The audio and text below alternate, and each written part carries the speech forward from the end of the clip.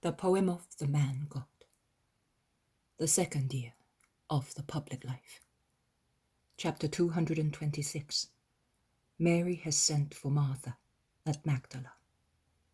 22nd of July, 1945. Jesus, in the company of the zealot, arrives at Lazarus' garden on a beautiful summer morning. It is still dawn, and thus everything is cool and smiling. The gardener, who has come to receive the master, points out to him the hem of a white tunic disappearing behind a hedge, and says, "Lazarus is going to the jasmine pergolas and has taken some rolls to read. I will call him. No, I will go by myself." Jesus walks fast along a path bordered with hedges in bloom. The grass close to the hedges deadens the noise of his steps, and Jesus endeavors to walk on it to reach Lazarus unexpectedly. He, in fact, comes upon him while standing, after laying the rolls on a marble table. He's praying in a loud voice. "Do not disappoint me, my Lord. Corroborate the ray of hope which has begun to shine in my heart. Grant me what I have asked you for thousands of times with my tears, what I have asked for by my actions, by forgiving, by my whole self. Give me it in exchange for my life. Grant me it in the name of your Jesus, who has promised me that peace." Can he possibly tell lies? Must I think that his promise was nothing but vain words? That his power is inferior to the sinful abyss which my sister is? Tell me, my Lord, that I may resign myself for your sake. "Yes, I tell you," says Jesus. Lazarus springs round and cries, "Oh, my Lord, when did you arrive?" And he bends to kiss Jesus' tunic. "Only a few minutes ago." "All alone?" "With Simon Zealot. But I came here alone." "I know that you have a great thing to tell me. So tell me." "No, answer first the questions which I ask God. According to your answer, I will tell you." "Tell me. Do tell me your great thing. You can tell me." And Jesus smiles, stretching out his arms invitingly. "Most High God, is it true? So you know that it is true." And Lazarus goes towards Jesus' arms to confide his great thing. "Mary asked Martha to go to Magdala, and Martha left full of anxiety as she feared some misfortune. And I was left here with the same fear. But by the servant who accompanied her there, Martha has sent me a letter which has filled me with hope. Look, I have it here on my heart. I keep it here because it is more valuable to me than a treasure. It is very short, only a few words, but I read them now and again to make sure that they have really been written. Look." And Lazarus takes from under his tunic a small roll tied with a violet ribbon and unfolds it. "See, read it, in a loud voice. If you read it, it will sound more certain to me. Lazarus, my brother, peace and blessing to you. I arrived in a short time, safe and sound, and my heart has no longer throbbed with fear of fresh misfortunes, because I saw that Mary, our Mary, is all right. And shall I tell you? She looks less disturbed than previously. She wept on my heart. She wept bitterly. And then, during the night, in the room where she had taken me, she asked me many things about the Master. That is all for the time being. But since I see Mary's face and I hear her words, I can say that hope has been raised in my heart. Pray, my dear brother, and hope. Oh, if it were true! I am remaining here a little longer because I feel that she wants me to be close to her, as if she wished to be defended from temptations, and that she wants to learn. What? What we already know. Jesus' infinite bounty. I told her about that woman who came to Bethany. I see that she is pensive, very pensive indeed. Jesus ought to be here. Pray and hope. The Lord be with you. Jesus folds the roll and hands it back. Master, I will go. Is it possible for you to tell Martha to come and meet me at Capernaum in a fortnight's time at most? Yes, I can do that.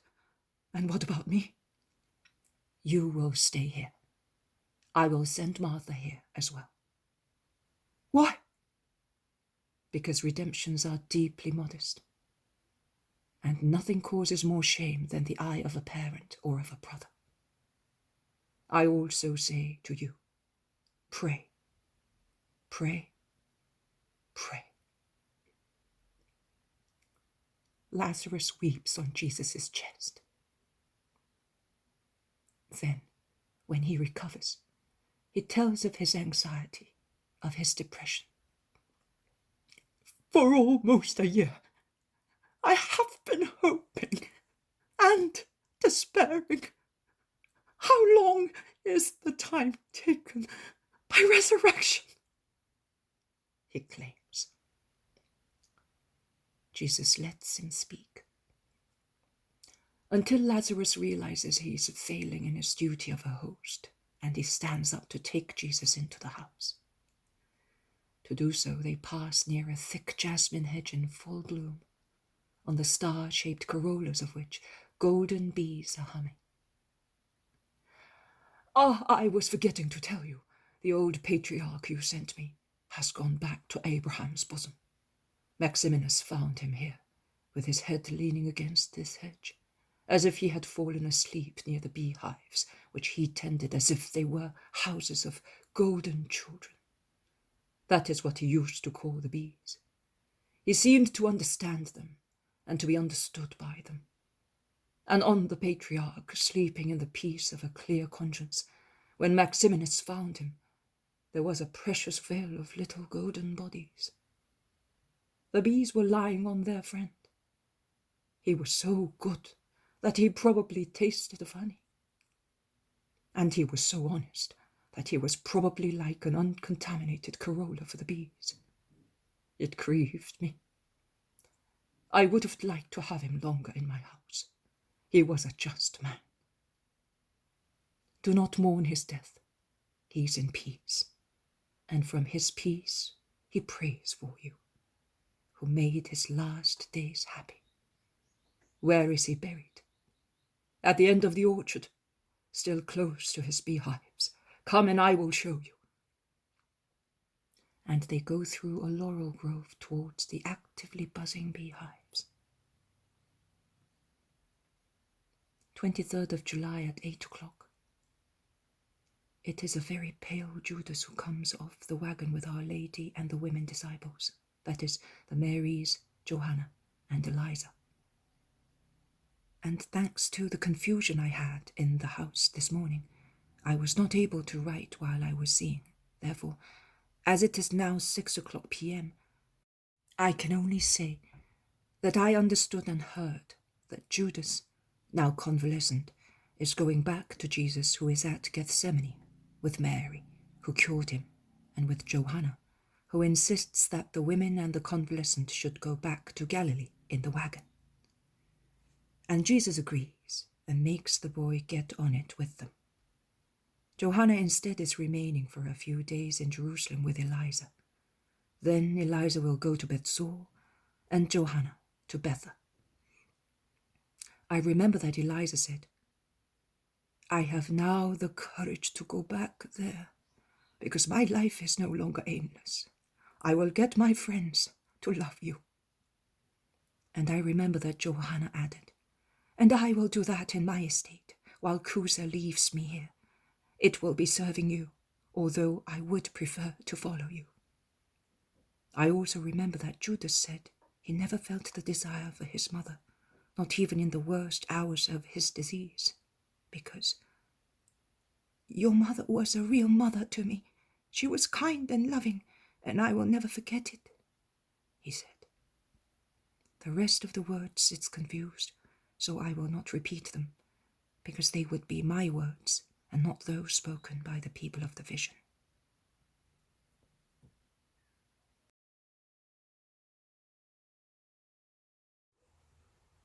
The poem of the man God, the second year of the public life. Chapter 227. Marciam is entrusted to Porphyria. 24th of July, 1945. Jesus is on the Lake of Galilee with his disciples. All the disciples are with him, including Judas, who has quite recovered and whose countenance has become more gentle after his illness and the attention he has received. There is also Marcian, who is rather frightened, as it is his first time out on the lake. He does not want to let it be seen, but every time the boat pitches more vigorously, he clings on one arm to the neck of the sheep, which shares his fear, bleating pitifully, and with the other arm he grasps whatever he can, the mast, the bench, an oar, Peter's leg, or Andrew's, or the legs of the servants who move backwards and forwards, manoeuvring the boat.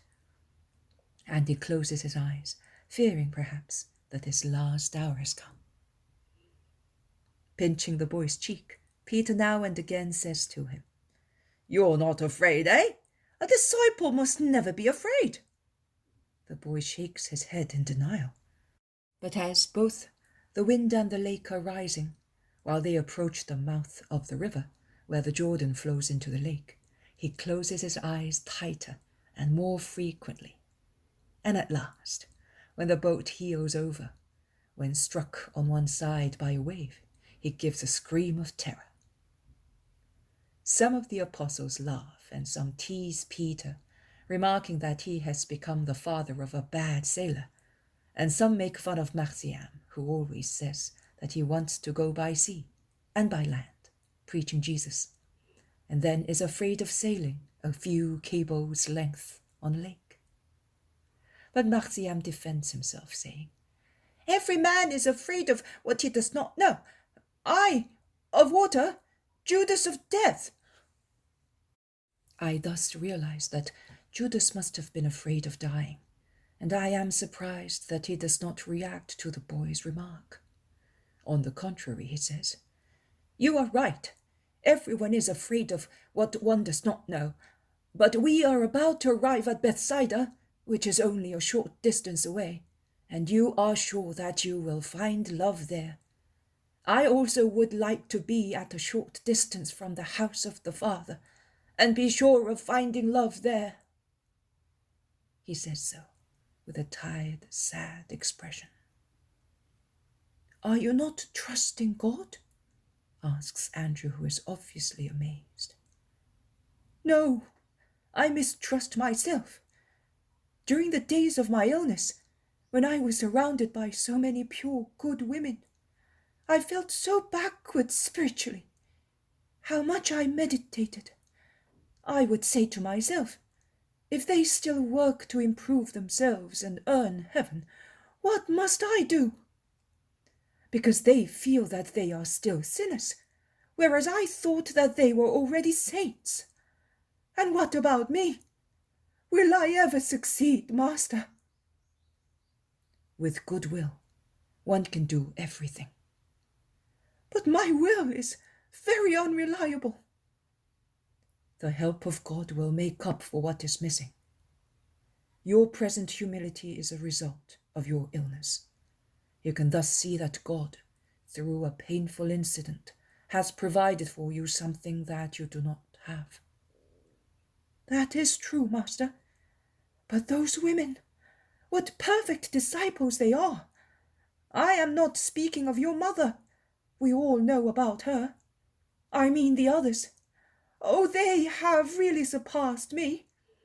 I was one of their first tests for their future ministry. But believe me, Master, you may rely entirely on them. Eliza and I were looked after by them, and she has gone back to Bethsaida with a completely changed soul and mentality. And I hope to change too, now that they have worked on me. Judas, who is still physically not too strong, begins to weep. Jesus, who is sitting beside him, lays his hand on his head, nodding to the others to be silent. Peter and Andrew are busy in the last landing maneuvers and are silent. The zealot, Matthew, Philip, and Marcian are certainly not anxious to speak, either because they are anxiously waiting to land or because they are wise enough not to make any remarks. The boat sails up the Jordan and shortly afterwards grounds on the gravel bed, while the servants land to fasten the boat, anchoring it to a large stone by means of a rope, and to place a board as a landing wharf. And Peter and Andrew put on their long garments. The other boat makes the same maneuver, and the other apostles land. Also, Jesus and Judas step ashore, while Peter puts up a little tunic on the boy and tidies him up in order to present him in a decent state to his wife. They have all now disembarked, including the sheep. And now let us go, says Peter. He's really excited. He takes the boy by the hand. Also, Marciam is deeply moved. And in fact, he forgets the sheep, and John takes care of them. In a sudden fit of fear, Marciam asks, "But will she be wanting me? And will she really love me?" Peter reassures him. But perhaps he's affected by the same fear, and he says to Jesus, "Master, will you tell Porphyria? I don't think I could explain the situation to her properly." Jesus smiles and promises that he will see to it. They soon arrive at the house following the riverbank. Through the open door, they can hear Porphyria doing her housework. "Peace be with you," says Jesus, looking in at the kitchen door where the woman is tidying up her kitchenware. "Master, Simon!" The woman runs and prostrates herself at the feet of Jesus, and then at those of Peter. She then stands up, and while her face, which, if not beautiful, is certainly most amiable, blushes, she says, "I have been longing so much to see you. Are you all well? Come in, you must be tired." "No, we are coming from Nazareth, where we stayed for a few days, and we stopped also at Cana. The boats were at Tiberias. You can see that we are not tired. We had a boy with us, and Judas of Simon was rather weak after being ill." "A boy? Such a young disciple!" "An orphan we picked up on our way." "Oh dear, come here, my darling, let me kiss you." The boy, who was timidly half hidden behind Jesus, allows the woman, who has knelt down to be his height, to embrace and kiss him, and he shows no reluctance. "Are you going to take him with you all the time, while he's so young? He will become tired." The woman is so pitiful. She clasps the boy in her arms and holds her cheek against his.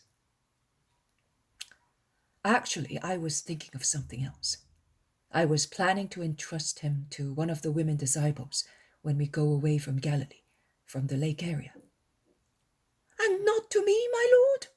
I have never had any children of my own, but I have had many nephews, and I know how to deal with children.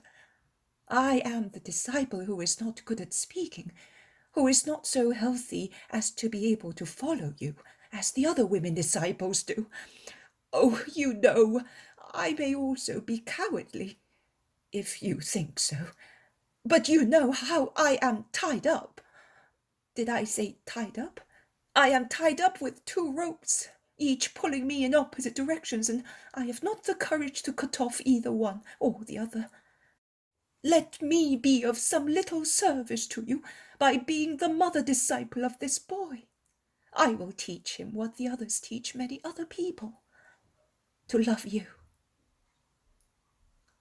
Jesus lays his hand on her head and, smiling, says, "The boy was brought here because I knew he would find a mother and a father here. Here, let us make up the family." And Jesus puts Marciam's hands into those of Peter, whose eyes are shining with tears, and those of Porphyria. "And bring this innocent boy up in a holy manner." Peter, of course, already knew, and he only wipes off a tear with the back of his hand. But his wife, who was not expecting so much, is left in mute amazement for a few minutes. She then kneels down again, saying, "Oh, my Lord, you took away my husband and left me almost a widow. Now you are giving me a son. You are giving back all the roses to my life, not only the ones you took, but also the ones I never had. May you be blessed. The boy will be dearer to me than if he had been the fruit of my womb, because he comes to me from you." And she kisses Jesus' tunic and the boy and takes him on her lap. She is happy. "Let us leave her to her love effusions," says Jesus. "You may remain as well, Simon. We are going to town to preach. We shall come back late this evening and ask you for food and a place to rest." And Jesus goes out with his disciples, leaving the 3 in peace. John says, "My Lord, Simon is happy today." "Do you want a child as well?" "No, I would like a pair of wings to fly up to the gates of heaven and learn the language of the light, to repeat it to men." And he smiles. They settle the sheep at the end of the orchard, near the large room where the nets are stored. They give them some leaves, grass and water of the well, and then go towards the town centre.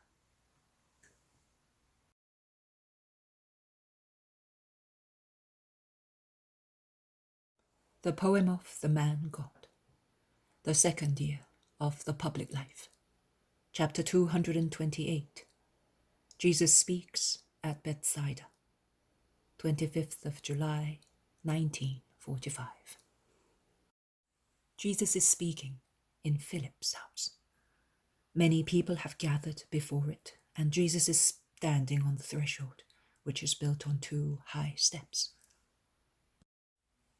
The news of Peter's adopted son, who has come with the miniature fortune of little 3 sheep, seeking the great wealth of a family, has spread like a drop of oil on a piece of cloth. They all speak about it, whispering comments which correspond to their different ways of thinking. Those who are sincere friends of Simon and Porphyria are glad to see them happy. Those who are malevolent say, "To make her accept him, he had to give the boy a dowry." Good people say, "We shall all love this little boy whom Jesus loves." Ill-disposed people state, "Simon's generosity? Never on your life. He must have made a profit, otherwise." Other greedy people comment, "I would have done that too if I had been given a boy with some sheep. 3 sheep, do you realize that? A little flock. And they are beautiful. Supplies of milk and wool are guaranteed, and then they will have lambs to sell or to keep. It's a wealth, and the boy can serve and work." Others contradict them all. Oh, what a shame! Expect payment for a good deed? Simon certainly never thought of that. As a fisherman with a modest income, we have always known him to be generous to the poor and particularly to children. It is only fair, now that he no longer earns anything by fishing and that his family is growing, that he should make a little profit in some other way. While they are all making their comments, putting into words the good or the evil hidden in their hearts, Jesus is listening and speaking to a man of Capernaum, who has come to see him and tell him to go as soon as possible, because the daughter of the head of the synagogue is dying, and also because a lady has been going there for some days, in the company of a handmaid, looking for him. Jesus promises to go the following morning. His decision grieves the people of Bethsaida, who would like to have him in their town for a few more days. There are other people who need me more than you do, so let me go. In any case, I shall be in Galilee during the summer months, and I will be in Capernaum very often, so it will be easy for us to meet. A father and mother are in anguish, and it is charity to help them. You approve of Simon's kindness towards the orphan. At least the good ones among you do. But only the opinions of good people are of value. You should not listen to the opinions of those who are not good, because they are always tinged with poison and falsehood. So, since you are good, you must approve of my goodness in going to comfort a father and a mother, and do not allow your approval to be fruitless, but let it urge you to active imitation. The pages of scriptures tell us how much good can come from a good action. Let us remember Tobit. He deserved that an angel should protect his son Tobias, and should teach him how to give sight back to his father. But how many charitable deeds just Tobit had performed, without any thought of personal profit, notwithstanding the reproaches of his wife and the dangers to his life. And remember the words of the archangel. Prayer and fasting were good things, and almsgiving is worth more than mountains of gold treasures, because almsgiving saves from death, purges every kind of sin, makes people find mercy and eternal life. When you were praying and shedding tears and burying the dead, I offered your prayers to the Lord. I solemnly tell you that my Simon will exceed by far the virtues of old Tobit. He will remain as the guardian of your souls in my life after I have gone. He is now beginning his paternity of a soul, so that tomorrow he will be the Holy Father of all the souls faithful to me. Therefore do not complain. But if one day you should find on your way an orphan, like a bird fallen out of its nest, pick him up. It is not the mouthful of food shared with an orphan that impoverishes the table of the true sons. On the contrary, it brings the blessing of God to that house. Do that because God is the father of orphans, and he presents them to you himself, so that you may help them by rebuilding for them the nest destroyed by death. And do that because it is prescribed by the law given to God to Moses, who is our legislator, just because while he was a defenseless baby in a hostile land of idols, he found a merciful heart that knelt down to save him from death, rescuing him from the river, freeing him from persecutions, because God had destined that Israel should one day have her liberator. An act of piety thus obtained for Israel her leader. The repercussions of a good deed are like the sound waves which spread very far from the spot of emission, or, if you prefer so, they are like gusts of wind which carry far away the seed blown from fertile soil. You may go now. Peace be with you. Jesus then says, you will put here the vision of the resurrection of Jairus' daughter, which you had on the 11th of March, 1944.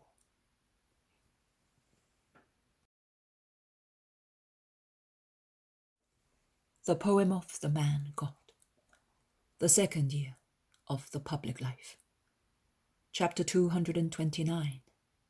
The woman with a hemorrhage and Jairus' daughter. 11th of March, 1944.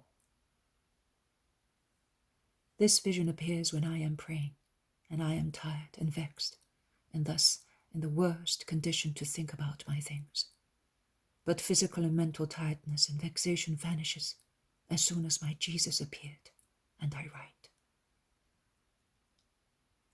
Jesus is walking on a sunny, dusty road that runs along the lake shore.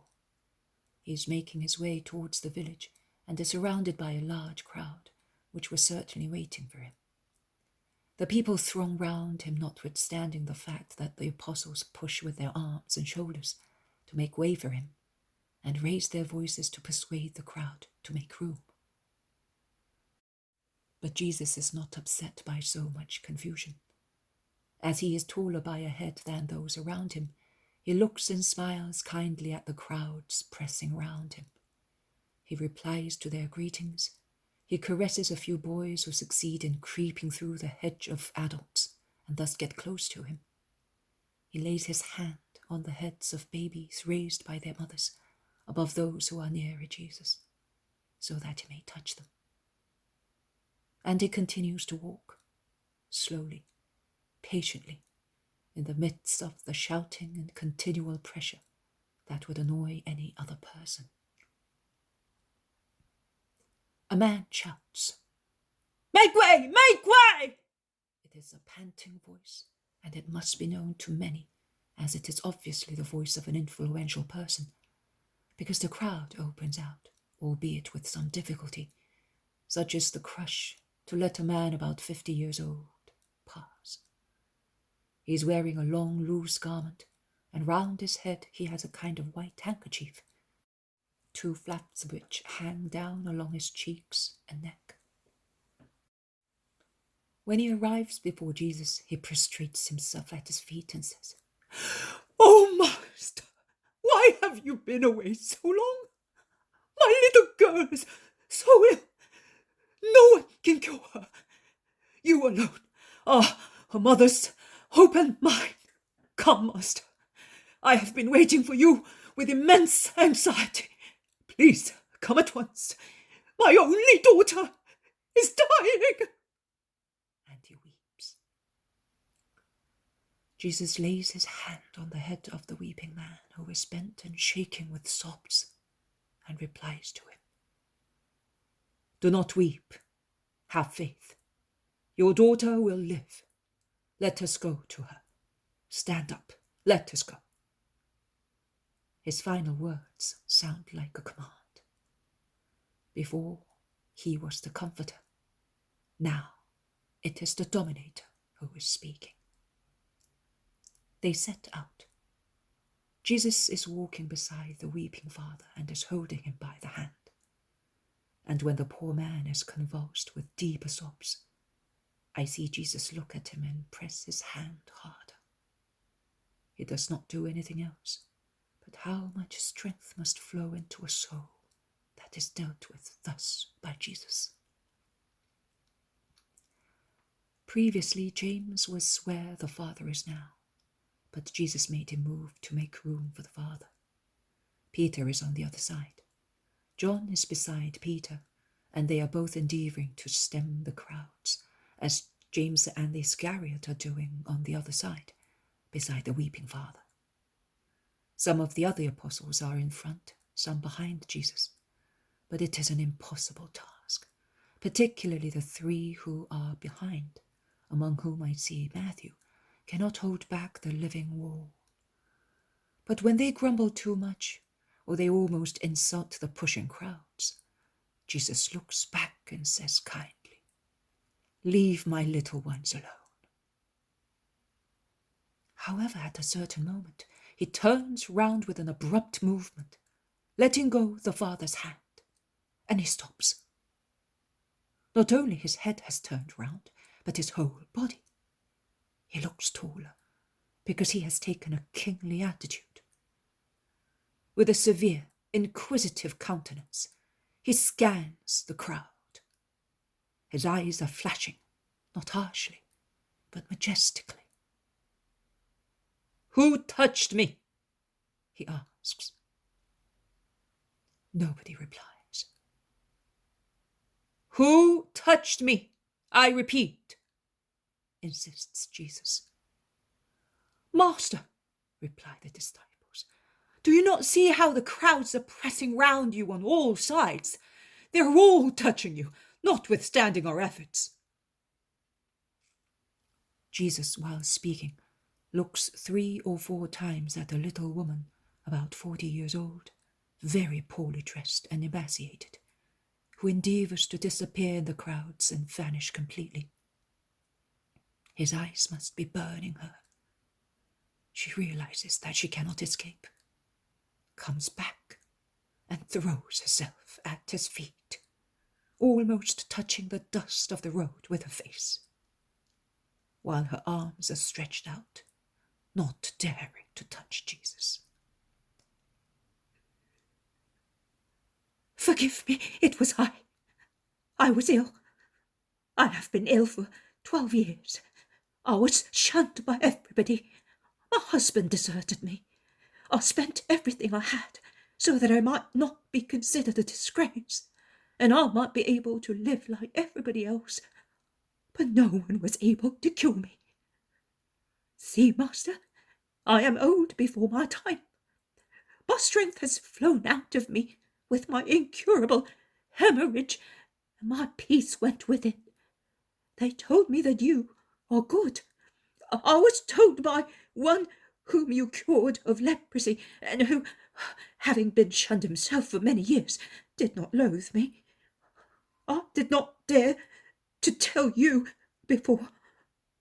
Forgive me. I thought that if I only touched you, I would be cured. But I did not make you unclean. I hardly touched the hem of your tunic, the hem that trails on the ground, on the dirt of the road. I am dirt myself. But now that I am cured, may you be blessed. The moment I touched your tunic, my complaint came to an end. I am like all other women. I will no longer be avoided by everybody. My husband, my children and relatives will be able to stay with me, and I will be able to caress them. I shall be useful in my house. Thank you, Jesus, my good Master. May you be blessed forever." Jesus looks at her with infinite kindness. He smiles and says, "Go in peace, my daughter. Your faith has restored you to health.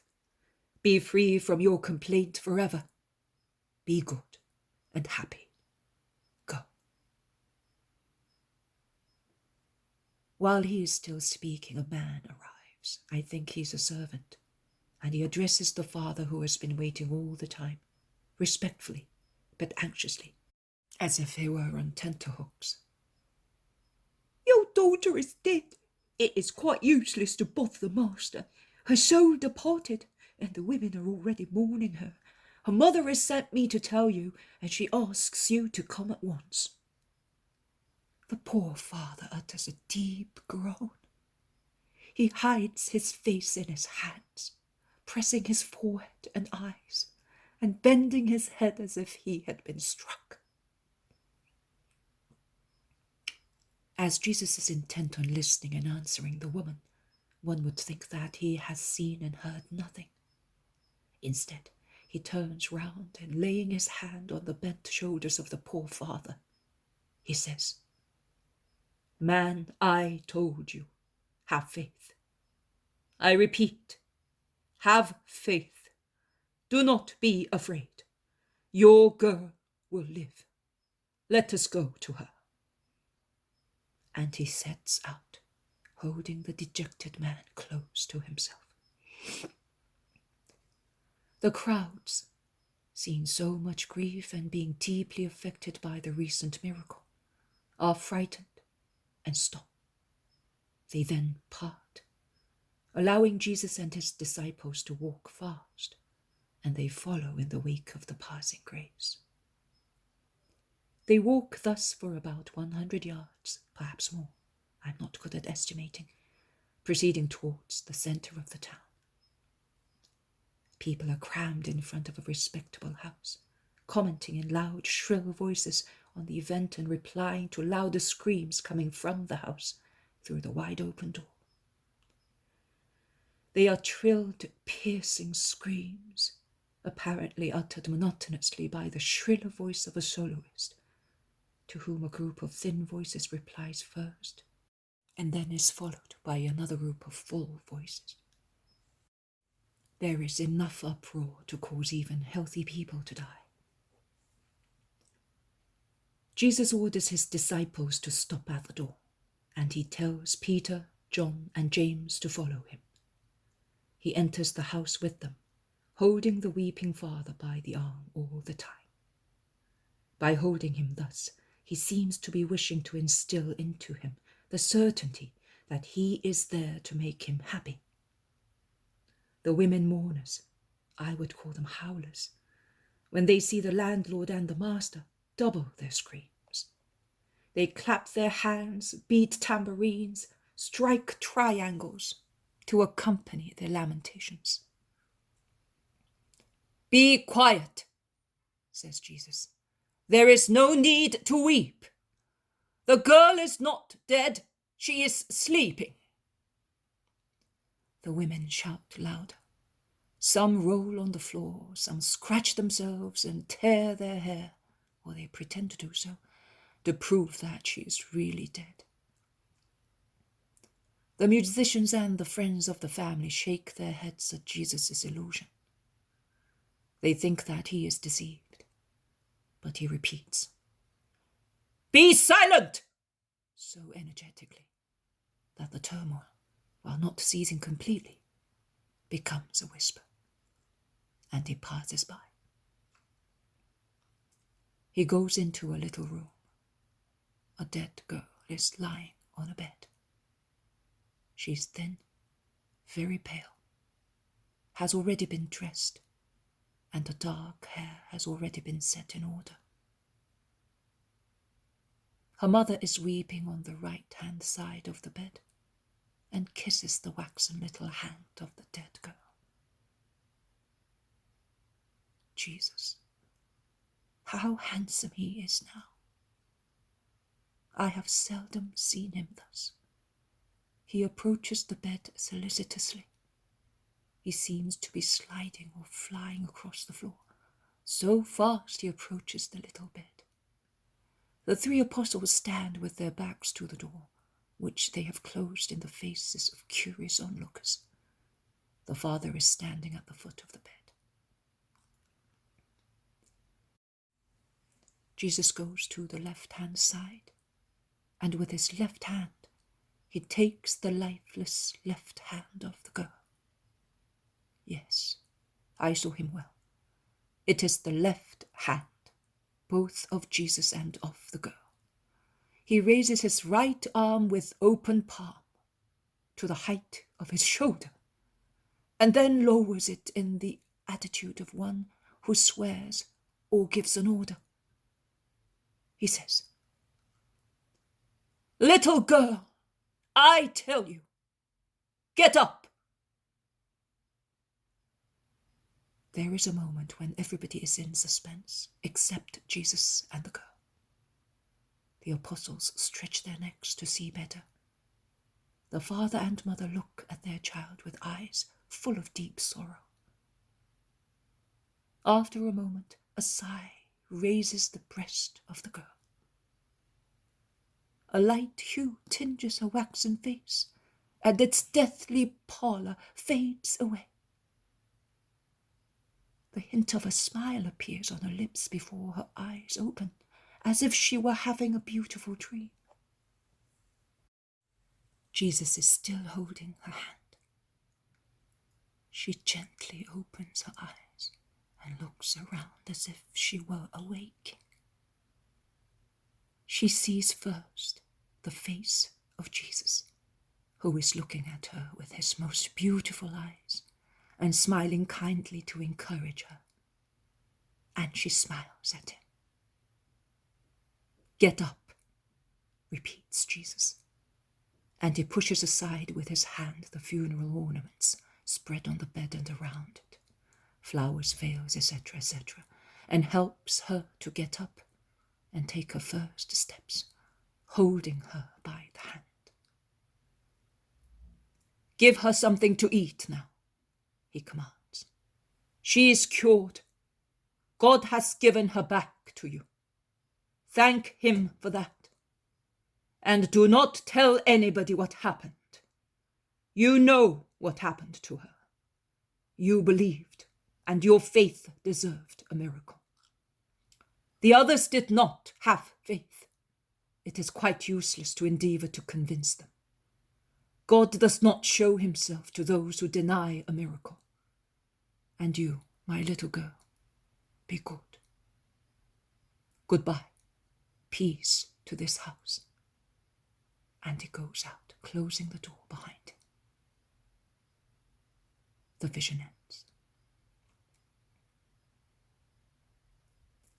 I will tell you that the 2 points of it which makes me joyful are those in which Jesus looks among the crowd for the person that touched him. And above all, when standing near the little dead girl, he takes her by the hand and tells her to get up. Peace and assurance have come into me.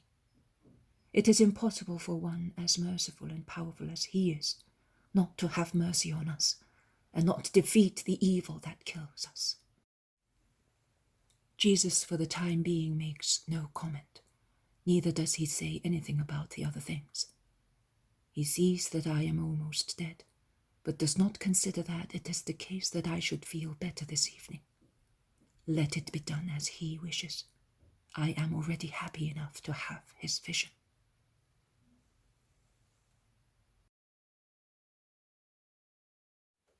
The poem of the man God, the second year of the public life. Chapter 230. Jesus and Martha at Capernaum, 27th of July, 1945. Jesus, hot and covered with dust, goes back into the house in Capernaum with Peter and John. He has just entered the kitchen garden and is going towards the kitchen when the landlord calls him familiarly, saying, "Jesus, the lady of whom I spoke to you at Bethsaida has come again looking for you. I told her to wait and I took her to the room upstairs." "Thank you, Thomas. I will go to her at once. If the others come, tell them to wait here." And Jesus goes upstairs immediately, without even taking off his mantle. On the terrace at the top of the staircase there is Marcella, Martha's maid. She is standing there alone. "Oh, Master, my mistress is inside. She has been waiting for you so many days," says the woman, kneeling down to worship Jesus. "I rather thought that. I will go to her at once. May God bless you, Marcella." Jesus lifts the curtain protecting the room from excessively bright sunshine, for although the sun is now setting, it is still very warm, and the white houses in Capernaum seem to be ablaze in the red glare of a huge brazier. In the room, sitting near the window, is Martha, enveloped in a mantle and covered with a veil. She is perhaps contemplating the part of the lake where a woody hill protrudes into the water, forming a promontory. Perhaps she is only contemplating her own thoughts. She is certainly absorbed in thought, and in fact she does not hear the light shuffling of the feet of Jesus, who is walking towards her. And she starts when he calls her. Master, she exclaims, and she falls on her knees with outstretched arms, as if she were imploring help. And then she bends so low as to touch the floor with her forehead, and she bursts into tears. What is the matter? Stand up. Why are you weeping so bitterly? Have you some misfortune to tell me? You have? What is it? Do you know that I was at Bethany? You do? And I was told that there was good news. But now you are weeping. What happened? And he compels her to stand up and makes her sit on a bench against the wall, while he sits in front of her. Now take off your veil and mantle as I am doing. You must be suffocating under them. And I want to see the face of my dear Martha, who is so upset, so that I may disperse all the clouds perturbing it. Martha obeys, still weeping, and her flourished face and swollen eyes can now be seen. Well, I will help you. Mary sent for you. She wept very much. She wanted to know many things about me, and you thought that that was a good sign. So much so that you wanted me to come to complete the miracle. And I have come. And now? No, nothing, Master. I was mistaken. Too keen a desire makes one see what does not exist. I made you come for nothing. Mary is worse than before. No, what am I saying? I am calumniating her. I am telling lies. She's not worse, because she does not want any more men around her. She's different, but still so bad. She seems to be mad. I no longer stand her. At least before I understood her. But now, who can understand her? And Martha weeps desolately. Now calm down and tell me what she does. Why is she bad? So, she does not want any more men around her. So I supposed that she leads a retired life at home. Is that so? It is? Good. That is very good. The fact that she wanted you to stay with her, as if she wanted to be defended against temptations, that is what you wrote. And the fact that she wanted to avoid temptations by shunning guilty acquaintances, or what might lead to such relationship, are signs of goodwill. Do you think so, Master? Do you really think that? Of course I do. So why do you think that she is bad? Tell me what she does. Well, Martha, who is somewhat encouraged by Jesus' certainty, speaks more calmly. Well, since I came here, Mary has never left the house or the garden, not even to go out on the lake in a boat. And her nurse told me that even before I came, she hardly ever went out. Apparently, this change began at Passover. But before my arrival, some people used to come and see her, and did not always refuse to see them. Sometimes she gave instructions not to let anybody pass, and it appeared to be a standing order. But then she would go as far as striking the servants, motivated by unjust anger, if upon hearing the voices of visitors, she went to the hall and found out that they had already been sent away. However, she has not done that again since I came. The first night she said to me, and that is why I was so hopeful, "Hold me back if necessary, tie me, but don't let me go out. Don't let me see anybody but you and my nurse, because I am not well and I want to recover. But those who come to me or want me to go to them are like feverish marshes, and they make me grow worse. But their appearance is so handsome, so flowery and joyful. Their fruit is so pleasant looking that I cannot resist them, because I am a poor wretch. Your sister is weak, Martha, and some people take advantage of her weakness to make her do foul things, to which a part of me does not agree. The only part which is still left to me of my poor mother."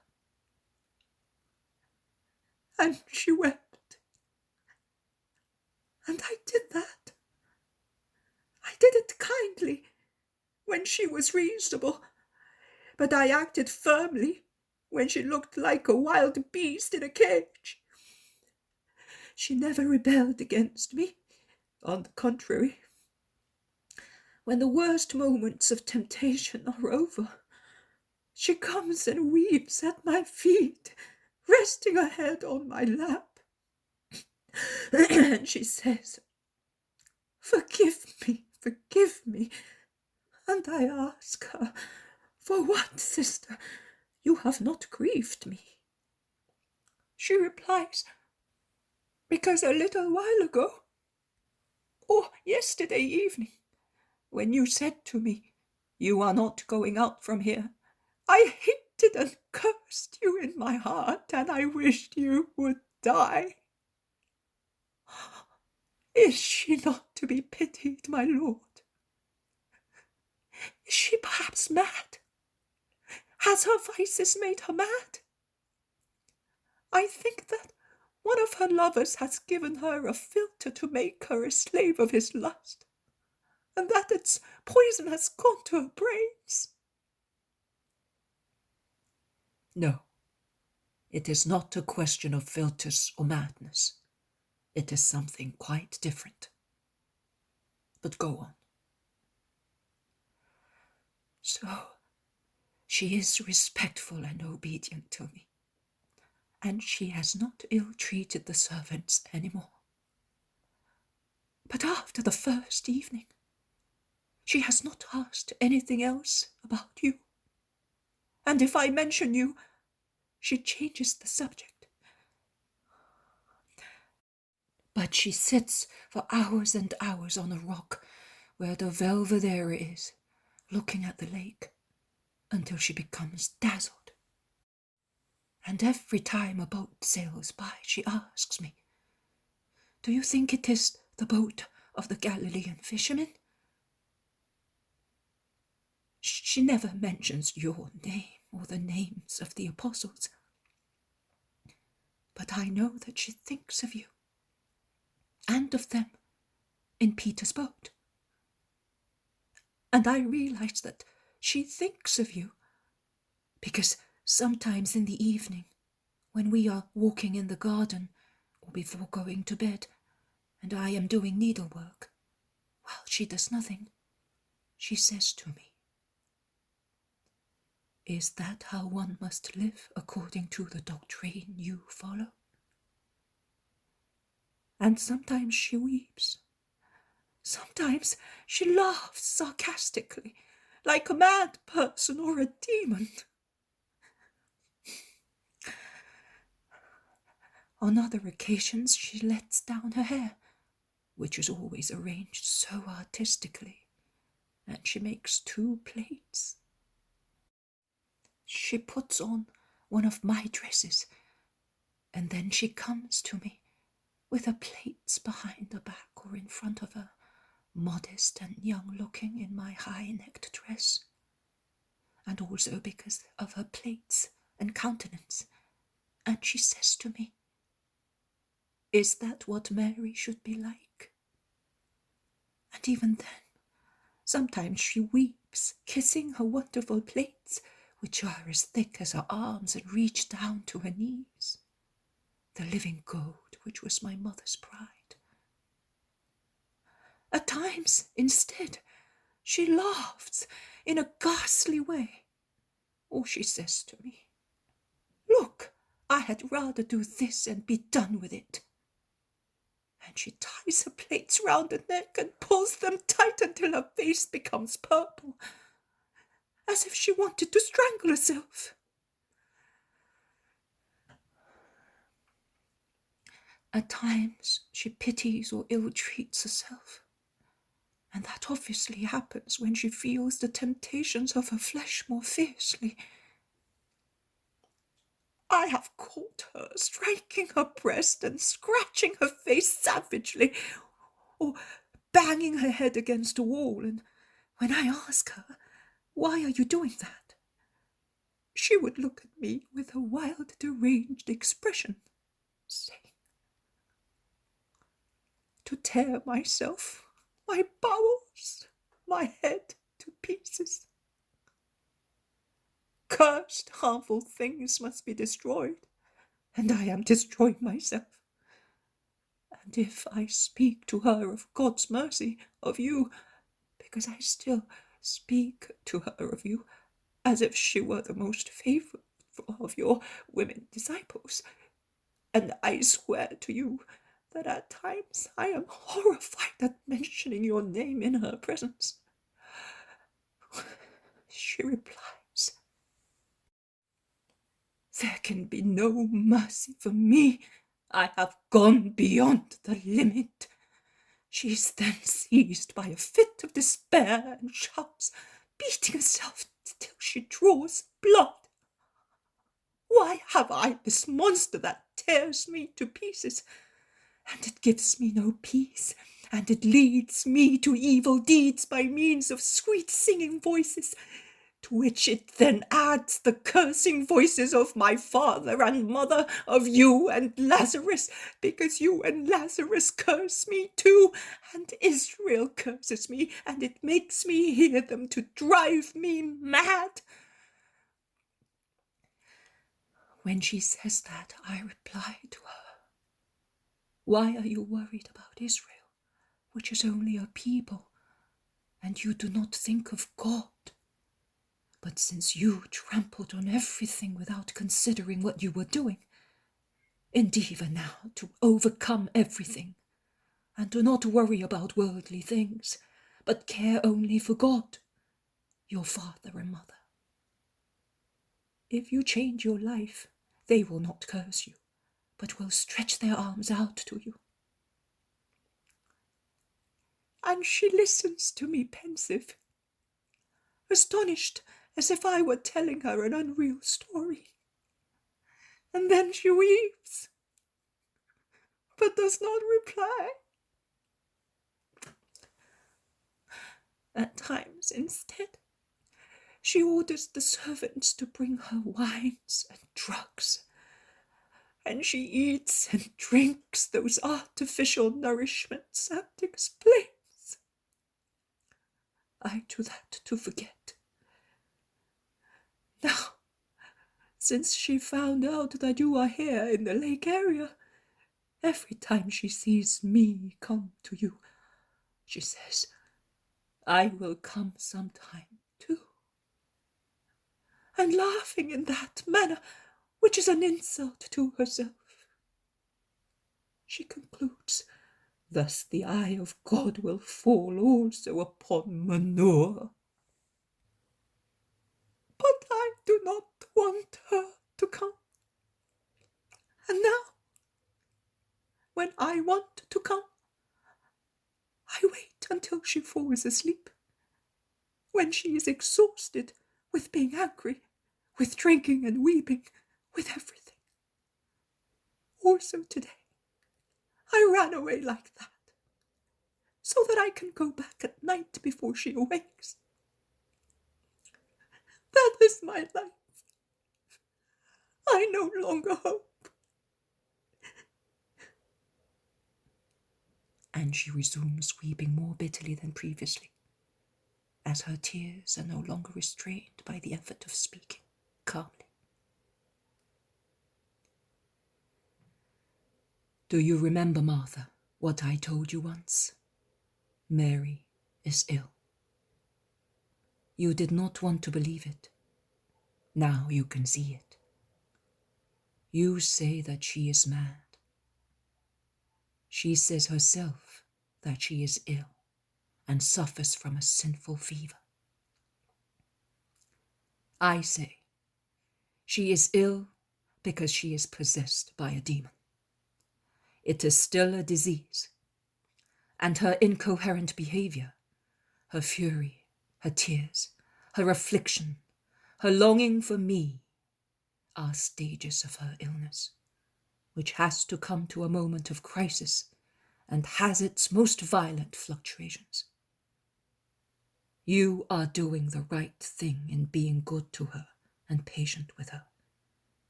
You are right in speaking to her of me. Do not be disgusted at mentioning my name in her presence. Poor soul of my Mary! Her soul also was created by the Father, and it is in no way different from all other souls, from yours, from Lazarus's, from the souls of the apostles and disciples. Her soul also was included and foreseen to be amongst the souls for whom I became flesh, in order to be their Redeemer. In actual fact, I have come more for her than for you, Lazarus, the apostles and disciples. Poor soul of my Mary, who is suffering so much. Oh, my poor Mary, who has been poisoned with 7 poisons besides the first universal poison. Oh, my imprisoned Mary, but let her come to me. Let her breathe the air I breathe. Let her hear my voice and meet my glance. She calls herself manure. Oh, my poor dear soul, in whom the demon of pride is the weakest of the 7 possessing her. Only because of that, she will be saved.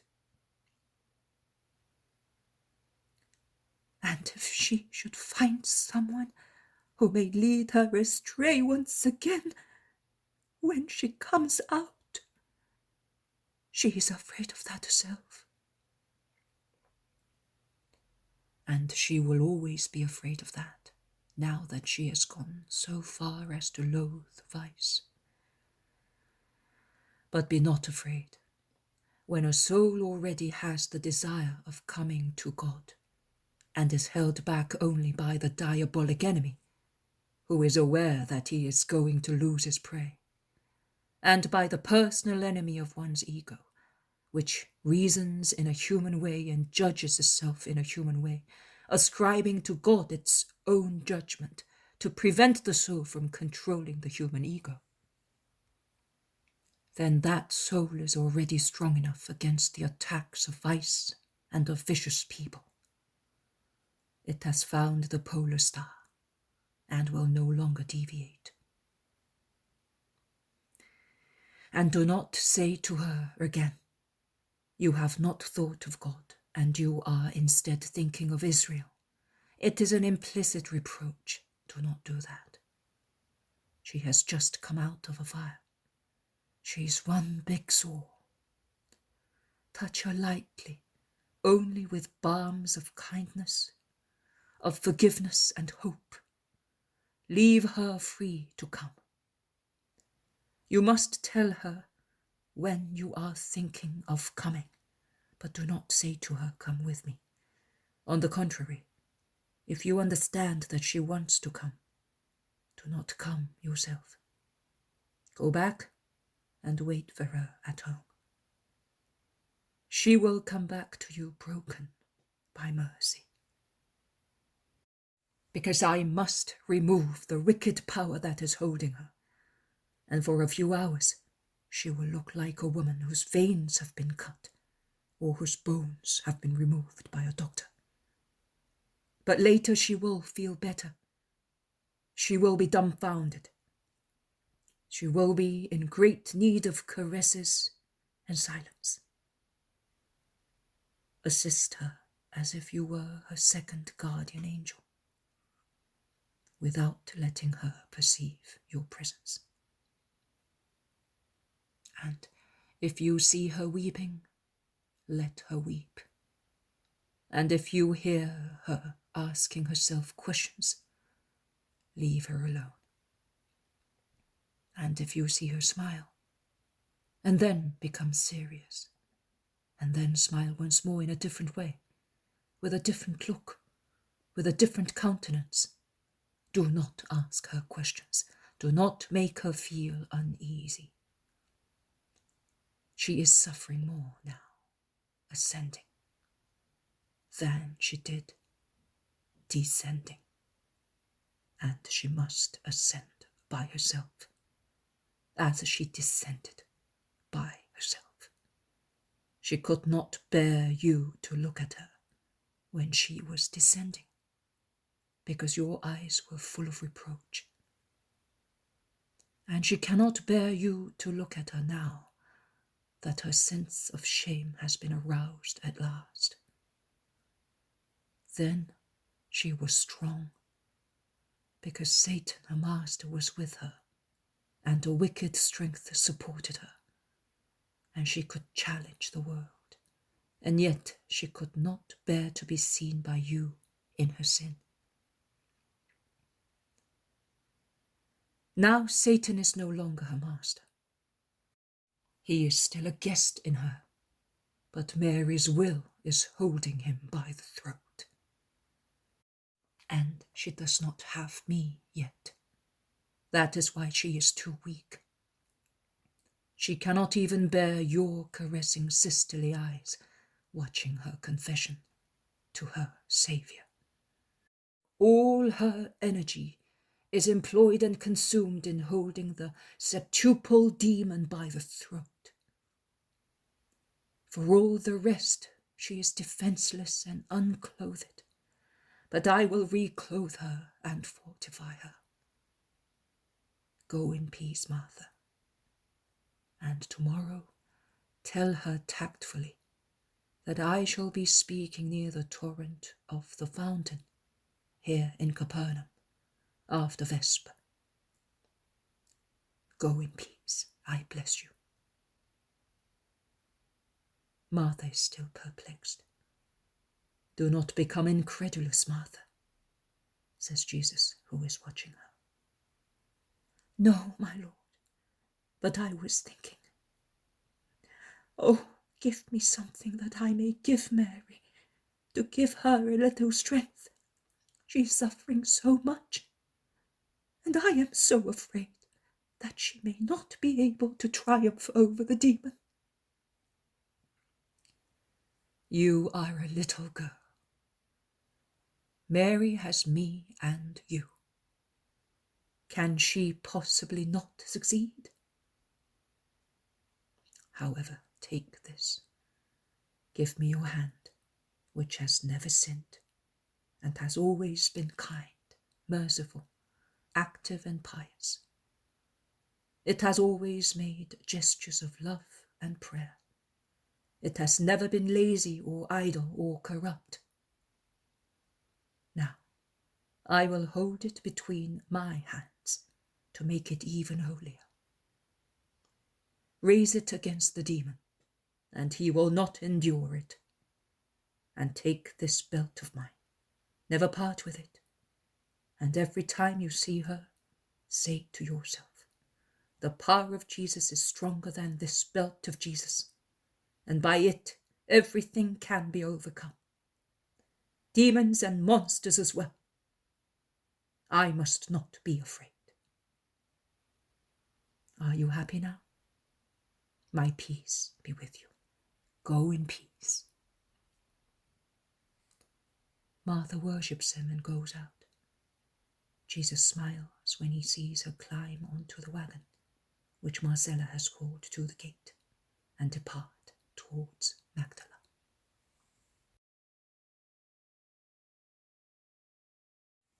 The poem of the man God, the second year of the public life. Chapter 231. 2 blind men and the dumb demoniac cured. 28th of July, 1945. Jesus then goes down into the kitchen, and when he sees that John is about to go to the fountain, instead of remaining in the warm, smoky kitchen, he prefers to go with John. He thus leaves Peter to deal with the fish that Zebedee's servants have just brought in for the supper of the Master and his disciples. They do not go to the spring well at the end of the village, but to the fountain in the square, the water of which still comes from the clear, plentiful spring on the mountainside near the lake. In the square there are many people, as is customary in Palestinian villages in the evening. Women with amphoras, boys playing, men discussing business or local gossip. Also some Pharisees pass by, surrounded by servants or clients on their way to their rich homes. Everybody moves aside to let them pass, paying their respect. But as soon as they have gone, many curse them wholeheartedly, mentioning their most recent abuses and usury dealings. Matthew is haranguing his old friends in a corner of the square, and that causes the Pharisee Uriah to remark scornfully in a loud voice, "The famous convergence! But attachment to sin is still there, as can be seen from lasting friendships. Ha, ha, ha!" Matthew turns round and replies angrily, "They last in order to convert them. There is no need for that. Your master is quite sufficient. You had better stay away, lest you might be taken ill again, presuming that you have really been cured." Matthew becomes purple in the effort to control himself and not give him a piece of his mind, and he simply replies, "Do not be afraid and have no hope." "What? Don't be afraid that I may become once again Levi the publican, and have no hope that I may imitate you in order to lose these souls. I leave to you and to your friends to keep contemptuously aloof from other people. I imitate my master, and I approach sinners to lead them to grace." Uriah would like to retort, but another Pharisee, old Eli, arrives and says to him, "Do not contaminate your purity and your tongue, my friend. Come with me." And walking arm in arm with him, he takes him towards his house. In the meantime, the crowd, particularly children, have gathered round Jesus. Among the children there are Toby and Johanna, the little brother and sister, who one day, a long time ago, were quarrelling over some figs. They now say to Jesus, hanging on to his tall body to draw his attention, "Listen, listen. Also today we have been good, you know. We have never cried, and we have not teased each other for your sake. Will you give us a kiss?" "So you have been good for my sake. What joy you give me. Here is my kiss. And be even better tomorrow." And there is James, the little fellow who used to bring Matthew's purse to Jesus every Sabbath. He now says to Jesus, "Matthew does not give me anything now for the poor of the Lord, but I have put aside all the money they give me when I am good, and I will give it to you now. Will you give it to the poor on account of my grandfather?" "Of course I will. What is the matter with your granddad?" "He cannot walk any more. He's so old, and his legs will not support him." "Are you sorry for that?" "Yes, I am, because he was my master when we went into the country. he told me many things, and he made me love the Lord. Also now he tells me of Job, and he shows me the stars in the sky, but he does that from his chair. It was much nicer before. I will come to your granddad tomorrow. Are you happy now? And James is replaced by Benjamin, not the boy from Magdala, but the one from Capernaum, the boy I saw in a vision a long time ago. When he arrives in the square with his mother and sees Jesus, he leaves his mother's hand and rushes through the crowd, shrieking like a swallow. And when he arrives in front of Jesus, he embraces his knees, saying, I want to caress too! Simon, the Pharisee, passes by at that moment and bows pompously to Jesus, who responds to his salutation. The Pharisee stops, and while the crowd draw aside as if frightened, Simon says, And would you not caress me as well? And he smiles lightly. I will caress anyone who asks me. I congratulate you, Simon, on your very good health. I was told in Jerusalem that you were rather ill. Yes, I was very ill.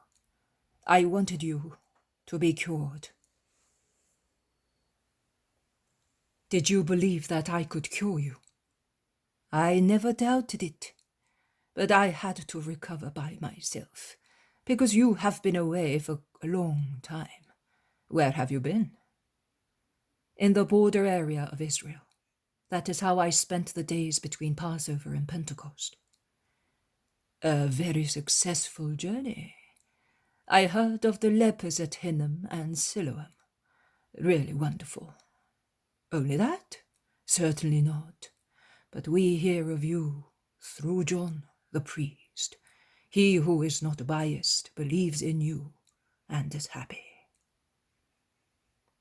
And what about him who does not believe because he is biased? What about him, my wise Simon? The Pharisee is somewhat upset.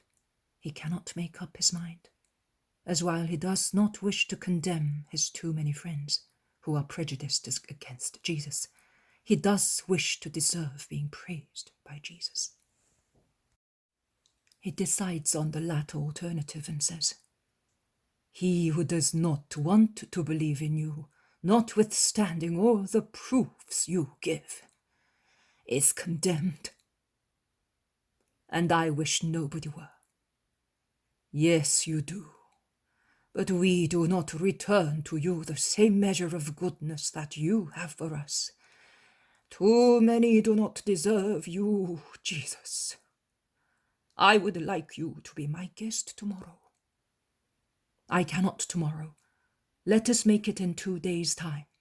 Do you agree? I always agree with you. I will have some friends, and you will have to put up with them if... I know. I will come with John. John only? The others have other tasks to attend to. Here they are. They are just coming back from the country. Peace to you, Simon. God be with you, Jesus. The Pharisee goes away and Jesus joins his disciples. They go back home for supper. But while they are eating roast fish, some blind men arrive who have already implored Jesus on this road. They now repeat their prayer. Jesus, Son of David, have mercy on us. Go away! I told you to come tomorrow, and let it be tomorrow. Let him eat, says Peter reproachingly. No, Simon, do not send them away. So much perseverance deserves a reward. You two, come forward. He then says to the blind men, who go in sounding the floor and walls with their sticks. Do you believe that I can give your eyesight back to you? Oh, yes, Lord, we came because we are certain.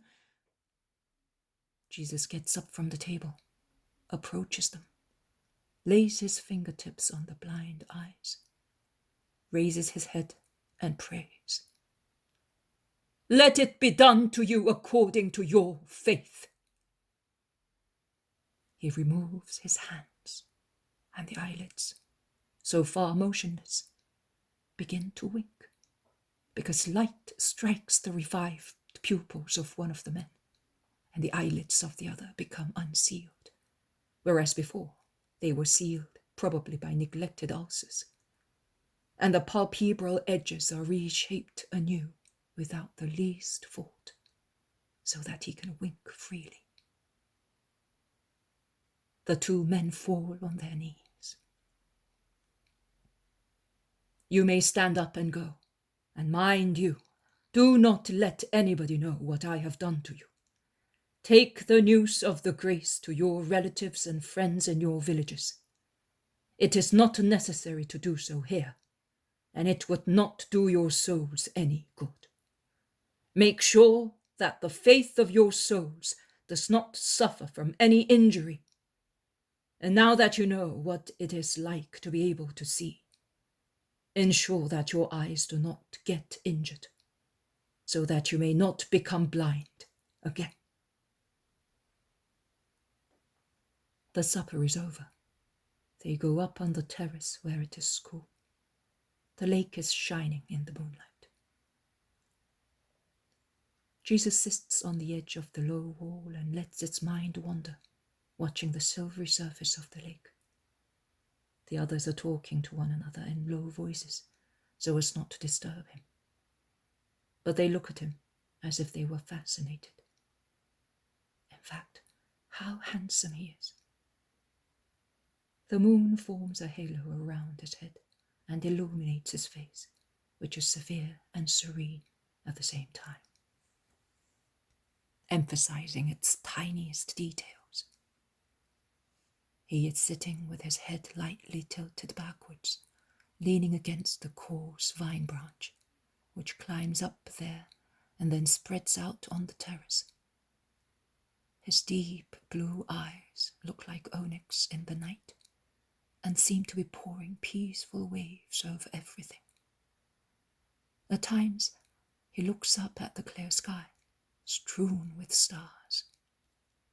At times, he looks down at the hills, and farther down at the lake, or he stares at a distant hazy point, and his eyes seem to be smiling at something they only can see. His wavy hair is gently blown by a light breeze. He is sitting slightly sideways, touching the floor with one foot while the other is a few inches off it, with his hands relaxing on his lap. His white robe emphasizes his splendor, which becomes silver in the moonlight, and his long white hands look more like old ivory, emphasizing the virile beauty of his tapering fingers. Also, his face, with its high forehead, straight nose, lightly oval-shaped cheeks, and its pale copper beard, looks like old ivory, without the pinkish nuance visible during the day on the upper part of his cheeks. "Are you tired, master?" asks Peter. "No, I am not. You look pale and pensive." "I was thinking, but I do not think I am paler than usual. The moonlight makes you all look pale as well. You will go to Chorazin tomorrow, and you may find some disciples there. Speak to them, and remember to be back here at Vesper. I will be preaching near the torrent."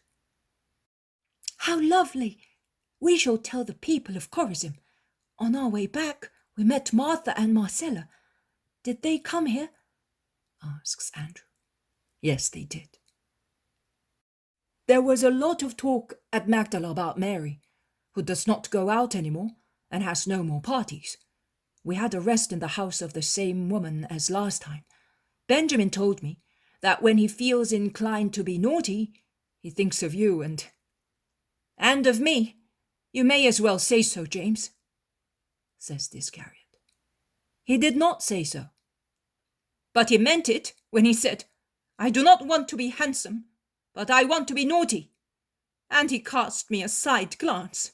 He cannot stand me." A dislike of no importance, Judas. Forget about it, says Jesus. Yes, Master, but it is annoying that... Is the Master there? Someone shouts from the street. Yes, he is. But what do you want now? Is the day not long enough for you? Is this a decent hour to disturb poor pilgrims?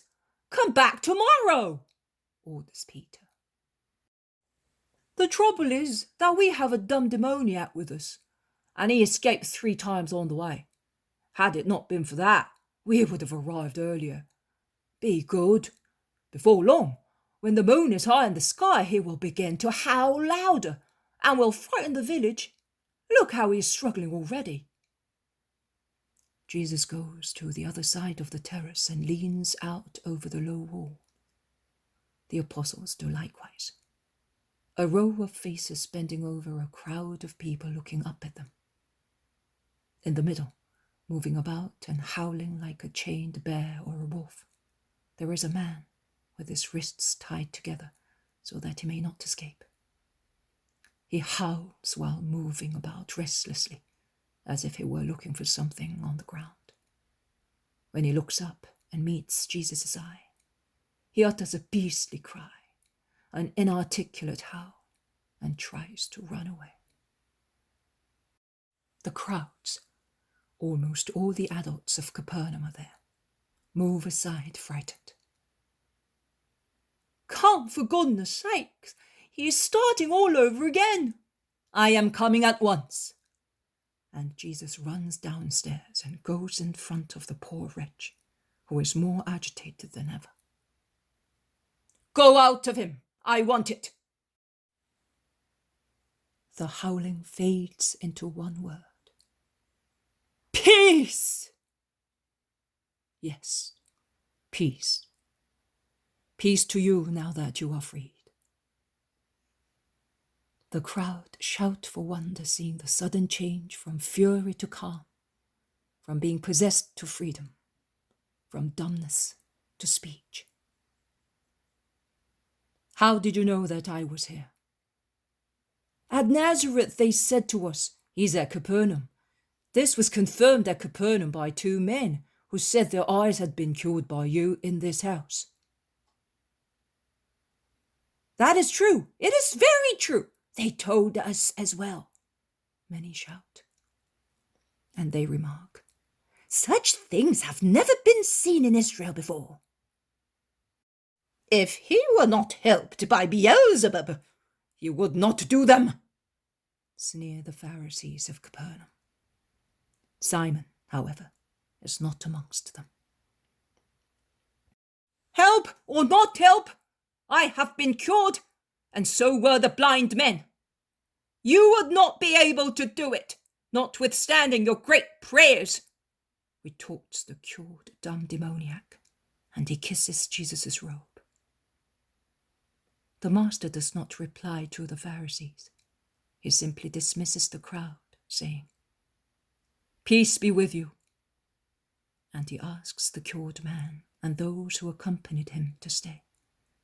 And he offers them hospitality in the room upstairs, so that they may rest until the following morning. Jesus says, "You will put here the parable of the lost sheep, which you had on the 12th of August, 1944.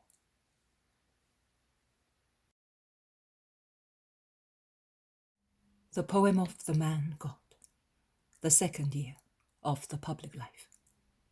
Chapter 232, Parable of the Lost Sheep. 12th of August, 1944. Jesus is speaking to the crowds.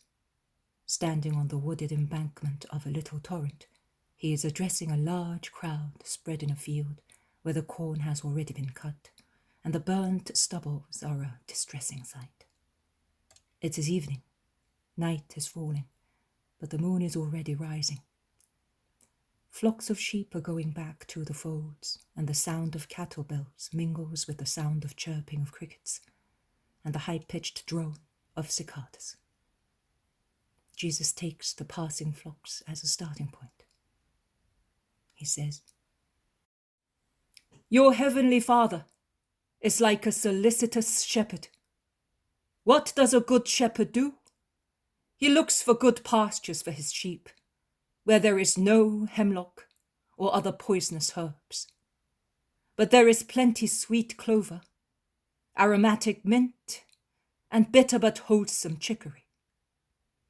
He looks for places where, besides good grass, there is the cool shade of trees and the clear water of a stream, and he ensures that there are no asps among the green grass. He does not prefer the richest pastures, because he knows that snakes and harmful herbs are quite common there, and thus dangerous for his sheep. He prefers instead mountain pastures, where the dew keeps the grass clean and fresh, and the strong sunshine keeps snakes away, and the breezy air is light and healthy, not like the unhealthy air in the plains. The good shepherd watches his sheep one by one. He cures them when they are sick, and if they get hurt, he dresses their wounds. He reproaches the sheep that might be sick because they are too greedy for food, and he calls to a different place the ones that might be harmed by staying too long in a damp spot or in the sunshine. And if one is unwilling to eat, he looks for acidulous, aromatic herbs suitable to whet its appetite, and he feeds it with his own hands, speaking to it as if it were a friend. That is what the good Father who is in heaven does with his children wandering on the earth. His love is the staff that gathers them together. His voice is their guide, his law, his pasture, heaven his fold. But one of his sheep left him. How fond of it he was! It was young, pure white, like a cloud in an April sky. The shepherd used to look at it with so much love, thinking of how much good he could do for it and how much love he could receive from it. And it strayed. A tempter passed on the road that runs along the pasture. He does not wear a plain jacket, but has on a many-colored robe.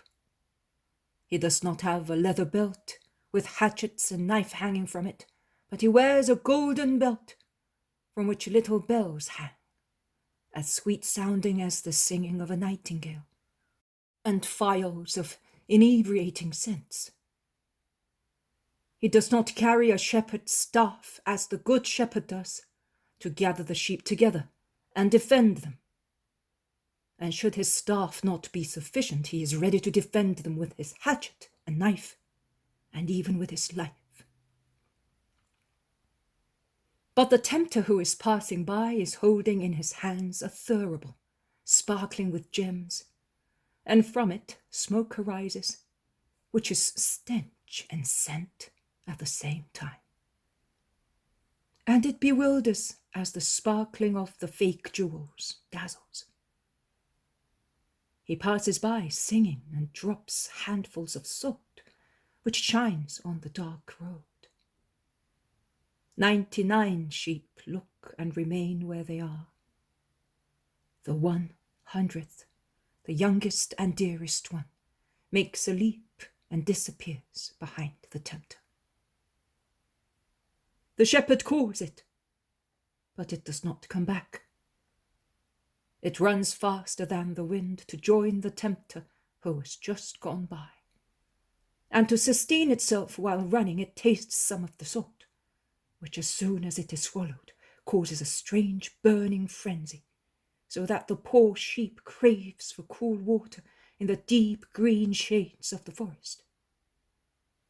And following the tempter, it goes into the forests, and it climbs and descends and falls. Once, twice, 3 times, and each time it feels round its neck the slimy embrace of reptiles, and being thirsty it drinks foul water. and when it is hungry it eats herbs, shining with revolting slobber. And in the meantime, what does the Good Shepherd do? He leaves the 99 faithful ones in a safe place, and he sets out, and does not stop until he finds traces of the lost sheep. Since it does not come back to him, although he calls it in a loud voice, begging the wind to carry his call to it, he goes to the sheep. And he sees it from afar, intoxicated in the coils of reptiles, so intoxicated that it does not feel nostalgia for the man who loves it. On the contrary, it mocks him, and he is aware that it is guilty of entering, like a thief, the abode of other people, so guilty that it dare not look at him.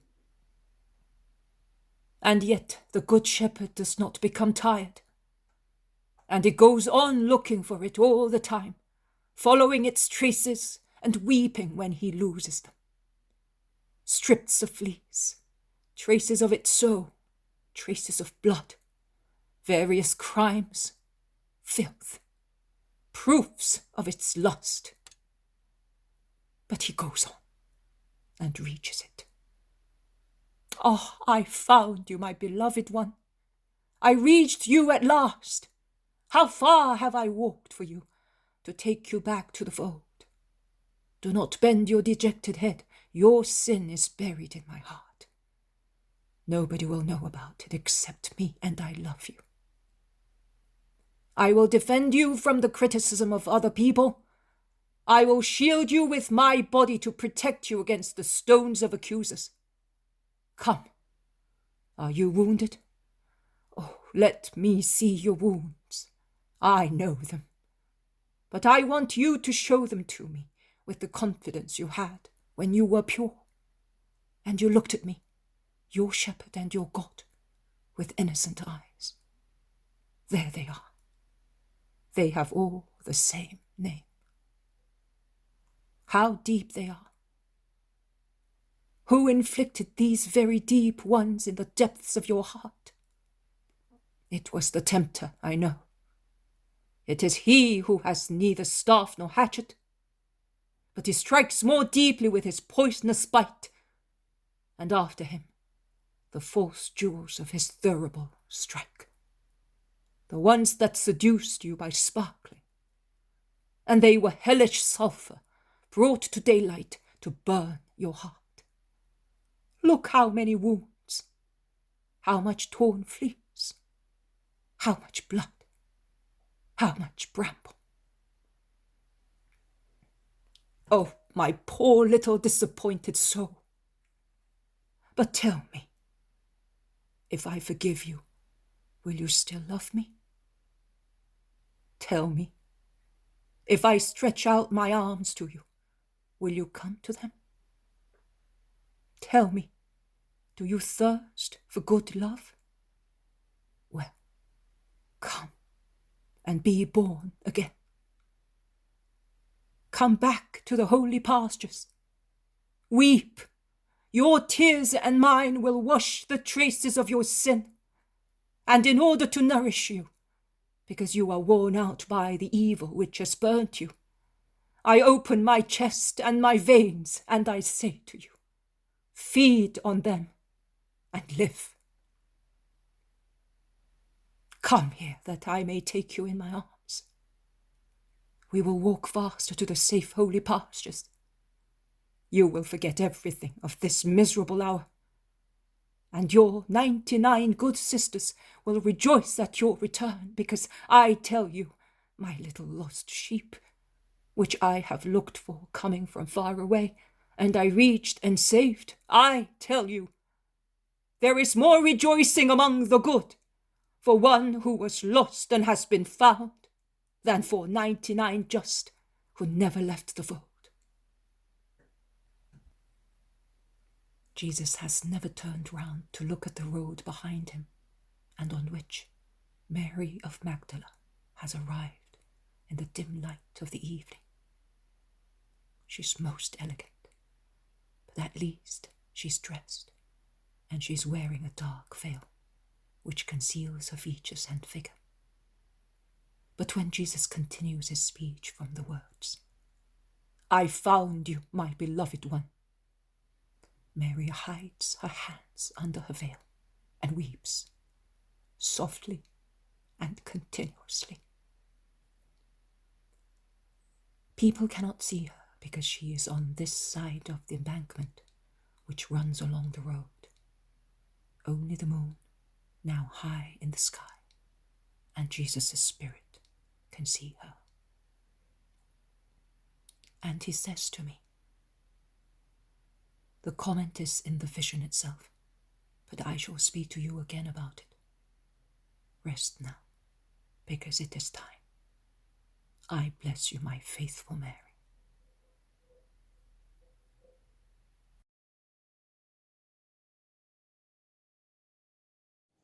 The poem of the man God, the second year of the public life. Chapter 233. Comment on 3 episodes connected with the conversion of Mary of Magdala. 13th of August, 1944. Jesus says, "As from January, when I let you see the supper in the house of Simon the leper, you and he who guides you have wished to know more about Mary of Magdala and the words I spoke to her. Now, after 7 months, I reveal those pages of the past to you to make you happy and to give a rule to those who must learn to bend over those women who are lepers in their souls, and also to invite those poor wretches who are suffocating in their sepulchres of vice to come out of them. God is good. He is good to everybody. He does not measure by means of human measures. He does not discriminate between mortal sins. Sin, whatever it may be, grieves him. Repentance pleases him and makes him willing to forgive. Resistance to grace makes him inflexibly severe, because justice cannot forgive the unrepentant, who will die as such, notwithstanding all the help given to them so that they might be converted. But the main cause of 40%, if not 50%, of non-conversions is the negligence of those responsible for conversions. That is, a mistaken false zeal, protecting real selfishness and pride, whereby one is happy in one's refuge without having to descend into dirt to save a heart from it. I am pure, I deserve respect, I will not go where there is filth and where they may fail to respect me. But has he who speaks thus not read the gospel where it is written that the Son of God came to call tax collectors and prostitutes beside the honest people, the only honest ones according to the old law? Does he not think that pride is impurity of the mind, and lack of charity is impurity of the heart? Will you be despised? I was despised before you and more than you, and I was the Son of God. Will you have to wear your clean robe where there is filth? And did I not touch that filth with my hands to make it stand up and say to it, walk on this new way? Do you not remember that I said to your first predecessors, whatever town or village you go into, ask for someone trustworthy and stay with him, so that the world may not grumble? Because the world is inclined to see evil in everything. But I added, when you enter the houses I said, not house, salute them, saying peace to this house, and if the house deserves it, peace will descend upon it. If it does not, your peace will come back to you.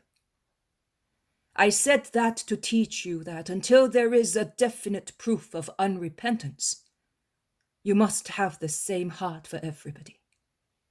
And I completed my lesson by saying, and if anyone does not welcome you and does not listen to your words, as you walk out of those houses or towns, shake the dust from your feet.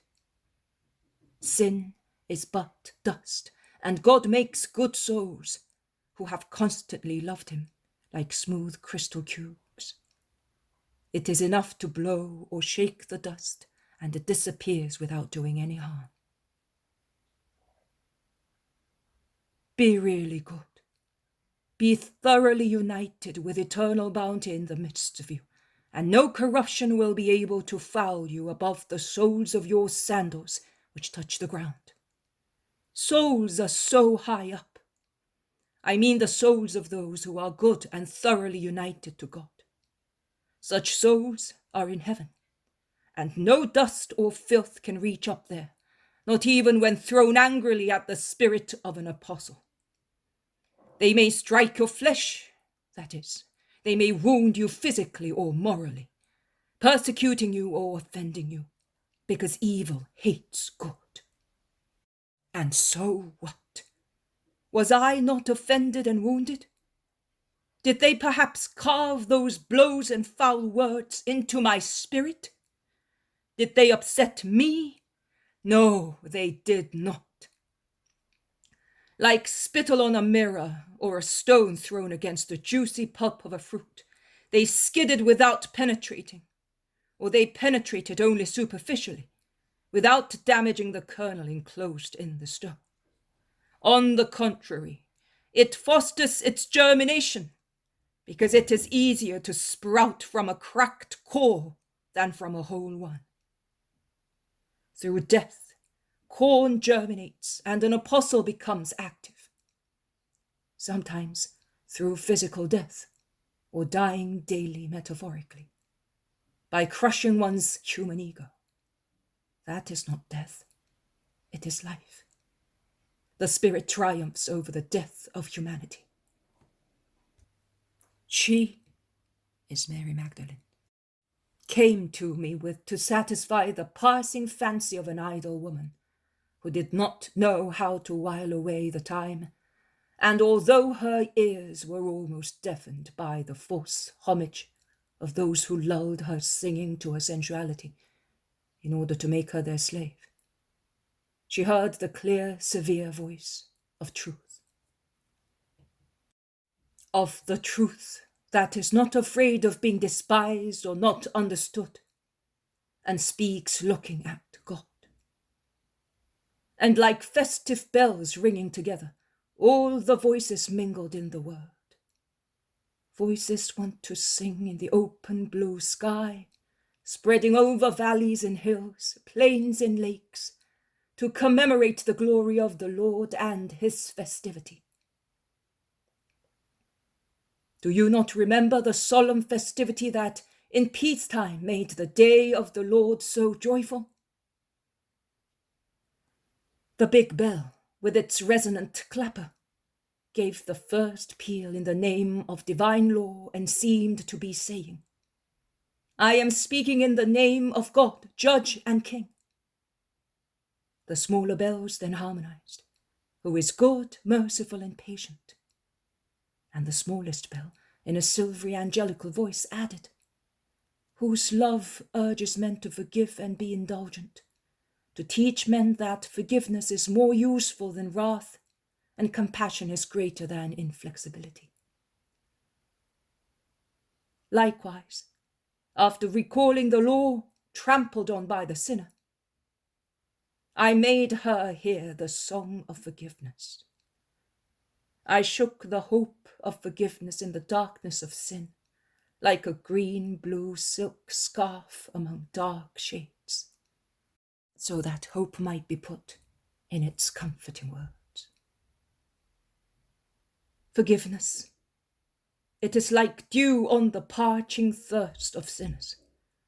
Dew is not like hail, which strikes like a dart, bounces, and without penetrating the soil kills flowers. Dew descends so lightly that even the most delicate flower does not perceive it resting on its silk petals, but it drinks its refreshing moisture. Dew settles near roots on parched clods of earth and penetrates the soil. It is a moisture of tears, the tears of stars, the loving tears of mothers on their thirsty children, whom it nourishes together with their sweet, bountiful milk.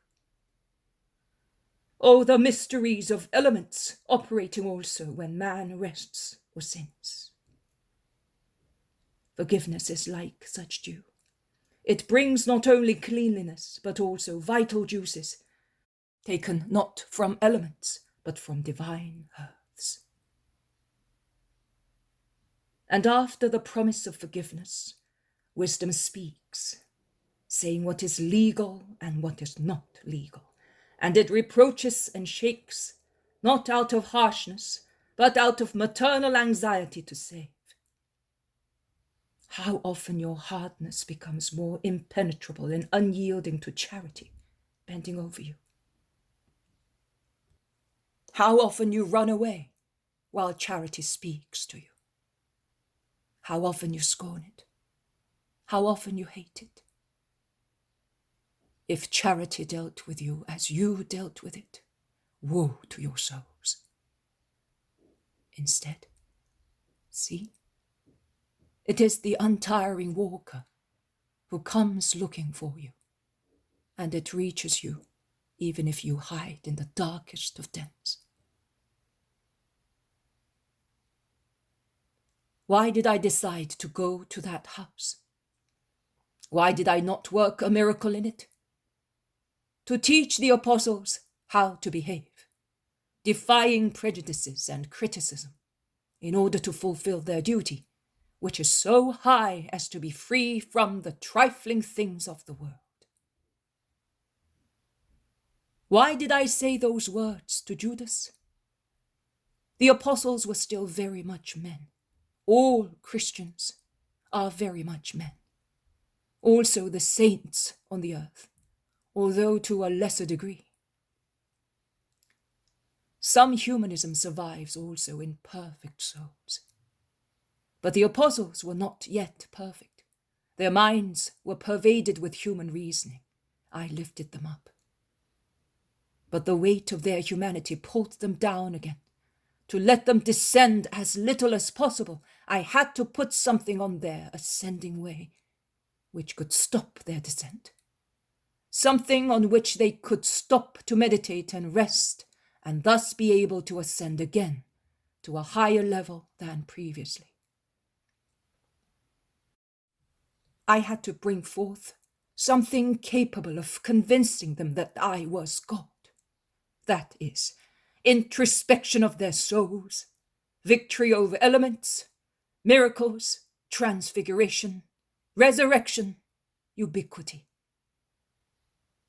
I was on the road to Emmaus when I was in the Last Supper room, and the time of my ubiquity, when discussed by the apostles and disciples, was one of the reasons which affected them most strongly, freeing them from their ties and urging them on to the way of Christ.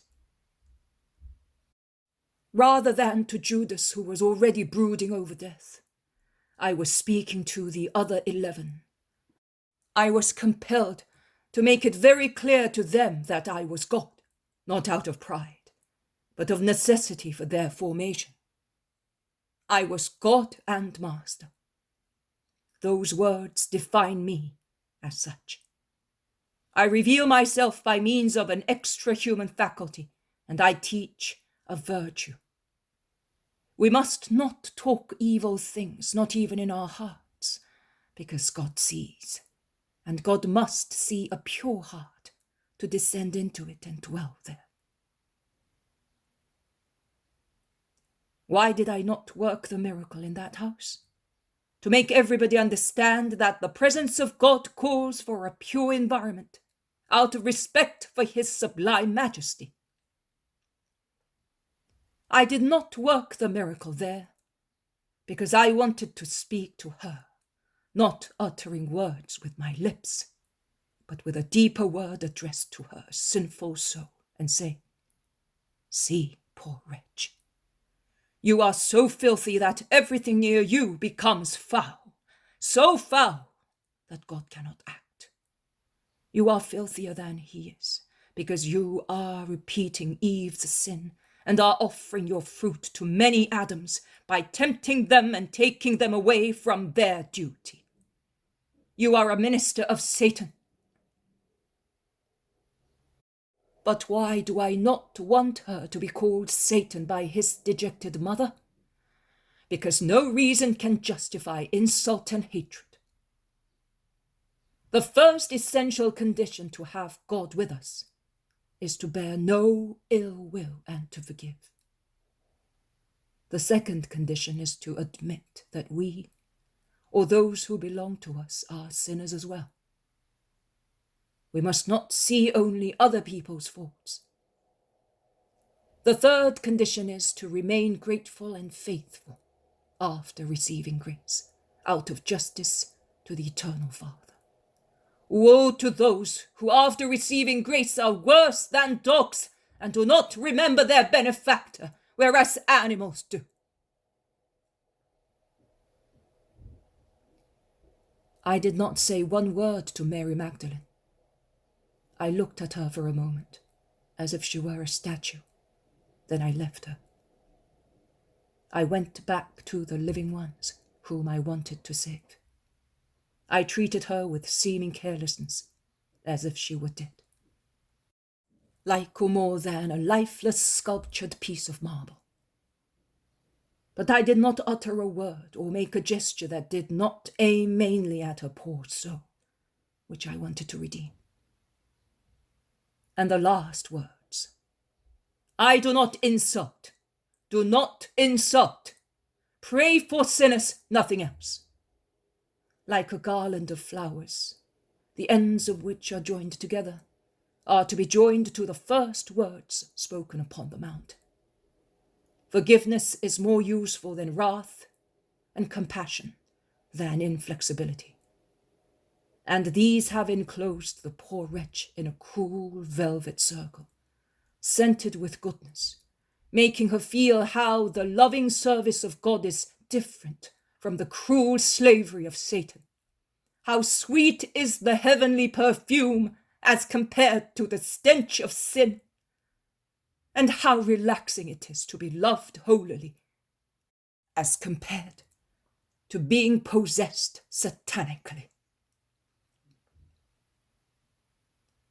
See how moderate is the will of the Lord. He does not exact immediate conversions. He does not claim the absolute from a heart. He can wait and be satisfied. And while he waits for the lost woman to find her way, for the mad woman to find reason, he is satisfied with what the dejected mother can give her. I ask her only, can you forgive? How many more questions I should have asked her to make her worthy of the miracle, if I had behaved according to human standards. But I measure your strength in a divine way. It was already a great success if the poor deranged mother could really forgive. And that is all I ask her at that moment. After giving her son back to her, I say to her, be holy and make your house holy. But while the pangs of grief derange her mind, I ask her but to forgive the culprit. You must not exact everything from a soul who shortly before were in darkness. That mother was to come later to full light, with her daughter-in-law and the children. For the time being, it was necessary to let first dawning of light reach her eyes, blinded by tears. That is, forgiveness, the dawn of God's day.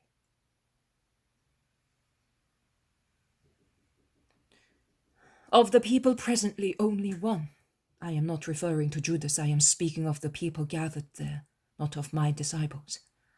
Only one was not to come to the light, there is always someone for whom the apostle toils in vain. But you must not lose heart because of such defeats. An apostle must not pretend to achieve everything. Struggling against him, there are adverse powers with many different names, and like tentacles of an octopus, they grasp again the prey that he had snatched from them. But the apostle is still meritorious. Woe to the apostle who says, I am not going there because I know that I shall not be able to convert anyone. He is an apostle of very little value. It is necessary to go, even if only 1 in 1,000 will be saved. His apostolic day will be as fruitful because of that one as it would be for 1,000, because he will have done everything in his power, and that is what God rewards.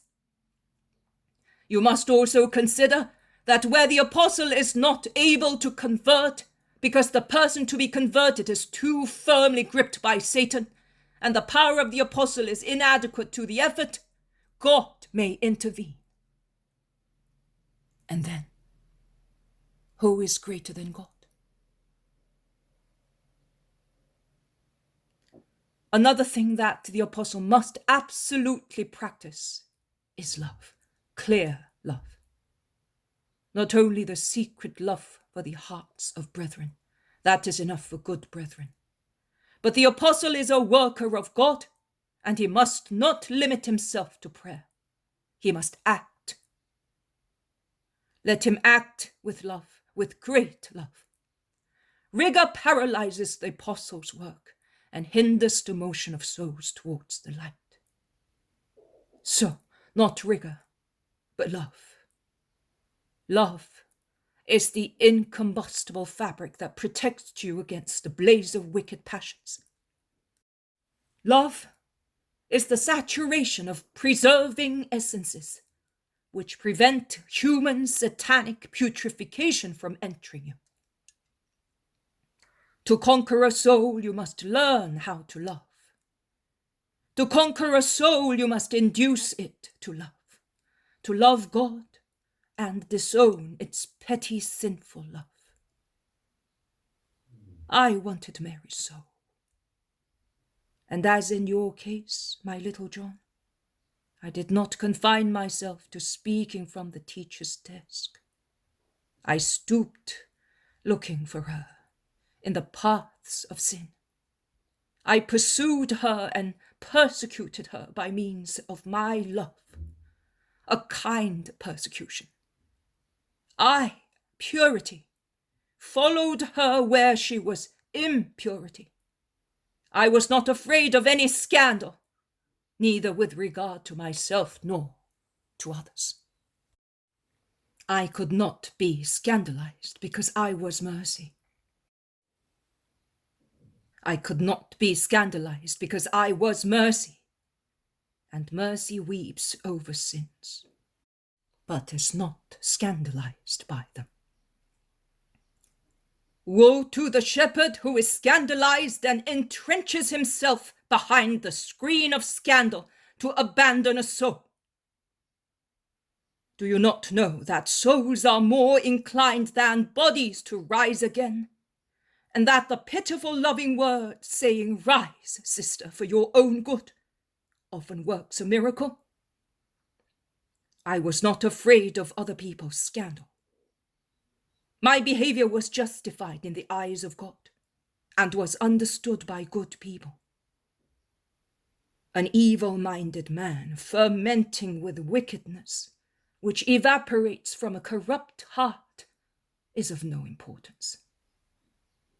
Such man finds faults also in God and considers only himself perfect. I therefore paid no attention to such people.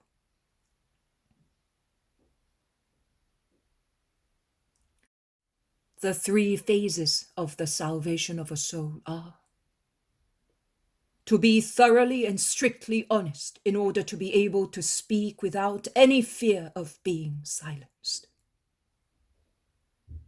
To be able to speak to a whole crowd so that our apostolic word, addressed to the crowds gathering round our mystical boat, may travel farther and farther, like circles of waves, until it reaches the miry shore, where those who are not interested in knowing the truth are lying in the mud. That is the first task in order to break the hard crust of the soil and prepare it to receive the seed. It is the hardest task, both for him who performs it and for him who receives it, because words, like a sharp plowshare, must wound the listener in order to open his heart. And I solemnly tell you that the heart of a good apostle is hurt and bleeds because of the grief in having to wound in order to open. But that grief is also prolific. Through the blood and the tears of an apostle, wasteland becomes fertile.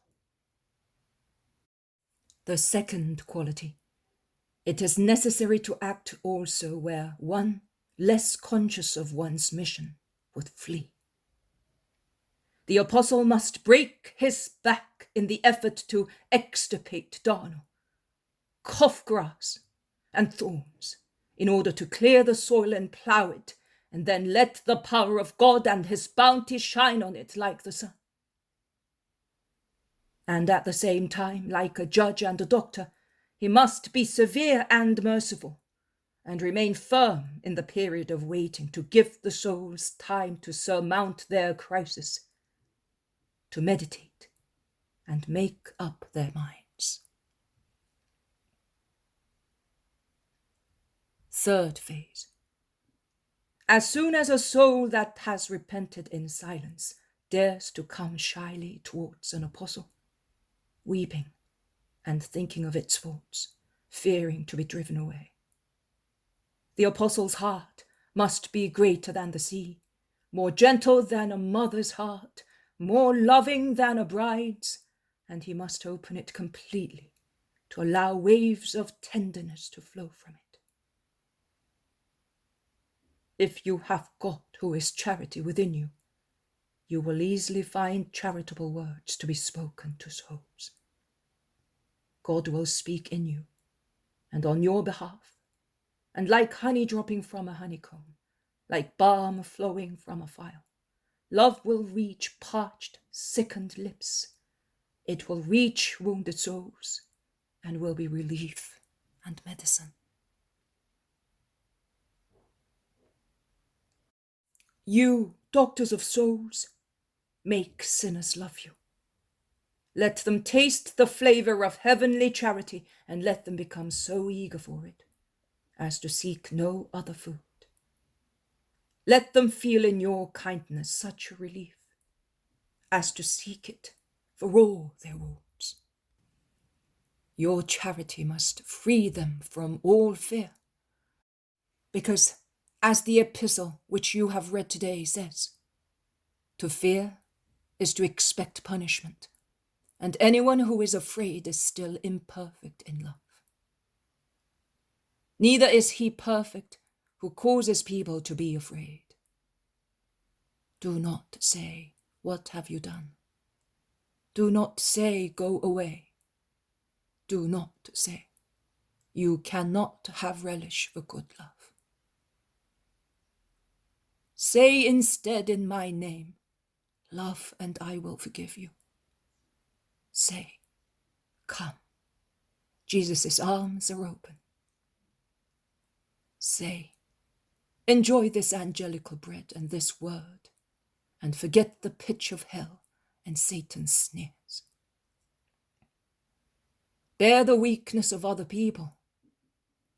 An apostle must bear his own and other people's weaknesses, with his own crosses and other people's. And while coming to me, laden with wounded sheep, encourage the poor stray souls, saying, "Everything is forgotten by now." Say, "Be not afraid of the Savior. He came from heaven for you, just for you. I am but a bridge to carry you to him who is waiting for you on the other side of the river of penitential absolution. to lead you to his holy pastures, which begin here on the earth and continue in heaven, in everlasting, nutritious, delightful beauty.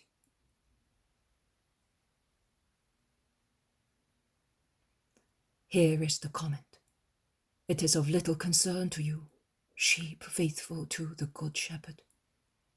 But if in you, little bride, it increases confidence in the Father, it will be greater light in his light as judge. And for many, it will be no incentive to come to God. But it will be penetrating and nourishing dew of which I have spoken, and which makes withered flowers stand upright again. Raise your heads. Heaven is high above. Go in peace, Mary. The Lord is with you. Footnote number 1. She is Mary Magdalene. In order to understand the full meaning of the present chapter and events referred to therein, please see chapter 183. Footnote number 2. That is the spiritual father of Maria Valtorta.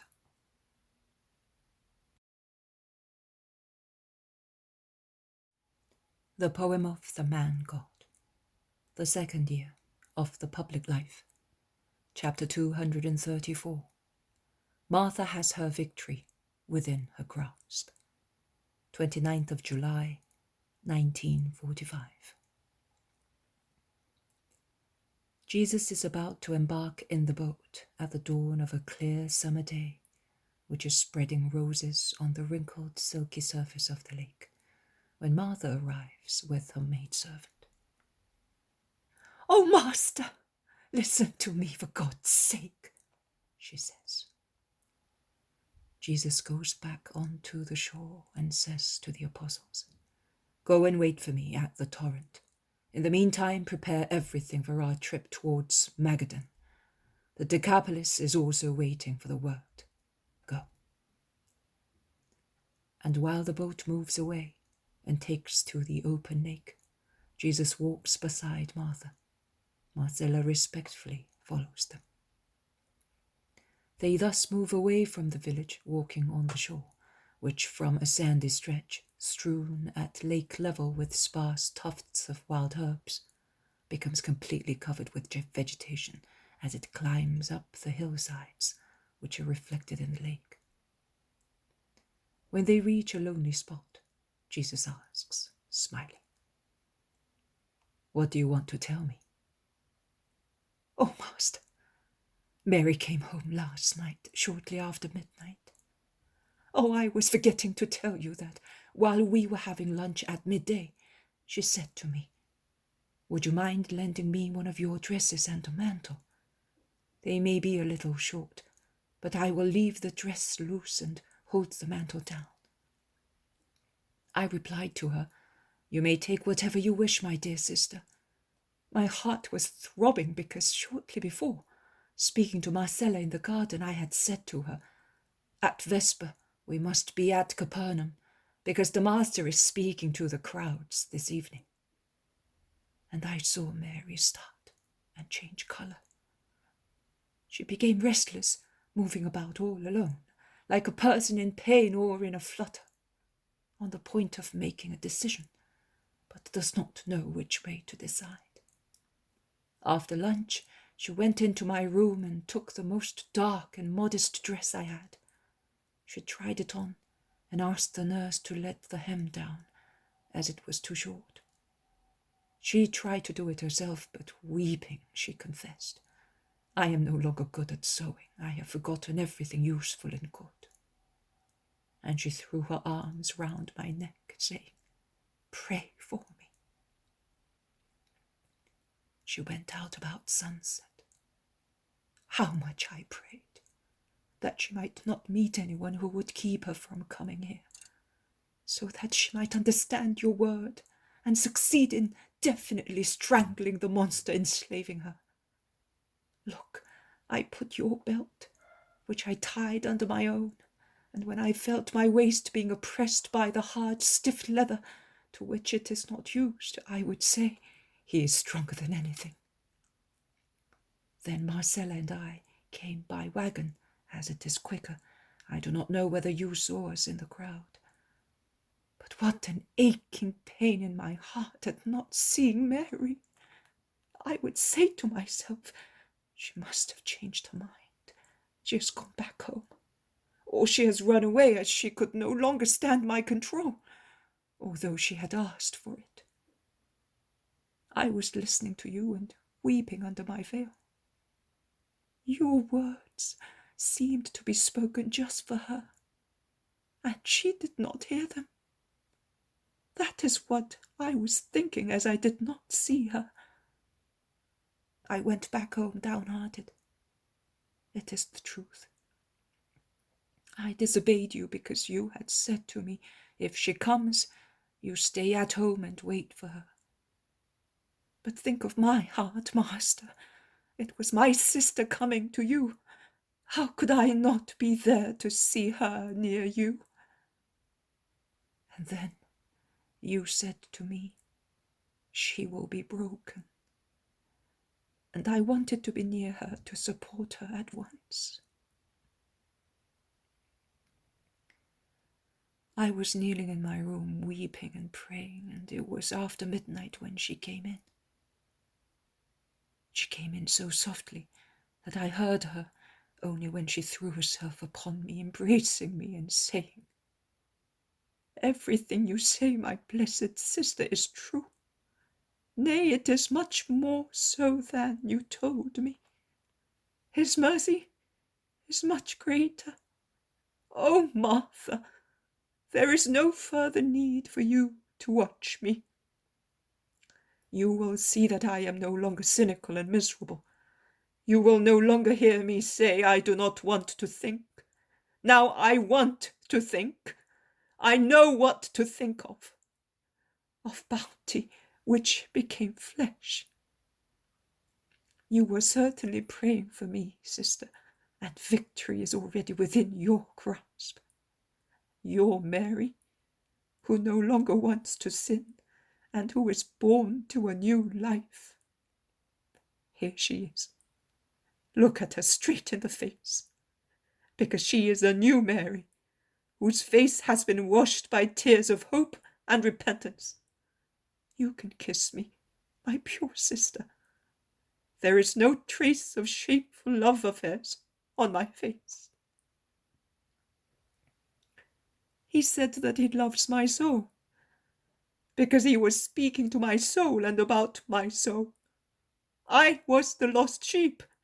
He said, listen if I am right. You know how the Saviour speaks. And she repeated your parable perfectly. Mary is so intelligent, much more intelligent than I am, and she remembers. So I heard you twice.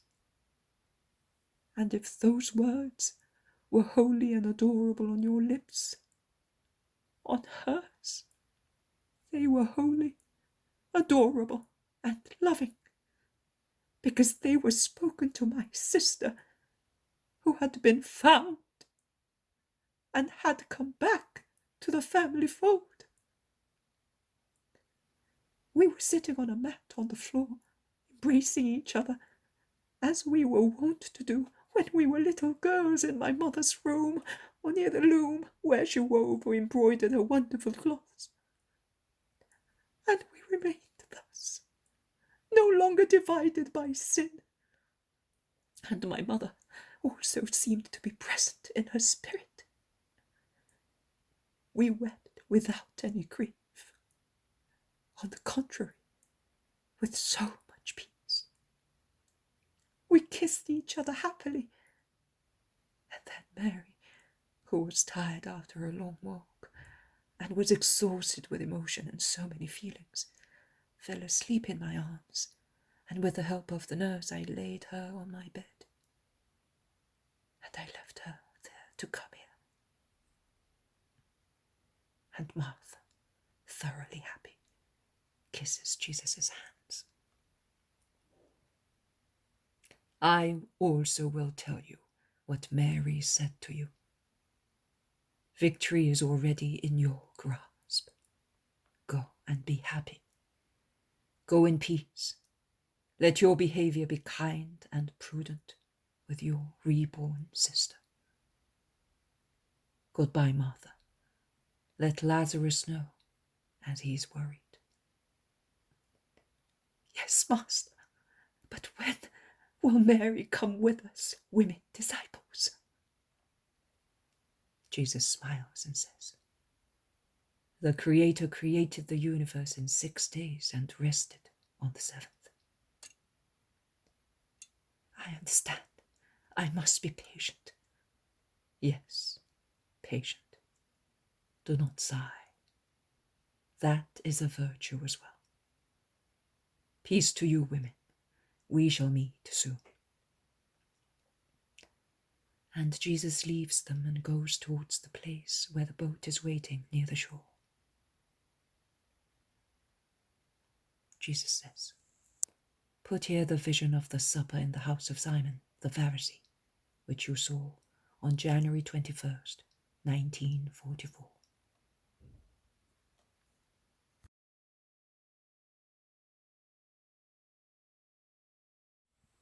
The poem of the man God, the 2nd year of the public life. Chapter 235, Mary Magdalene in the house of Simon the Pharisee. 21st of January, 1944. To comfort me in my complex suffering and make me forget the wickedness of men, my Jesus grants me this sweet contemplation. I see a sumptuous hall. A many-branched candlestick is hanging in the center and is completely lit. The hall is hung with beautiful tapestry. There are magnificent pieces of furniture and chairs inlaid and decorated with ivory and precious metal leaves. There is a large square table in the center, consisting of 4 tables assembled together. The table has been laid for many guests, all men, and is covered with beautiful tablecloths and very expensive tableware. There are valuable amphorae and cups, and many servants are moving round the table, carrying dishes and pouring out wines. There is no one in the center of the square. I can see the magnificent floor which reflects the lights of the oil chandelier. Around the table there are many couches, all occupied by the guests. I appear to be in the half-dark corner at the end of the hall near a door, which is wide open, although screened by a heavy piece of tapestry hanging from its architrave. The landlord and the most important guests are on the opposite side, that is, the farthest side from the door. The landlord is elderly, wearing a wide white tunic tied round his waist by an embroidered belt. Round the collar, the cuffs and the hem of the tunic, there are strips of embroidered work, which have been attached as if they were embroidered ribbons or strips. But I do not like his expression. It is malicious, cold, proud, and greedy. On the opposite side, facing him, there is my Jesus. I see him sideways, almost from behind his back. He is wearing his usual white tunic, sandals, and his long hair is parted on his forehead. I see that both he and all the guests are not sitting up to the table, as I thought one would on those couches. Instead, they are reclined parallelly. In the vision of the wedding at Cana, I did not pay much attention to this detail. I saw that they were eating leaning on their left elbows, but they did not appear to be so reclined, probably because the couches were shorter and not so sumptuous. Those I see now are real beds, and look like modern Turkish divans. John is near Jesus, and since Jesus is leaning on his left elbow like everybody else, John is between the table and Jesus' body, with his elbow at the height of the Master's groin, so that it does not hinder him while eating, but if he wishes, he can lie confidentially on his chest. There is no woman at the table. They are all talking and the landlord now and again addresses Jesus with evident affected condescension. It is obvious that he wants to show to him, and to all those present as well, that he has greatly honoured him, a poor and rather hot-headed prophet, as many people consider him, by inviting him to his wealthy house. I see Jesus reply kindly and quietly. He smiles faintly at those who ask him questions, but his smile becomes bright when John speaks to him or even looks at him. I see the magnificent curtain covering the door space being raised, and a young woman come in. She is beautiful, sumptuously dressed, and her hair is splendidly arranged. The artistically interlaced locks of her very thick blonde hair form a beautiful ornament on her head. Her hair is so bright and abundant that she seems to be wearing a golden helmet wrought in relief. If I should have to compare the dress she has on with the ones I have always seen the Blessed Virgin Mary wear, I would say that it is very peculiar and complicated. There are buckles on the shoulders, jewels to hold together the pleats at the top of the breast, little gold chains to outline the breast, and the belt is adorned with studs and gems. It is a provoking dress, which emphasizes the features of her beautiful body. The veil on her head is so light that it veils nothing. It is an additional charm and nothing else. Her sandals are very expensive ones, of red leather with gold buckles and strips interlaced round her ankles. Everybody except Jesus turns round to look at her. John watches her for a moment, then looks at Jesus. The others stare at her with evident malicious avidity. But the woman does not look at them. Neither does she pay attention to the whispering that has arisen at her entrance, or to the winking of the people present, with the exception of Jesus and his disciple. Jesus pretends he has seen nothing. He continues his conversation with the landlord. The woman goes towards Jesus and kneels down at the feet of the Master.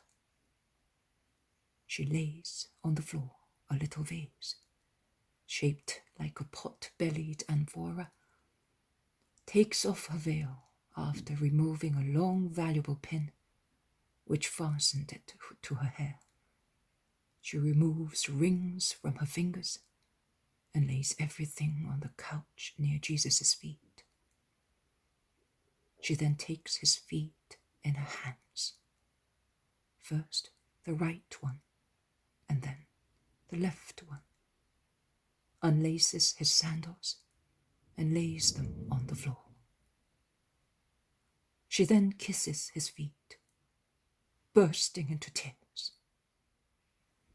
She rests her forehead on them, caresses them, while tears stream down her face like drops of rain, shining in the light of the chandelier and wetting those adorable feet.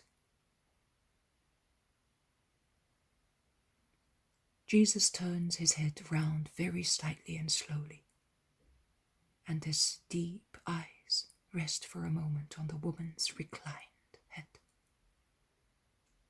An absorbing glance.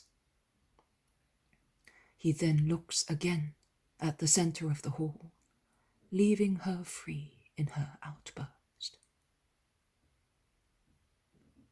But the others do not. They scoff, wink, and sneer. The Pharisee sits up for a moment to have a better view, and his eyes express desire, vexation, and irony. He desires the woman, and that feeling is evident. He is vexed because she has come in so freely, which may cause the others to think that she is a habitual guest in the house. And he is ironical with regard to Jesus. But the woman is not aware of anything. She continues to shed torrents of tears noiselessly. She weeps, and now and again she sobs. She then lets her hair down after removing the gold hairpins which held up her complicated hairdress, and she puts also the hairpins near the rings and the long veil pin. Her golden locks roll down her back. She takes them with both hands, brings them in front of her, and rubs them on Jesus' wet feet until she sees that they are dry. She dips her fingers into the little vase and takes out a yellowish, highly scented ointment. A sweet-smelling perfume, a mixture of lily and tuberose, spreads throughout the hall. The woman uses it profusely. She spreads it, kissing and caressing his feet at the same time. Jesus looks at her now and again with so much loving pity. John, who looked round in amazement when she burst into tears, cannot detach his eyes from Jesus and the woman and looks at them alternately. The face of the Pharisee has become more and more sullen. I now hear the well-known words of the gospel, and I hear them uttered in a tone and with a look which caused the old resentful man to lower his head. I hear the words absolving the woman, who goes away, leaving her jewels at Jesus' feet. She has tied her veil round her head, thus gathering together her dishevelled hair as best she can. Jesus, while saying to her, "Go in peace," lays his hand on her reclined head for a moment, a very gentle gesture.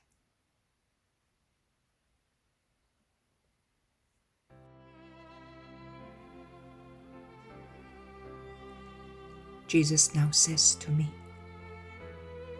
"What made the Pharisee and his companions lower their heads is not mentioned in the Gospel, are the words that my spirit in one glance darted at him and drove him into his arid, avid soul. I answered him much more than has been reported, because none of the thoughts of those men was concealed from me. And he understood my mute language, which was more meaningful and reproachful than my words were. I said to him, 'No, do not make wicked insinuations to justify yourself to yourself. I am not affected by lewdness as you are. She does not come to me attracted by sensuality. I am not you, or like those who are like you. She comes to me because my countenance and my word, which she heard by chance, have enlightened her soul, which lust had left in utter darkness. And she comes because she wants to overcome her sensuality, and she realizes, poor creature, that she will never succeed by herself. She loves my spirit, nothing but my spirit, which she perceives is supernaturally good.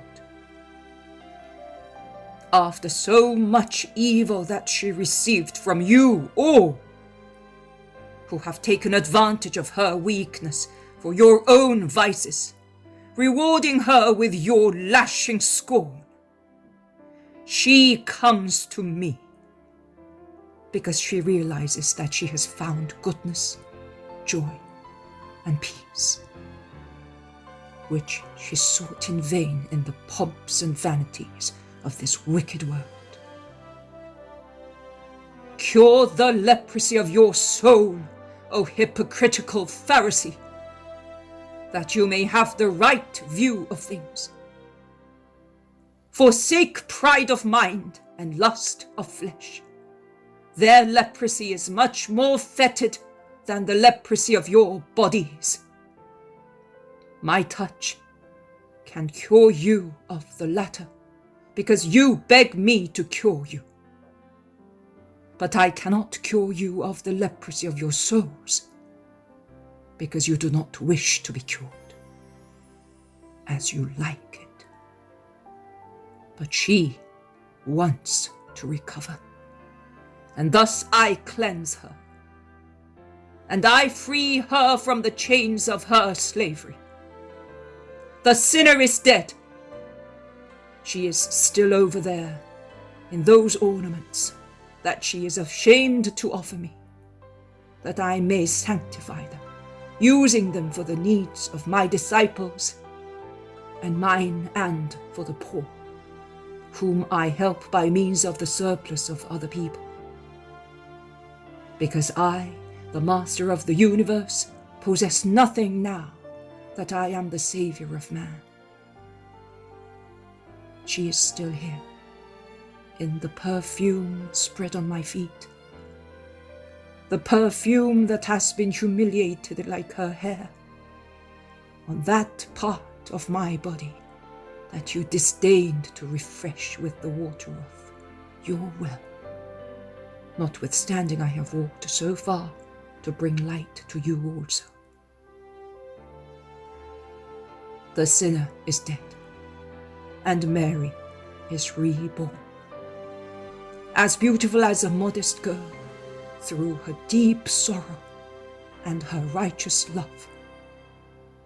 She washed herself in her tears, and I solemnly tell you, O Pharisee, that between this young man who loves me in the purity of his youth, and that woman who loves me in the sincerity of repentance of a heart reborn to grace, I make no difference. And to the pure young man and the repentant woman, I entrust the task of understanding my thought as no one else can, as well as the task of rendering the last honours to my body and the first greetings. I am not taking into account my mother's special greetings, when I will rise from the dead.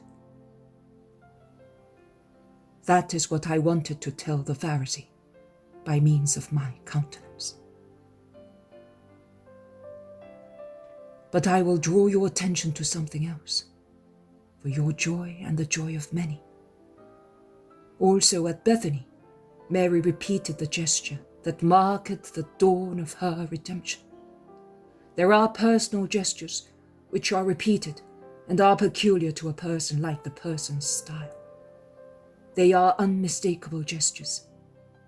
But as it was fair, at Bethany, the gesture was not humiliated so much, and it was more confidential in its reverent adoration. Mary has gone a long way since that dawn of her redemption, a very long way. Love, like a high wind, has blown her high up and far ahead. Love has burnt her like a fire, destroying her impure flesh and making a purified spirit, her new master. And Mary, now different in her revived womanly dignity, as she is different in her clothing, which is now as simple as my mother's, in her hairstyle, her looks, her behavior, her words. This new Mary has a new way to honor me by means of the same gesture. She takes the last of her vases of perfume, which she kept for me, and pours it on my feet and my head, without shedding any tears. with a happy countenance due to love and the certainty that she has been forgiven and saved. Mary can now touch my head and anoint me. Repentance and love have cleansed her by means of the fire of seraphim, and she is a seraph. Repeat that to yourself, Mary, my little voice, and repeat it to souls. Go. Tell the souls that dare not come to me because they feel guilty. He who loves much is pardoned much. That is, he who loves me. You poor souls do not know how much the Saviour loves you. Be not afraid of me. Come, confidently, courageously. I open my heart and my arms to you. Always remember, I make no difference between him who loves me with his spotless purity and him who loves me in the sincere contrition of a heart reborn to grace. I am the Saviour. Always remember that. Go in peace. I bless you.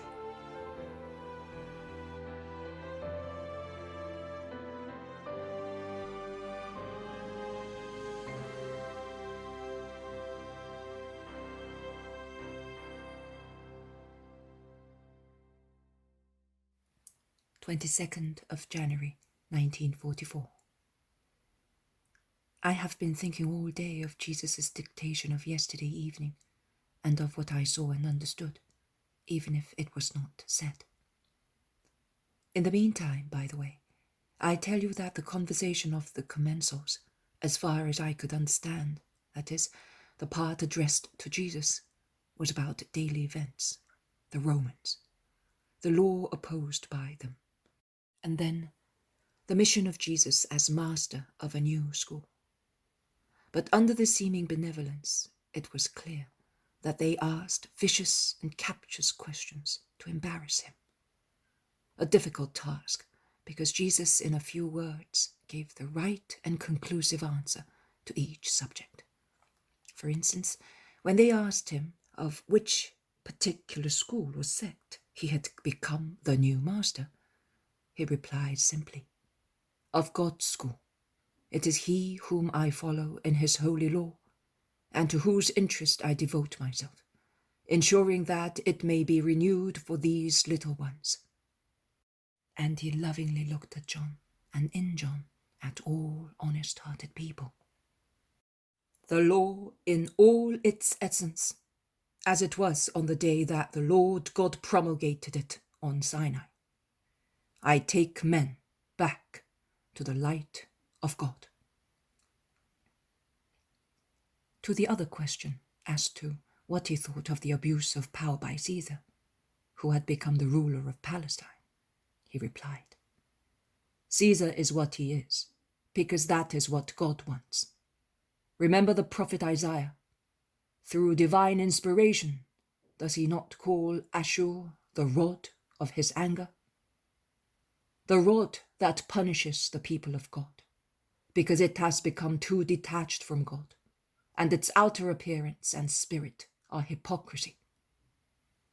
And does he not say that after using him as a punishment, he will destroy him, because he will have abused his task by becoming too proud and cruel?"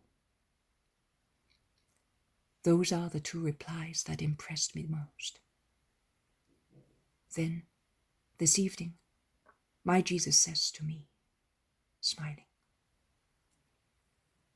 "I should call you as I called Daniel. You are the woman of wishes, and you are dear to me because you want your God so much.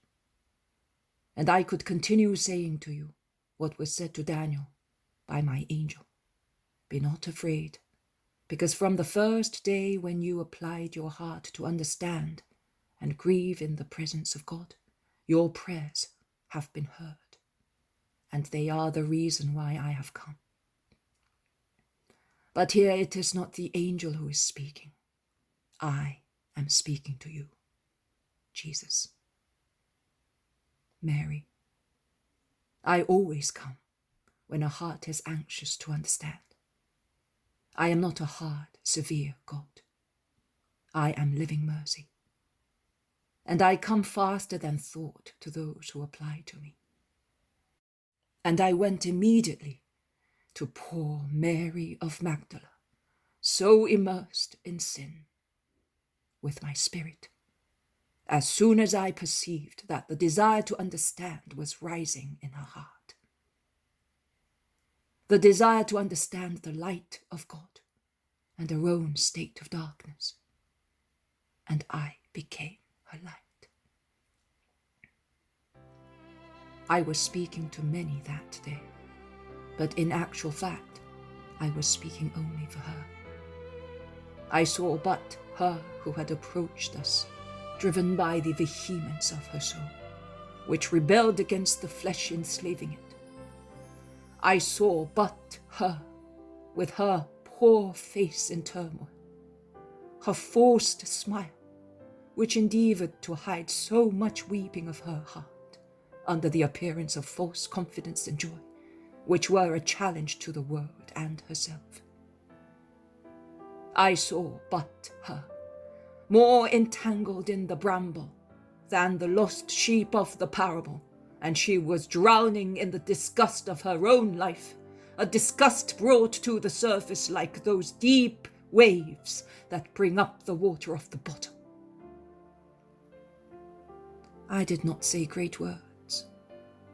Neither did I touch any specific subject concerning her, a well-known sinner, as I did not wish to mortify her, compelling her to run away, to be ashamed, or to come to me. I left her in peace. I let my word and my look descend into her, fermenting there to turn the impulse of a moment into her glorious, holy future. I spoke by means of one of the most gentle parables, a beam of light and kindness flashing just for her. And that evening, while I was setting foot in the house of the proud, rich Pharisee, where my word could not fermentate into future glory because it was killed by Pharisee pride, I already knew that she would come after weeping bitterly in her room of vice, and that she had already decided on her future in the light of her tears. Both the flesh and the thoughts of the men were inflamed with lust when they saw her enter. Everybody looked at her lustfully, except the two pure ones present at the banquet, John and I. They all thought that she came because of one of her usual caprices, a true diabolic possession which drove her to extemporaneous affairs. But Satan was already defeated, and when they all noticed that she did not look at them, they enviously thought that she had come for me. Man always fouls also the purest things, when he is but flesh and blood. Only the pure have the right view, because there is no sin in them, upsetting their thoughts. But there is no reason to be frightened, because man does not understand Mary. God understands. And that is enough for heaven. The glory that comes from men does not add an ounce to the glory that is the destiny of the blessed souls in paradise. Always remember that. Poor Mary of Magdala was always wrongly judged in her good deeds. But she was not wrongly judged in her bad deeds, because they were lustful mouthfuls offered to the insatiable hunger of lewd men. She was criticized and wrongly judged at Nain in the house of the Pharisee, and she was criticized and reproached at Bethany in her own home. But John, who says a great word, has the key to the last bit of criticism. Judas, because he was a thief.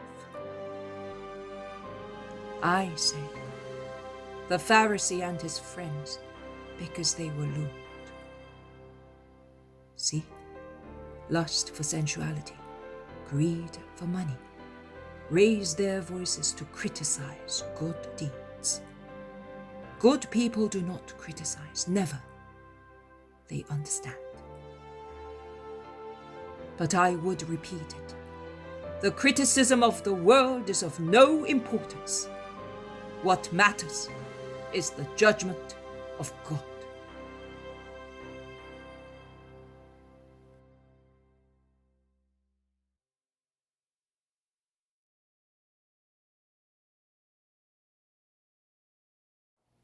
The poem of the man God, the second year of the public life.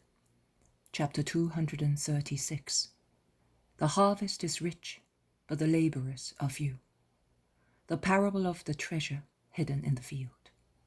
29th of July, 1945. Jesus is on the road that comes from Lake Merom towards the Lake of Galilee.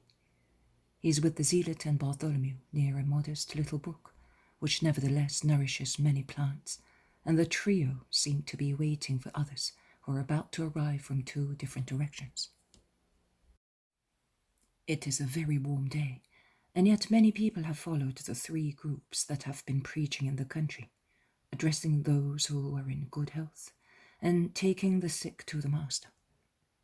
Many people who have been cured miraculously form a happy group, sitting among the trees, and their joy is such that they do not even feel tired, notwithstanding the heat, the dust, the dazzling light, which are a great trial for everybody else.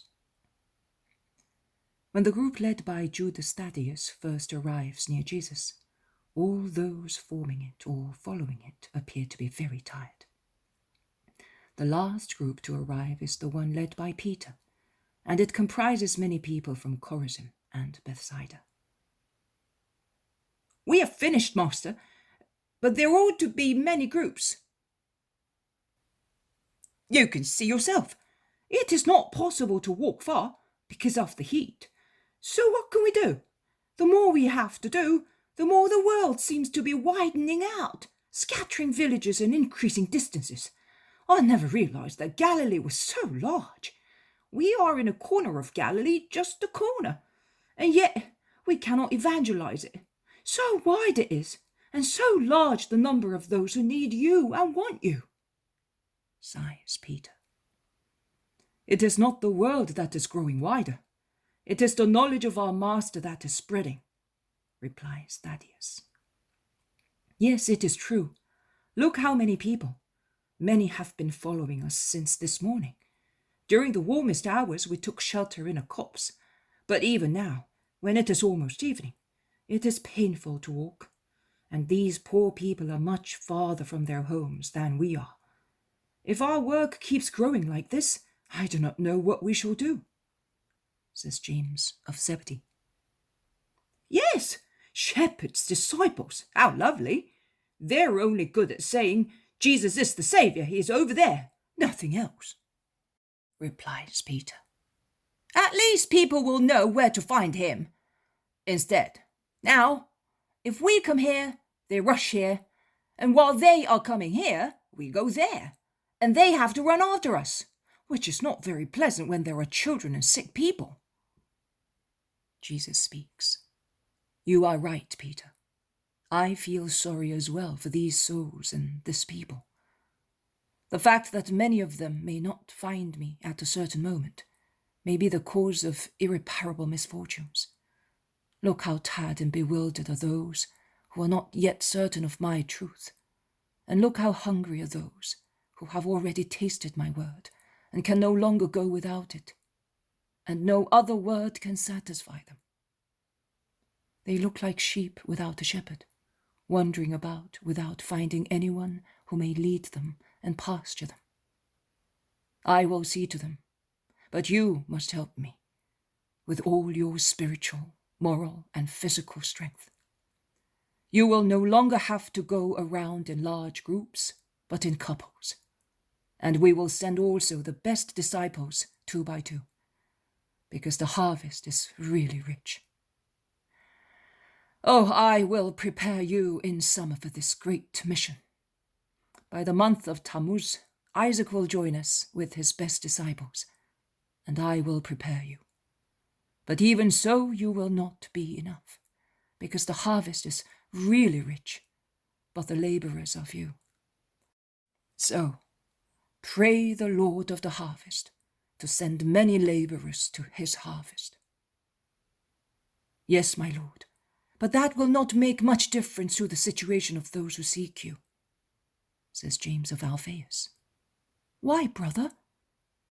Because they're looking not only for doctrine and words of life, but they want to be cured and to be assisted and helped in all their ailments and in their impairments, that either Satan or life have brought to their inferior or superior parts. And only you can do that, because yours is the power. Those who are one with me will be able to do what I do, and the poor will be helped in all their miseries. But you do not have as yet what is required to do that. Endeavour to overcome yourselves, to trample on your humanity, and thus let your spirit triumph. Absorb not only my word, but the spirit of it. That is, sanctify yourselves through it, and then you will be able to do everything. And now, let us go and speak to them, as they do not wish to go away unless I speak the word of God to them. Then we shall go back to Capernaum. There will be someone waiting for us there as well. Lord, is it true that Mary of Magdala asked you to forgive her in the Pharisee's house? It is true, Thomas. And did you forgive her? Asks Philip. I did. You did the wrong thing, exclaims Bartholomew. Why? She was sincerely repentant and deserved to be forgiven. But you should not have forgiven her in that house, publicly, says Iscariot reproachingly. But I do not understand where I was wrong. This is the point. You know who the Pharisees are, how full of their heads are of cavils, how they watch you, slander and hate you. One of them in Capernaum was your friend, and that was Simon. And you called a prostitute into his house to desecrate it and cause scandal to your friend Simon. I did not call her. She came. She was not a prostitute. She repented. That throws a different light on the matter. If they were not overcome with nausea beforehand, when they approached her and desired her, also in my presence, now that she is no longer just flesh but a soul, they should not feel disgust seeing her enter the house to kneel at my feet and accuse herself weeping, humiliating herself in humble public confession, represented by her tears. Simon the Pharisee had his house sanctified by a great miracle, the resurrection of a soul. 5 days ago in the square in Capernaum he asked me, "Is that the only miracle you worked?" And he replied himself, "Certainly not," showing his desire to see one, and I gave it to him. I chose him to be the witness, the middleman of this engagement of a soul with grace. He ought to be proud of it. Instead, he is scandalized. Perhaps you have lost a friend. I found a soul. It is worth losing a man with his friendship, the poor friendship of a man, to give a soul the friendship of God. It is useless. We cannot get you to consider matters from a human point of view. We are on the earth, Master, remember that. And the laws and the ideas of the world are in force. You act according to the method of heaven. You live in the heaven you have in your heart. You see everything in the light of heaven. Poor master of mine, how divinely unsuited you are to live among us wicked people, exclaims Judas, embracing him. The apostle, who is amazed and desolate at the same time, concludes. And I am sorry because through too much perfection you make enemies of too many people. Do not be sorry, Judas. It is written that it must be thus. But how do you know that Simon is offended? He did not say that he is offended, but he made Thomas and me understand that it should not have happened. You should not have invited her to his house, which only honest people enter. Well, with regard to the honesty of the people going to Simon's house, let us drop the subject, says Peter. And Matthew adds, I could say that the perspiration of prostitutes poured several times on the floors, on the table, and beyond them in the house of Simon the Pharisee. But not publicly, retorts Judas. No, hypocrisy concealed it. So you can see that there is a difference. There is also a difference between a prostitute who goes in to say, I am giving up my disgraceful, sinful life, and one who goes in to say, here I am to commit sin with you. Matthew is right, they all say. Of course he is right, but they do not reason the way we do. We must come to a compromise with them and adjust ourselves to their ways to have them friendly. No, never, Judas. In truth, honesty, in moral behavior, there are neither adjustments nor compromises, thunders Jesus. And he concludes, in any case, I know that I acted rightly and for a good purpose, and that is enough. Let us go and dismiss those tired people. And he goes towards those who are spread under the trees, looking in his direction, anxiously waiting to hear him. Peace to you all who have walked for miles and in dog days to come and hear the gospel. I solemnly tell you that you are beginning to really understand what the kingdom of God is, how precious its possession is, and how blissful to belong to it.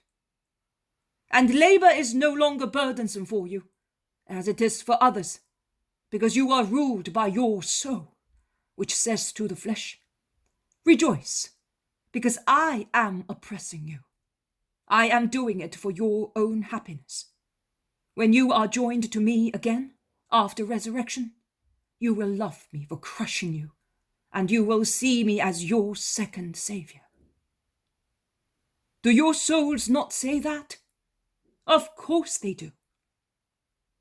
You now base your actions on the teaching of the parables I spoke to you some time ago. But I will now give you further light to make you love more and more the kingdom which awaits you, and the value of which cannot be measured. Listen! A man went by chance to a field to get some mould for his little kitchen garden, and while he was digging with some difficulty the very hard soil, he came across a vein of precious metal. What did the man do then? He covered up with earth what he had discovered. He did not mind working a little more, because the discovery justified the work. He then went home. He gathered together all his wealth, consisting of money and valuables, and he sold the latter to make more money. He then went to the owner of the field and said to him, I like your field. How much do you want for it? I am not selling it, replied the owner. But the man offered larger and larger sums of money disproportionate to the value of the field. And at last he succeeded in convincing the owner, who thought, "This man must be mad.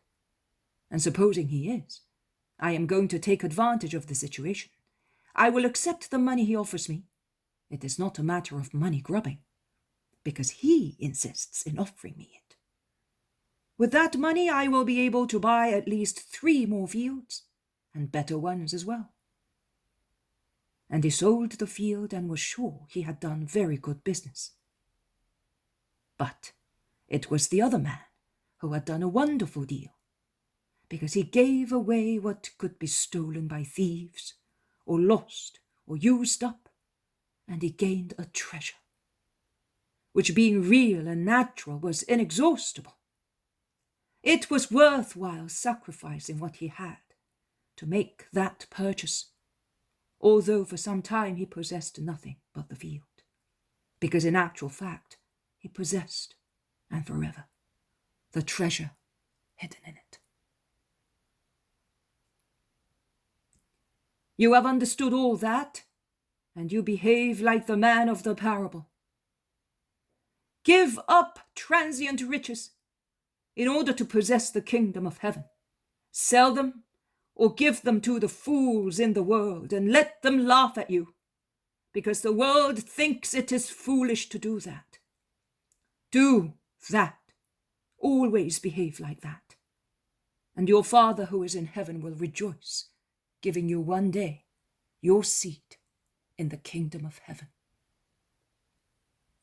Go back to your homes before the Sabbath comes, and on the day of the Lord, meditate on the parable of the treasure, which is the heavenly kingdom.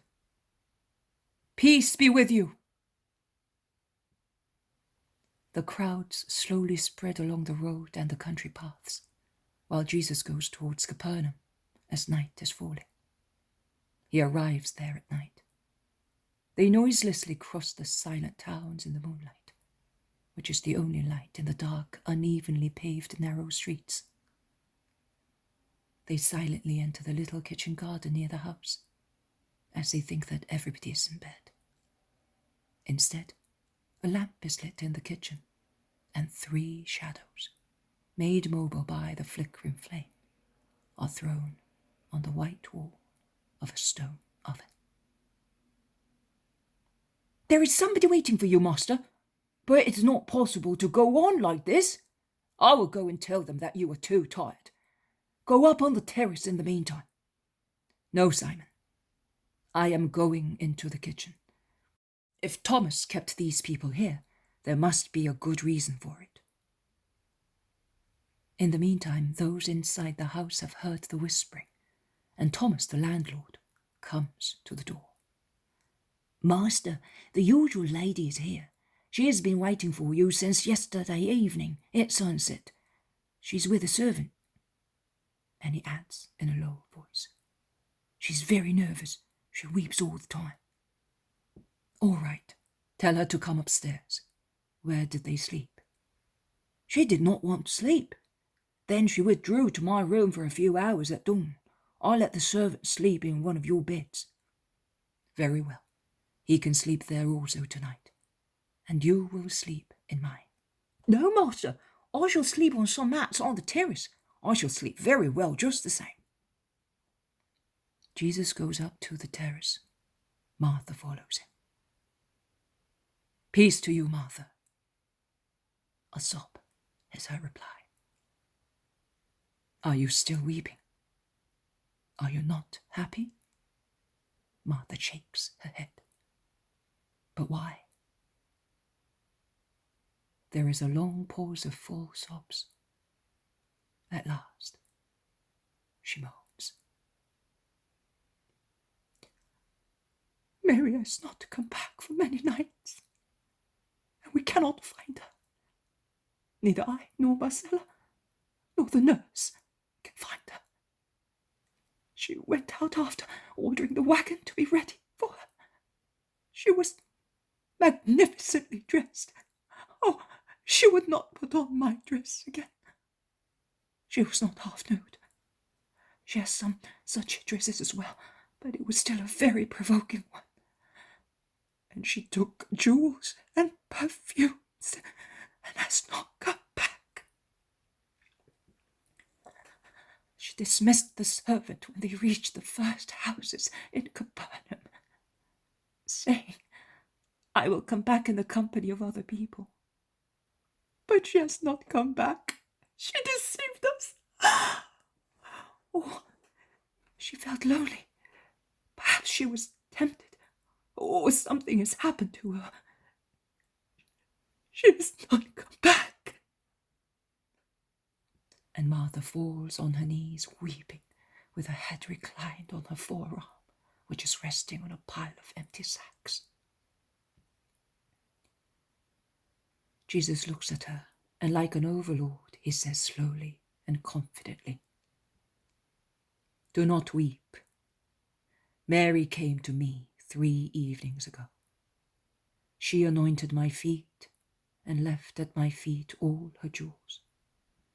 She thus consecrated herself and forever, and has become one of my disciples. Do not disparage her in your heart. She has excelled you. But where is my sister then? Exclaims Martha, looking up with a troubled face. Why has she not come back home? Has she been assailed? Has she taken a boat and drowned herself? Or has a rejected lover carried her off? Oh, Mary, my Mary! I had found her, and I have lost her at once. Martha is really beside herself. She does not consider that those downstairs can hear her. Neither does she consider that Jesus can tell her where her sister is. She is in despair and does not ponder on anything.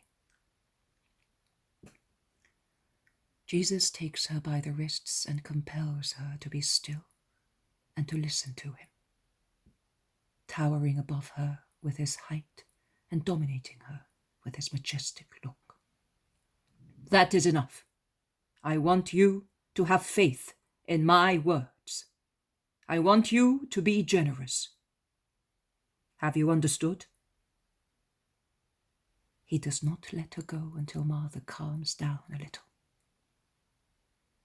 Your sister has gone to savour her joy, and she has enveloped herself in holy solitude, because she is full of the supersensitive modesty of redeemed souls. I told you in advance. She cannot bear the kind but inquisitive look of relatives on a new dress of a bride of grace. And what I say is always true. You must believe me. Yes, my lord, I do. But my Mary has been too long a prey to the demon. He has recaptured her at once. He is avenging himself on you for the prey he has lost forever. Am I therefore to see that you, the strong woman, are becoming his prey through a foolish dismay for no reason whatsoever? Am I to see that because of her, who now believes in me, you are going to lose the beautiful faith that I always saw in you? Martha, look at me carefully. Listen to me. Do not listen to Satan. Do you not know that when he is compelled to give up a prey, because God has defeated him, he busies himself at once to find other victims, because he is an untiring torturer of human beings and an indefatigable thief of God's rights? Do you not know that the recovery of a soul is consolidated by the torture of another good, faithful soul that resists the demon's attack? Do you not know that nothing of what exists and happens in creation is uncontrolled, but everything follows an eternal law of subordination and consequence, whereby the deed of one person has very wide natural and supernatural repercussions? You are weeping here. You are tormented here by a horrible doubt. But you remain faithful to your Christ, also in this hour of darkness. Not far from you, but in a place unknown to you, Mary feels that her last doubt on the infinity of forgiveness received is being dissipated, and the weeping changes into smiles, and the shadow into light. It is your torture that guided her where there is peace, where souls are regenerated, near the Immaculate Mother, who is such life that she was granted the privilege of giving birth to the Christ, who is the life. Your sister's with my mother. Oh, she's not the first to furl sail in that peaceful harbour after the gentle ray of the living star of Mary called her to her loving bosom, out of silence, but active love for her son. Your sister is at Nazareth. But how did she go there if she does not know your mother or your house, by herself, at night, thus without means, wearing that dress? Such a long way. How? How? As a tired swallow flies back to its native nest, crossing seas and mountains, through storms, fog and hostile winds. As swallows fly to hibernating places, instinct guides them, warmth invites them, the sun calls them. She also went to the ray, inviting her, to the Universal Mother, and we will see her come back happily at dawn, coming out forever from darkness, with a mother beside her, mine, never to be an orphan again. Can you believe that? Yes, my Lord. Martha looks as if she were charmed. Jesus, in fact, has been the dominator, tall, upright, and yet lightly bent over Martha, who was kneeling. He has spoken slowly, but incisively, as if he wished to transfuse himself into the perturbed disciple. I have seldom seen him so powerful, to persuade by means of his word a person listening to him. But at the end, what light, what smile is on his face. Martha's face mirrors it with a smile and a mild delight. And now, go and rest with my peace. Martha kisses his hands and goes downstairs in better spirits.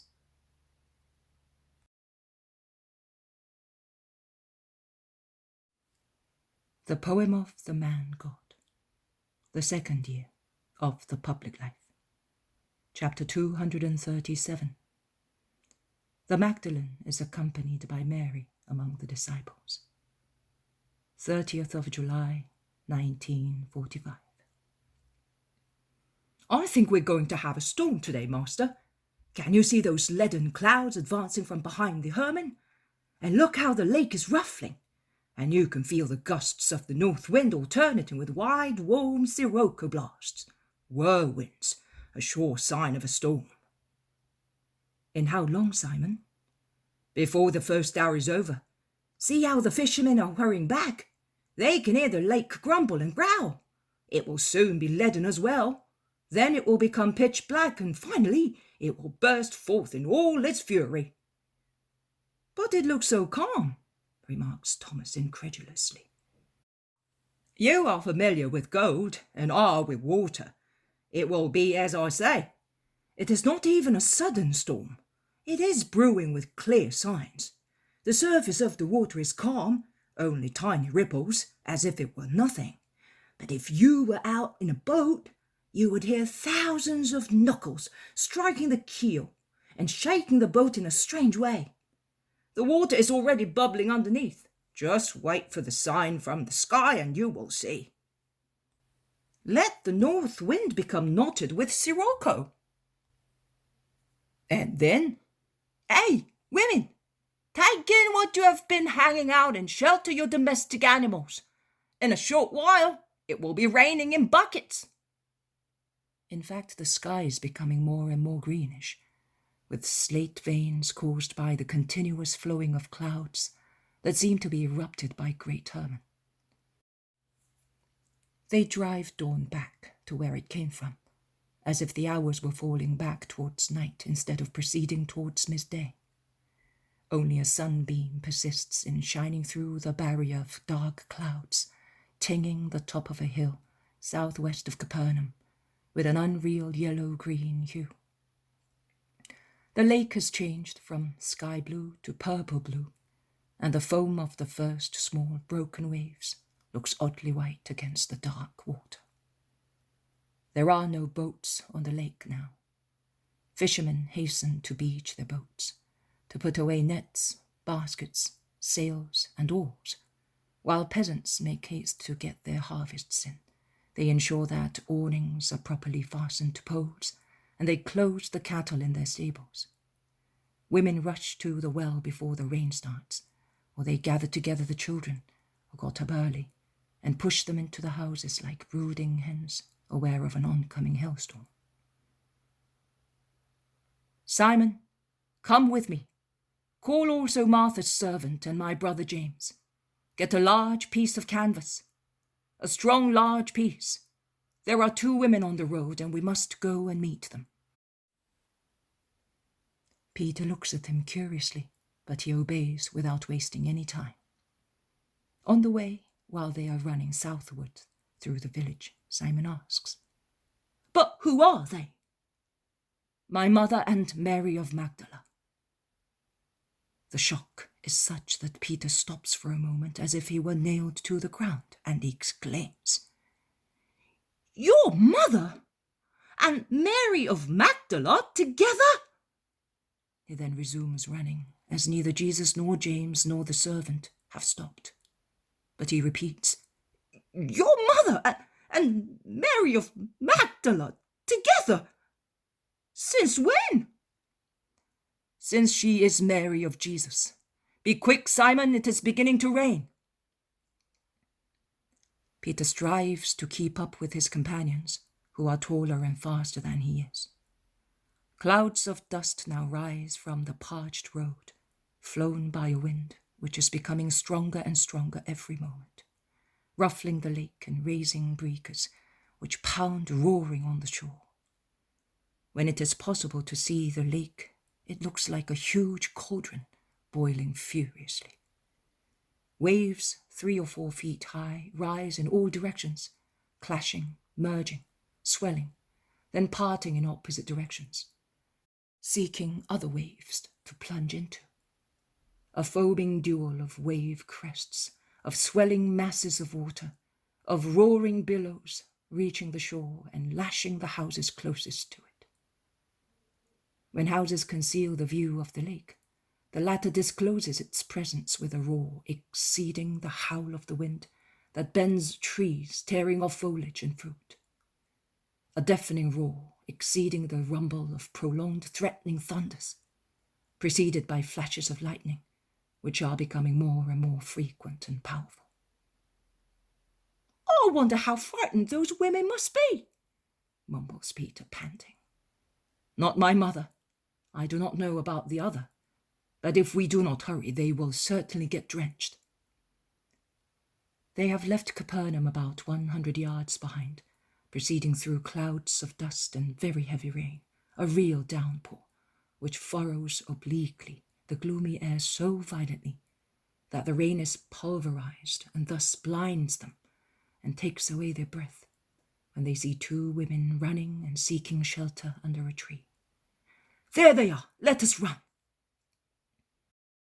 Although Peter's love for Mary lends wings to his feet, short-legged as he is and not a very good runner, he arrives when Jesus and James have already covered the 2 women with a large piece of a sail. "We cannot stop here. There is the danger of thunderbolt, and in a short while the road will be a torrent. Let us go, master, at least as far as the nearest house, says Peter, out of breath. They set out with the women in the middle of them, holding the canvas over their heads and backs. The first word that Jesus addresses to Mary, who is still wearing the dress she had on the evening of the banquet of Simon's house, with a mantle of the Blessed Virgin on her shoulders, is, "Are you afraid, Mary?" Mary Magdalene, whose head is lowered under her veil and whose hair has become thoroughly dishevelled running in the rain, lowers her head even further, blushes, and whispers, "No, my Lord." Also, Our Lady has lost some hairpins, and she looks like a little girl with her plaits hanging down her back. She smiles at her son who is beside her and speaks to him through that smile. "You are soaking, Mary," says James of Alphaeus, touching Our Lady's veil and mantle. "It does not matter. We are not getting wet now. Is that right, Mary? He has rescued us also from the rain," says Mary kindly to the Magdalene, of whose painful embarrassment she is fully aware. Mary nods assent. "Your sister will be happy to see you. She's at Capernaum. She was looking for you," says Jesus. Mary looks up for a moment and stares at Jesus with her beautiful eyes, while Jesus speaks to her with the simplicity he uses with the other women disciples. But she does not say anything. She is stifled by too many emotions. Jesus concludes, "I am glad I kept her. I will let you go after I have blessed you." His last words are lost in the sharp crash of a nearby thunderbolt. The Magdalene is fear-struck for a moment. She covers her face with her hands, bends her head, bursting into tears. "Don't be afraid," says Peter, encouraging her. "It is over now. You must never be afraid when you're with Jesus." Also James, who is beside the Magdalene, says to her, "Do not weep. The houses are not far now." "I am not crying for fear. I am weeping because he said to me that he will bless me.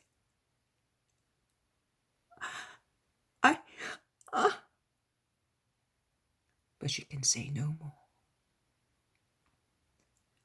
The Blessed Virgin intervenes in order to calm her, saying, "Mary, you have already overcome your storm. Think no more about it. Now everything is serene and peaceful. Is that right, my son?" "Yes, mother, it is all very true.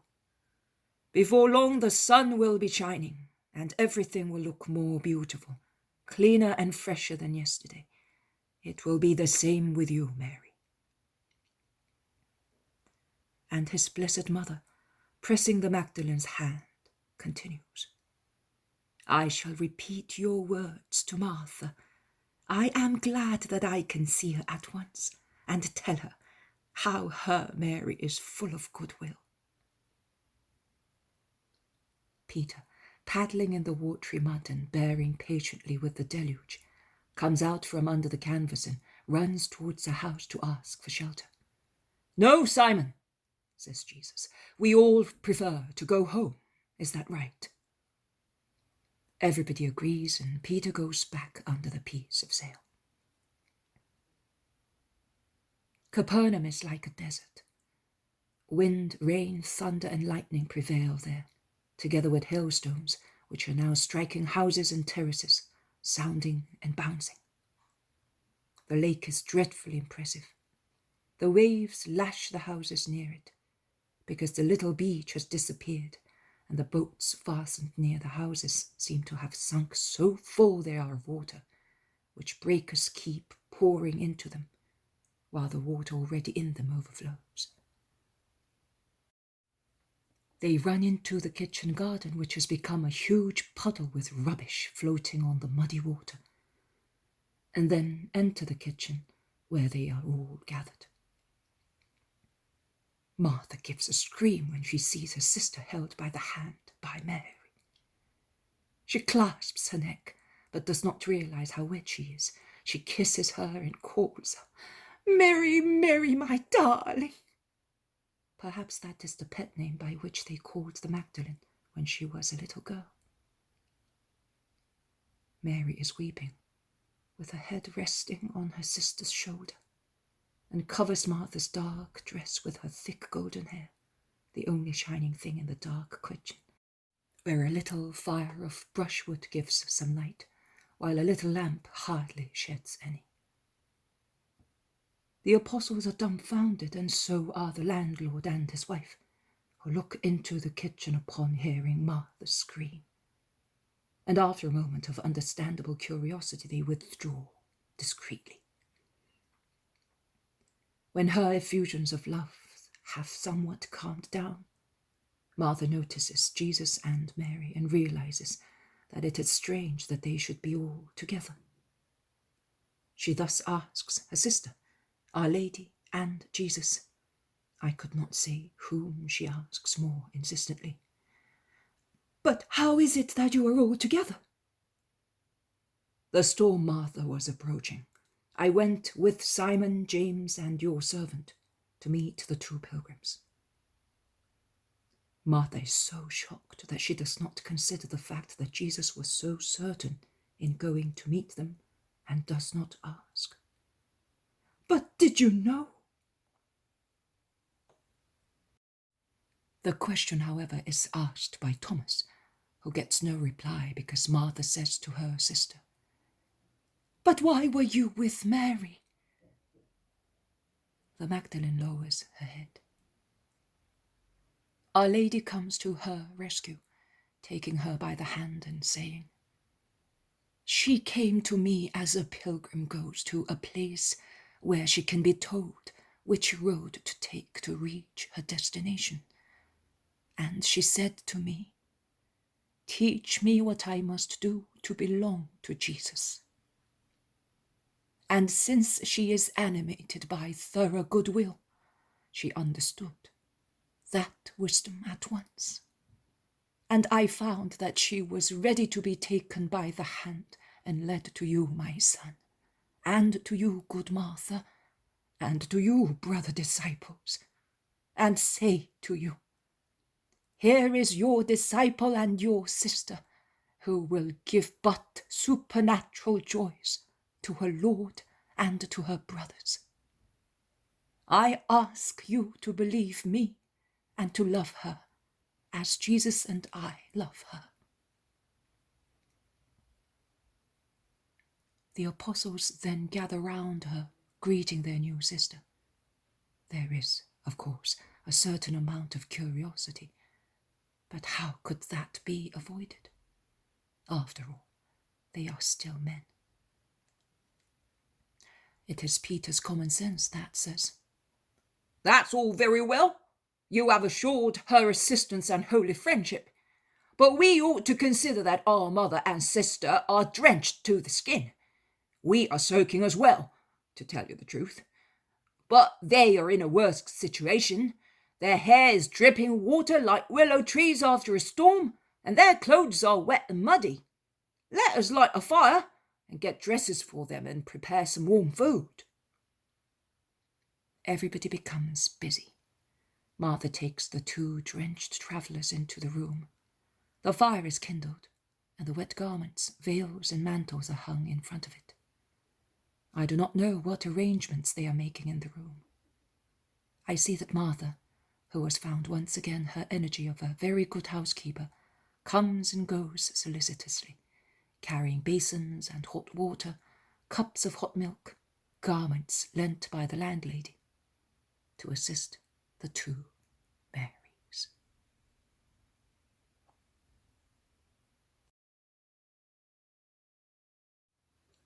The poem of the man God, the second year of the public life. Chapter 238. The Parable of the Fishermen, 31st of July, 1945. They are all gathered in a large room upstairs. The violent storm has turned into unceasing rain, which at times becomes a drizzle and almost stops, and then suddenly changes to a downpour. The lake is certainly not blue today. It is yellowish with streaks of foam when the wind blows or it rains heavily. The hills are all very wet, and tree branches are still bent, thoroughly soaked. A few branches, broken by the wind, are hanging loose, and many leaves torn off by hailstones are carried away by little streams everywhere. Yellowish water which pours leaves, stones, and earth from the hillsides into the lake. The light is dim, greenish. In the room there are the Blessed Virgin Mary, Martha, and the Magdalene, sitting near a window overlooking the hills, and there are also two women whom I do not know, but I am under the impression that they are already known to Jesus, Mary, and the apostles, as they are apparently at ease. They certainly are more relaxed than the Magdalene is. She is sitting still, with her head lowered, between the Virgin Mary and Martha. They are now wearing the clothes which have been dried by the fireplace and have been brushed to remove mud stains. No, I am wrong. The Blessed Virgin has put on her dark blue woolen dress, but the Magdalene has borrowed a dress, which, tall and buxom as she is too short and tight for her, and she endeavours to make up for the deficiency by enveloping herself in her sister's mantle. She has gathered her hair into two thick plaits, which she has somehow managed to tie in a knot on the nape of her neck, because it takes more than a few hairpins picked up there and then to support the weight of her hair. In fact, I have always noticed that the Magdalene, in addition to hairpins, uses a thin straw-coloured ribbon, which looks like a fine diadema and blends with her golden hair. Jesus, the apostles, and the landlord are on the other side of the room. Some are sitting on stools, some on windowsills. Martha's servant is not there. Peter and the other fishermen are watching the weather and making forecasts for the following day. Jesus listens or replies to this one and that one. "If I had known about this, I would have told my mother to come. It is only fair that the woman should feel at home with her companions," says James of Zebedee, casting sidelong glances at the women. "If we had known. But why didn't Mother come with Mary?" Thaddeus asks his brother James. "I don't know.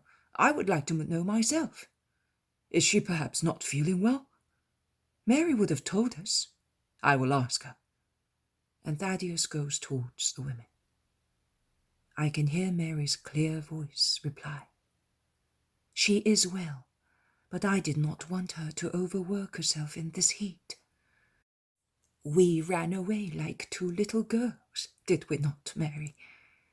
Mary came late in the evening, when it was dark, and we left at dawn. I only said to Alphaeus, 'Here is the key. I shall be back soon. Tell Mary.' And I came away." "We shall go back together, Mother. As soon as the weather is settled and Mary has a dress, we shall all go together through Galilee, and we shall accompany our sisters to the safest road. So, Porphyria, Susanna, and your wives and daughters, Philip and Bartholomew, will meet them." His expression, "will meet them," instead of saying "will meet Mary," is quite exquisite. And it is also a strong one. It demolishes every prejudice and mental reservation of the apostles concerning the Magdalene. His words impose her, overcoming their reluctance, her shame, everything. Martha's face shines with joy. Mary Magdalene blushes, and her countenance is imploring, grateful, upset. What can I say? The Most Holy Mother smiles kindly. Where shall we go first, Master? To Bethsaida. Afterwards, we shall go to Nazareth via Magdala, Tiberias, and Cana. From Nazareth we shall proceed to Bethlehem in Galilee via Japhia and Shimron, and then to Sycamine and Caesarea. Jesus is interrupted by an outburst of weeping of the Magdalene. He raises his head, looks at her, and then continues as nothing had happened. At Caesarea you will find your wagon. That is the instruction I gave the servant, and you will go to Bethany. We shall meet later at the Feast of the Tabernacles. Mary Magdalene collects herself at once. She does not reply to her sister's questions, but she goes out of the room and probably withdraws to the kitchen for a little while. Jesus, Mary suffers on hearing that she has to come to certain towns. We must understand her. I am saying this more for the disciples than for you, remarks Martha humbly and worriedly. That is true, Martha, but it must be so. If she does not face the world at once and does not overcome public opinion, which is a dreadful torturer, her heroic conversion will be paralyzed. She must do that at once and in our company. While she's with us, no one will say anything to her, I can assure you, Martha, also on behalf of all my companions, promises Peter. Of course, we shall treat her as a sister. That is what Mary said she is, and that is what she will be for us, confirms Thaddeus.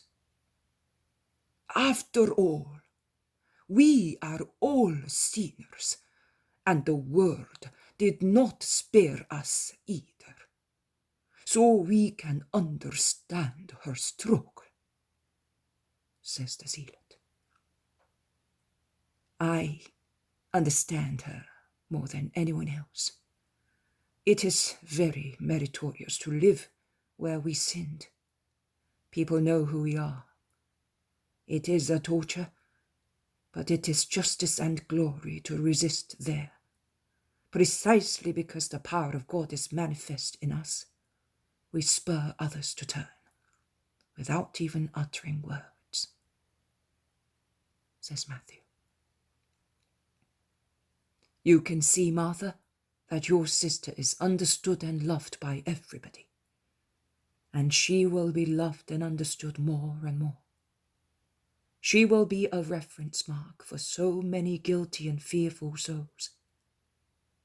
She is a great strength also for good people, because after shaking off the last fetters of her humanity, Mary will be a fire burning with love. She has only given a different course to the exuberance of her feelings. She has raised her powerful faculty to love to a supernatural level, and she will work wonders there. I can assure you, she is still upset now, but you will see her become calmer and stronger in her new life as days go by. In Simon's house, I said, she is pardoned much because she loves much. I now solemnly tell you that she will be forgiven everything because she will love her God with all her strength, her soul, her thought, her blood, her flesh, to the extent of Holocaust. She is lucky to deserve such words. I wish I deserved them too, sighs Andrew. But you deserve them already. Come here, my fisherman. I want to tell you a parable that seems to have been thought up just for you. Just a moment, Master. I am going to call Mary. She is so anxious to become acquainted with your doctrine. While Martha goes out the doors, Others arranged their seats so as to form a semicircle round Jesus. The two sisters come back and sit once again near the Blessed Virgin. Jesus begins to speak. Some fishermen took to the open sea and cast their net, and after due time they hauled it on board. They were doing their work with considerable difficulty according to the instructions of the master, who had entrusted them with the task of supplying his town with choice fish, and had said to them, "Do not bother to bring ashore unwholesome or inferior quality fish. Throw them back into the sea. Other fishermen will catch them, and as they work for another master, they will take them to his town, because they consume there what is harmful, and thus makes the town of my enemy more and more horrible. Nothing unhealthy is to enter my beautiful, bright, holy town." Thus, after hauling the net on board, the fishermen began their selection work. It was a good catch, and the fish differed in appearance, size, and colour. Some looked beautiful, but their flesh was full of bones and tasted unpleasant.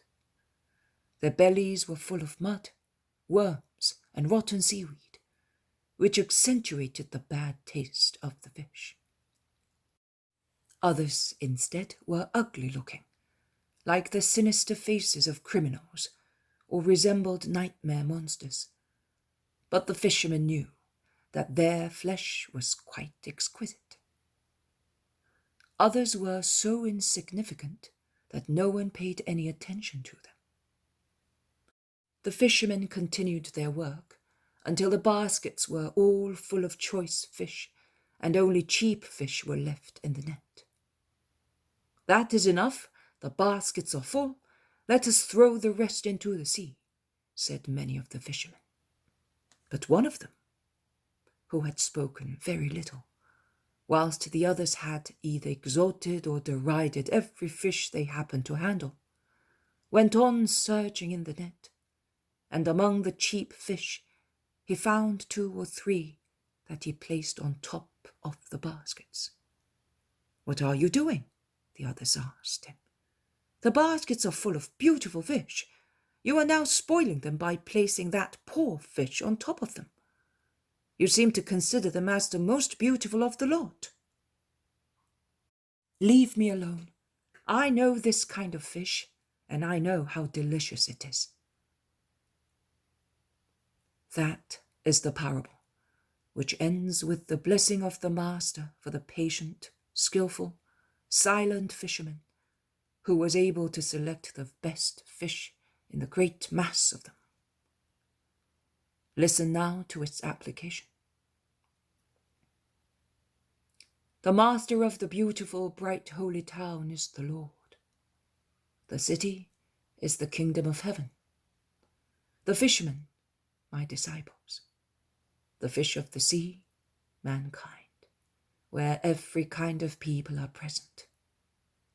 The good fish, the saints. The master of the dreadful town is Satan, the horrible town, hell. His fishermen, the world, flesh, wicked passions embodied in Satan's servants, both spiritual, that is demons, and human, that is men, who corrupt their fellow men. The bad fish, mankind unworthy of the kingdom of heaven, damned souls. Among the fishermen of souls for the city of God, there will always be those who emulate the skill of the patient fisherman, who perseveres in his search, just in those strata of mankind where his less patient companions pick only what appears to be good at first sight. And unfortunately, there will be also some fishermen who, being too absent-minded and talkative, attention and silence are required for the selection work in order to hear the voices of souls and supernatural indications, will not see the good fish and will lose them. and there will be some who through excessive intolerance will reject souls because their exterior aspect is not perfect, whilst there are excellent with regard to the rest. What does it matter if one of the fish you catch for me shows signs of past struggles and mutilations due to many causes, if they do not injure his spirit? What does it matter to you if one of them was wounded in freeing himself from the enemy and presents himself with such wounds, if his interior clearly shows his will to belong to God? Tried souls are reliable souls, more reliable than those souls that are like children, protected by swaddling clothes, cradles and mothers, and sleep peacefully after being fed, or smile happily, but who later on in life, when they become of age and can reason and have to face the vicissitudes of life, may be the cause of unpleasant surprises because of their moral deviations. I wish to remind you of the parable of the prodigal son, and you will hear many more, because I will always endeavor to teach you right judgment in examining consciences and in selecting the best method to guide consciences, which are individual, and therefore each has its own special way of feeling and reacting to temptations and to your teaching. Do not think that it is easy to select souls. Far from it. It takes a spiritual eye, shining with divine light, and it takes an intellect infused with divine wisdom, and possession of virtues in heroic degree. First of all, charity. It is necessary to be able to concentrate on meditation, because each soul is an obscure text to be read and meditated. And continuous union with God is required, forgetting all selfish interests. One must live for souls and for God, and be able to overcome prejudices, resentments, aversion. It is necessary to be as kind as a father and as hard as a warrior. Kind to give advice and to encourage, hard to be able to say, that is not allowed and you shall not do it, or it is right to do that and you shall do it. Because, and you must consider this carefully, many souls will be thrown into the ponds of hell. But not only the souls of sinners, there will also be the souls of evangelical fishermen, of those who will have failed in their ministry, contributing thus to the loss of many souls. The day will come, the last day of the earth, the first of the completed and eternal Jerusalem, when the angels, like the fishermen of the parable, will separate the just from the wicked, and at the inexorable command of the judge, the good will pass into heaven, and the wicked into eternal fire. And then the truth will be made known concerning the fishermen and the fish. Hypocrisy will collapse, and the people of God will appear as they are, with their leaders and those saved by the leaders. We shall then see that many who were outwardly insignificant and ill-treated are the brightest ones in heaven, and that the quiet, patient fishermen are the ones who have done most, and now shine with as many gems as the souls they have saved. I have told you the parable and explained it. And my brother? Oh, but... Peter looks at him, and then at the Magdalene. No, Simon, I have no merit there. It was all the Master's work, says Andrew frankly. So are the other fishermen, Satan's, I mean. Going to get the remnants? Asks Philip. They endeavour to take the best, the souls capable of the greatest prodigy of grace, and they make use of the same men to do so, beside their own temptations. There are so many in the world who for a mess of pottage sell their birthright. Master, the other day you said that there are many who allow themselves to be seduced by the allurements of the world. Are they those who fish for Satan? Asks James of Alphaeus. Yes, my brother. In that parable, man allowed himself to be seduced by much money, which could give him much pleasure, losing thus every right to the treasury of the kingdom. But I solemnly tell you that out of 100 men, only 1/3 can resist the temptation of gold or other enticements, and of that third, only half can do it heroically. The world is dying suffocated because it voluntarily overburdens itself with the ties of sin. It is better to be devoid of everything rather than possess mean and elusive riches. Endeavour to imitate wise jewelers who, when they are informed that a very rare pearl has been found, do not bother to keep so many small jewels in their safes, but they get rid of everything to buy the wonderful pearl. Why then do you say that there is a difference in the missions with which you entrust those who follow you? And you say that we have to consider those missions as a gift of God.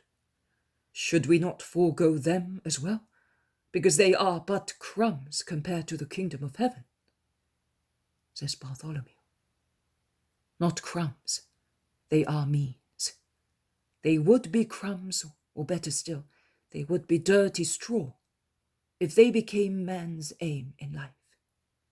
Those who busy themselves to obtain a position with a human prophet turn that position, even if it is a holy one, into dirty straw.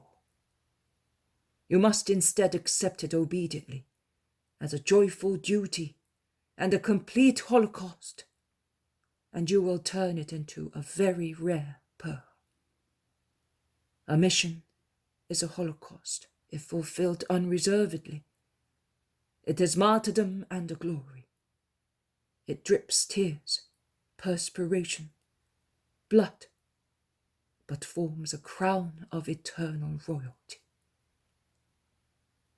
You can really answer all questions. Have you understood? Do you understand what I say by means of comparisons taken from everyday life, but enlightened by a supernatural light that explains their eternal meaning? Yes, Master, we do. Remember then the method to teach crowds, because that is one of the secrets of scribes and rabbis. To remember. I solemnly tell you that each of you, imbued with the wisdom that ensures the possession of the kingdom of heaven, is like the father of a family, who takes from his treasury what is necessary for his family, making use of old and new things, for one only purpose, which is the welfare of his children. It is no longer raining. Let us leave the women in peace and go to old Tobit, who is about to open his spiritual eyes on the dawn of next life. Peace to you, women.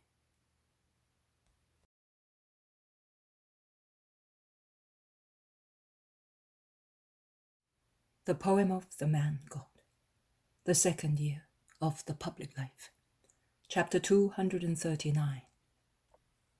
Marciam teaches Mary Magdalene the Our Father. 1st of August, 1945. The sky is once again clear over the Sea of Galilee. Now that the rain has washed away the dust, everything seems more beautiful than before the storm. The air is perfectly clear, and looking at the sky you get the impression that it is higher up and lighter. A transparent veil stretches between the earth and the splendor of paradise. The lake reflects the deep blue of the sky, and its turquoise water is a quiet, charming sight. It is dawning. Jesus with his mother, Martha, and Mary Magdalene embarks in Peter's boat. In addition to Peter and Andrew, also the zealot, Philip, and Bartholomew are with him. Matthew, Thomas, Jesus' cousins, the Iscariot, are instead in the other boat with James and John.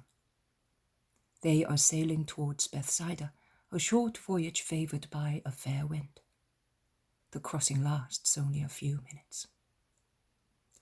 When they are about to arrive, Jesus says to Bartholomew and to his inseparable companion Philip, "You will go and inform your womenfolk. I am coming to your houses today." And he stares at them meaningfully.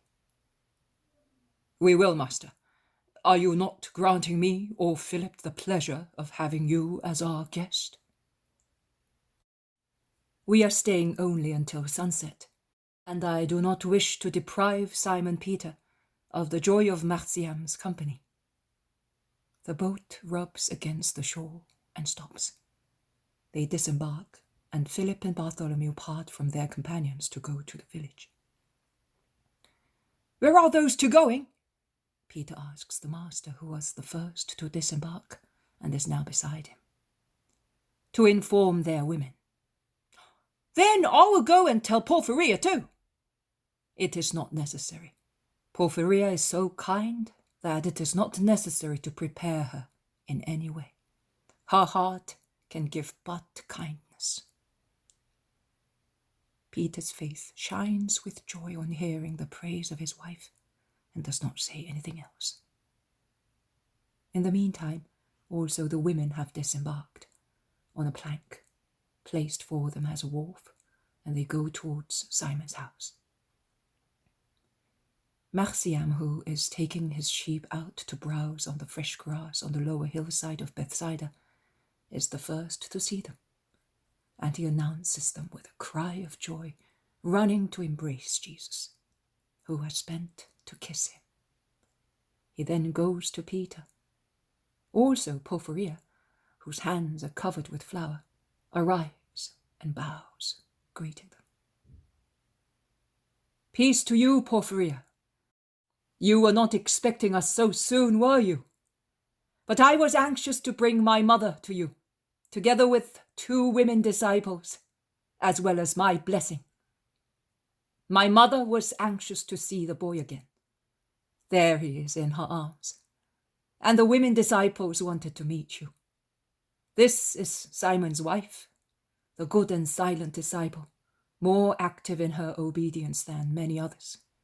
And these are Martha and Mary from Bethany, 2 sisters.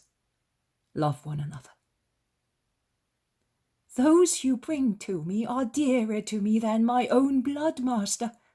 Come, my house is more beautiful every time you set foot in it." Mary approaches Porphyria, smiling, and embraces her, saying, "I see that you are really a loving mother. The boy is already much better and is happy. Thank you." "Oh, woman blessed above every other woman, I know that it was because of you that I had the joy of being called mother. And you must know that I will never grieve you by not living up to that privilege. Come in with the sisters." Marciam looks at the Magdalene curiously. Many thoughts must be crossing his mind. At last, he says, "But you were not at Bethany." "No, I was not, but I shall always be there from now on," says the Magdalene, blushing and smiling faintly. She caresses the boy, saying, "Even if we just met, do you love me?" "Yes, because you are good. You have wept, have you not? That is why you are good. And your name is Mary, isn't it? Also, my mother's name was Mary, and she was good. Every woman whose name is Mary is good. But, he concludes, not to offend Porphyria and Martha, but also many of those with other names are good. What was your mother's name? Eucharia, and she was so good. And 2 large tears streamed down the face of Mary of Magdala. Are you weeping because she is dead?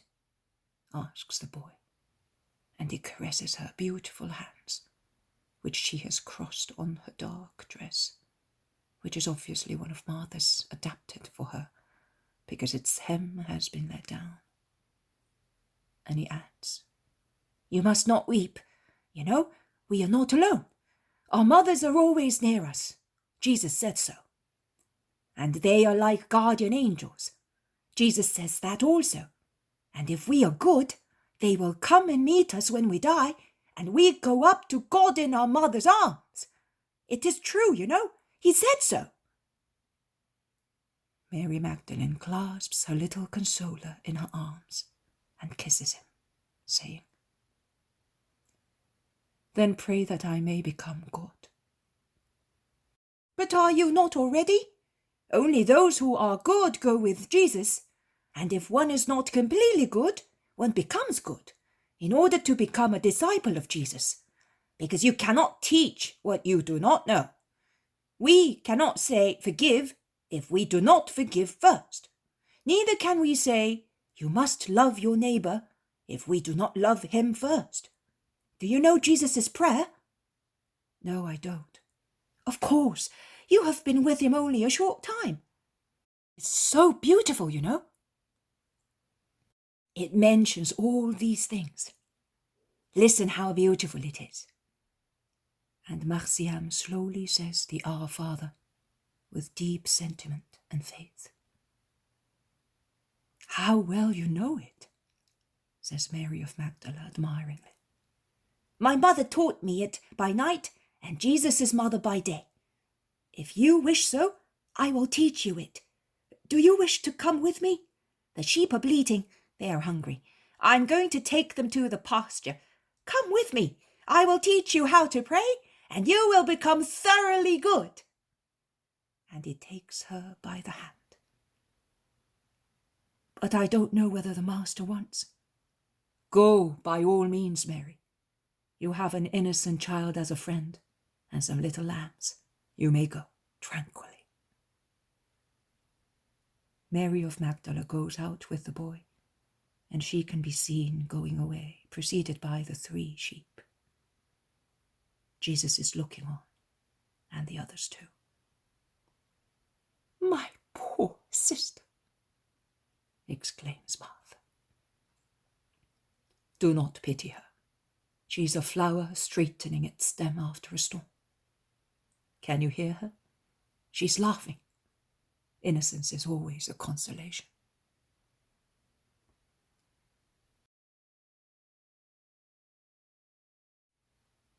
The poem of the man God, the 2nd year of the public life.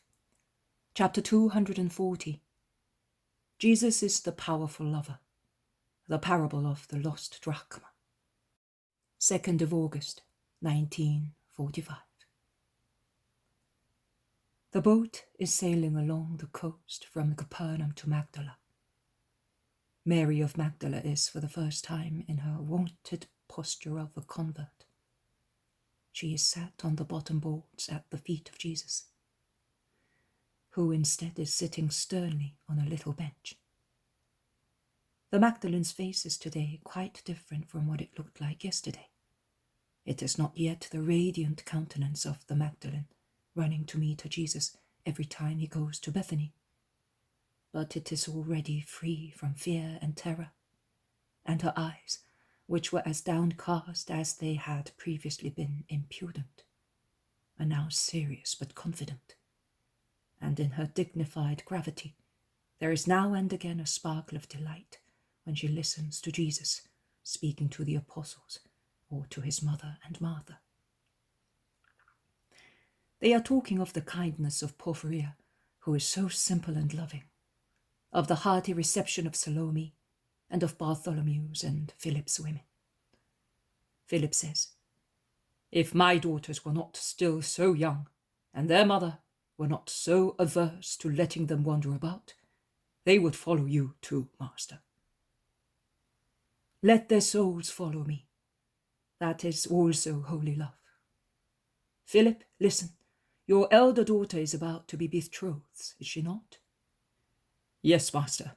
A worthy wedding and a very good groom. Is that right, Bartholomew? Yes, that is true.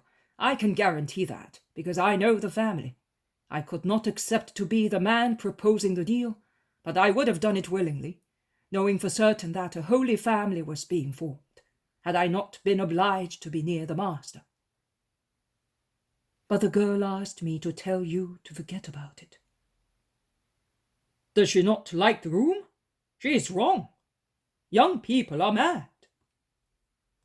I hope she will change her mind. There is no reason to refuse a very good match.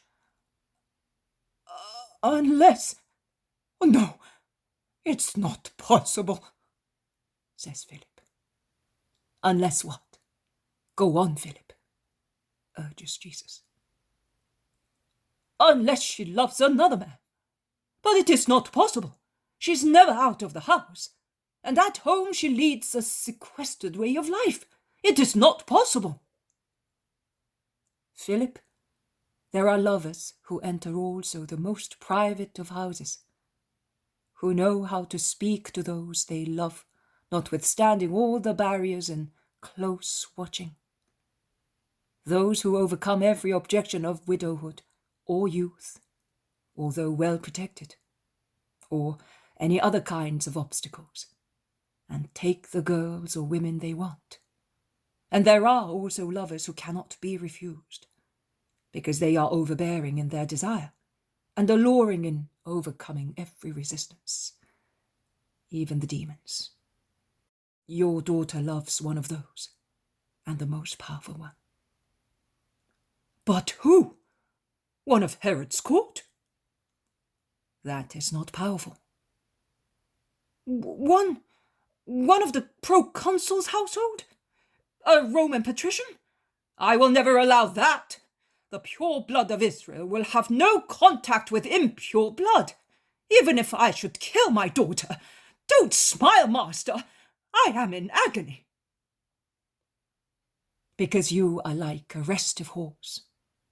You see shadows where there is nothing but light. Do not be upset. Also, the proconsul is but a servant, and his patrician friends are servants, and Caesar is a servant. You must be joking, Master. You wanted to frighten me. There is no one greater than Caesar, and there is no greater master than he is.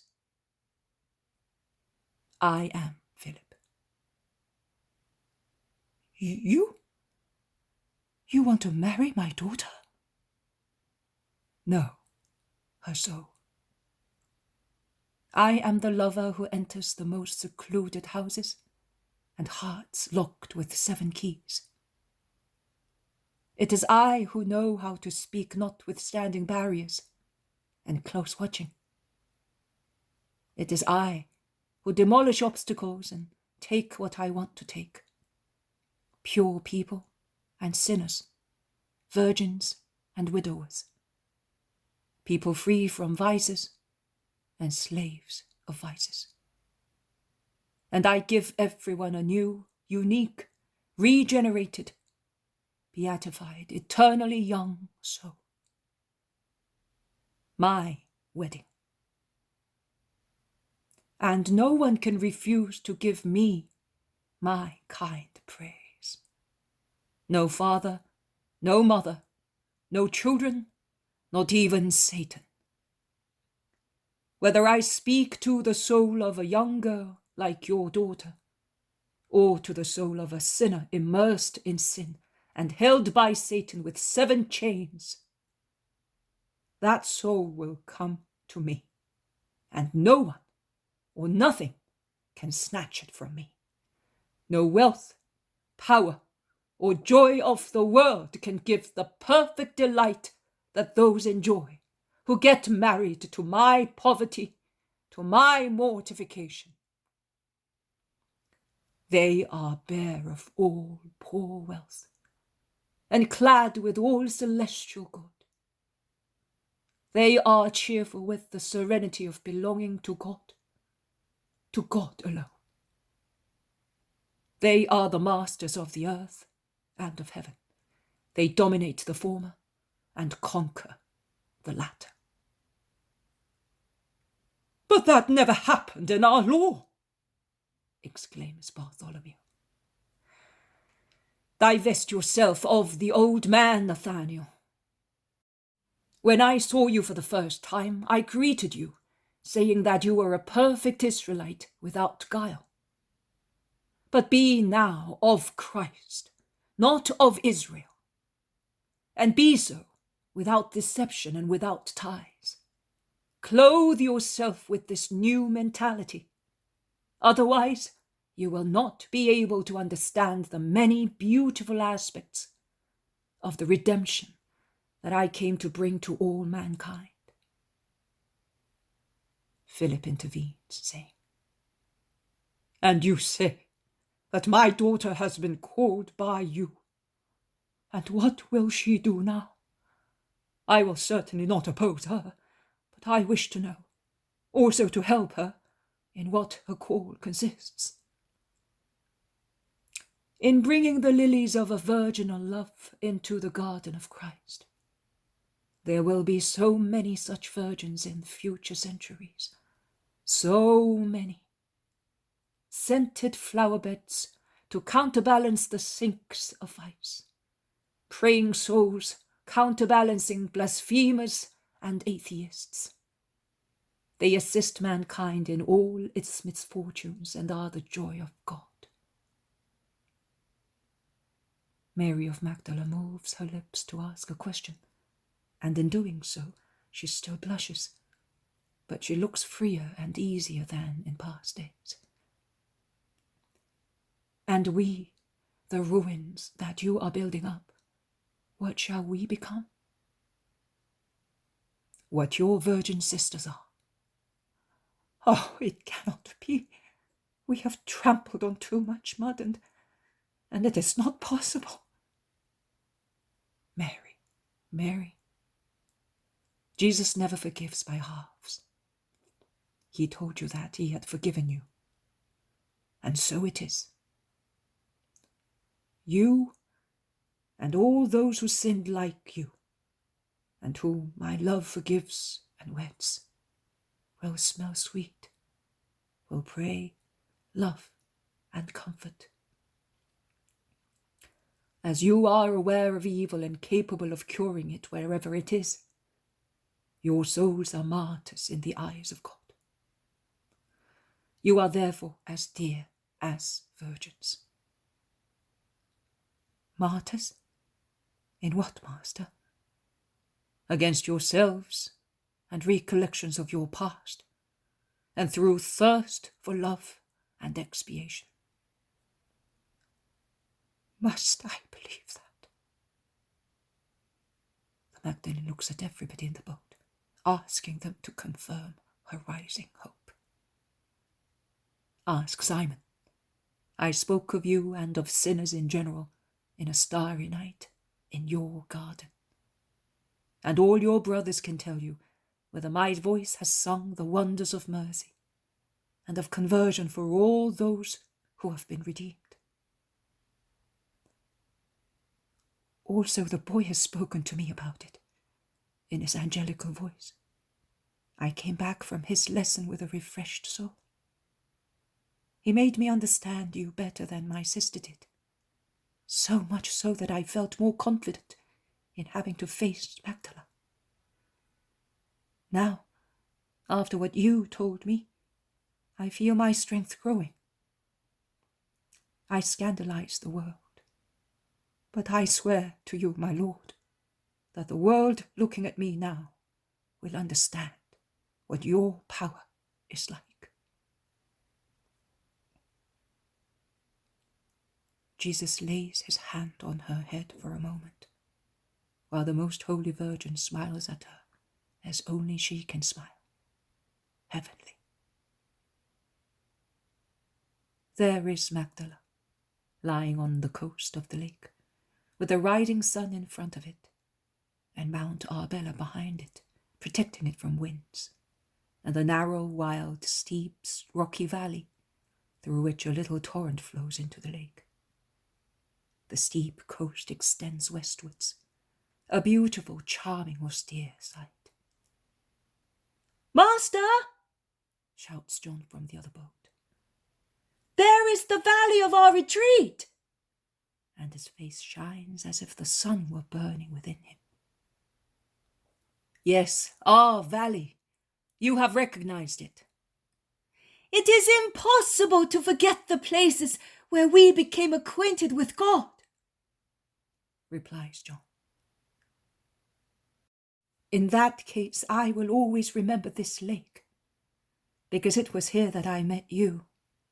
Do you know, Martha, that one morning I saw the Master here?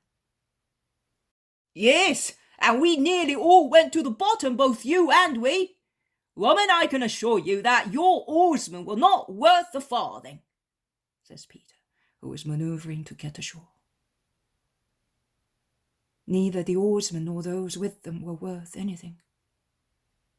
But it was the first time we met, and that is of great worth.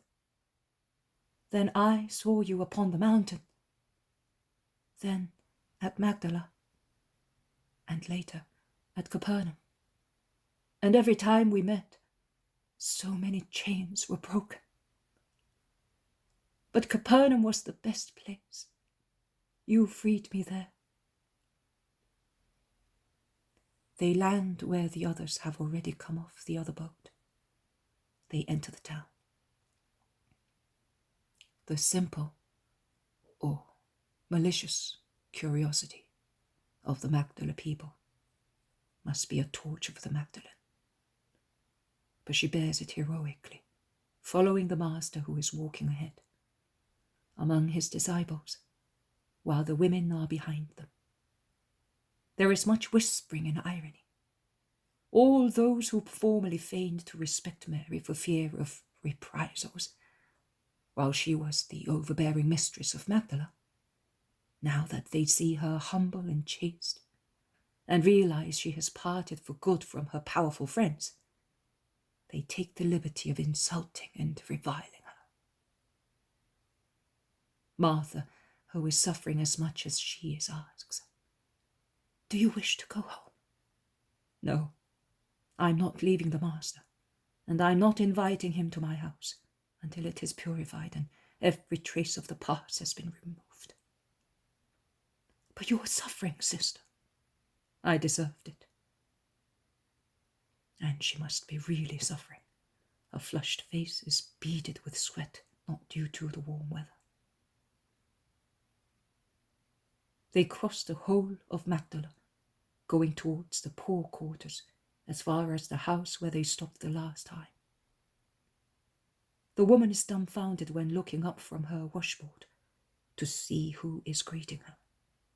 She finds Jesus facing her along with the well-known Lady of Magdala, who is no longer pompously dressed and adorned with jewels.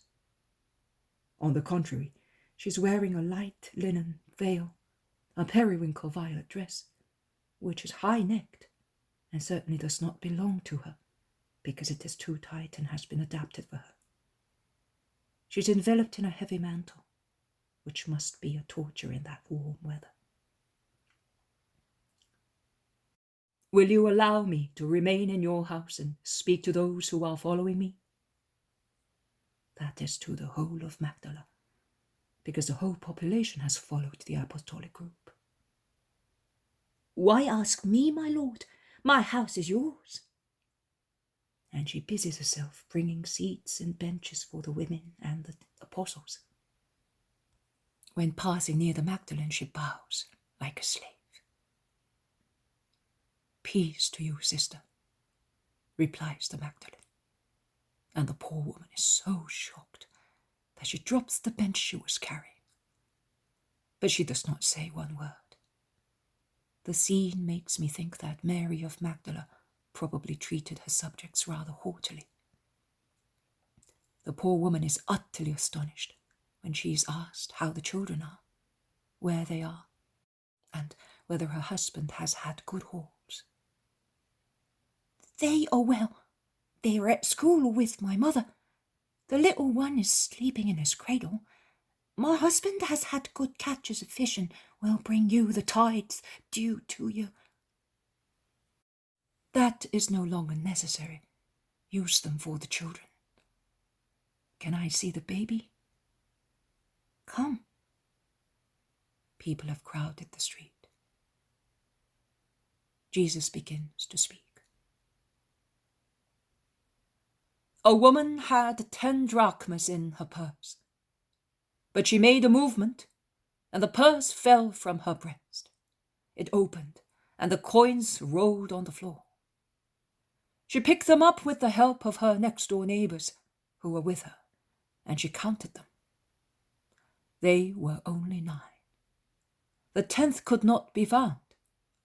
As it was almost evening and it was getting dark, the woman lit a lamp, placed it on the floor, and she began to sweep the floor with a broom to see whether it had rolled far from the spot where it had fallen.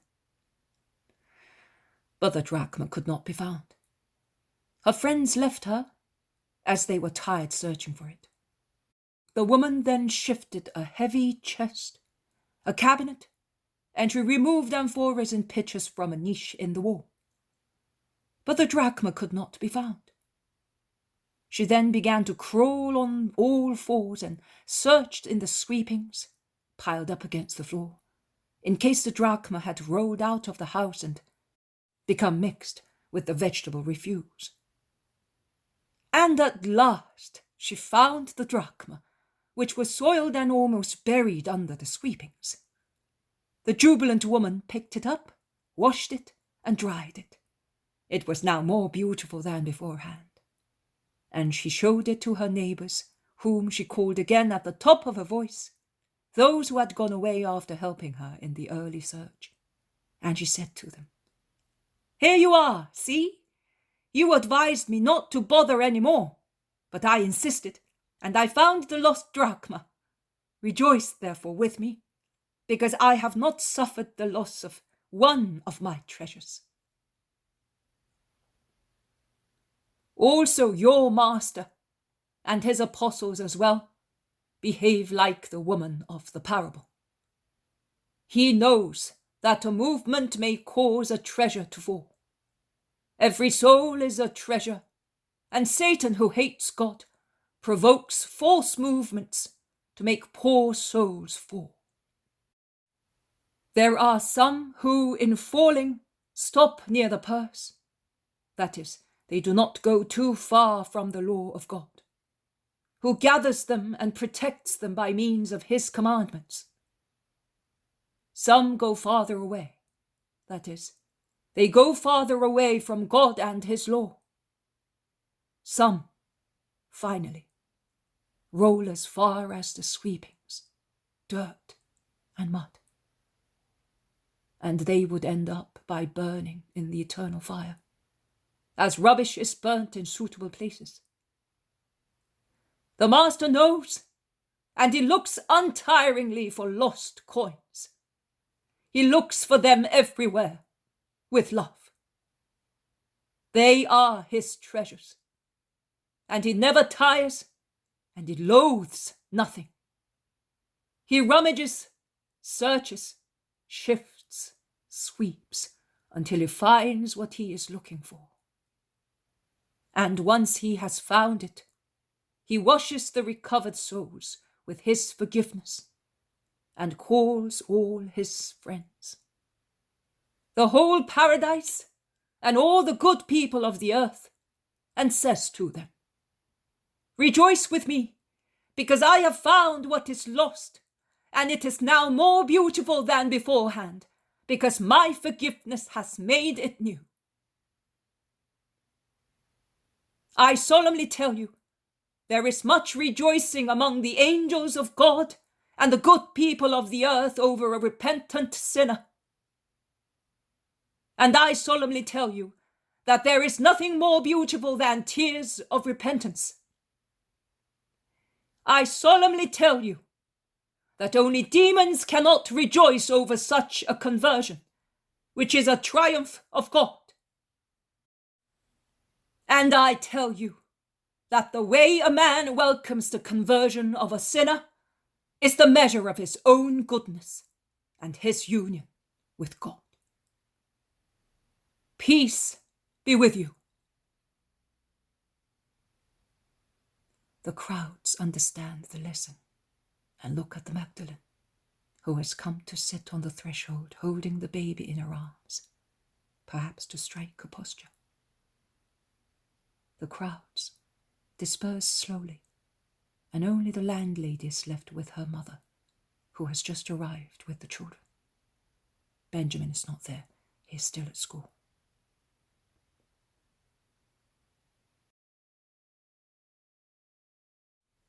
The poem of the man God, the second year of the public life. Chapter 241. Knowledge is not corruption, if it is religion. 3rd of August, 1945.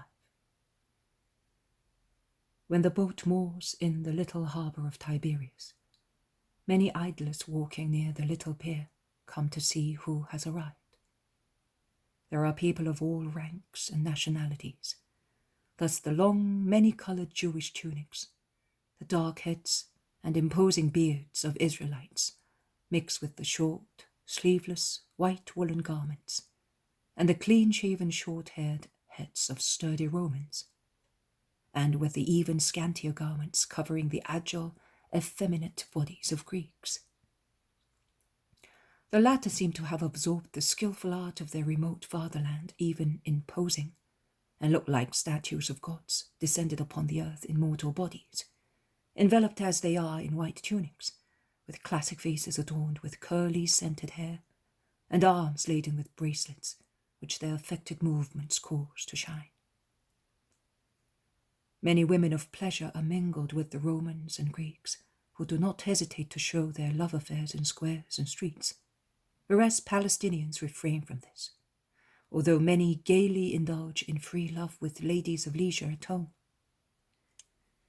This clearly appears to be the case because the courtesans call several Jews familiarly by their names, among them being a Pharisee adorned with ribbons, notwithstanding the fact that the Jews give the women ugly looks. Jesus moves towards that part of the town where the more elegant people gather together. These people are mainly Romans and Greeks, with a few courtiers from Herod's, and some rich merchants from the Phoenician coast, presumably from Sidon and Tyre, as they are talking of those towns and emporia and ships. The external porches of the thermal baths are full of such elegant idle people, who kill time discussing petty topics, such as the favourite discobolus, or the most agile and smartest athlete in Greco-Roman wrestling. Or they chatter of fashion and banquets, and make appointments for pleasure trips, inviting to them the most beautiful courtesans, or the perfumed, curly-haired ladies who come out from the thermal baths or other buildings, pouring into this hall-like, artistic, marmoreal centre of Tiberias. The passing group is bound to rise in tense curiosity that becomes really morbid when someone recognizes Jesus, having seen him at Caesarea, and there is also someone who recognizes the Magdalene, although she is completely enveloped in her mantle, with a veil lowered over her forehead and cheeks, so that little of her face can be seen, and she is walking with her head bent. "It's the Nazarene who cured Valerius' daughter," says a Roman.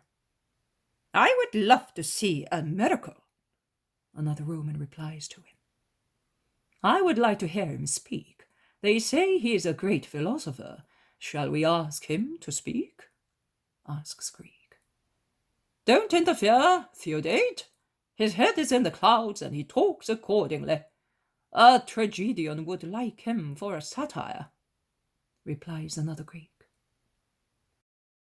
Don't become impatient, Aristobulus. He is apparently descending from the clouds and is discussing sound arguments. See how many lovely young women he has got with him, exclaims a Roman jokingly.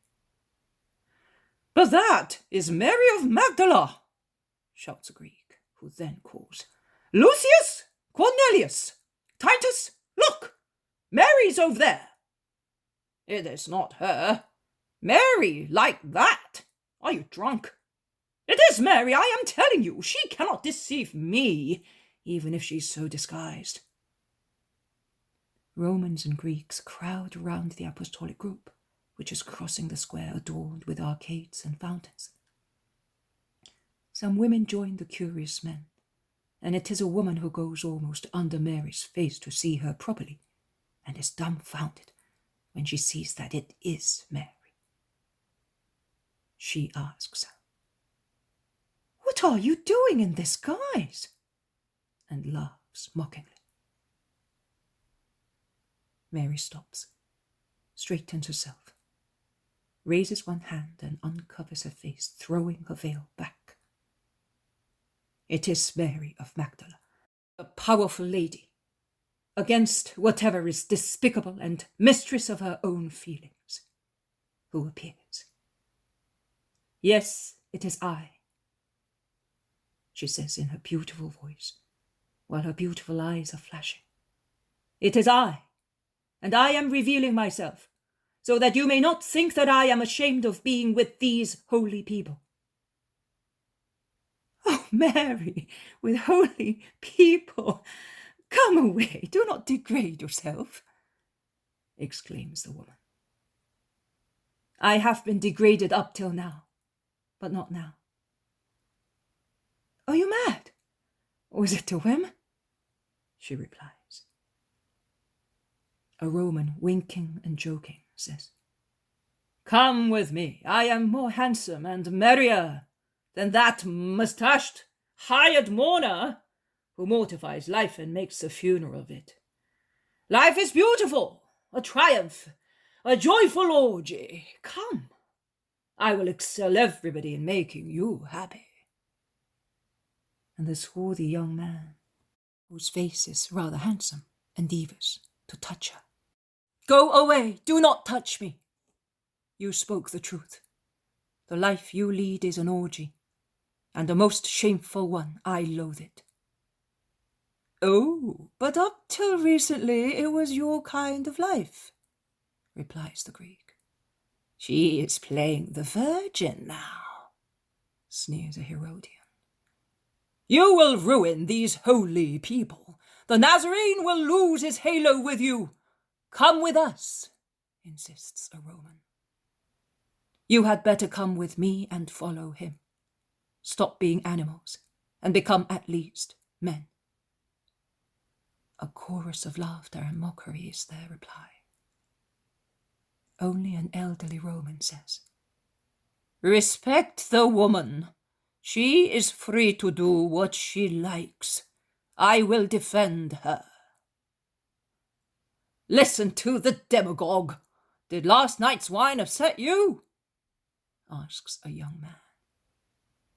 "No, he's hypochondriac because his back is aching," replies another. "Go to the Nazarene and ask him to scratch for you." "I will go and ask him to scratch off the filth I picked up being with you," replies the elder. "Oh, Crispus has become corrupt at the age of 60, says many, laughing, while they form a circle round him. But the man named Crispus is not worried at being scorned, and he begins to walk behind the Magdalene, and they reach Jesus, who has stopped in the shade of a beautiful building, which occupies two sides of the square with porticos and benches. And Jesus has already come to grips with a scribe who reproaches him for being in Tiberias with such company. "And why are you here? So far with regard to Tiberias.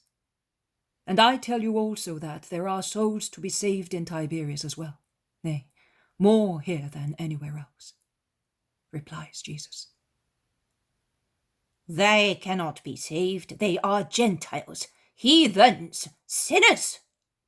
I came for sinners, to make the true God known to everybody. To everybody. I came also for you. I do not need masters or redeemers. I am pure and learned. I wish you were learned enough to understand your own condition. And you to know how prejudicial is to you the company of a prostitute. I forgive you also on her behalf. In her humility, she has cancelled her sin. You have doubled yours in your pride. I have no sins. You have the capital one. You are loveless.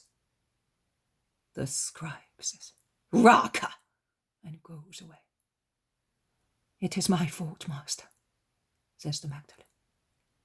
And seeing the pale face on the Blessed Virgin, she moans, Forgive me.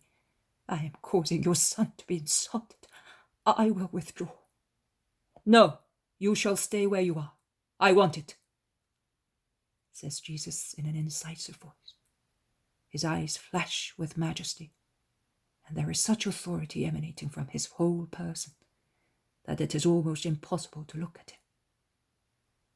He then adds more kindly, Stay where you are.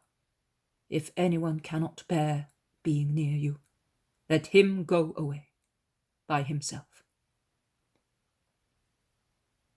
And Jesus resumes walking towards the western part of the town. Master, calls out the stout elderly Roman who defended the Magdalene. Jesus turns round. They call you master, and I call you thus as well. I was anxious to hear you speak. I am part philosopher and part worldly sinner. But perhaps you could make an honest person of me. Jesus stares at him, saying, I am leaving the town where base human animality reigns and mockery is sovereign. And he resumes walking. The man follows him with difficulty and perspiring, because Jesus is striding, and he is bulky and rather old, and weighed down by vices. Peter looks back and tells Jesus, Let him walk, do not bother about him. Shortly afterwards, the Iscariot says, But that man is following us, it is not right. Why? Out of pity? Or is there another reason? Pity him? No, because farther back there is the scribe and other Jews following us. Leave them alone. It would have been better if you had pitied him instead of pitying yourself. You, master? No, yourself, Judas. Be frank in acknowledging your feelings and confessing them. I really pity the elder as well. It is difficult, to keep up with you, says Peter, perspiring. It is always difficult to follow perfection, Simon. The man follows them without tiring, endeavouring to stay near the women, to whom, however, he does not speak. The Magdalene is weeping silently under her veil. Do not weep, Mary, says Our Lady, comforting her and taking her by the hand. Later the world will respect you. The first days are the most painful ones. Oh, it is not for my own sake. It is because of him.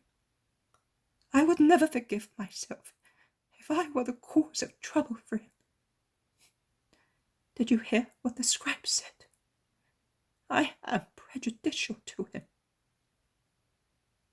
Poor daughter, do you not know that such words have been hissing around him like so many sick, long before you thought of coming to him. Simon told me that they accused him of that even last year, because he cured a woman leper, once a sinner, whom he saw only when he worked the miracle and never again, and was older than I am, and I am his mother. Do you not know that he had to come away from the clear water, because a poor sister of yours had gone there to be redeemed? How can they accuse him if he is without sin? By telling lies. And where do they find them? In his mission among men. His good deeds is used as evidence of his sin. Whatever my son should do, they would always consider it a sin. If he retires to a hermitage, he would be guilty of neglecting the people of God. If he comes among the people, he is guilty of doing that. He is always guilty, as far as they are concerned. Then they are hatefully wicked. No, they are stubbornly blind to the light. My Jesus is the eternal misunderstood one, and he will be more and more so. And does that not grieve you? You seem so serene to me. Be quiet. I feel as if my heart were wrapped in burning thorns, and every time I breathe, I am pierced by them. But he must not know. I strive to appear serene in order to support him by my serenity. If his mother does not console him, where is my Jesus going to find comfort? On which breast can he recline his head without being wounded or calumniated by doing so? It is only fair that I, forgetting the thorns that rend my heart and the tears that I drink in my hours of solitude, should lay a soft, loving mantle, a smile, at any cost, to leave him quieter,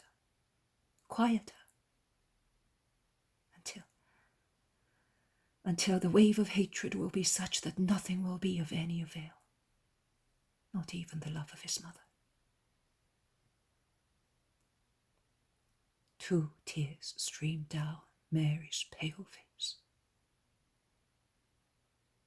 The 2 sisters, deeply moved, look at her.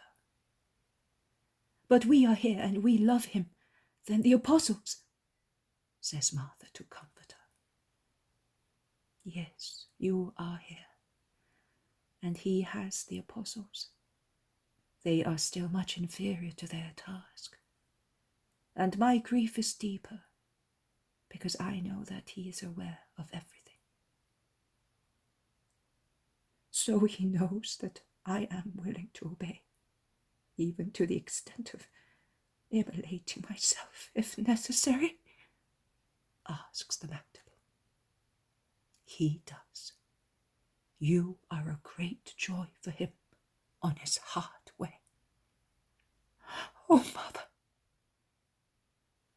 And the Magdalene takes Mary's hand and kisses it effusively. Tiberias ends at the vegetable gardens of the suburbs. Beyond them there is the dusty road that leads to Cana. On one side there are orchards. On the other, meadows and fields parched by the summer sun. Jesus proceeds into an orchard to rest in the shade of thick trees. The women reach him first, and then the panting Roman arrives. He is utterly exhausted. He remains a little aside, does not speak, but watches. Let us take some food while we are resting, says Jesus. There is a well over there and a peasant near it. Go and ask him to let us have some water. John and Thaddeus go. They come back with a pitcher dripping water, followed by the peasant who offers some wonderful figs. May God reward you with good health and a rich harvest. May God protect you. You are the master, are you not? I am. Will you be speaking here? There is no one here wants me to speak. I do, master. I wish it more than I wish water, which is so good when one is thirsty, shouts the Roman. Are you thirsty? Yes, very. I have followed you from town. Fountains of cool water are not lacking in Tiberias. Do not misunderstand me, master, or feign to misinterpret me. I followed you to hear you speak. Why? I do not know why or how. It happened, seeing her. And he points at the Magdalene. I do not know. Something said to me, he will tell you what you do not yet know. And I came. Give the man some water and figs, that he may refreshen his body. And what about my mind? Minds are refreshed by the truth. That is why I followed you. I looked for the truth in human knowledge. I found corruption. Even in the best doctrines, there is something which is not good.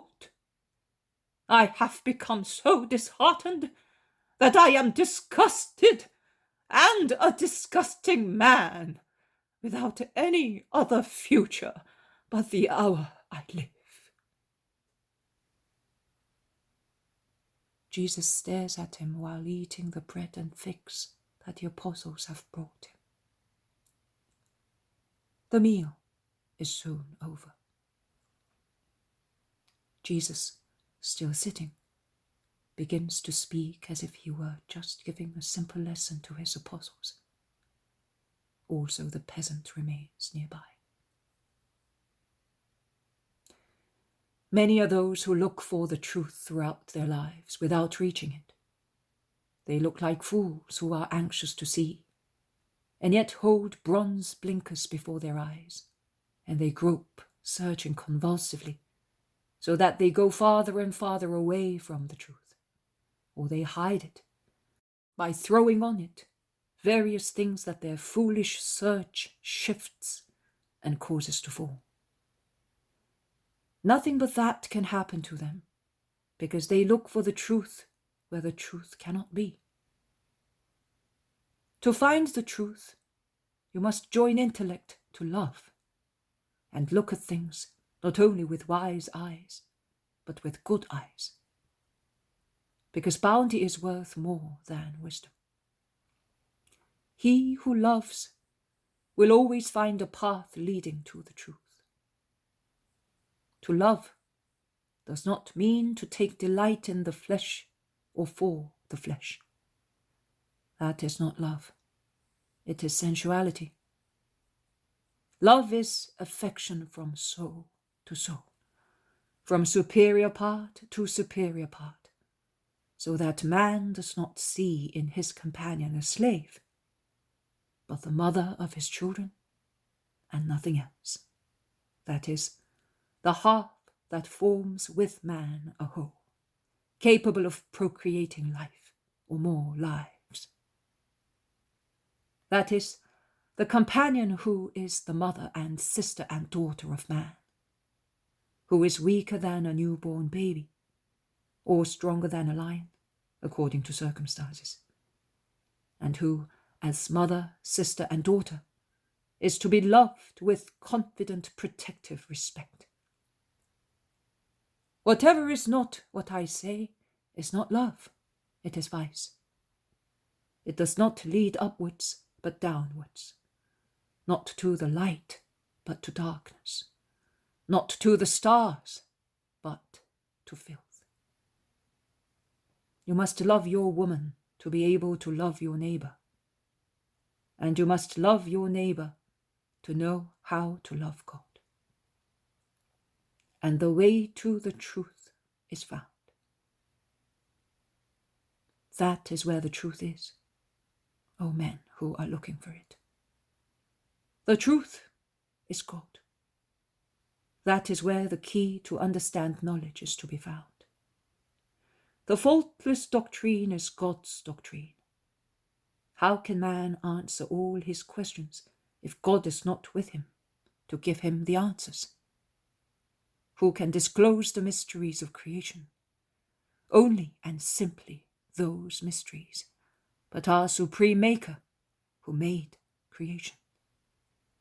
Who can understand the living marvel which is man, the being in whom the animal perfection is united to the immortal perfection, which is the soul, whereby we are gods, if our souls are alive, that is free from those actions which would abase a brute, and which, however, man commits, and of which he is proud.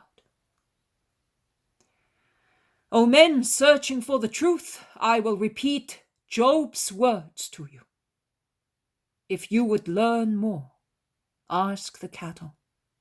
Seek information from the birds of the air. The creeping things of the earth will give you lessons, and the fishes of the sea will tell you all. Yes, the earth, this verdant flowery earth, the fruit swelling on trees, the proliferating birds, the winds blowing clouds, the sun that for centuries and millennia has risen unerringly. Everything speaks of God. Everything explains God. Everything reveals and discovers God.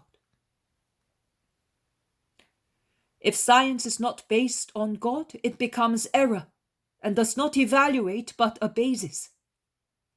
Knowledge is not corruption if it is religion. He whose knowledge is based on God will not fall, because he is conscious of his dignity and believes in his eternal future.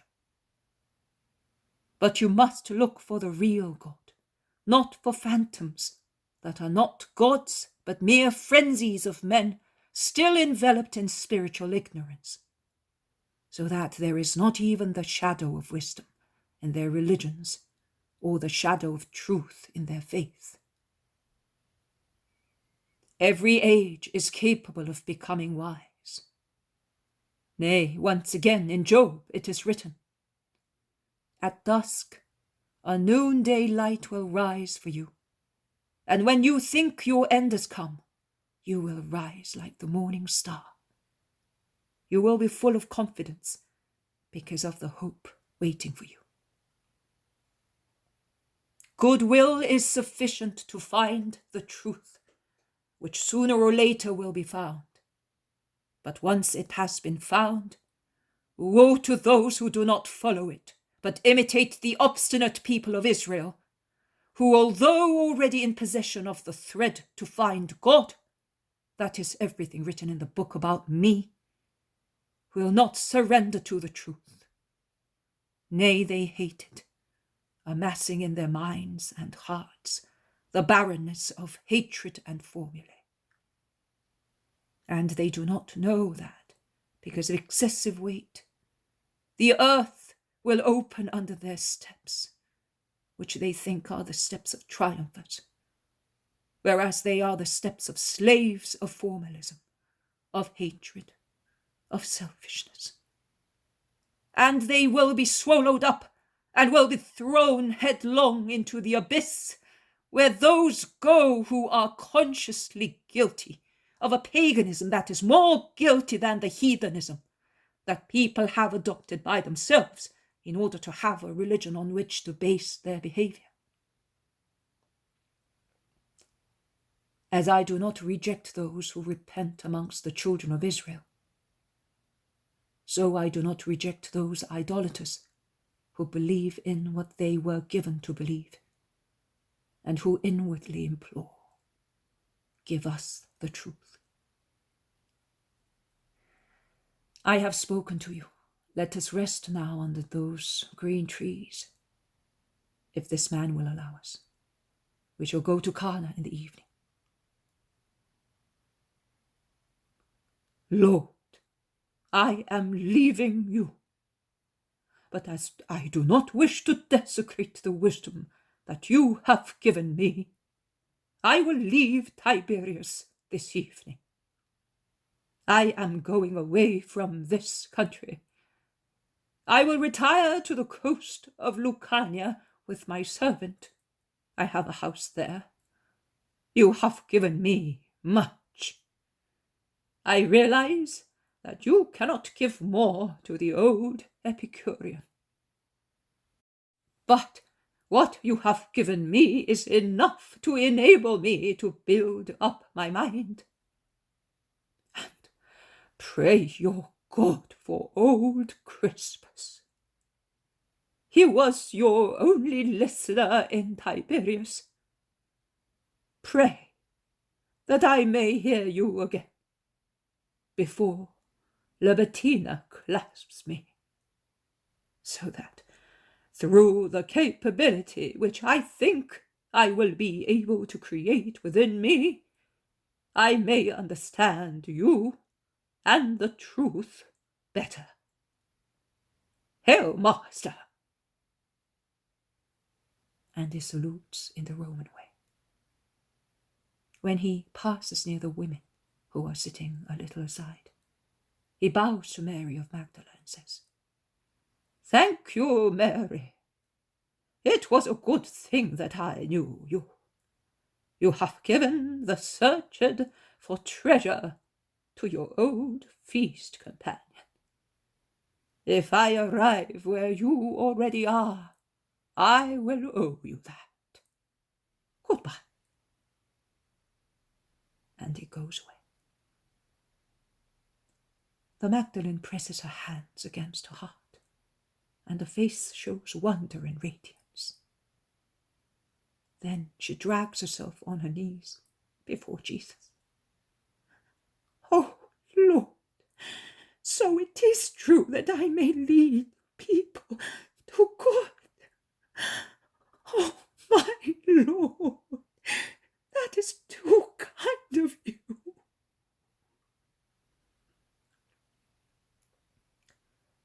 And bending until her face touches the grass, she kisses Jesus' feet and wets them once again with tears, the tears of gratitude of the great lover of Magdala. Footnote number 1. Libertina, ancient Roman goddess of sepulchres, whose name was used by Latin poets as synonymous with death.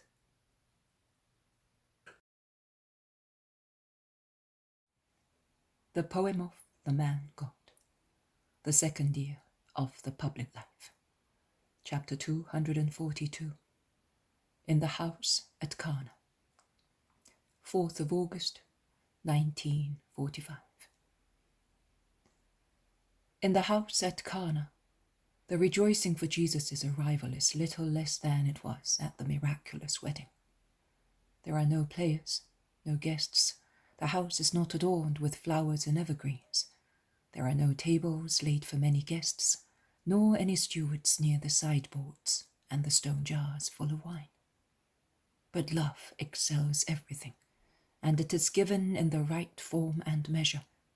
That is, not to the guest, who is probably also a distant relation, but still a man, but to the master guest, whose true nature is known and acknowledged, and whose word is venerated as something divine. The hearts in Cana, therefore, love with their whole selves the great friend who appeared in his linen tunic at the garden entrance, in the green of the garden and the red of the sunset, beautifying everything with his presence, communicating his peace not only to the hearts to whom he addresses his greeting, but also to things. And it really seems that a veil of solemn, joyful peace is laid out wherever he turns his blue eyes. Purity and peace flows from his eyes, wisdom from his lips, and love from his heart. What I am about to say may seem impossible to the reader of these pages, and yet the same place, which before Jesus' coming was an ordinary place, or a busy place excluding the possibility of peace, which supposedly should be free from work, bustling, is ennobled as soon as he appears there. And the bustling becomes orderly, and does not bar the possibility of supernatural thoughts mingled with manual labour. I do not know whether I have made myself clear. Jesus is never sullen, not even when he is more disgusted with something that has happened, but is always majestically dignified and communicates such supernatural dignity to the place in which he moves. Jesus is never a jolly fellow or a complainer, laughing coarsely or looking hypochondriac, not even in the moments of greatest delight or deepest depression. His smile is inimitable. No painter will ever be able to reproduce it. It is like a light emanating from his heart, a bright light in the hours of greatest joy, because a soul has been redeemed or approaches perfection. I would say a rosy smile when he approves of the spontaneous deeds of his friends or disciples and enjoys their company. A blue angelical smile to remain in the fields of hues when he bends over children to listen to them, teach them, and then bless them. A smile mitigated by piety when he looks at the miseries of the flesh or the spirit. Finally, a divine smile when he speaks of his father or mother, or looks at or listens to his most pure mother. I have never seen him hypochondriac, not even in the hours of bitter torment. During the torture of being betrayed, during the anguish when he sweated blood, and the spasm of his passion, if melancholy overwhelmed the sweet refulgence of his smile, it was not sufficient to cancel the peace, which is like a diadem, shining with heavenly gems on his smooth forehead and enlightening his divine person. Neither have I seen him indulge in immoderate merriment. He is not averse to a hearty laugh when the case demands it, but immediately resumes his noble serenity. But when he laughs, he prodigiously looks younger, to the extent of looking like a 20-year-old man, and the world seems to blossom through his lovely, hearty, loud, melodious laughter. Neither can I say that I have seen him do things hurriedly. Whether he moves or speaks, he does so calmly, without, however, being sluggish or listless. It is probably because, tall as he is, he can stride, without running, to go a long way, and he can likewise reach at distance things without having to stand up to do so. Even the way he moves is certainly gentlemanly and majestic. And what about his voice? Well, I have heard him speak for almost 2 years, and at times I lose the thread of his speech as I become so engrossed in studying his voice. And Jesus very kindly and patiently repeats what he said, and he looks at me with his smile of the good master to ensure that nothing is missing in his dictation because of my delight in enjoying and listening to his voice and studying its tone and charm. But after 2 years, I am not in a position to say precisely what the tone is. I definitely exclude the bass tone and also the light tenor tone, but I am always doubtful whether it is a powerful tenor voice or a perfect baritone voice with a very wide vocal range. I would say that it is the latter, because his voice at times takes bronze-like notes, mellow and so deep, particularly when he speaks to a sinner to lead him back to grace, or he points out human deviations to crowds. But when he analyzes or condemns forbidden things, or he shows the hypocrisy of men, the bronze notes of his voices become clearer. And they are as sharp as the peal of thunder when he imposes the truth or his will, and they vibrate like a sheet of gold struck with a crystal hammer when he sings the praises of mercy or exalts the work of God. But the timbre of his voice is a most loving one when he speaks to or about his mother. Jesus' voice is then really imbued with love, the reverent love of a son, and the love of God who praises his most perfect work. And he uses the same tone, although not so strongly, when speaking to his favorites, to converts, and to children. And his voice never tires, not even in very long speeches, because it colors and completes his thoughts and words, emphasizing their power or kindness, according to the case. And at times I remain still, with a pen in my hand, listening, and then I realize that he has gone too far ahead, and that it is impossible to catch up with him. And I remain still. And Jesus kindly repeats the words. He does the same when I am interrupted, to teach me to patiently endure bothersome things or people. And I make him understand how bothersome they are when they deprive me of the beatitude of listening to Jesus. Now at Cana, he is thanking Susanna for the hospitality granted to Aglae. They are by themselves under a pergola laden with grapes which are already ripening. All the others are in the kitchen refreshing themselves. The woman was very good, master.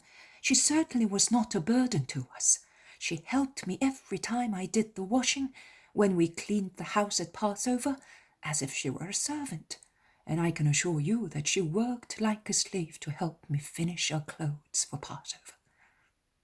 She was prudent and withdrew every time someone came to the house, and she endeavoured not to be alone even with my husband. She hardly spoke in the presence of the family and took little food. She got up every morning to tidy herself before the men woke, and I always found the fire lit and the house cleaned. But when we were alone, she would ask me about you and begged me to teach her the psalms of our religion. She used to say, that I may pray as the Master prays. Has she finished to suffer now? Because she did suffer very much. She was afraid of everything and sighed and wept a great deal. Is she happy now? Yes, supernaturally happy and free from fear. She is in peace, and I thank you for the good you did to her. Oh, my lord, what good? I treated her with love in your name, because that is all I can do. She was a poor sister, I realized that, and I loved her out of gratitude to the Most High, who has kept me in his grace. And you have done more than if you had preached in the Bel Nidrask. Now you have another one here. Did you recognize her? Who does not know her here? Nobody, that is true. But you and the district here do not know the second Mary, the one who will always be faithful to her vocation. Always. I ask you to believe it. You say so. You know. I believe. Say also, I love. I know that it is more difficult to pity and forgive one of our own people who has sinned than one who has the excuse of being a pagan. But if our regret in seeing family apostasies were keen, let our pity and forgiveness be keener. I have forgiven Israel everything, concludes Jesus, stressing the last words. And I will forgive, as far as I am concerned, because I think a disciple should do what the Master does. You are in the truth, and God rejoices because of that. Let us go with the others. It is getting dark. It will be pleasant to rest in the peace of the night. Will you not speak to us, Master? I do not know yet. They go into the kitchen where food and drinks have been prepared for supper. Susanna moves forward and, blushing slightly, she says, Will my sisters come upstairs with me? We must lay the tables, because afterwards we must prepare beds for the men. I could not do it by myself, but it would take me longer. I am coming too, Susanna, says the Blessed Virgin. No, we are enough, and it will help us to become acquainted with one another. Work does help to fraternize. They go out together while Jesus, after drinking some water flavoured with some syrup, I do not know what it is, goes and sits with his mother, the apostles, and the men of the house, in the cool shade of the pergola, leaving the servants and the elderly landlady free to finish preparing the food. The voices of the 3 women disciples laying the tables can be heard from the room upstairs. Susanna tells of the miracle which was worked at her wedding, and Mary of Magdala replies, To change water into wine is a great thing, but to change a sinner into a woman disciple is even greater. God grant I become like that wine, that I may be of the best. Have no doubt about it. He changes everything in a perfect way. There was one here, and a heathen in addition, whose sentiments and faith he changed. Can you doubt that the same thing will not happen to you who are already an Israelite? One, young, beautiful. And where is she now? Asks Martha. Only the Master knows. Well, she is the one whom I spoke to you. Jesus was with Lazarus that evening, and he heard the words which were spoken concerning her. What a sweet scent there was in that room. Lazarus's garments were imbued with it for several days, and yet Jesus said that the heart of the convert exhaled it with the perfume of her repentance. I wonder where she has gone. I think to some solitary place. She is lonely, and she was a stranger. I am here, and I am known. She expiates in solitude. I, living in the world amongst those who know me, I do not envy her destiny as I am with the Master, but I hope I will be able to imitate her one day by being without anything that may distract me from him. Would you leave him? No, but he says that he will go away. My soul will then follow him. I can defy the world with him. Without him, I would be afraid of the world. I shall put a desert between me and the world. And what about Lazarus and me? What shall we do? What you did in your grief. You will love each other and will love me, and without blushing. Because you will then be alone, but you will know that I am with the Lord, and I will love you in the Lord. Mary is strong and well determined in her decisions, comments Peter, who has heard. And the zealot replies, She is a straight blade like her father. She has her mother's features, but her father's unyielding spirit. And the lady with the unyielding spirit is running down the stairs to tell her companions that supper is ready. The country fades away in the serene, moonless night. Only the faint light of stars shows the dark masses of trees and the white ones of houses. Nothing else. Some night birds are fluttering silently round Susanna's house in search of flies, skimming past the people sitting on the terrace round a lamp, which throws a faint yellowish light on the faces of those who are gathered round Jesus. Martha, who must be terrified of bats, gives a scream every time a big noctule skims past her. Jesus instead is busy with the moths, attracted by the lamp, and with his long arm he endeavours to keep them away from the flame. "They are both very stupid animals," says Thomas. "The former mistakes us for blue bottles. The latter mistakes the flame for the sun and get burnt. They have not even got a shadow of brains." "They are animals. Do you expect them to reason?" asks the Iscariot. "No, but I would like them to at least have instinct." "It is not possible for them to have it. I am talking of moths, because they die after their first trial. Instinct awakes and develops through painful, surprising experience," comments James of Alphaeus. "And what about bats? They should have it, because they live for years. They are stupid, that's all," retorts Thomas. "No, Thomas, not more than men. Many times men also look like stupid bats.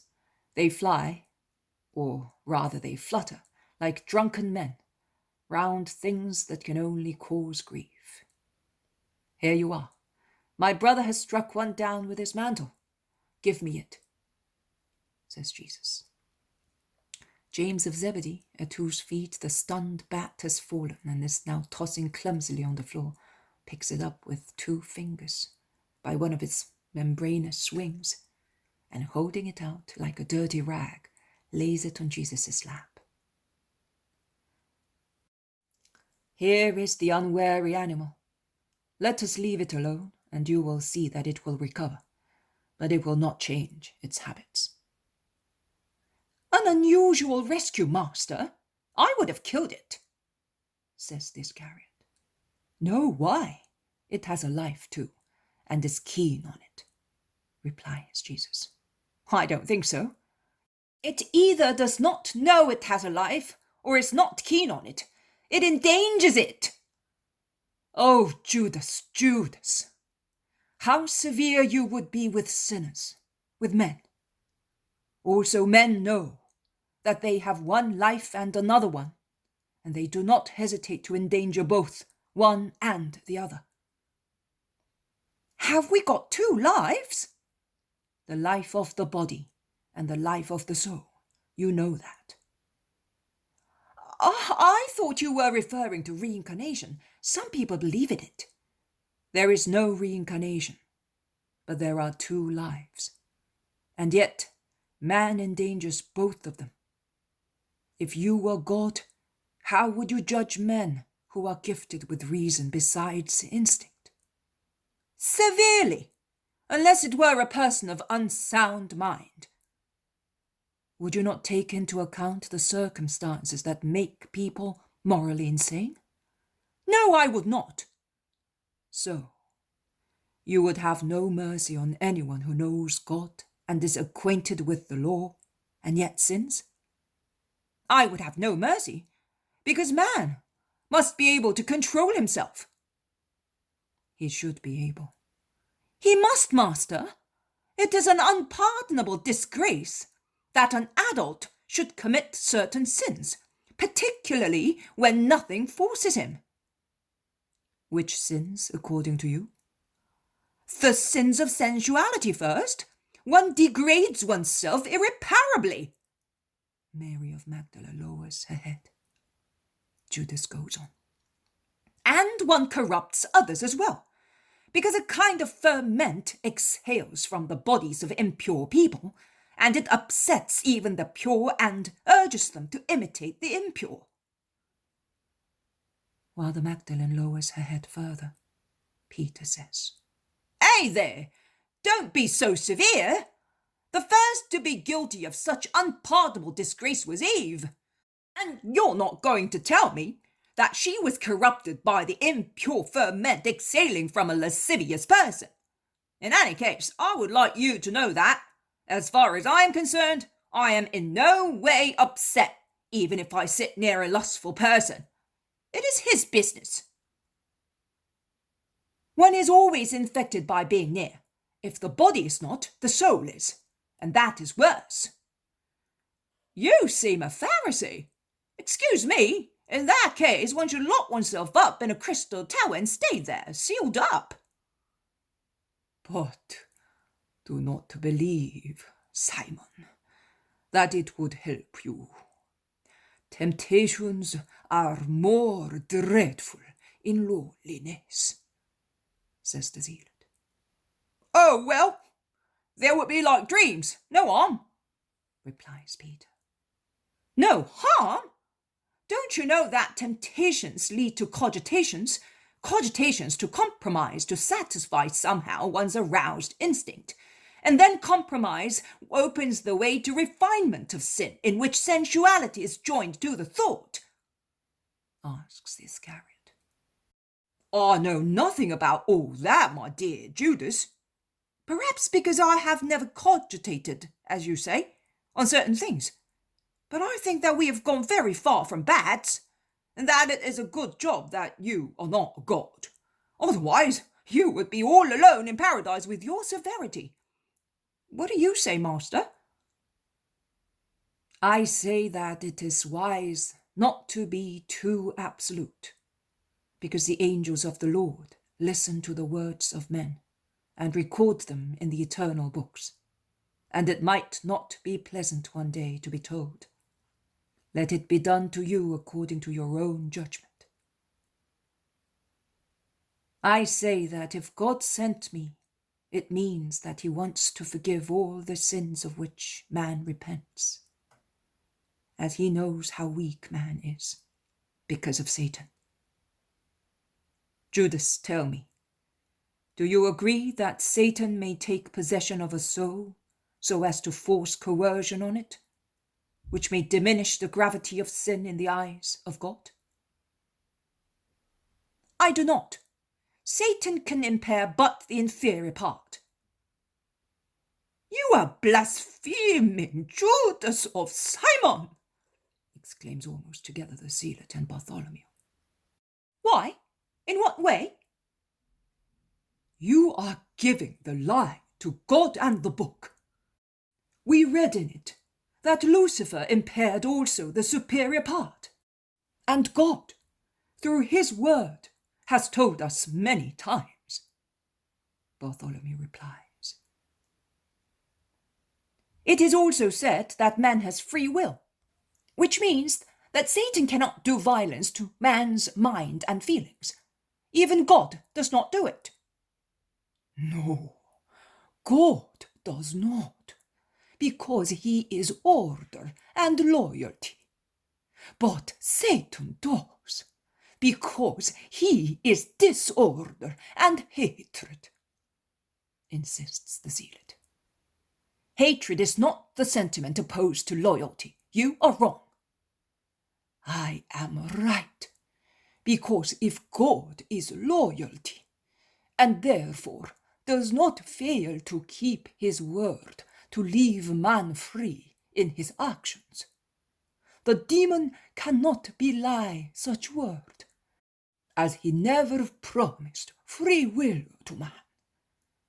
But it is true that he is hatred, and therefore attacks God and man, assailing the intellectual freedom of man, in addition to his body, reducing such freedom of thought to slavery in possessed people, whereby man does things which he would not do if he were free from Satan, maintains the zealot.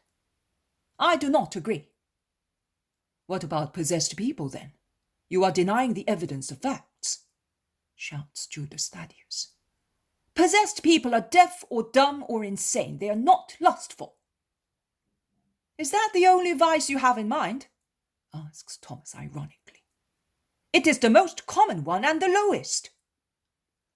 Ah, I thought it was the one you are better acquainted with, says Thomas, laughing. Judas jumps to his feet as if he wanted to react, but he controls himself and goes downstairs and then walks away through the fields. There is silence. Then Andrew says, his idea is not completely mistaken. In fact, one would say that Satan takes possession only of senses, sight, hearing, speech, and brains. But then, Master, how can certain wicked actions be explained? Are they not possessions? Doris, for example. Doris, as you say, in order not to be uncharitable towards anybody, and may God reward you for that. Or Mary, as we all know, and she is the first to know, after the clear uncharitable hints by Judas, are those who are more completely possessed by Satan, who extends his power over the three great powers of man.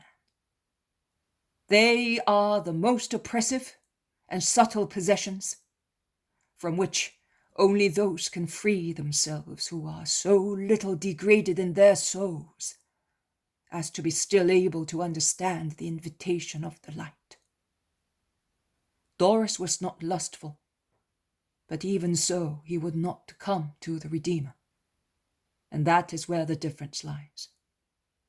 That is, whilst in the case of lunatic, dumb, deaf, blind people possessed by the demon, their relatives endeavour and do the necessary to bring them to me. In the case of those whose spirits are possessed, only their spirits can seek freedom. That is why they are forgiven as well as freed, because it was their will to begin opposition to the demon's possession.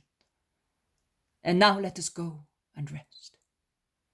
Mary, since you know what it is to be caught, pray for those who lend themselves intermittently to the enemy's action, committing sin and causing grief.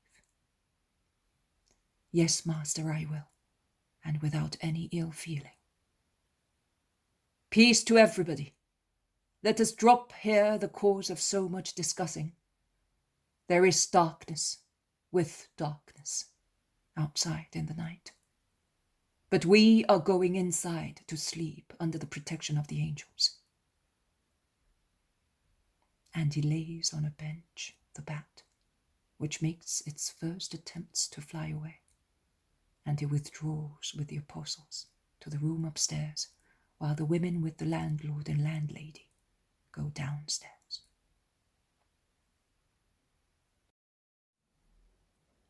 The poem of the Man God, the second year of the public life, chapter 243. John repeats the speech made by Jesus on Mount Tabor, 5th of August, 1945. They are all climbing the cool, short cuts leading to Nazareth.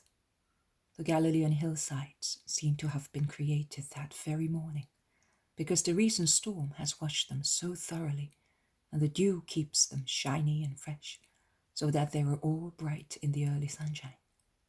The air is so clear that all the details of the more or less distant mountains are visible, and there is a deep sensation of freshness and liveliness. When they reach the top of a hill, they delight in admiring the sight of a lake, which is most beautiful in the pure morning light. They all admire it, as does Jesus. But Mary Magdalene soon turns her eyes in a different direction, looking for something. Her eyes rest on the mountain tops lying northwest, but she does not seem to find what she is looking for. Susanna, who is beside her, asks, "What are you looking for?" "I would like to recognize the mountain where I met the Master." "Ask him." "Oh, it's not worth disturbing him. He is speaking to Judas of Kerioth." What a man Judas is, whispers Susanna. She does not say anything else, but the rest is clearly understood. That mountain is certainly not along this road, but I will take you there some time, Martha. It was dawn, just like now, and there were so many flowers, and so many people.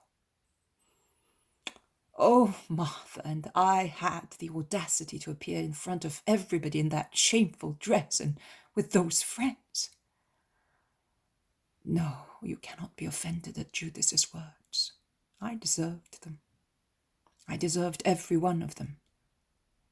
And the present suffering is my expiation. Everybody remembers, and everybody is right in telling me the truth, and I must be silent. Oh, if one only pondered before sinning. Who offends me now is my best friend, because he helps me to expiate. But that does not mean that he has not done wrong. Mother, is your son really pleased with that man?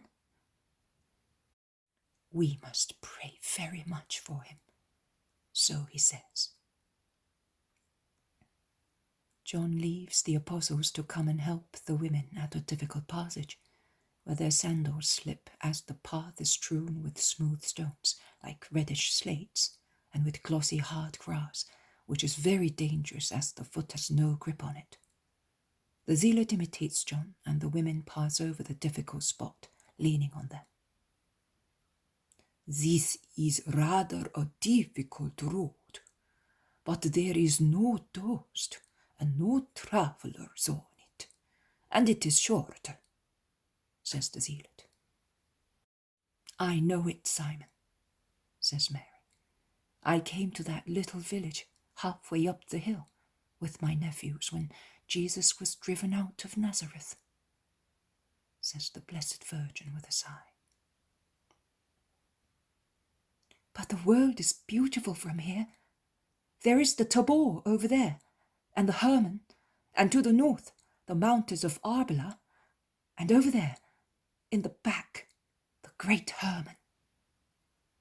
It is a pity that the sea is not visible as it is from Tabor, says John.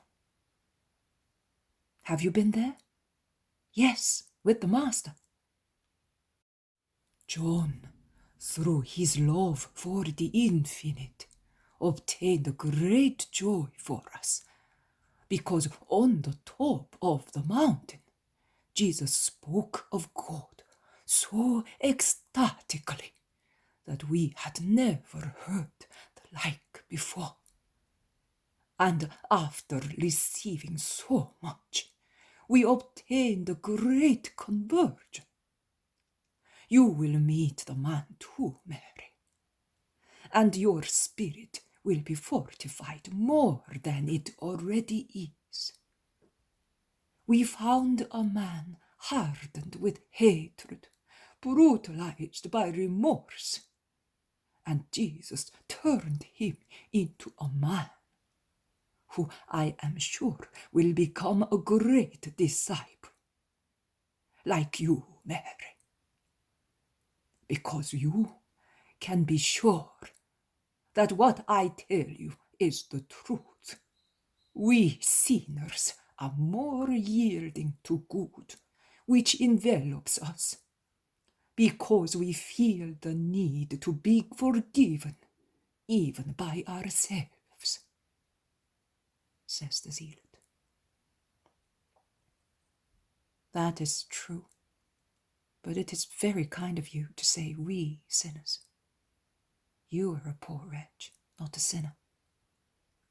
We are all sinners, some more, some less. And he who thinks he is less a sinner is the most likely to become one, if he is not already so. We are all sinners, but the big sinners who repent are the ones who know how to be as absolute in good as they were in evil. Your comforting words are a great relief to me. You have always been a father to the children of the Theophilus. And like a father, I rejoice because the three of you are Jesus' friends. Where did you find that disciple who was a big sinner? At Endor, Mary. Simon wishes to ascribe the merit of so many beautiful things to my desire to contemplate the sea. But if John the Elder came to Jesus, it is no merit of the silly young John. It is the merit of Judas of Simon, says Zebedee's son, smiling. Did he convert him? Asks Martha doubtfully. No, but he wanted to go to Endor and... Yes, to see the cave of the sorceress. Judas of Simon is a very strange type. One must take him as he is. Of course. And John of Endor led us to the cave and then remained with us. But my dear son, the merit is still yours, because without your desire for the infinite, we would not have gone that way, and Judas would not have desired to go on that strange research. I would like to know what Jesus said on Mount Tabor, as I would like to recognize the mountain where I saw him, sighs Mary Magdalene. The mountain is the one where the sun seems to be rising, because of the sparkling of a pond there, which collects the spring water, and herds make use of it. We are farther up, where the top seems to be split like a huge two-pronged fork, attempting to pierce the clouds and take them somewhere else. With regard to Jesus' speech, I think John can repeat it for you. Oh, Simon, is it possible for a boy to repeat the words of God? No, it isn't for a boy. It is for you. To please your sisters and me, as I love you. John blushes very much when he begins to repeat the speech of Jesus. He said, here is the infinite page on which currents write the word. I believe. Think of the chaos of the universe before the Creator decided to order the elements and arrange them into a wonderful association, which has given man the earth and what it contains, and has adorned the firmament with stars and planets. Nothing existed, neither as amorphous chaos, nor as ordered system. God made it. First, he made the elements, because they are necessary, although at times they seem to be harmful. But always remember this: there is no small drop of dew, no matter how small it be, which does not have a good reason for existing. There is no insect, however small and insignificant it may be, which does not have its good reason for being. And likewise, there is no monstrous mountain vomiting from its bowels fire and incandescent lapilli, which does not have its good reason for existing. And there is no cyclone without a reason. And passing from things to people, there is no event, no tear, no joy, no birth, death, no sterility and prolific maternity, no long marriage life or early widowhood, no misfortune of calamities and diseases, or prosperity of wealth and health, which does not have its good reason for being, even if it does not appear as such to the short-sightedness and pride of men, who see and judge through the cataracts and fogs typical of imperfect beings. But the eye of God, the infinite thought of God, sees and knows. The secret of living free from sterile doubts, which irritate, exhaust, and poison the days on the earth, is to believe that God does everything for a good, intelligent reason, that God does what he does for love, not for the stolid intention of tormenting for the sake of tormenting. God had created the angels, and some of them who did not want to believe that the level of glory at which they had been placed was good, rebelled, and with their minds parched by lack of faith in their Lord, they attempted to assail the unreachable throne of God. They opposed their discordant, unjust, pessimistic thoughts to the harmonious reasons of the faithful angels. And pessimism, which is lack of faith, changed them from spirits of light into spirits of darkness. Blessed are those forever who both in heaven and on the earth base all their thoughts on a presupposition of fully enlightened optimism. They will not be wrong, at least as far as their spirits are concerned, as they will continue to believe, hope, and above all, love God and their neighbour, and will thus remain in God until the end of centuries. Paradise had already been freed from those proud pessimists who saw gloomy sides also in the brightest words of God. As the pessimists on the earth look on dark sides, also of the clearest deeds of men, and by wishing to be separated in an ivory tower, as they consider themselves the only perfect ones, they condemn themselves to a dark dungeon, which ends in the darkness of the kingdom of hell, the kingdom of negation, because pessimism is negation as well.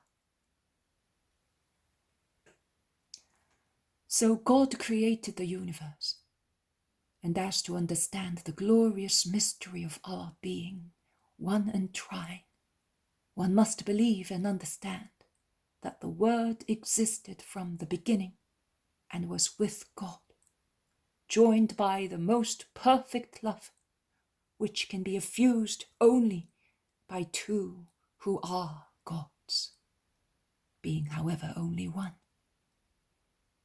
So, to see creation as it is necessary to look at it with eyes of faith, because in its being, as a son bears the indelible reflection of his father, so creation has within itself the indelible reflection of its creator.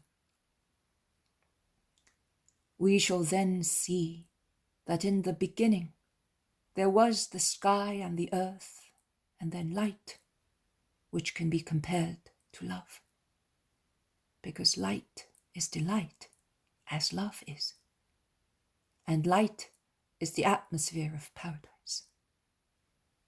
And the incorporeal being, who is God, is light, and is the father of every intellectual, affective, material, spiritual light, both in heaven and on the earth. In the beginning there was the sky and the earth, and for them light was given, and through light everything else was made. And as in the most high heaven, the spirits of light were separated from those of darkness, so in creation light was separated from darkness, and day and night were made. And that was the first day of creation, with its morning and its evening, its midday and midnight.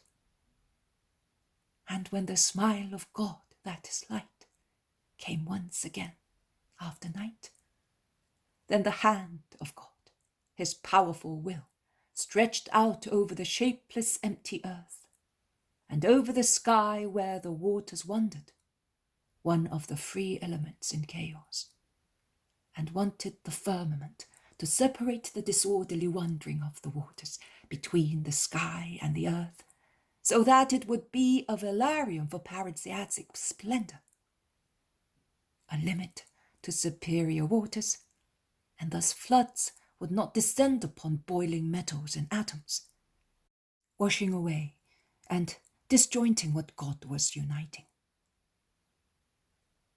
Order was restored in the sky, and there was order on the earth through the command given by God to the waters spread over the earth. And the sea began to exist. There it is. On it, as on the firmament, it is written, God is. Whatever the intellectuality of man is, or his faith or disbelief, in front of this page, in which a particle of infinity, which is God, shines, and in which there is the evidence of his power, man is obliged to believe, because no human power and no natural settlement of elements can possibly repeat such a wonder, not even in a very small way. Man is obliged to believe not only in the Lord's power, but also in his goodness, as through that sea he gives food and ways of communication to man. He gives wholesome salts, he mitigates the heat of the sun, and gives space to winds, and seed to lands remote from one another, and causes it to roar like storms to call the ant, man, to the infinite one, his Father. And he gives man the possibility of elevating himself to higher spheres, contemplating higher visions. Three things speak most of God in creation, which is entirely a witness of his power: the light, the firmament, and the sea. The astral and meteorological order, which is a reflection of the divine order. The light, which only a God could create. The sea. The power, which only God could confine within firm limits after creating it. And he gave it motion and voice without, however damaging, as a turbulent, disorderly element, the earth, which bears the sea on its surface. Ponder on the mystery of light, which is inexhaustible. Raise your eyes towards the firmament, where stars and planets are resplendent. Look at the sea and consider it for what it is. It is not a separation but a bridge between peoples who live on other shores, and although they cannot be seen and are unknown, one must believe that they exist, simply because the sea exists. God does not make anything useless. He, therefore, would not have created the seemingly infinite sea, unless it were limited by other lands beyond the horizon, which prevents us from seeing.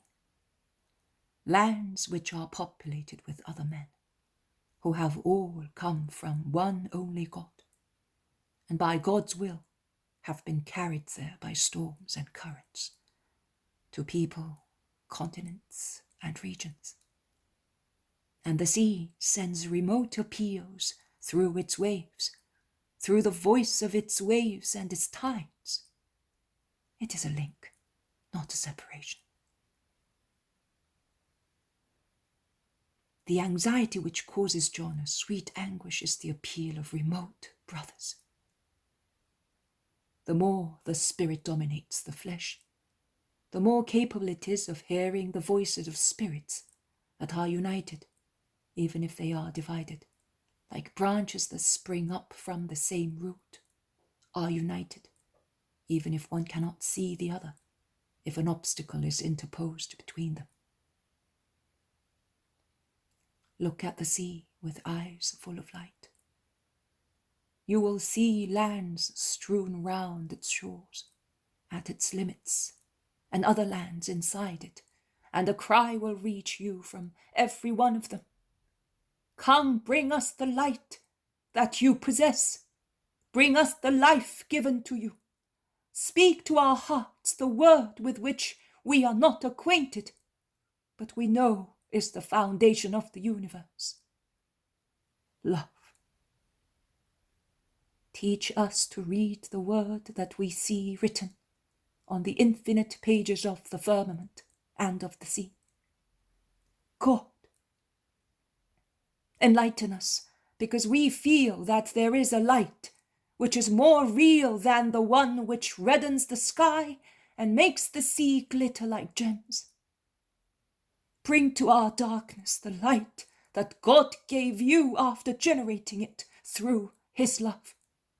And he gave it to you on behalf of all peoples, as he gave light to the stars so that they might give it to the earth.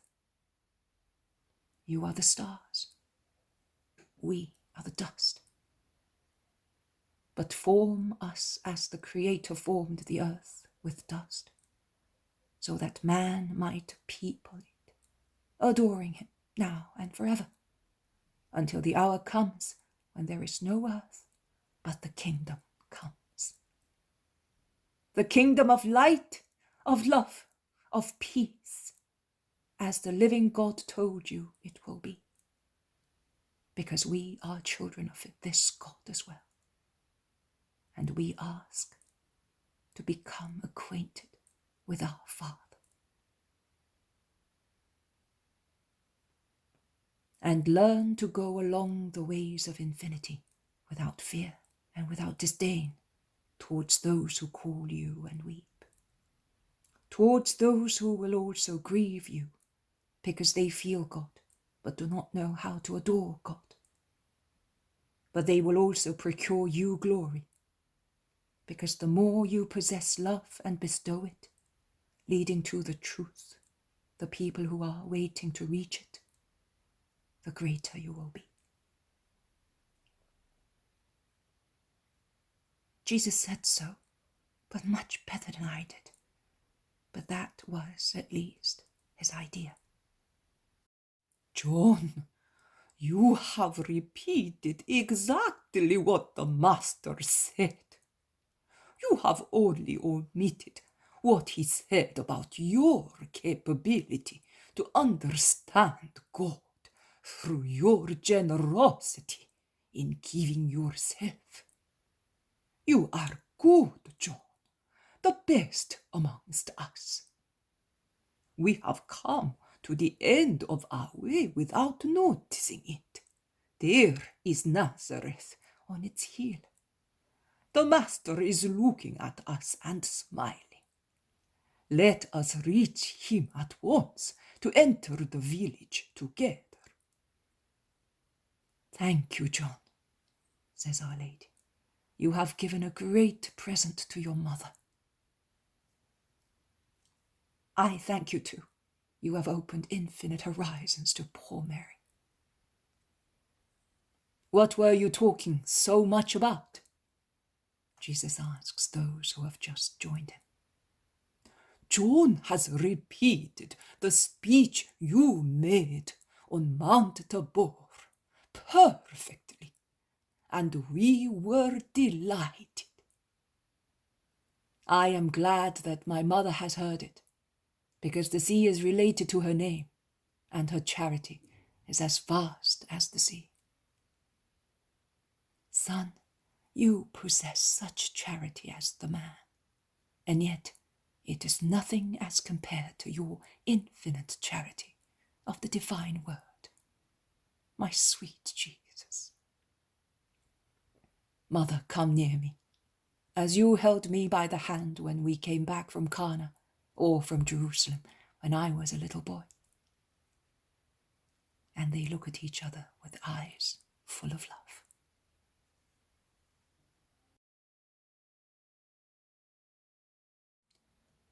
The poem of the man God, the second year of the public life. Chapter 244. Jesus at Nazareth. 6th of August, 1945. The first place where Jesus stops in Nazareth is the house of Alphaeus. He is about to enter the kitchen garden where he meets Mary of Alphaeus, who is going to the fountain carrying 2 copper amphoras. "Peace be with you, Mary," says Jesus, embracing his relative, who, effusive as usual, kisses him, shouting for joy. "This will certainly be a peaceful, joyful day, my Jesus, because you have come. Oh, my dearest sons, how happy is your mother to see you." And she kisses her big boys who are behind Jesus. "You are staying with me today, are you not? I have just lit the oven for the bread, and I was going to the fountain because I do not want to interrupt its baking." "Mother, we will go," says her sons, taking the amphoras. "How kind they are, aren't they, Jesus?" "Yes, they are so kind," confirms Jesus. "Also to you, are they not? Because if they should love you less than they love me, they would be less dear to me." "Be not afraid, Mary. They are nothing but joy to me." "Are you alone? Mary went away so suddenly. I would have come too." "She was with a woman, a disciple?" "Yes, Martha's sister." "Oh, blessed be God! I have prayed so much for that. Where is she?" "There she is. She is arriving with my mother, Martha, and Susanna." The women, in fact, have just turned the corner, followed by the apostles. Mary of Alphaeus runs to meet them, and she exclaims, "How happy I am to have you as my sister! I should say daughter, because you are young and I am old, but I will call you by the name which is so dear to me, since I call my Mary by it. Come, my dear, you must be tired, but you are certainly happy." And she kisses the Magdalene, holding her by the hand, as if she wanted her to feel more deeply that she loves her. The fresh beauty of Mary Magdalene seems more striking when she is close to the rather run-down figure of good Mary of Alphaeus. "You are all staying with me today. I will not let you go away." And with a deep, involuntary sigh of her soul, confession escapes her. "I am always so lonely. When my sister-in-law is not here, my days are sad and lonely." "Are your sons not here?" asks Martha. Mary of Alphaeus blushes and sighs. "With their souls, yes, they are still here. To be a disciple joins and divides. But as you came, Mary, they will come too." And she wipes a tear.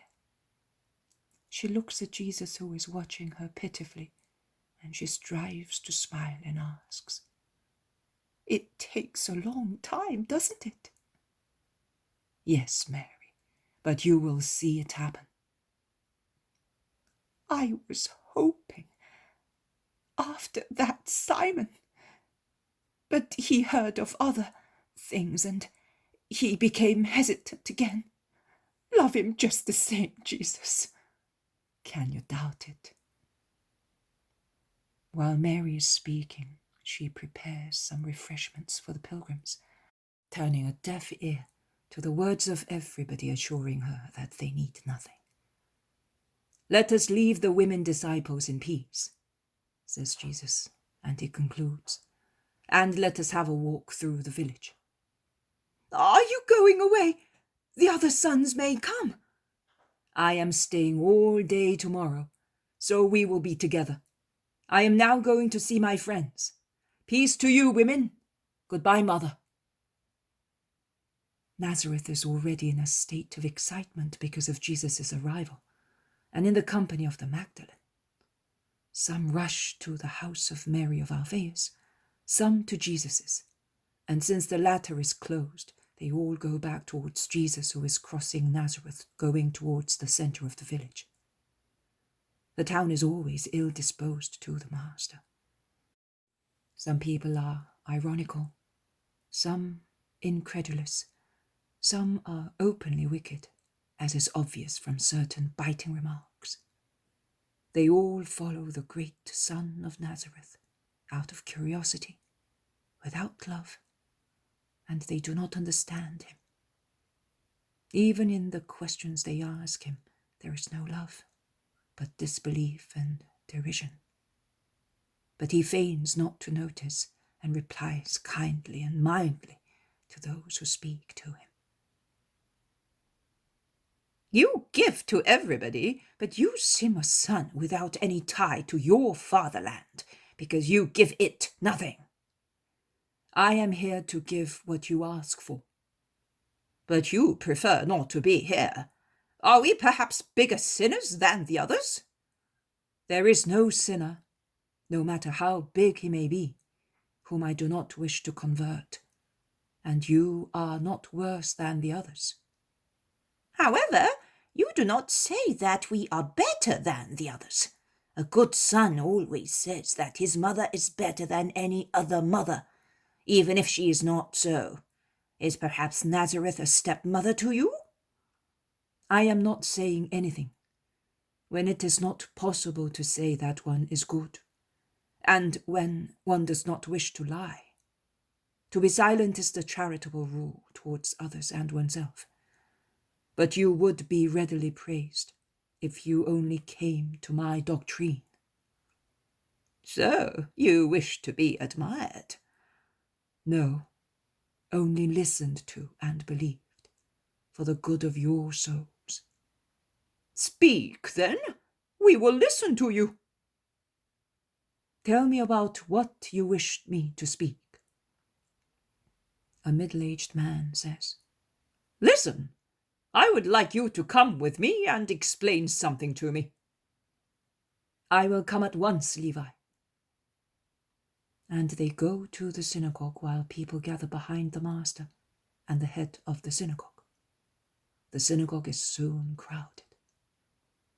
The head of the synagogue takes a roll and reads, "Solomon brought Pharaoh's daughter from the citadel of David up to the house he had built for her, because he said, 'My wife must not live in the palace of David, king of Israel, because it was sanctified when the ark of the Lord entered it.' Now I would like to have your opinion on the matter, whether you think that measure was right or not, and why." "It was undoubtedly right, because respect for David's house, which had been sanctified when the ark of the Lord was brought into it, demanded it."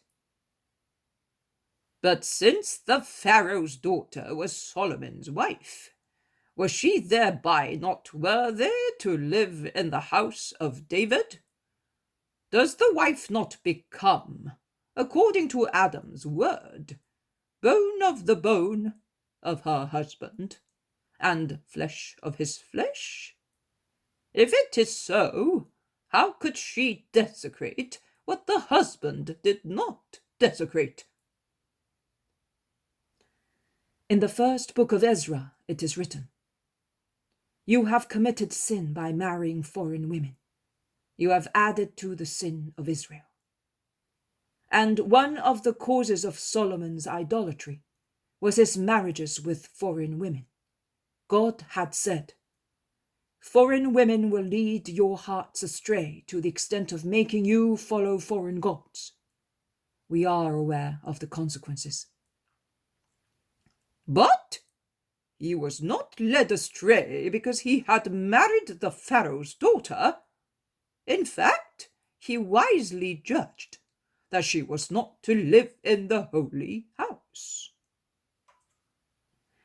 God's goodness cannot be measured by our standards.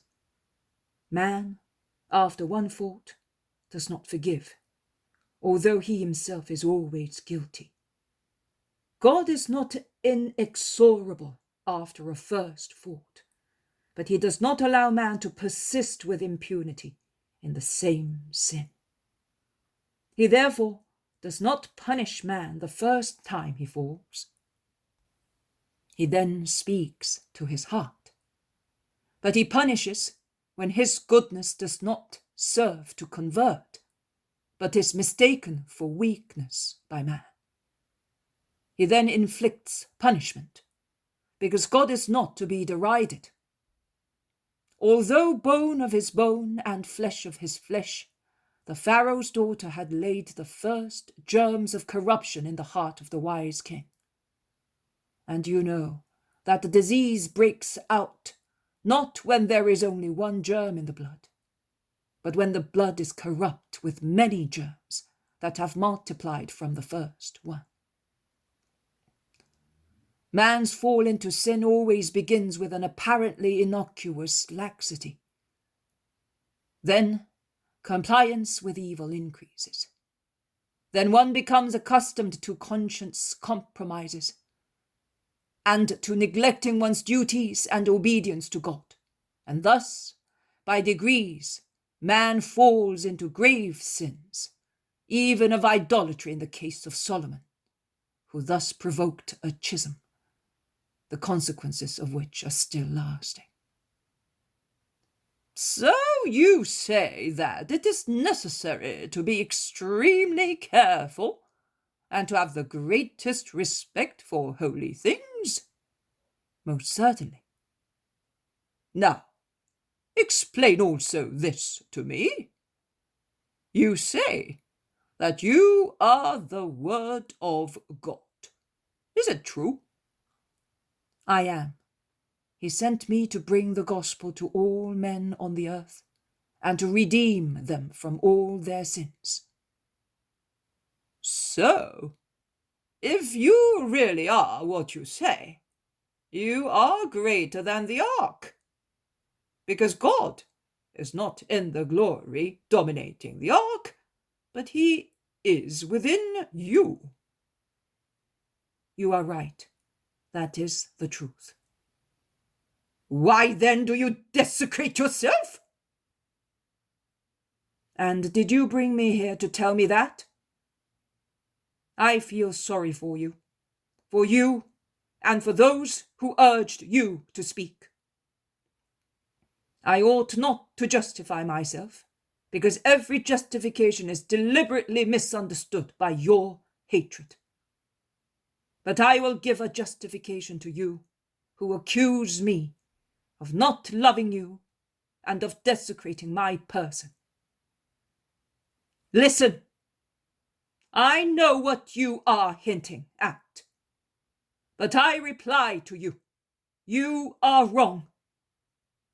As I open my arms to those who are dying in order to bring them back to life, and I call the dead and give their lives back to them, likewise, I open my arms to those who are more truly about to die, and to those who are more truly dead, sinners, to bring them to eternal life and raise them, if they are already putrid, so that they may not die again. But I will tell you a parable. A man became a leper because of his many vices. Human society banished him from its company, and the man, in dire solitude, began to ponder on his situation and his sins, which had brought him to that state. Many years passed thus, and when he had given up hope, he suddenly recovered his health. The Lord had mercy on him because of his many prayers and tears. What did the man then do? Could he go back home because the Lord had had mercy on him? No. He had to show himself to the priest, who, after examining him for some time, had him purified and sanctified 2 sparrows. And after washing his clothes not only once but twice, the man went back to the priest with the prescribed spotless lambs, the ewe lamb, flour and oil. The priest then led him to the door of the tabernacle, and the man was finally religiously readmitted amongst the people of Israel. But tell me, when he went to the priest the first time, why did he go? To be purified the first time, and thus be able to go through the great purification which would readmit him amongst the holy people. You are right. So, he was not entirely purified? No. There is still a lot missing before he is, with regard both to his body and his soul. How did he dare, then, to go near the priest the first time when he was utterly unclean, and the second time to go near the tabernacle? Because the priest is the necessary means to be readmitted amongst the living. And the tabernacle? Because only God can forgive sins, and it is of our faith to hold that God rests in his glory beyond the holy veil, dispensing his pardon from that source. So, the cured leper is not yet clear of sin when he approaches the priest and the tabernacle? No, certainly not. Men, with twisted thoughts and insincere hearts, why do you accuse me? If I, priest and tabernacle, allow spiritual lepers to approach me, why do you have 2 measures to judge? Yes, the woman who was lost is now here with me, as well as Levi the publican, who is here with his new soul and his new office, and many others as well, who came before them. They may stay, because they have been readmitted amongst the people of the Lord. They were brought to me by the will of God, who has given me the power to judge and absolve, to cure and raise people from the dead. There would be desecration if they persisted in their idolatry, as Pharaoh's daughter did. But there is no desecration, because they have embraced the doctrine that I brought to the earth, and through it they have risen to the grace of the Lord. Men of Nazareth, who lay snares for me, as you do not think that it is possible that the true wisdom and justice of the word of the Father are in me. I say to you, imitate sinners. They truly surpass you in coming to the truth. And I also say to you, do not have recourse to mean snares to oppose me. Do not do that. Ask, and I will give you the vital word, as I give it to everyone who comes to me. Receive me as a son of this land of ours. I bear you no grudge. My hands are full of caresses, and my heart of the desire to teach you and make you happy. I am so anxious to please you that if you wish so, I will spend the Sabbath with you, teaching you the new law. There is a conflict of opinions amongst the crowd, but curiosity or love prevails, and many shout, Yes, we will be here tomorrow and listen to you. I will pray that every obstacle oppressing your hearts may be removed during the night, so that every prejudice may vanish, and with free minds you may understand the voice of God that has come to bring the gospel to the whole world. But it is my desire that the first place capable of receiving it may be the town where I grew up. Peace to you all.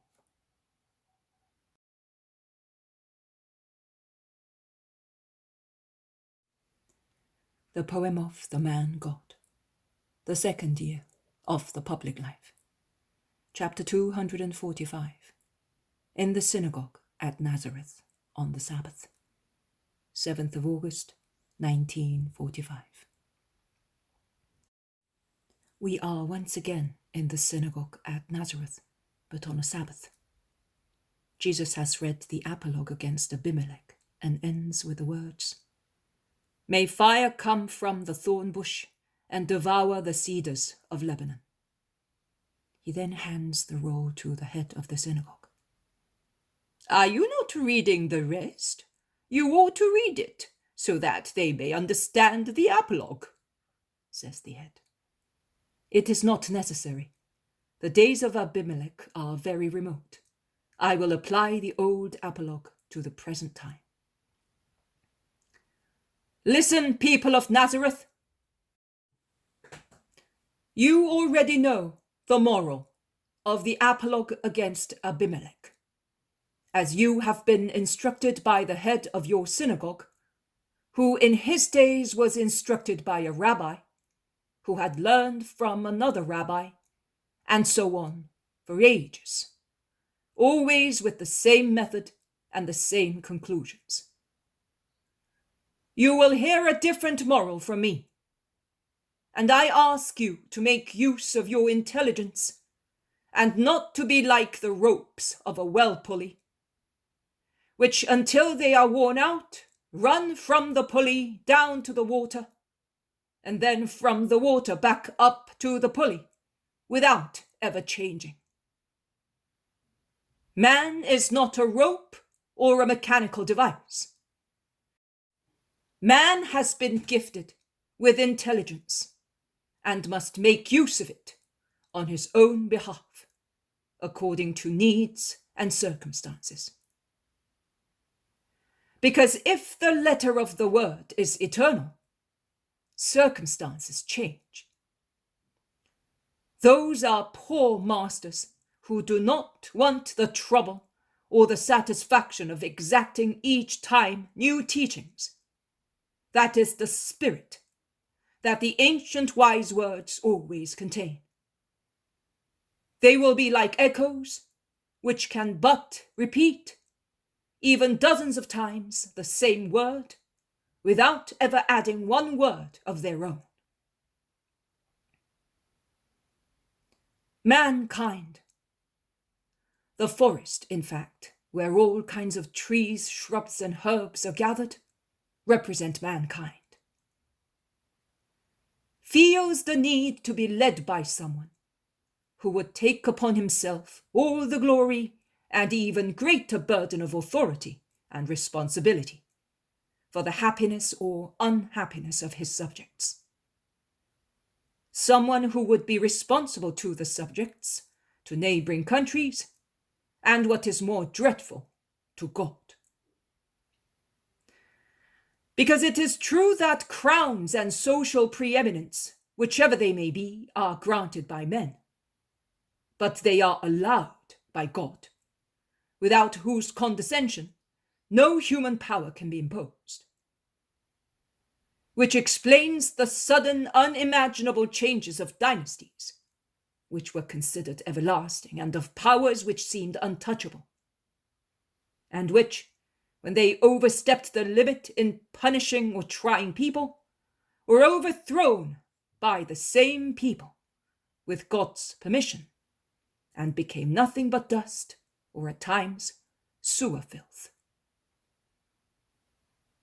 I said, people feel the need to elect someone who will take upon himself all responsibilities towards his subjects, towards neighboring nations, and towards God, which is the most dreadful of all. Because if the judgment of history is dreadful, and the interests of people endeavour in vain to change it, because future events and people will restore it to its original terrible truth, God's justice is even more relentless, because it is not affected by any pressure whatsoever, neither is it subject to changes of humour or opinion, as men too often are.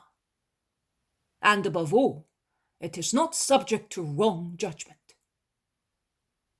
Those, therefore, who are elected leaders of peoples and makers of history ought to act with the heroic justice of saints, in order not to become ill-famed in future centuries and be punished by God forever. But let us go back to Abimelech's apologue. So the trees wanted to have a king, and went to the olive tree. But the latter, being a sacred tree and consecrated to supernatural use because of its oil that burns in front of the Lord, and is a predominant element in tithes and sacrifices, and forms the holy balm to anoint altars, priests, and kings. And for its properties, I would say it is almost thaumaturgic, and as such is used both on healthy and sick bodies. The olive tree replies, how can I fail my holy supernatural vocation to degrade myself in worldly matters? Oh, how gentle was the reply of the olive tree! Why is it not learned and repeated by all those whom God elects to a holy mission? At least by those. Because in actual fact, it should be pronounced by every man as a reply to the suggestions of the demon. Because every man is king and the Son of God, gifted with a soul, which makes him a regal divine son, called to a supernatural destiny. His soul is an altar and a house.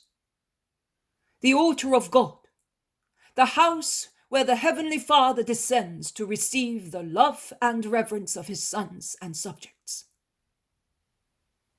Every man has a soul, and as each soul is an altar, every man is thereby a priest, a guardian of the altar. And in Leviticus it is written, the priest shall not profane himself. Man, therefore, ought to reply to the temptations of the demon, of the world and of the flesh. Can I stop being spiritual and busy myself with material sinful matters? The trees went then to the fig tree, inviting it to reign over them. But the fig tree replied, how can I forego my sweetness and my excellent fruit to become your king? Many apply to a meek and kind man to have him as their king. Not so much because they admire his kindness, but because they hope that by being very kind, he will end up by being a king they can make fun of, from whom they can obtain anything they wish, and whom they can abuse as they like.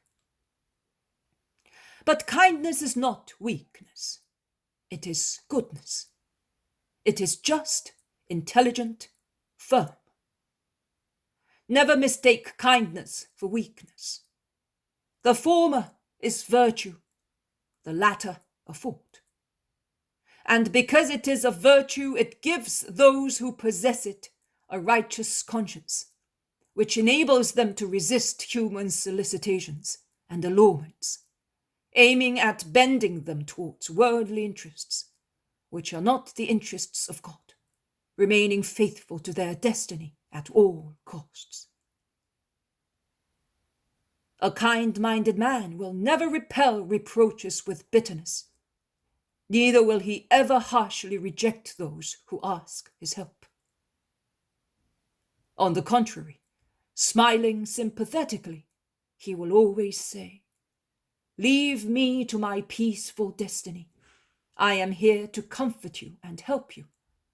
But I cannot become king according to your expectations, because I am interested in one regality only, for the welfare of your soul and mine, spiritual regality." The trees went to the vine and asked it to be their king. But the vine replied, "How can I forego being mirth and strength to come and reign over you?" To be king always leads to spiritual gloom, both because of responsibilities and of remorse. Because a king who does not commit sin and does not cause himself to feel remorse is more rare than a black diamond. Power allures while it shines from far like a lighthouse, but when one reaches it, one realizes that it is not a star, but only the faint light of a firefly.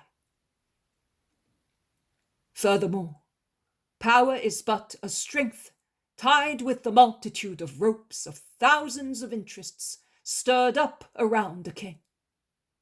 The interests of courtiers, of allies, of relatives, and personal ones. How many kings swear to themselves while being anointed with oil, "I will be impartial," and later are unable to do so. Like a strong tree which does not rebel against the first embrace of flexible or thin ivy, saying, "It is so slender that it can do me no harm."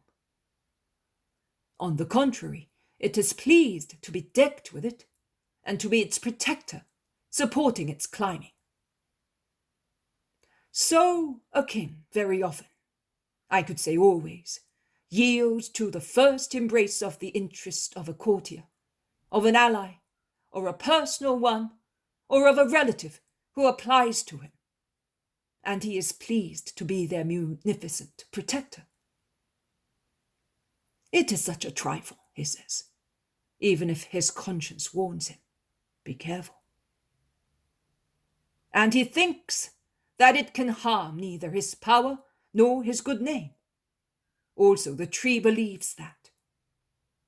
But the day comes when the ivy, growing in strength and in length, more and more voracious in sucking the sap of the soil, and more anxious to climb up and conquer the sun and light, embraces branch after branch the whole big tree, overwhelms it, chokes it, and kills it. And it was so slender, and the tree was so strong. The same applies to kings.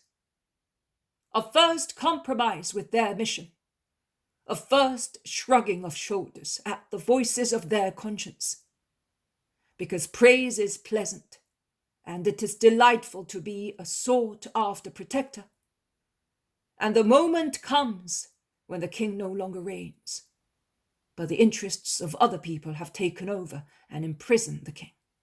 They gag him and suffocate him, and if they have become stronger than he is, they kill him when they see that he is slow in dying. Also, a common man, who is still a king in his spirit, is lost if he accepts a lower regality out of pride or greed. And he loses his spiritual serenity that comes to him from his union with God. Because the demon, the world, and the flesh can give an illusory power and joy. but at the cost of the spiritual cheerfulness that comes from the union with God. O cheerfulness and strength of the poor in spirit, you really deserve that, man may say. How can I accept to become king in the inferior part, if by forming an alliance with you, I lose my internal strength and joy, heaven and its true royalty? And those blessed poor in spirit, who aim at possessing only the kingdom of heaven, and despise all other riches not pertaining to that kingdom, can also say, how can we fail in our mission, which is to yield ripe fortifying juices, and joyful juices for brotherly mankind, that lives in the arid desert of animality, and whose thirst is to be quenched, so that it will not die, and has need to be nourished with vital juices like a child without a nurse. We are the nurses of mankind that has lost the breast of God, and wanders barren and sick, and would die of despair or torture by the darkest skepticism, if it did not find us, who, with the good-humoured activity of those who are free from every earthly tie, could convince them that there is a life, a joy, a freedom, a peace. We cannot forego such charity for the sake of an interest that is miserable.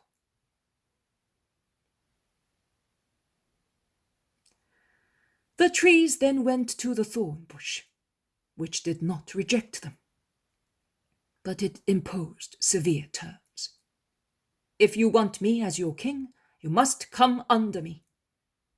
But if after electing me you will not comply, I will make every thorn of mine a burning torture, and I will devour you all, including the cedars of Lebanon. Such is the regality that the world accepts as true. Arrogance and ferocity are mistaken by corrupt mankind for true royalty, whereas meekness and goodness are considered foolish, weak sentiments. Man will not submit to God, but he submits to evil. He is seduced by it, and consequently he is burnt by it. That is Abimelech's apologue. But now I will propose another one to you. It does not refer to far away and past events, but to present things, near at hand. The animals decided to elect a king for themselves, and since they were shrewd, they thought of electing one who would not frighten them, being strong or wild. So they discarded the lion and all felids. They said they did not want rostrate eagles or any other kind of bird of prey. They did not trust the horse, which with its speed could reach them and see what they were doing. And they trusted even less the donkey, which they knew to be very patient, but also subject to sudden rage and equipped with powerful hooves. They were horrified at the idea of having a monkey as their king, because monkeys are too intelligent and revengeful. Under the pretext that the snake had favored Satan in seducing man, they said that they did not want it as their king, notwithstanding its graceful colors and its smart movements. In actual fact, they did not want it because they were aware of its silent gait, its powerful muscles, and the dreadful effect of its poison. Could they possibly choose as their king a bull or any other animal, gifted with pointed horns? Never. Also the devil has them, they said. But they were thinking, should we one day rebel, it will wipe us out with its horns. After so much discarding, they saw a little fat white lamb hopping merrily on a green meadow, butting his mother's round udder. He had no horns, and his eyes were as meek as the April sky. He was docile and simple, and he was satisfied with everything. With the water of the little stream where he used to drink, dipping his rosy little muzzle into the water, with the many-flavoured little flowers that gratified both his eyes and palate, with the thick grass where it was pleasant to lie when he was full, with the clouds, which seemed as many little lambs roving about the blue meadows up there, and inviting him to play, running in the fields as they did in the sky. And above all, he was pleased with the caresses of his mother, as she still allowed him to suckle now and again, while she licked his white fleece with her pinkish tongue. With the safe fold, which was well sheltered from the winds, and with its soft, fragrant litter, where it was lovely to sleep beside his mother. He is pleased. He has neither weapons nor poison. He's naive. Let us make him our king. And they did. And they were proud of him, because he was beautiful and kind, admired by nearby people, and loved by his subjects because of his patient meekness. The days passed, and the lamb became a ram and said, "The time has now come when I must really reign. Now I am fully aware of my mission. The will of God, who permitted me to be elected king, has formed me for my mission and has given me the capability to reign. It is therefore just that I should exert it in a perfect manner. Also, because I do not want to neglect the gifts of God." And when he saw that his subjects were doing things contrary to morality, or to charity, kindness, loyalty, moderation, obedience, respect, prudence, and so on, he raised his voice to warn them. His subjects laughed at his wise and kind bleating, which did not frighten them like the roars of felines or the screeches of vultures when they dive onto a prey, or the hiss of a snake, or the barking of a frightful dog. The lamb, which was now a ram, did not limit himself to bleating. He went to the culprits to bring them back to their duties. But the serpent slipped away through his legs. The eagle flew away and thus deserted him. The felines pushed him aside with their paws, threatening. For the time being, our soft paws are only pushing you aside, but see what is in them, claws. Horses in similar races began to gallop round him, making fun of him. Strong elephants and other pachyderms pushed him about with their trunks, while monkeys threw objects at him from treetops. The lamb, which had become a ram, at last was angry and said, "I did not want to use my horns or my strength, because my neck is powerful indeed, and in fact it will be taken as a model to knock down war obstacles. I did not want to make use of it, because I prefer to use love and persuasion. But since you will not yield to such weapons, I will use force, because if you fail in your duties towards me and towards God, I do not want to fail in my duty towards God and towards you. I was elected to this position by you and by God, to guide you to justice and good. And I want justice and good. That is order, to reign here." And he pushed with his horns, but only slightly, because he was kind. An obstinate cur, which continued to molest its neighbours, and later with his most powerful neck, he broke down the door of the den where a greedy, selfish pig had stored up victuals to the detriment of other animals, and knocked down also the liana thicket, which two lustful monkeys had chosen for their illicit love affairs. This king has become too strong. He really wants to reign, and he wants us to live as wise animals. That is not to our liking. We must dethrone him, they decided.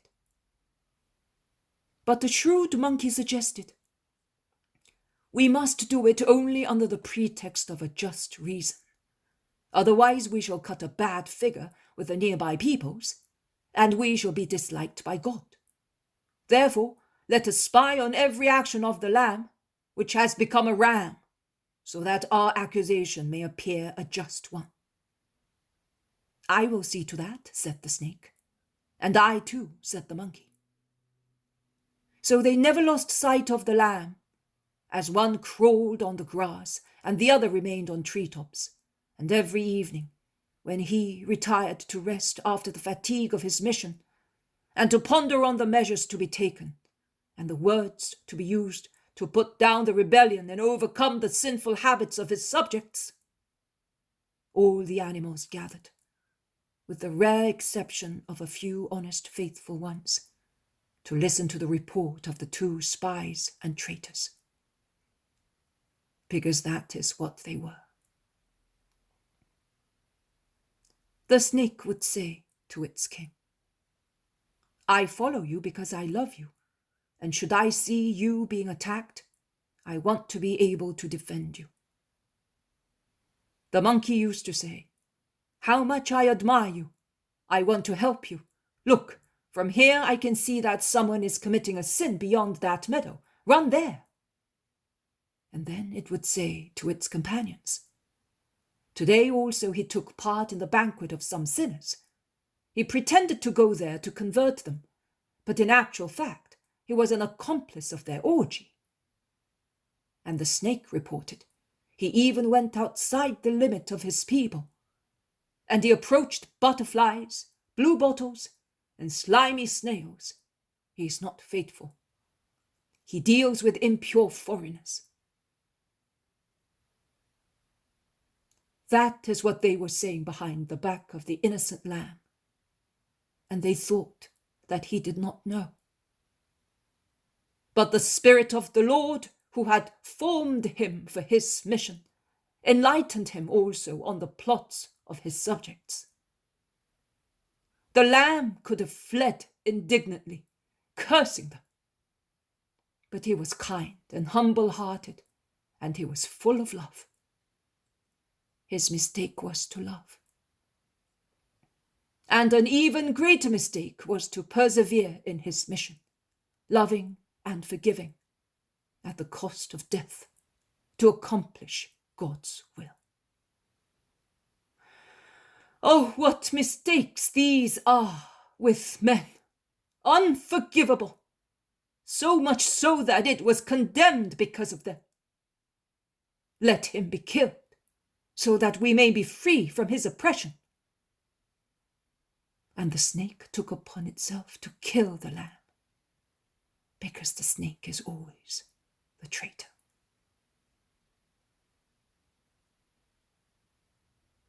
That is another apologue. It is for you to understand it, people of Nazareth. Because I love you, I wish you to remain at least at the level of hostile people, without going beyond that. The love for the land where I came when a child, and in which I grew up loving you and being loved, compels me to say to you all, do not be more than hostile. Do not let history say, his traitor and his unjust judges came from Nazareth.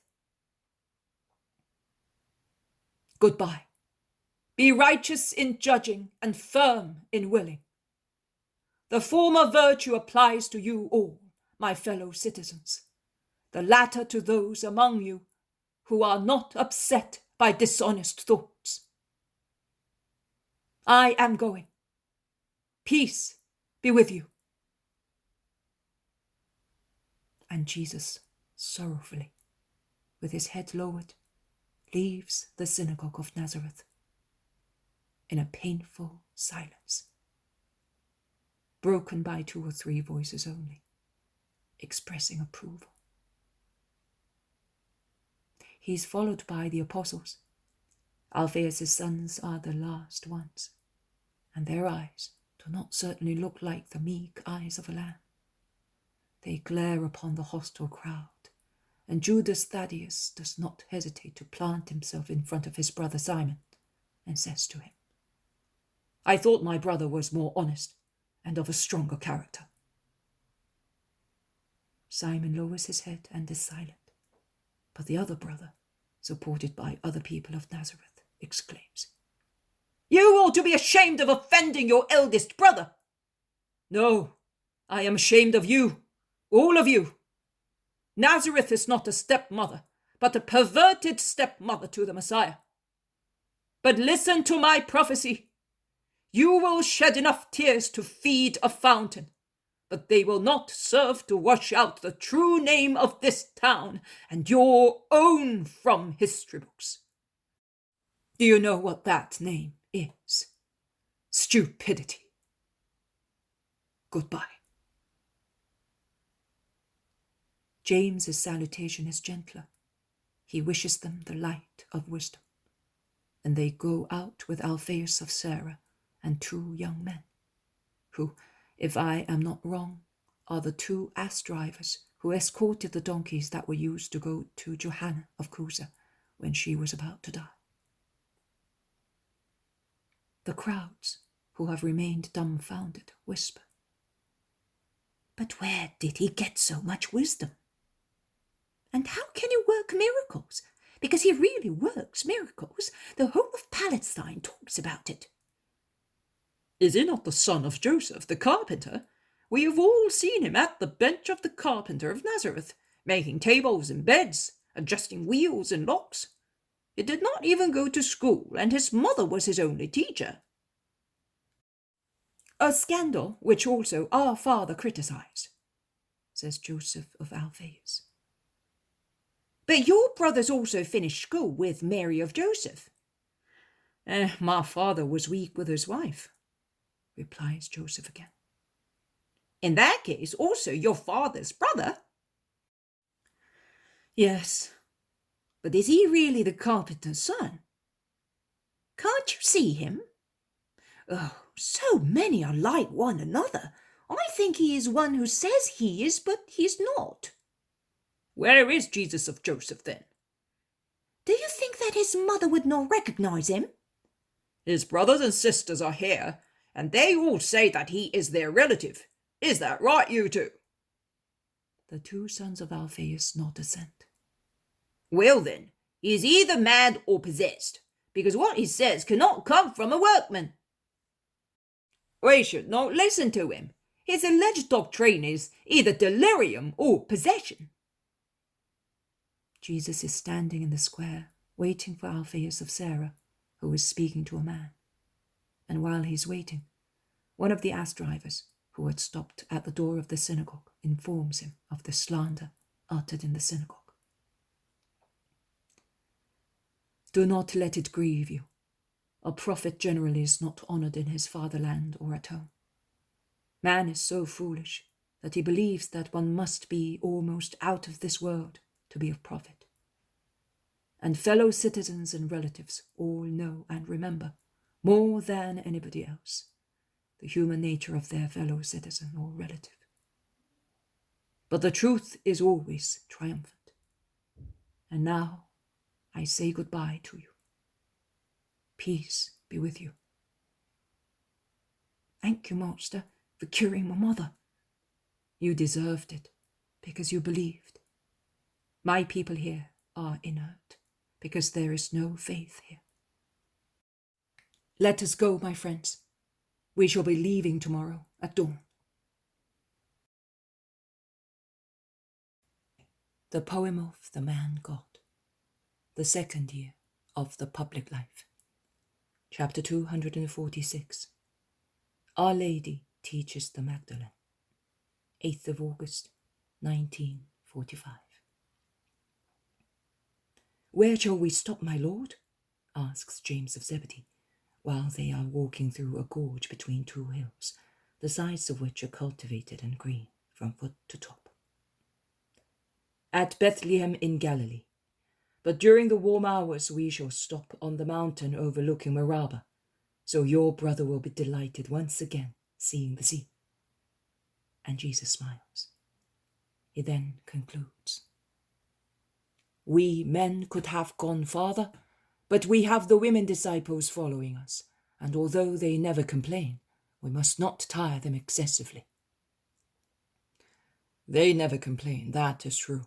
We are more inclined to complain, agrees Bartholomew. And yet they are less accustomed to this life, says Peter. Perhaps that is why they live it willingly, says Thomas.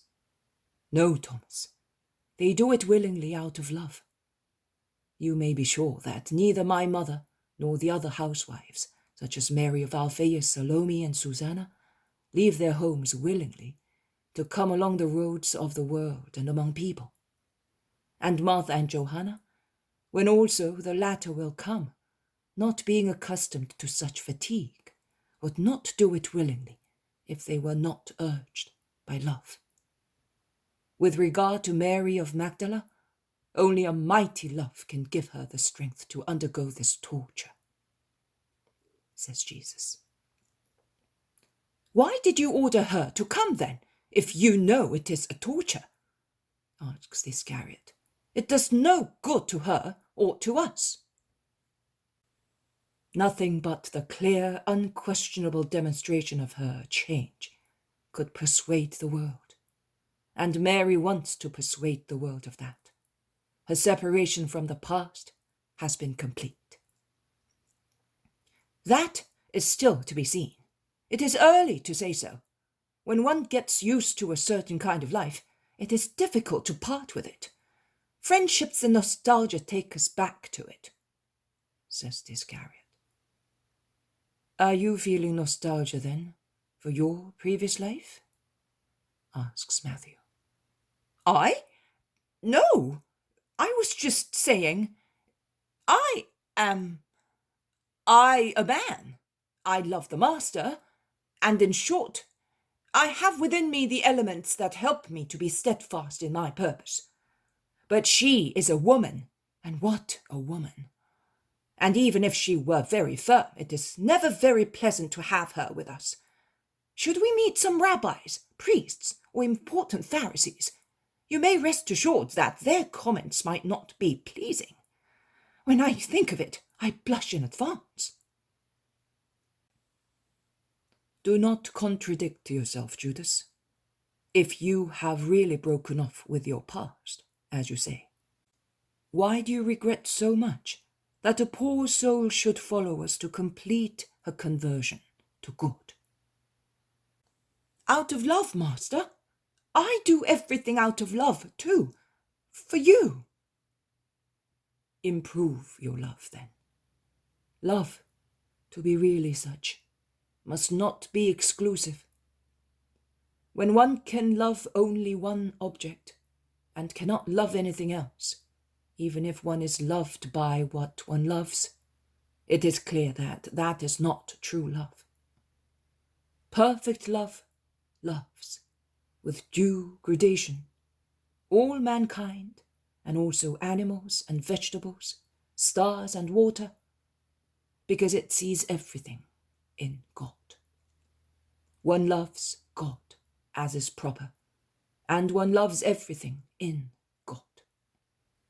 Be careful. Exclusive love is often selfishness. Endeavour, therefore, to love everybody else out of love. Yes, Master. The subject of the discussion is in the meantime proceeding beside Mary with the other women, and she is unaware of being the cause of so much talk. They reach and go through the village of Shapia, but none of its citizens show any desire to follow the Master or detain him. So they proceed and as the apostles appeared to be worried about the apathy of the place, Jesus endeavours to calm them. The valley runs in a westward direction, and another village can be seen lying at the foot of another mountain. This village, which I hear being called Maraba, is also unconcerned. Only some children approach the apostles while they are drawing water from a clear fountain, leaning against a house.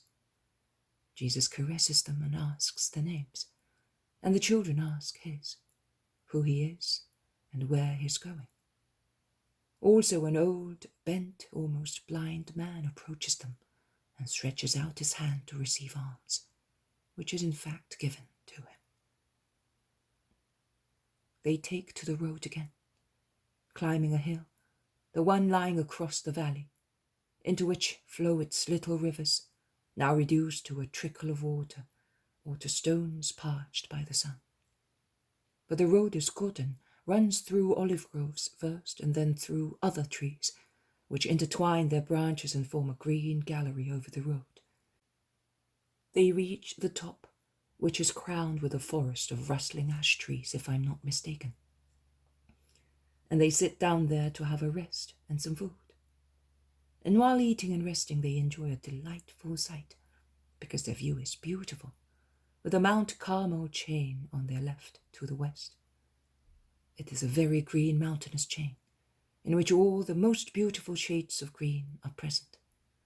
And where the mountain ends, there's the sea, a shining, open, endless sea, stretching with its surface lightly rippled by little waves towards the north, washing the shores, which from the promontory formed by the last ramification of the Mount Carmel extends towards Ptolemy and other towns, and then fade away in the mist near the Syrophoenician coast. It is not possible to see the sea south of the Carmel promontory, because it is hidden by the chain of mountains, which is higher than the hill where the apostolic group is gathered. Hours go by in the shade of the airy, rustling wood. Some sleep, some speak in a low voice, some watch. John leaves his companions and climbs up as high as possible to have a better view. Jesus retires to a thicket to meditate and pray. The women have withdrawn behind a hedge of honeysuckle in bloom and have refreshed themselves in a tiny spring, which is reduced to a trickle and forms a pool on the ground, as the water is so scarce that it cannot flow away. The elder women, being tired, have fallen asleep, while the Blessed Virgin, Martha, and Susanna talk of their faraway homes, and Mary says that she would like to have the beautiful shrub on bloom to adorn her little grotto. The Magdalene, who had let her hair down, as she could not stand its weight, puts it up again and says, "I'm going to John, now that he's with Simon, to look at the sea with them." "I am coming too," replies the Blessed Virgin. Martha and Susanna remain with their sleeping companions. To reach the two apostles, they have to pass near the thicket where Jesus has retired to pray. "Prayer is my son's rest," whispers Mary.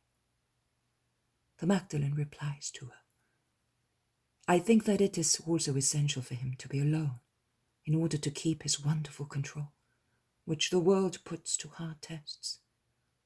Do you know, Mother, I have done what you told me.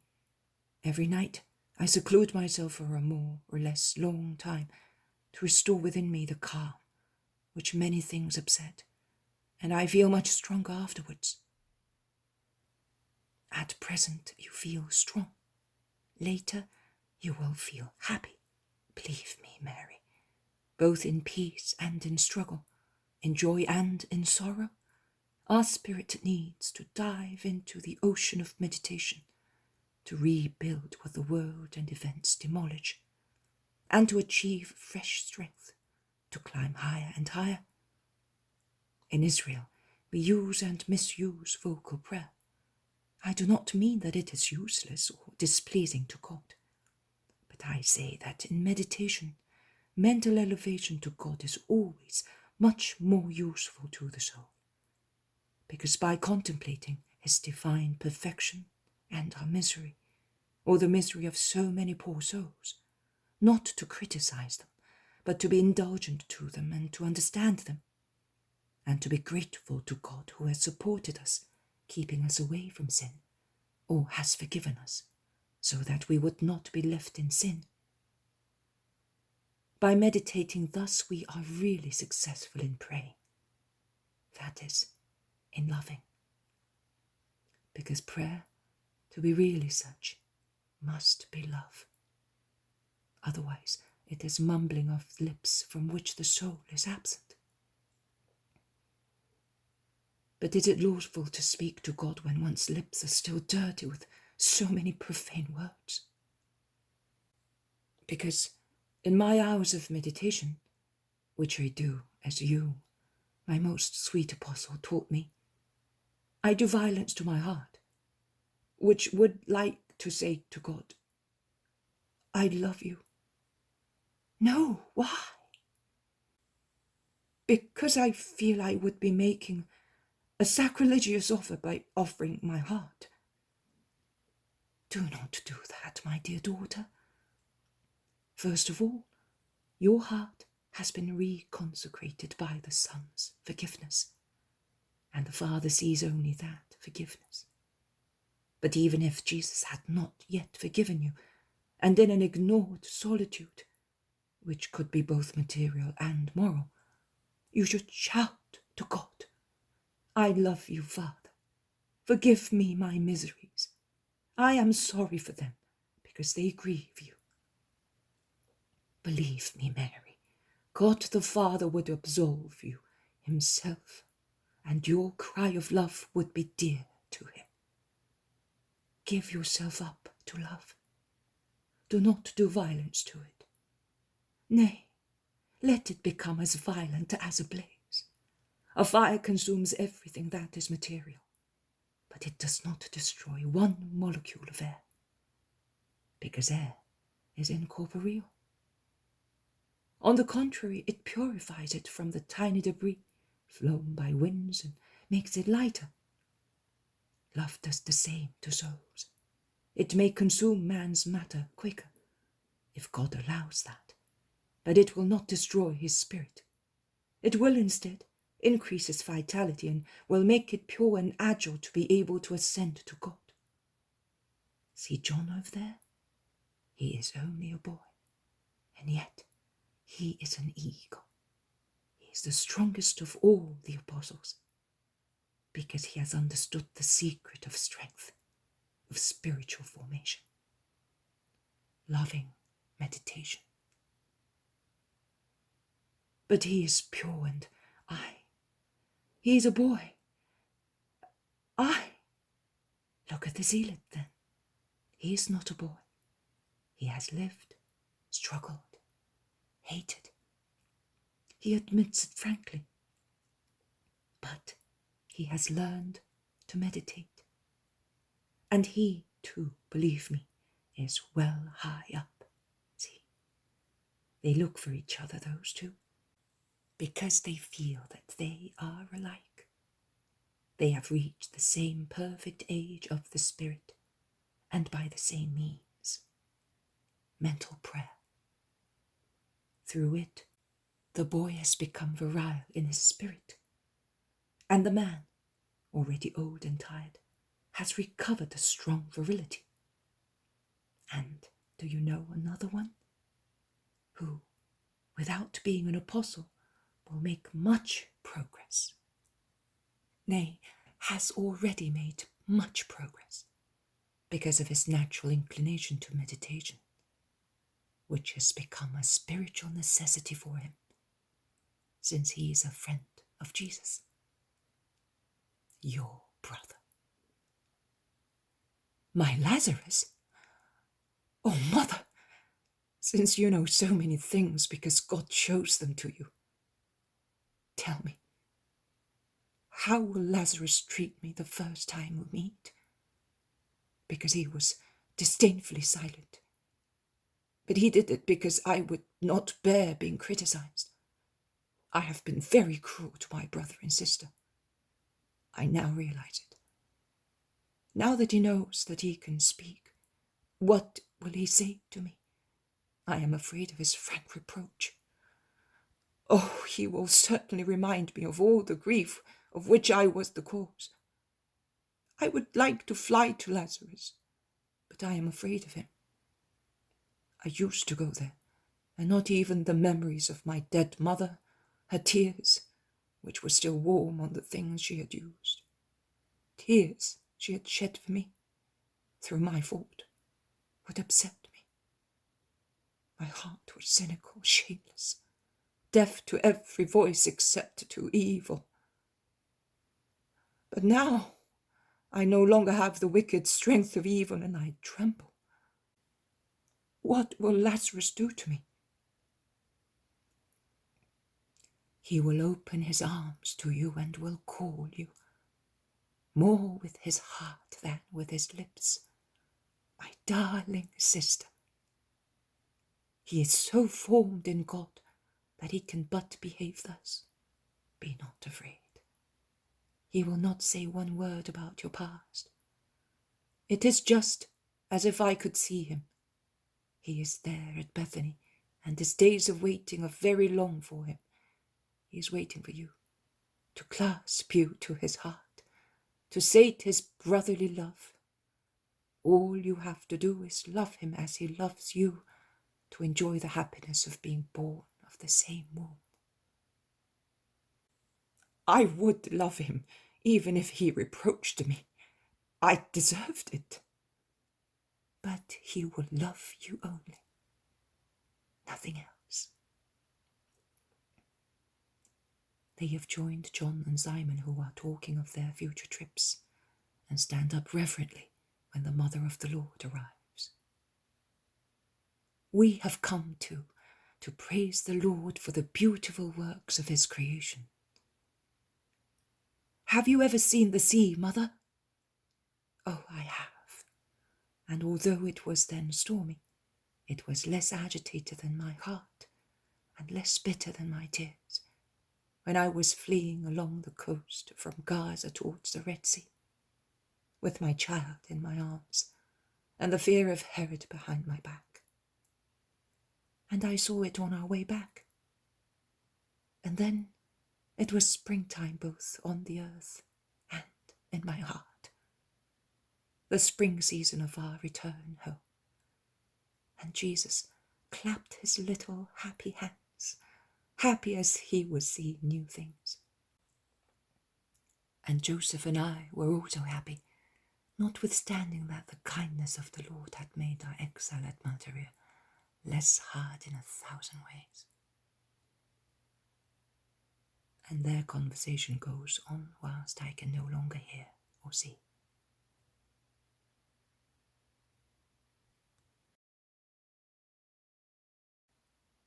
The poem of the man God, the second year of the public life, chapter 247, at Bethlehem in Galilee, 9th of August, 1945.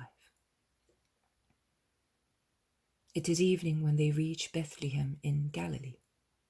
It is obvious that it is the destiny of towns with this name to lie on undulating hills, covered with green woods, meadows where flocks graze, descending to the fold at night. The sky is still red after a glorious sunset, which is just over, and the air is full of pastoral music of bells and trembling bleatings, which are joined by the merry shouting of children and by the voices of mothers calling them. Judas of Simon, go with Simon and find lodgings for us and for the women. There is an inn in the center of the village, and we shall meet you there. While Judas and Simon obey, Jesus turns to his mother and says, This time it will not be like the other Bethlehem. You will find where to rest, mother. Few people move about at this time of the year, and there is no edict. In this season it would be pleasant to sleep also on meadows, or amongst these shepherds and the little lambs. And Mary smiles at her son and at some little shepherds who are staring at her curiously. She smiles in such a way that one of them touches another with his elbow and whispers to him, "It must be her." And he comes forward, sure of himself, saying, "Hail Mary, full of grace, is the Lord with you?" Mary replies with an even sweeter smile, "There is the Lord." And she points to Jesus, who has turned round to speak to his cousins, asking them to give alms to the poor who are approaching them with plaintive requests. And she touches her son lightly, saying to him, "Son, these little shepherds are looking for you, and they have recognized me. I do not know how. Isaac must have been here and left the perfume of revelation. Young man, come here." The little shepherd, a little swarthy fellow, about 12, 14 years old, strong, tough, lean, with very dark, bright eyes, and an ebony shock of hair, clad in sheepskin, and he seems to me a young copy of the precursor, approaches Jesus smiling happily, as if he were enchanted. "Peace to you, boy. How did you recognize Mary?" "Because only the mother of the Saviour could have such a smiling countenance. I was told. The countenance of an angel, eyes like stars, and a smile sweeter than the kiss of a mother, and as sweet as a name, which is Mary, so holy as to be able to bend over the newborn God. That is what I saw in her, and I greet her because I was looking for you. We were looking for you, Lord, and I did not dare greet you first." "Who spoke to you of us?" "Isaac, from the other Bethlehem, and he promised to take us to you in autumn." "Was Isaac here?" "He's still in the area with many disciples, and he spoke to us shepherds, and we believed in his word. Lord, allow us to adore you as our companions did on that blessed night." And while he kneels down on the dust of the road, he utters a cry to the other shepherds who have stopped their flocks at the gate of the town. Gate, so to say, but it is not a walled town, where also Jesus has stopped, waiting for the women to enter the town together. The little shepherd shouts, "Father, brothers and friends, we have found the Lord. Come and worship him." And the shepherds come crowding with their flocks round Jesus, and they beg him not to go elsewhere, but to accept their poor house, which is not far, as a dwelling place for himself and his friends. "It is a wide fold," they explain, "because God protects us, and there are rooms and porches full of fragrant hay. The rooms are for mother and her sisters, because they are women, but there is one also for you. The others can sleep with us in the porches on the hay." "I shall stay with you two, and I shall rest more pleasantly than if I slept in a king's room. But let us go and tell Judas and Simon first." "I will go, master," says Peter, and he goes away with James of Zebedee. They stop on the side of the road awaiting the return of the 4 apostles. The shepherds look at Jesus as if he were already God in his glory. The younger ones are really delighted, and they seem to be wishing to impress in their minds every detail of Jesus and Mary, who was bent to caress some lambs, which are rubbing their heads against her knees and bleating. "There was one in the house of my relative Elizabeth, which used to lick my plates every time it saw me. I called it friend, because it was my friend, just like a child, and it came to me every time it could. This one reminds me of it, with its eyes of 2 different shades. Do not kill it. Also the other was allowed to live, because his love for me."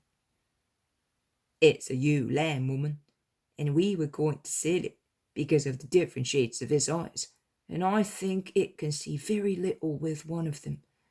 But we will keep it if it's your wish." "Oh, yes, I would not like any little lamb to be killed. They are so innocent, and with their childlike voices they seem to be calling their mothers. I would think I was killing a baby if I had to kill one of these." "But, woman, if all the lambs were to live, there would be no room for us on the earth," says the oldest shepherd. "I know, but I am thinking of their pain, and of the pain of their mothers. They weep so much when their little ones are taken away from them. They look like real mothers, like us. I cannot bear to see anybody suffer, but it tears my heart to see a mother tortured. It is a different grief from any other, because the shock for the loss of a son tears not only our hearts and brains, but our very wombs. We mothers are always united to our sons, and it rends us completely when they are taken away from us." Mary no longer smiles, but tears shine in her blue eyes, and she looks at Jesus, who is listening to her and looks at her, while she lays a hand on his arm, as if she were afraid he might be torn away from her side. A small escort of armed men arrives from a dusty road. 6 men, together with some people who are shouting. The shepherds look and whisper something to one another. They then look at Mary and Jesus. The oldest one says, "So it was a good job that you did not go into Bethlehem this evening." "Why?" "Because those people who pass by going to town have gone to tear his son from his mother." "Oh, but why?" "To kill him." "Oh, no! What has he done?" Jesus also asks the same question, and the apostles have gathered to hear. Rich Joel was found dead on the mountain road. He had been killed. He was coming back from Capernaum with a lot of money, but he was not killed by highwaymen because the money was still there. The servant who was accompanying him said that his master had told him to run ahead and inform relatives of their return. And on the way he saw the young man, whom they're now going to kill, going towards the place where the man was murdered. And 2 men of the town now swear that they saw the young man attack Joel. Joel's relatives now demand his death. And if he is a murderer, do you think that he is?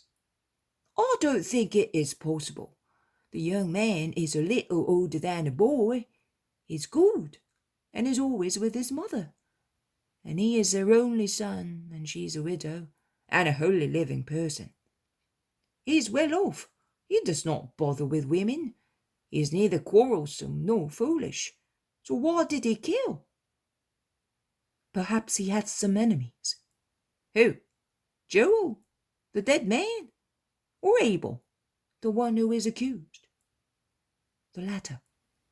"Oh, I do not know. But no, I will not know." "Be frank, man." "Lord, it is something I am thinking of. And Isaac told us that we must not think ill of our neighbour." "But one must have courage to speak to save an innocent person." "If I speak, whether I am right or wrong, I shall have to flee from here, because Asa and Jacob are powerful." "Speak without fear. You will not have to flee." "Lord, Abel's mother is young, beautiful, and wise. Asa is not wise, neither is Jacob. The former likes the widow, and the latter, everybody in town knows that the latter sleeps in Joel's bed. I think that—" "I see. Let us go, my friends. You women stay here with the shepherds. I shall be back soon." No, son, I am coming with you. Jesus is already walking fast towards the centre of the town. The shepherds are uncertain as to what to do, but they leave the flocks to the younger ones, who stay with all the women, with the exception of the Blessed Virgin and Mary of Alphaeus, who follow Jesus, and they go to meet the apostolic group. At the third road, crossing the main street in Bethlehem, they meet the Iscariot, Simon, Peter and James, who are coming towards them, gesticulating and shouting. "What a terrible thing, Master, and how painful!" exclaims Peter, who is deeply upset. "Our son is torn off his mother to be killed, and she is defending him like a hyena. But she is a woman against armed men," adds Simon Zealot. "Many parts of her body are already bleeding," says the Iscariot. "They broke her door down because she had barricaded it," concludes James of Zebedee.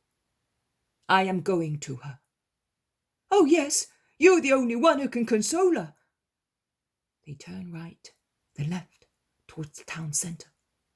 It is now possible to see the excited, tumultuous crowd pressing near Abel's house, and heartrending, inhuman, wild, and at the same time pitiful shouting of a woman can be heard.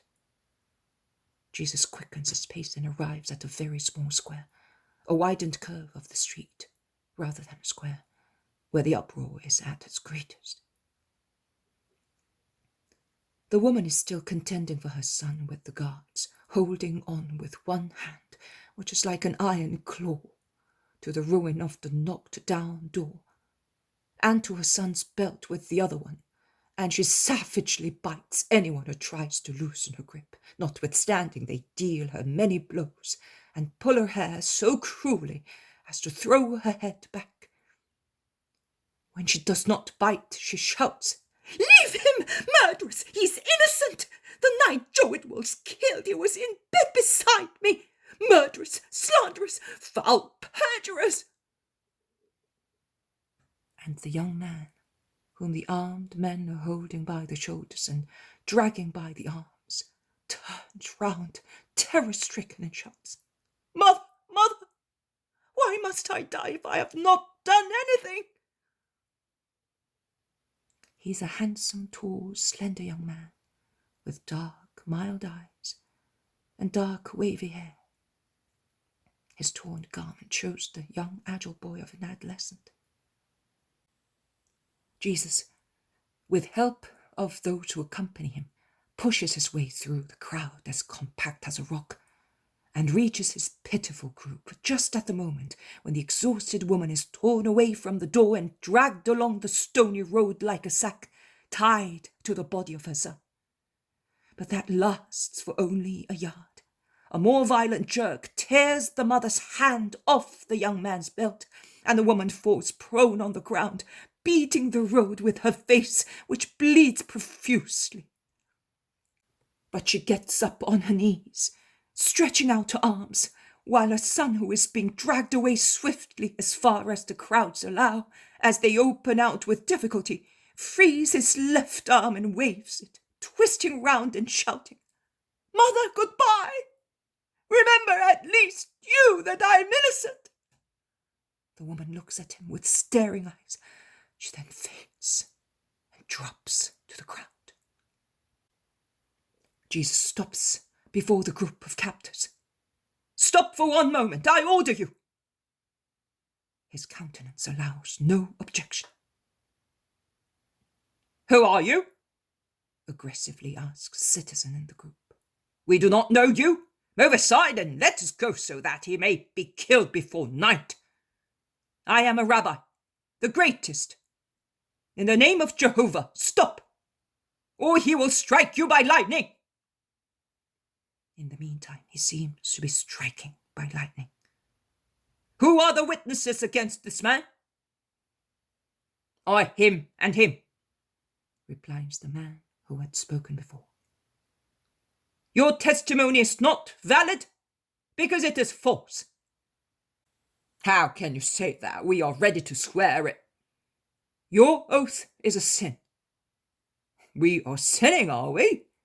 You are. As you nurse your lust and your hatred, as you are greedy for wealth, as you are murderers, so you are also perjurers.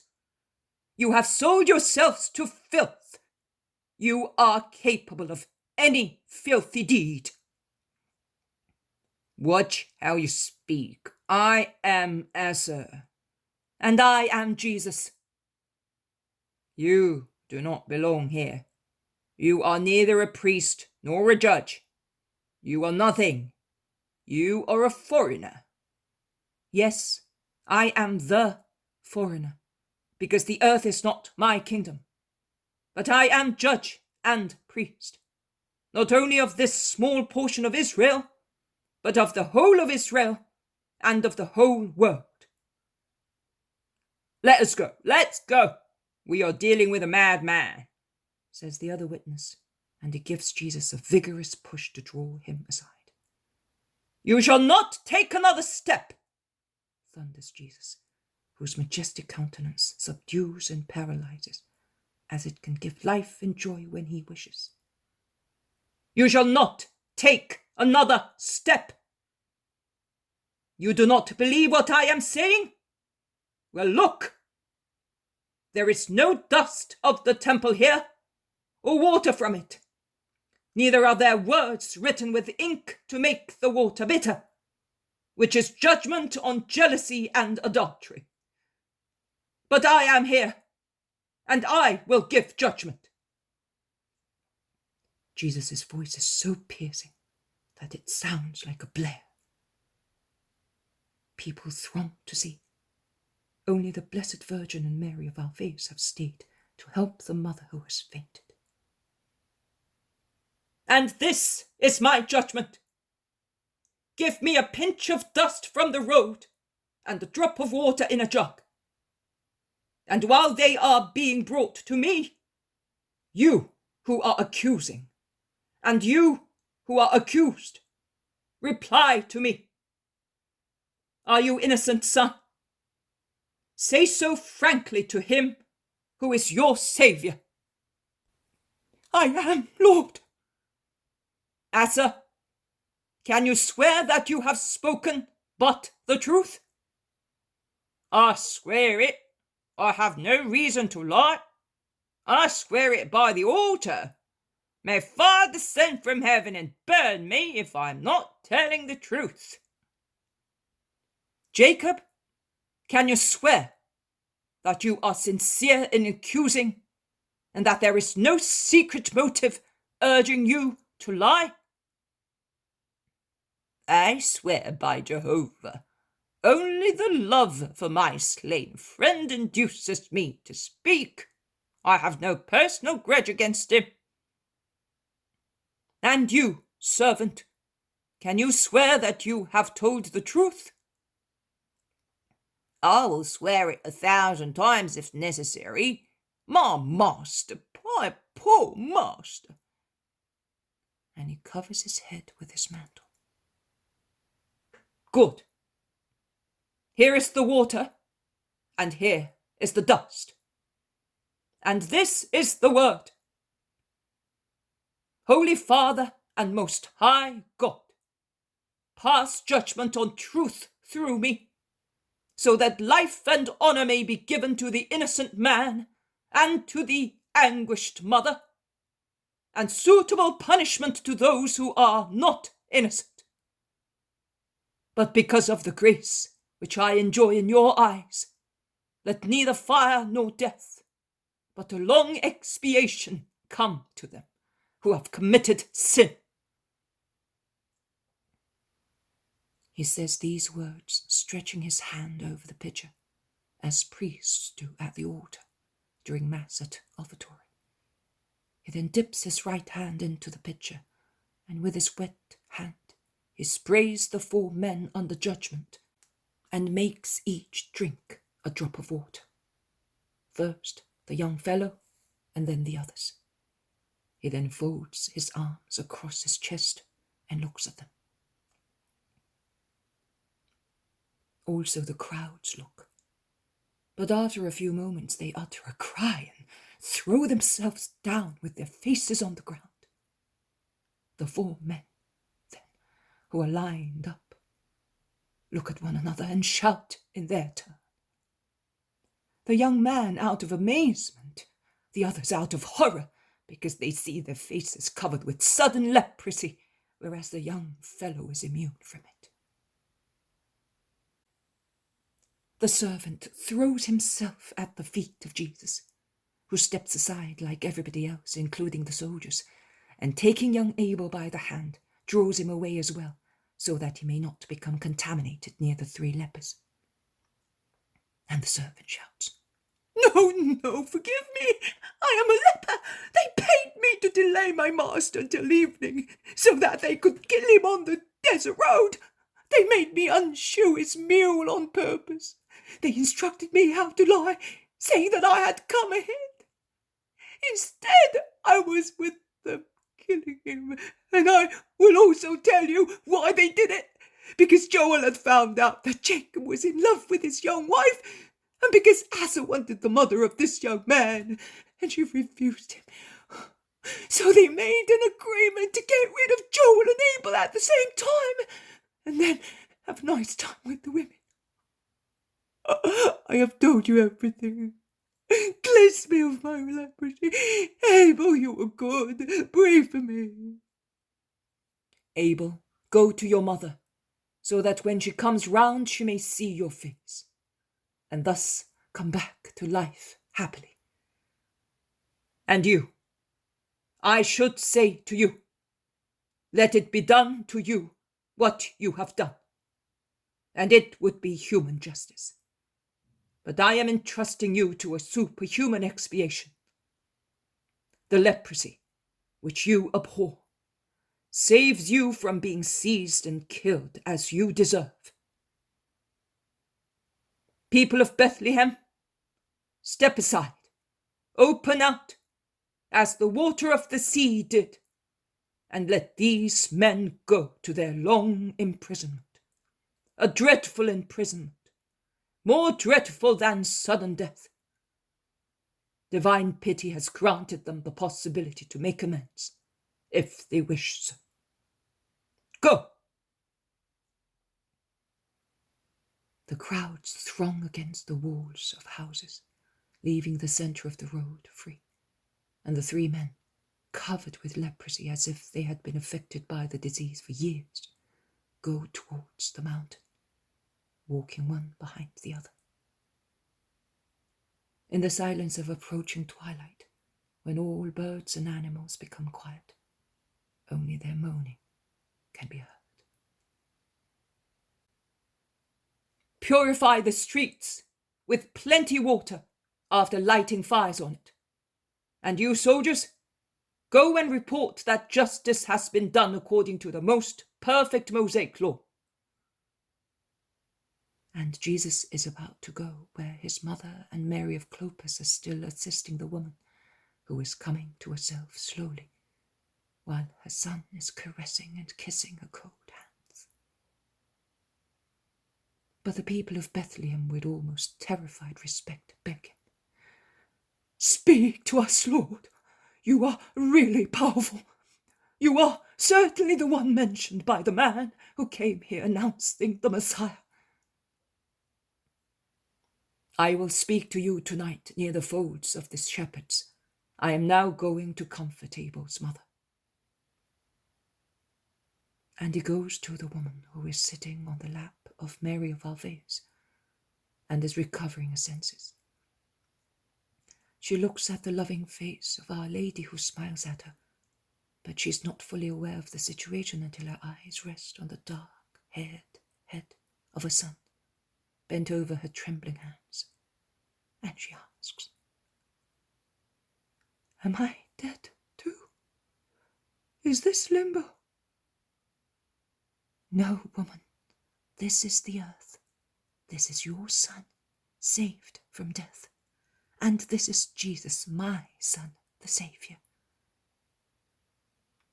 The first reaction of the woman is simply human. She collects all her strength and leans forward to take the bent head of her son in her hands. She sees that he is safe and sound. She kisses him frantically, weeping, laughing, repeating all possible pet names to express her joy. "Yes, mother, yes, but now look, not at me, at him who saved me. Bless the Lord." The woman, still too weak to stand up or get up on her knees, stretches out her trembling, bleeding hands and takes Jesus' hand, kissing and wetting it with her tears. Jesus lays his left hand on her head, saying to her, "Be happy, in peace, and be always good. And you too, Abel." "No, my Lord, my son's life and mine are yours, because you have saved them. Let him go with your disciples, as he has been wishing to, since they were here. I offer him to you with so much joy, and I beg you to allow me to follow him, to serve him and the servants of God." "And what about your house?" "Oh, Lord, can one risen from death have the same affections one had before dying? Martha has come back from death and out of hell through you. In this town, I may go as far as hating those who tortured me through my child. And you preach love, I know. So let poor Martha love the only one who deserves love, and let her love his mission and his servants. Just now, I am still exhausted, and I would not be able to follow you. But allow me, my Lord, to do so as soon as I am fit. I will follow you and be with my Abel." "You will follow your son and me. Be happy and in peace now, with my peace. Goodbye." And while the woman goes into her house supported by her son and other kind people, Jesus leaves the town with the shepherds, the apostles, his mother and Mary of Alphaeus, and goes towards the fold which is situated at the end of a road in the fields. A bonfire lights up the meeting. Many people sitting in semicircles are waiting for Jesus to come and speak to them. In the meantime, they are talking of the events of the day. Abel is there as well, and many congratulate him, stating that everybody believed in his innocence. The young man cannot help replying, "But you were still prepared to kill me, even you, who had greeted me at the doorstep of my house just at the time Joel was killed." And he adds, "But I forgive you in Jesus' name." Jesus is now coming from the fold towards them, tall, clad in white, surrounded by the apostles, followed by the shepherds and women. "Peace to you all. If my coming here has served to establish the kingdom of God among you, blessed be the Lord. If my coming here has served to make innocence shine, blessed be the Lord. If my coming here in time to prevent a crime serves also the purpose of giving 3 culprits the possibility of redeeming themselves, blessed be the Lord. of all the many things on which this day induces us to meditate, and on which we shall be meditating while night falls to envelop in its darkness the joy of 2 hearts and the remorse of 3 others. And in its darkness it hides, as in a chaste veil, the joyful tears of the former and the bitter ones of the latter, which, however, God sees, there is one thing which points out that there is nothing useless in what God gave as his law. The law given by God, nominally, is strictly observed in Israel, but in actual fact it is not. The law is analyzed, dissected, hashed, to the extent of causing it to die through the torture of petty quibbles. It is there, but as a mummified body, has no life, no breathing, and no blood circulation. Notwithstanding, it looks like a body that is motionless, because fast asleep. So the law has no life, no breathing, no blood, in far too many hearts. One can sit on a mummy as on a stool. One can lay things on a mummy, such as clothes, even filth, if one wishes, and the mummy will not rebel, because it has no life. Likewise, too many people make a stool of the law, a place where to lay things or discharge their filth, sure that it will not rebel in their consciences, which are dead. I could compare a large portion of Israel to the petrified forests that one can see strewn in the Nile Valley and in the Egyptian desert. They were woods of living trees, nourished with sap, rustling in the sunshine with beautiful leaves, flowers, and fruit. They made of the spot where they came up a small earthly paradise, dear to men and to animals, who forgot the desolate aridity of the desert, the parching thirst which sand causes to man, penetrating his throat with its burning dust. They forgot the merciless sun that calcifies corpses in a short time, removing their flesh and turning it into dust, leaving clean skeletons stretched on the sand, so clean that they look as if they had been diligently polished by workmen.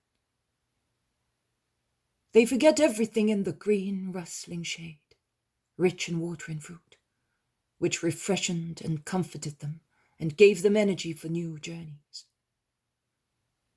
Then, for some unknown reason, like cursed things, they withered like trees that after dying still serve to light fires for man, or bonfires to illuminate the night, to keep away wild animals, or disperse the dampness of the night for pilgrims far from their homes. But those did not serve as firewood. They became like stones. The silica of the soil seemed to have climbed from the roots up to the trunk, the branches and leaves, through witchcraft. The winds then broke the thinner branches, which had become like alabaster, which is hard and soft at the same time. But the stronger branches are still there, on the powerful trunks to deceive tired caravans. In fact, in the dazzling reflection of the sun or the spectral moonlight, caravans can see the shadows of the straight trunks stand out on the tablelands or at the bottom of valleys, which receive water only at the time of the fertile floods, and they rush towards the phantom forests, both because they are anxious to find shelter, refreshment, water, and fresh fruit, and because their tired eyes are dazzled by the sun shining on the shadeless land. True phantoms, elusive likeness of living bodies, real presence of dead things. I saw them, although I was little older than a baby, I remember them as one of the saddest things on the earth. That is how they appeared to me, until I touched, experienced, and weighed the entirely sad things of the earth, because they are completely dead things, immaterial things, that is, dead virtues and dead souls. The former are dead in souls, the latter are dead because they killed themselves. There is the law in Israel, but it is like the petrified trees in the desert that have become silica, death, deceit. They are things destined to wear away without being of any use. Nay, they are harmful, because they cause mirages that allure people, diverting them from the true oasis, and thus cause them to die of thirst, hunger, and desolation. They are death, attracting others to death, as we read in certain tales of pagan myths. You have had an instance today of what a law is when it is reduced to stone in a soul that has also become stone. It is all kinds of sin and the cause of misfortune. May this serve you to learn how to live and to let the law live within you, in its integrity, which I enlighten with the light of mercy. It is the dead of night. The stars are looking down at us, and God is looking down at us as well. Look up to the starry sky and elevate your souls to God. And without criticizing the unhappy men already punished by God, and without any pride of being free from such sins, promise to God and to yourselves that you will not fall into the aridity of the cursed trees in the Egyptian deserts and valleys. Peace be with you. He blesses them and then withdraws into the large fold enclosure, surrounded by rustic porches, under which the shepherds have spread much hay as beds for the servants of the Lord. Footnote number 1. For details of old Jewish rite, see Numbers chapter 5, verses 11 to 31. The poem of the man God, the second year of the public life. Chapter 248, Going towards Capernaum, 10th of August, 1945. The calm, sunny morning helps the apostolic group to climb up some hills, stretching westwards, that is towards the sea. We did the right thing by arriving at the mountains early in the morning. We could not have stayed in the plain in this heat. It is shady and cool here. I feel sorry for those who are following the Roman road. It is all right in winter, of course, says Matthew. After these hills we shall meet the wind from the sea. It always mitigates the air, says Jesus. We shall eat up on the top. The other day it was so beautiful, and from here it must be even more so, because we are closer to Mount Carmel and to the sea, adds James of Alphaeus. Our fatherland is beautiful indeed, exclaims Andrew. Yes, there is really everything. Mountains covered with snow, pleasant hills, lakes and rivers, all kinds of trees, and there is also the sea. It is really the delicious country celebrated by our psalmists, prophets, our great warriors and poets, says Thaddeus. Repeat some of the passages, since you know so many things, asks James of Zebedee. With the beauty of paradise, he formed the earth of Judas. With the smiles of his angels, he adorned the land of Naphtali. And with rivers of heavenly honey, he flavored the fruit of his land. The whole creation is mirrored in you, gem of God, granted by God to his holy people.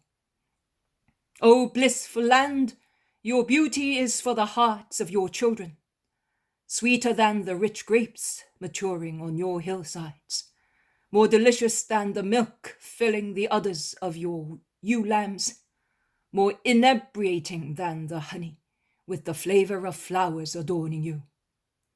The sky descended to become a river, uniting two gems, forming a pendant and a girdle on your green dress.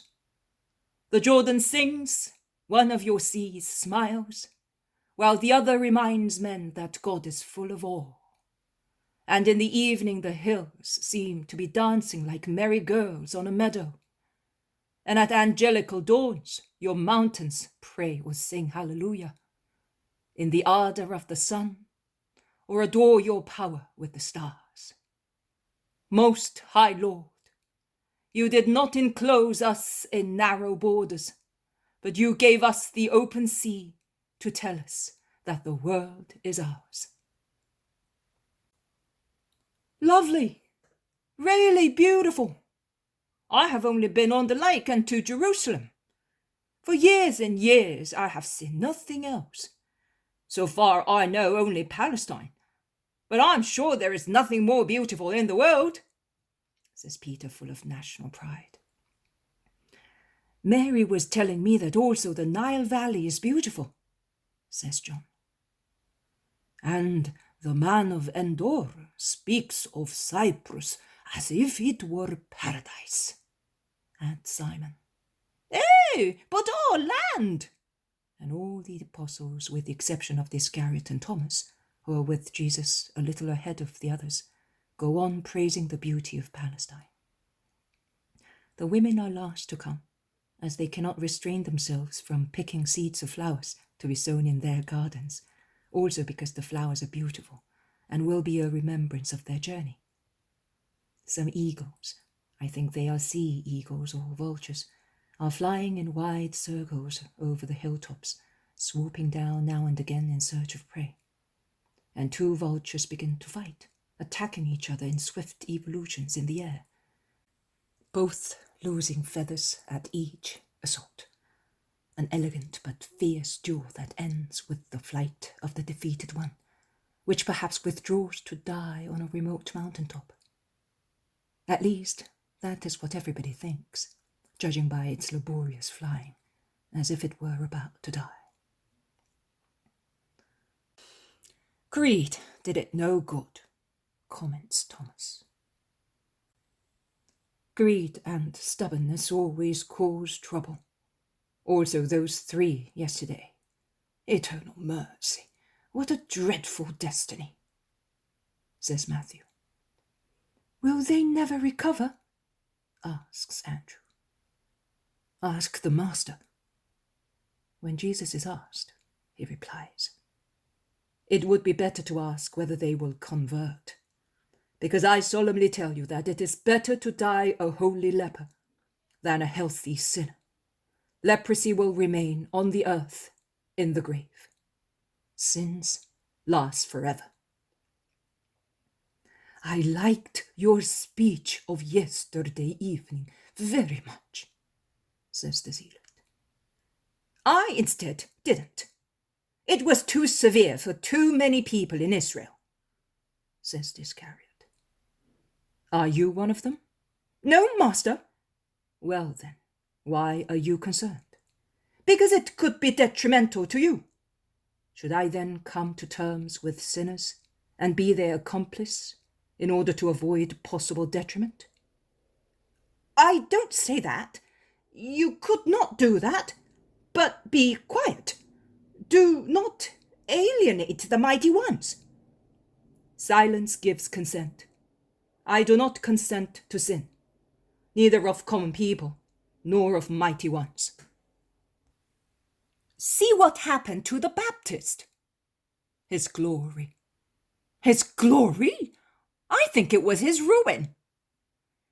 Persecution and death suffered to be faithful to our duty are a glory for man. A martyr is always glorious. But by his death he prevents himself from being a master and grieves disciples and relatives. He frees himself from every pain, but leaves others in greater suffering. The Baptist has no relatives, that is true, but he still has duties towards his disciples. Even if he had relatives, it would still be the same. Vocation is more than blood. And what about the fourth commandment? It comes after those concerning God. You said yesterday how a mother can suffer for her son. Mother, come here. Mary hastens towards Jesus and asks, What do you want, son? Mother, Judas Iscariot is pleading your cause. He loves you and loves me. My cause? In regard to what? He wants to persuade me to be more prudent, so that I may not have to suffer like our relative, the Baptist. And he is telling me that sons must have mercy on their mothers by sparing themselves on their behalf, because that is what the fourth commandment prescribes. What do you say? You may speak, mother, so that you may kindly instruct our Judas.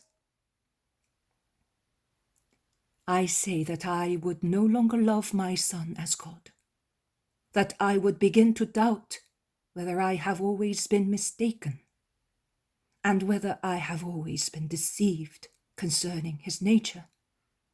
If I saw him fail in his perfection by lowering his thought to human consideration, losing sight of superhuman considerations, that is, the redemption, the effort to redeem men for their own sake and for the glory of God, at the cost of procuring for himself affliction and hatred.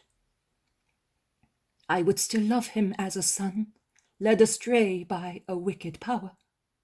I would love him out of pity, because he is my son, because he would be a poor wretch.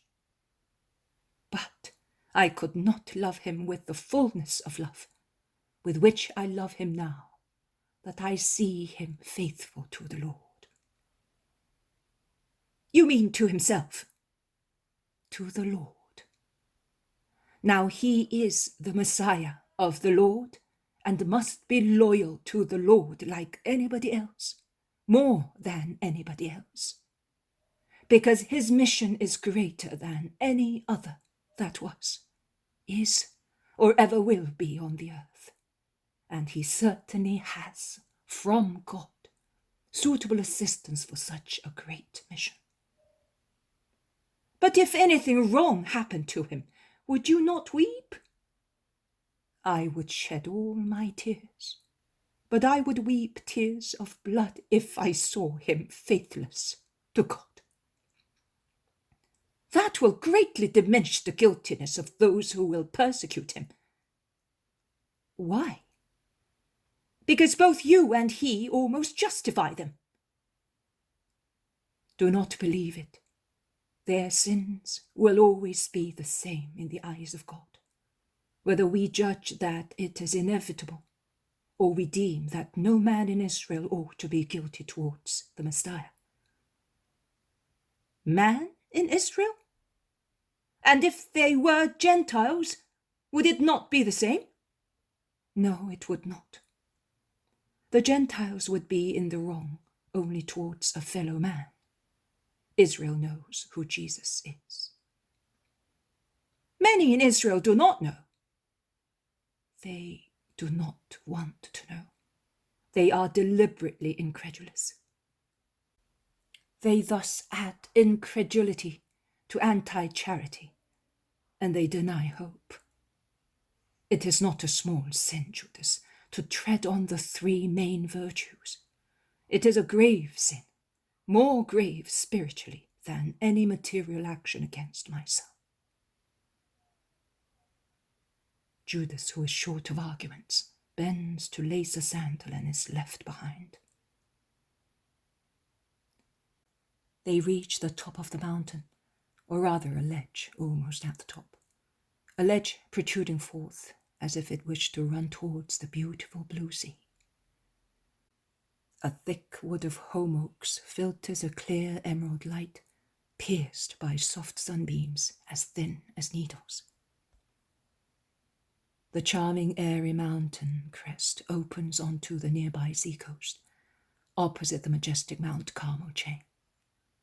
Below, at the foot of the mountain, with the ledge protruding as if it were anxious to fly up, after some little fields situated in the central part of the mountainside, there is a narrow valley with a deep torrent, which must certainly be imposingly impetuous in times of floods, but is now reduced to a tiny, silvery, foaming stream in the middle of its bed. The torrent flows towards the sea along the foot of Mount Carmel. A road runs along the torrent, above its right-hand bank, and links a town situated in the middle of the bay to other inland towns, perhaps Samaria, if I am taking my bearings correctly.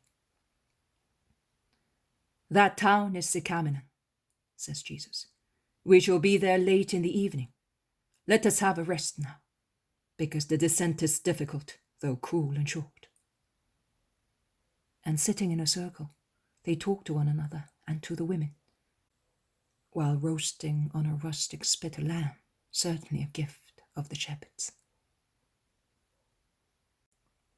The poem of the man God, the second year of the public life. Chapter 249. Jesus meets the disciples at Capernaum. 11th of August, 1945. It is on the bank of the deep torrent that Jesus finds Isaac with many known and unknown disciples.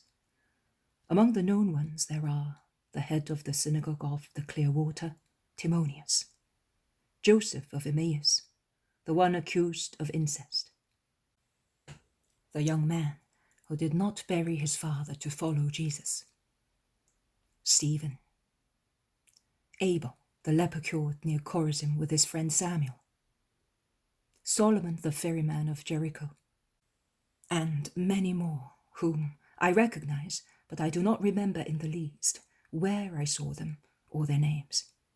Many faces indeed are known to me, but only as faces of disciples, and there are other people who have been converted by Isaac or by the above-mentioned disciples and are following the main group, hoping to find Jesus. Their meeting is tender, joyful, and respectful. Isaac's eyes are beaming with joy when he looks at the Master and shows him his new flock, and as a reward he asks Jesus to say a few words to his people. "Do you know any quiet place where we can gather together?" At the end of the bay, there is a desert beach, with some hovels of fishermen, which are empty at this time of the year because they are unhealthy, and because the fishing season of the fish to be sorted is over, and the fishermen have gone to Syrophoenicia to fish for murices.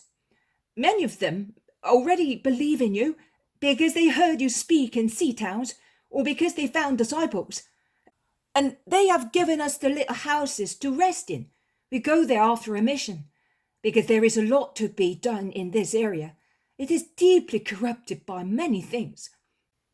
I would like to go as far as Syrophoenicia, and I could do it by sea, because the coast is parched by the sun and it is impossible to go there on foot.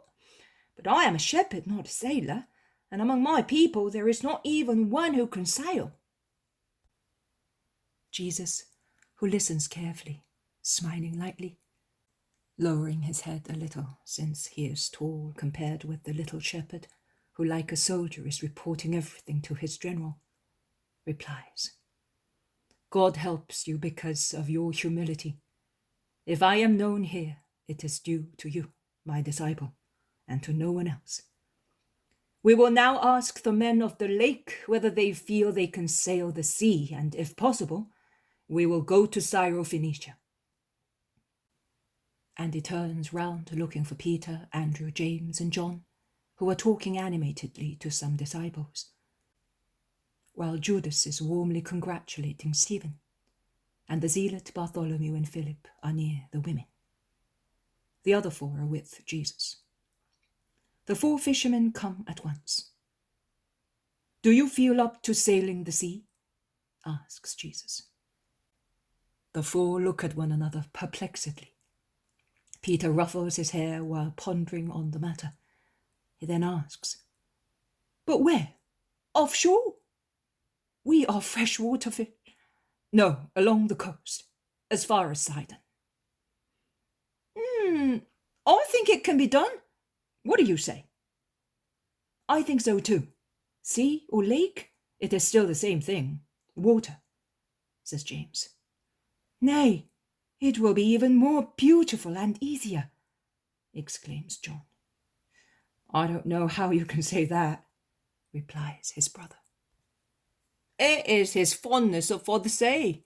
He who loves something sees every perfection in it. If you loved a woman like that, you would be a perfect husband, says Peter jokingly, shaking him affectionately. No, I am saying so because at Ashkelon I saw that manoeuvres are the same and navigation very smooth, replies John. Well, let us go then, exclaims Peter. However, it would be better to have someone from here. We have no experience with the sea and its depth contour, remarks James. Oh, I would not even think of that. We have Jesus with us. Before I was not yet certain, but after he calmed the lake. Let us go with the Master to Sidon. Perhaps there is some good to be done there, says Andrew. Well, we shall go. You will get the boats tomorrow. Ask Judas of Simon to give you the purse. And all mixed together, apostles and disciples, and it is needless to say how happy they are. Particularly the ones already well known to Jesus. They retrace their steps going back towards the town and walk round the outskirts until they reach the end of the bay, which protrudes into the sea like a bent arm. A few little houses there, spread on the narrow pebbly shore, represent the most poverty-stricken and depopulated quarter of the town, which is inhabited only at intervals. The walls of the little cubic-shaped houses are worn away by saltness and age, and they are all closed. When the disciples open them, they show their smoky misery and bare essential furnishings. Here they are. They are not beautiful, but are clean and comfortable, says Isaac, who is doing the honours of the house. The poor things are certainly not beautiful. The clear water was a royal palace in comparison. There were some who complained, grumbles Peter. But they are a real fortune to us. Of course. The all-important thing is to have a roof over your head and to be fond of one another. Oh, look, there is our John. How are you? Where were you? But John of Endor, although smiling at Peter, runs to greet Jesus, who replies to him with very kind words. I did not let him come because he has not been well. I prefer him to stay here. He is so clever with citizens and with those who ask information on the Messiah, says Isaac. The man from Endor is indeed much thinner than previously, but his countenance is serene. His emaciation ennobles his features, so that one thinks of him as a man already affected by the double martyrdom of flesh and soul. Jesus watches him and asks, Are you not well, John? I am not any worse than I was before seeing you, and that as far as my body is concerned. With regard to my soul, I think I am recovering from my peculiar wounds. Jesus looks at his peaceful eyes and hollow temples, but does not say anything. He lays a hand on his shoulder while entering a little house with him, into which they have brought basins of salt water to refreshen their tired feet and pitchers of cool water to quench their thirst, while outside they are laying the table on a rustic board shaded by a very poor pergola of creepers. While twilight is falling and the sea is whispering its evening prayers with the surf rustling on the pebbly shore, it is beautiful to see Jesus having supper with the women and the apostles, sitting at the coarse board, while the others, sitting on the ground or on seats or baskets turned upside down, form a circle round the main table. The meal is soon over, and the table is cleared even sooner, because there were only very few plates, only for the more important guests. The sea has become indigo black in the starless night, and all its majesty appears in this sad but solemn hour, typical of seashores. Jesus, whose tall white figure is outstanding in the darker and darker shadows, rises from the table and comes towards the middle of the apostolic group, while the women withdraw. Isaac and another man light little fires on the beach to illuminate and keep away the clouds of mosquitoes which probably come from nearby marshes. Peace to you all. The mercy of God has joined us before the appointed time, giving reciprocal joy to our hearts. I have searched all your hearts, which are morally good, as is evidenced by your being here, waiting for me, formed in me, but still spiritually imperfect, as is proved by some of your reactions, that show how the old man of Israel still persists in you, with all his ideas and prejudices.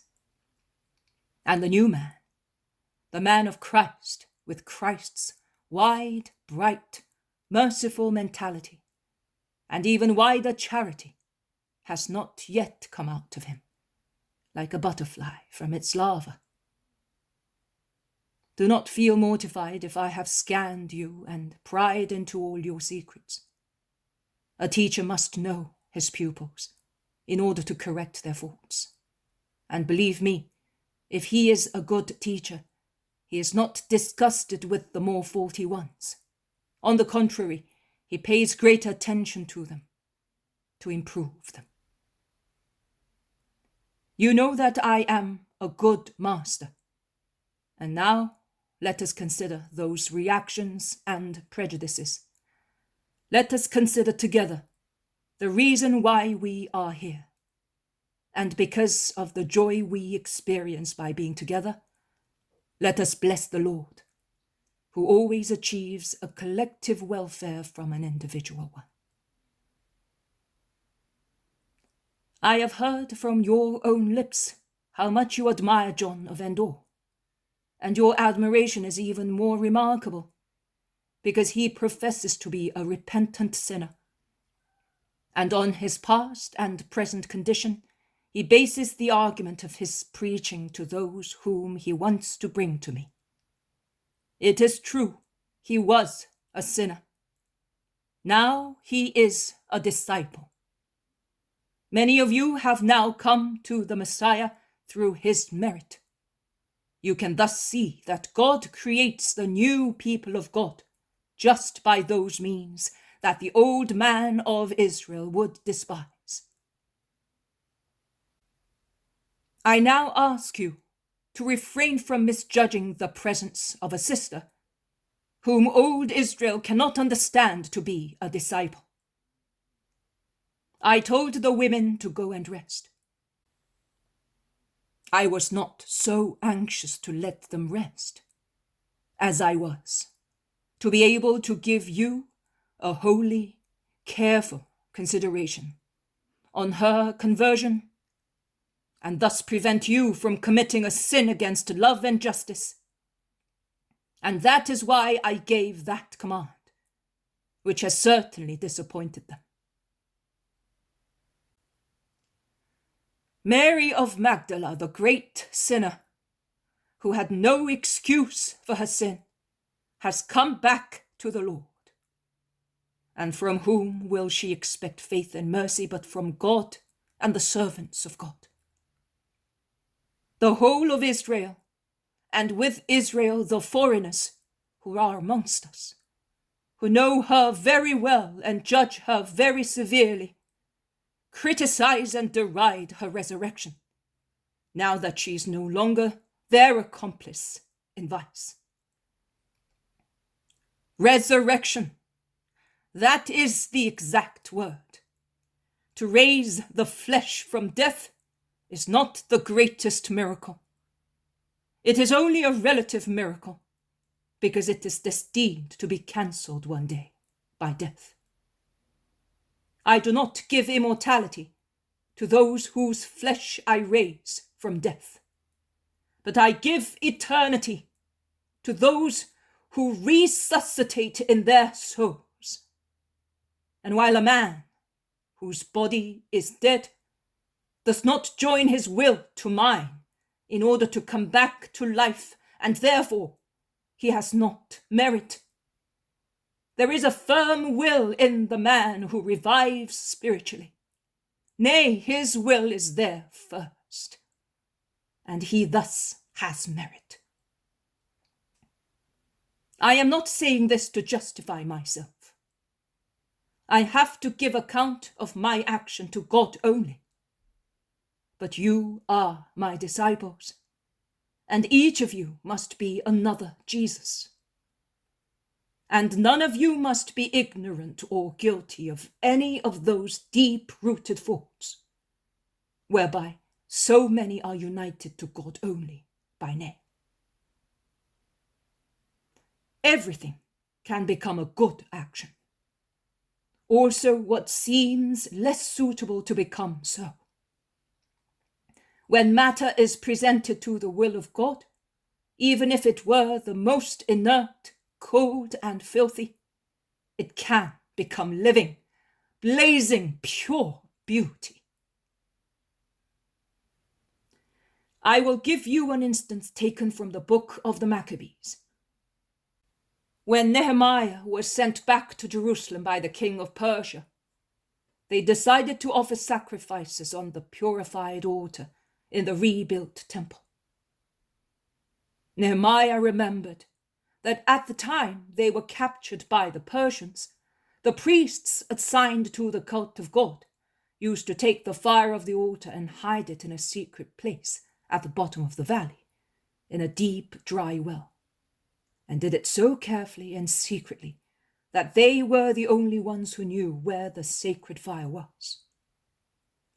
As Nehemiah remembered all that, he asked the grandchildren of those priests to go to the place which the priests, before dying, had disclosed to their sons, who in turn had informed their children, handing on the secret from father to son, and to take the sacred fire to light the fire for the sacrifice.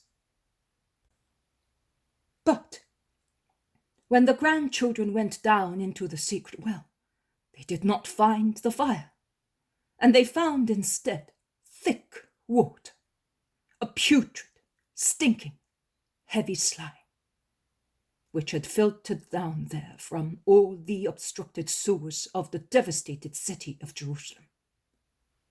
And they told Nehemiah, who told them to take some of that water and bring it up to him.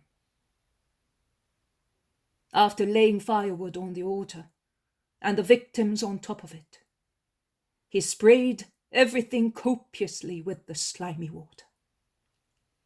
The people was amazed, and the priests scandalized, but they watched and did everything respectfully, only because it was Nehemiah who told them. But how sad their hearts were, and how discouraged they felt, as the overcast sky made the day a sad one, so uncertainty made men melancholy.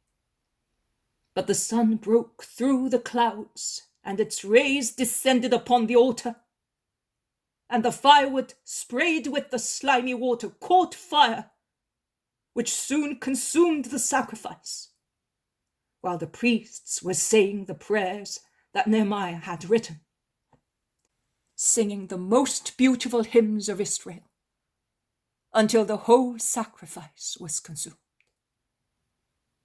And in order to convince the crowds that God can work miracles also with the most unsuitable means, when they are used for a righteous purpose, Nehemiah ordered the remaining water to be sprayed onto some large stones. And as soon as the stones were sprayed, they caught fire and were burnt out in the great light coming from the altar. Every soul is a sacred fire laid by God on the altar of man's heart, that it may burn the sacrifice of life through love for the Creator of life. Every life is a holocaust, if spent properly, and every day is a sacrifice to be offered holily. But marauders come, the oppressors of man and of man's soul. The fire falls into the deep well, not through any holy deed, but through fateful stupidity. And submerged by all the drainage of the dens of vice, it becomes heavy, putrid mud, until a priest descends to that bottom and brings that mud up to daylight, laying it on the holocaust of his own sacrifice. Because, and remember this, the heroism of the man to be converted is not sufficient. Also, the heroism of him who converts is required. Nay, the latter must precede the former, because souls are saved through our sacrifice. Because thus we are successful in getting mud to change into fire, and God to judge perfect and pleasing to his holiness the sacrifice that is being consumed. Then, as it is still not enough to convince the world that repentant mud burns more than common fire, even if it is consecrated fire, which common fire serves only to burn wood and victims, that is, combustible material, then the repentant mud becomes so powerful as to set on fire and burn even stones, which are incombustible material. Are you not wondering whence such property comes to that mud? Do you not know? I will tell you. Because in the ardor of repentance, they merge with God, flame with flame, rising flame, descending flame, flame which offers itself loving, flame which gives itself loving. The embrace of two who love and find each other, who join together forming one thing only. And since the flame of God is a greater one, it overflows, excels, penetrates, absorbs. And the flame of the repentant mud is no longer a relative flame of a created thing, but it is the infinite flame of the uncreated thing, of the Most High, most powerful, infinite God. That is what truly and wholly converted big sinners are, who have generously devoted themselves to their conversion without keeping anything of their past, burning themselves as the first thing in their heavier part by means of the flame rising from their mud, which has run towards grace and has been touched by grace. I solemnly tell you that many stones in Israel will be attacked by the fire of God because of these burning furnaces, which will blaze more and more until the human creature is utterly consumed. And from their thrones in heaven, they will continue to burn the stones, the tepidity, uncertainty, timidity of the earth.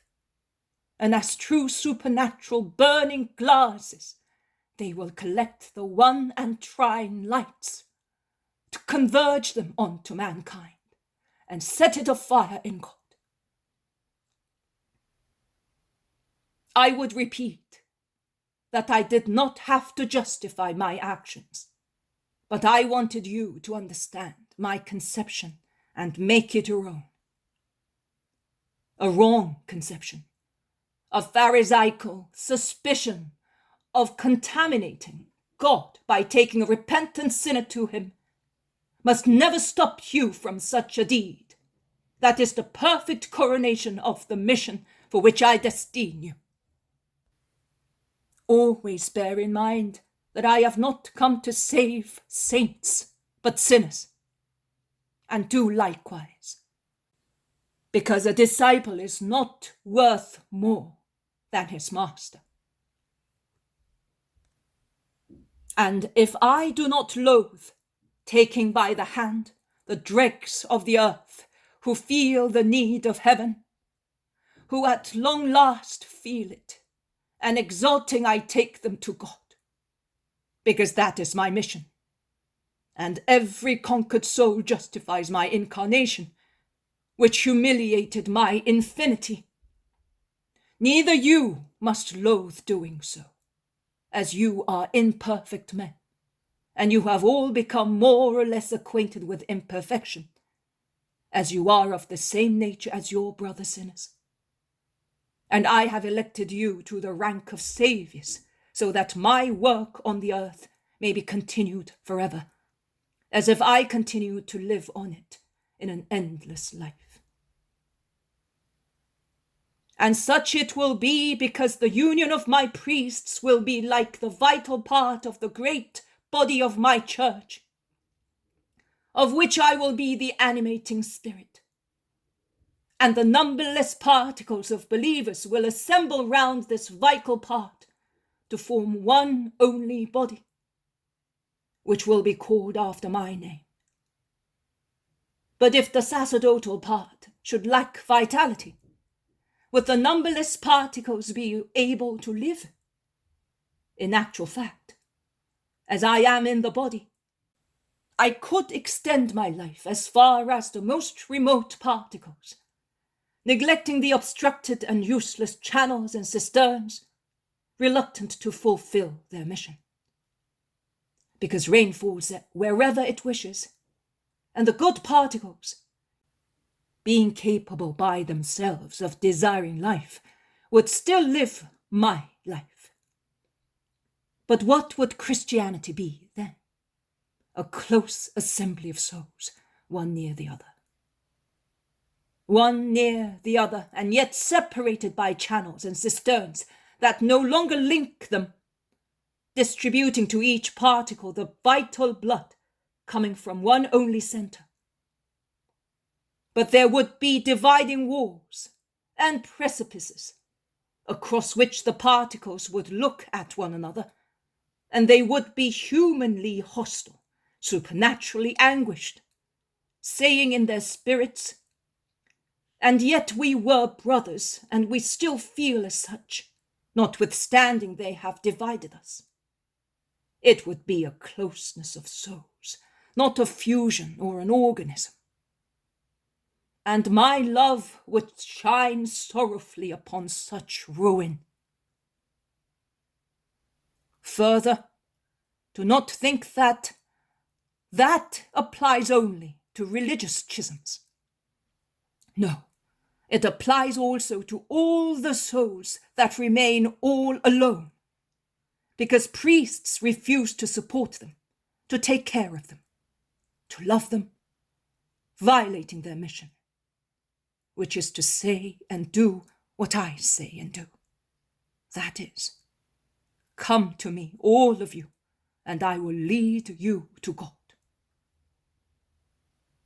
Go in peace now, and God be with you. The crowd dispersed slowly, going to their little houses. Also John of Endor stands up. He took notes while Jesus was speaking, and in order to see what he was writing, he became red hot near the fire. But Jesus stops him, saying, "Stay for a little while with your master. And he keeps him close to himself until they have all gone away.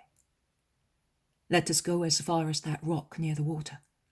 The moon is high in the sky and we can see our way.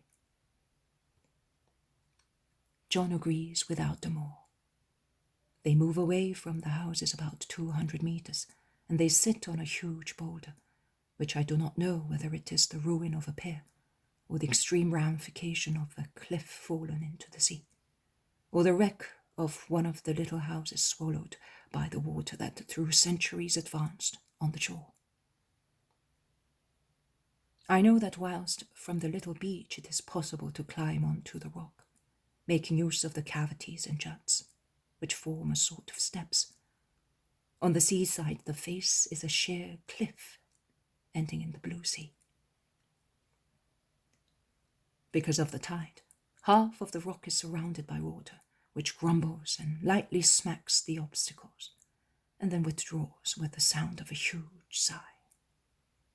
Becomes silent for a moment, starting all over again, with regular motions and sounds of slaps, aspirations, and pauses, like syncopated music. They sit on the very top of the boulder struck by the sea. The moon forms a silvery road on the water, and the sea looks deep blue in the moonlight, whereas before the moon rose, it was like a large blackish expanse in the dark night. John, are you not telling your master the reason why your body suffers? You know, my lord, but do not say it suffers. Say it is being consumed. That is more exact, and you know. And you also know that it is being consumed with delight. Thank you, Lord, I recognize myself too, in the mud that becomes flame. But I shall not have time to set the stones afire. I shall soon die. I have suffered too much through the hatred of the world, and I exalt too much because of the love of God. But I do not regret life. I might sin again here, or fail in the mission to which you destine us. I have already failed twice in my life, in my mission of a master, because I should have been able to find what was necessary to perfect myself, and I did not train myself. In my mission of a husband, because I was not able to mold my wife, which was logical. As I was not able to perfect myself, I could not perfect her either. I might fail in my mission as a disciple, and I do not want to fail with you. Blessed, therefore, be death if it comes to take me where one can no longer sin. But if I am not destined to be a teaching disciple, I shall be a victim disciple, which fate is more like yours.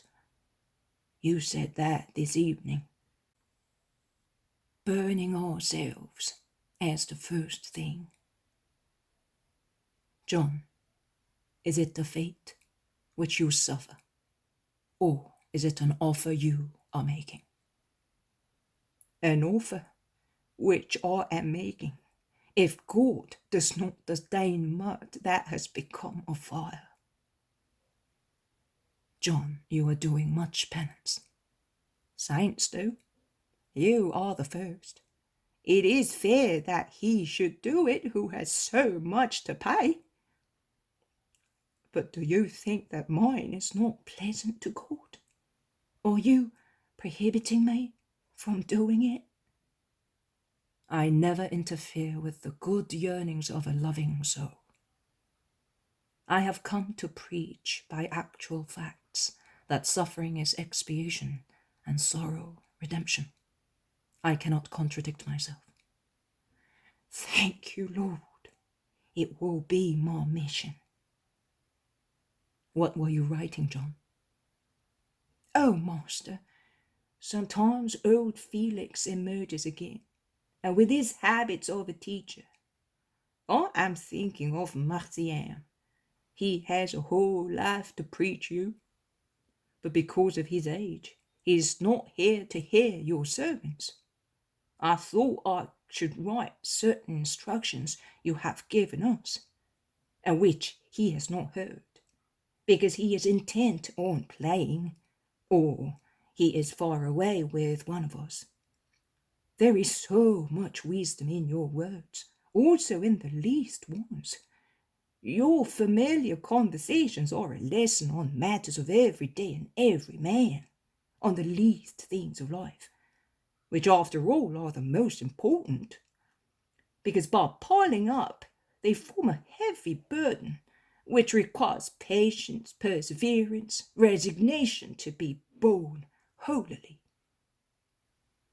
It is easier to accomplish one only great heroic deed than 1,000 little ones, for which a constant presence of virtue is required. And yet one will not attain a great deed, both in good and in evil. I know by experience with regard to evil, unless one stores up many little deeds, which seem insignificant.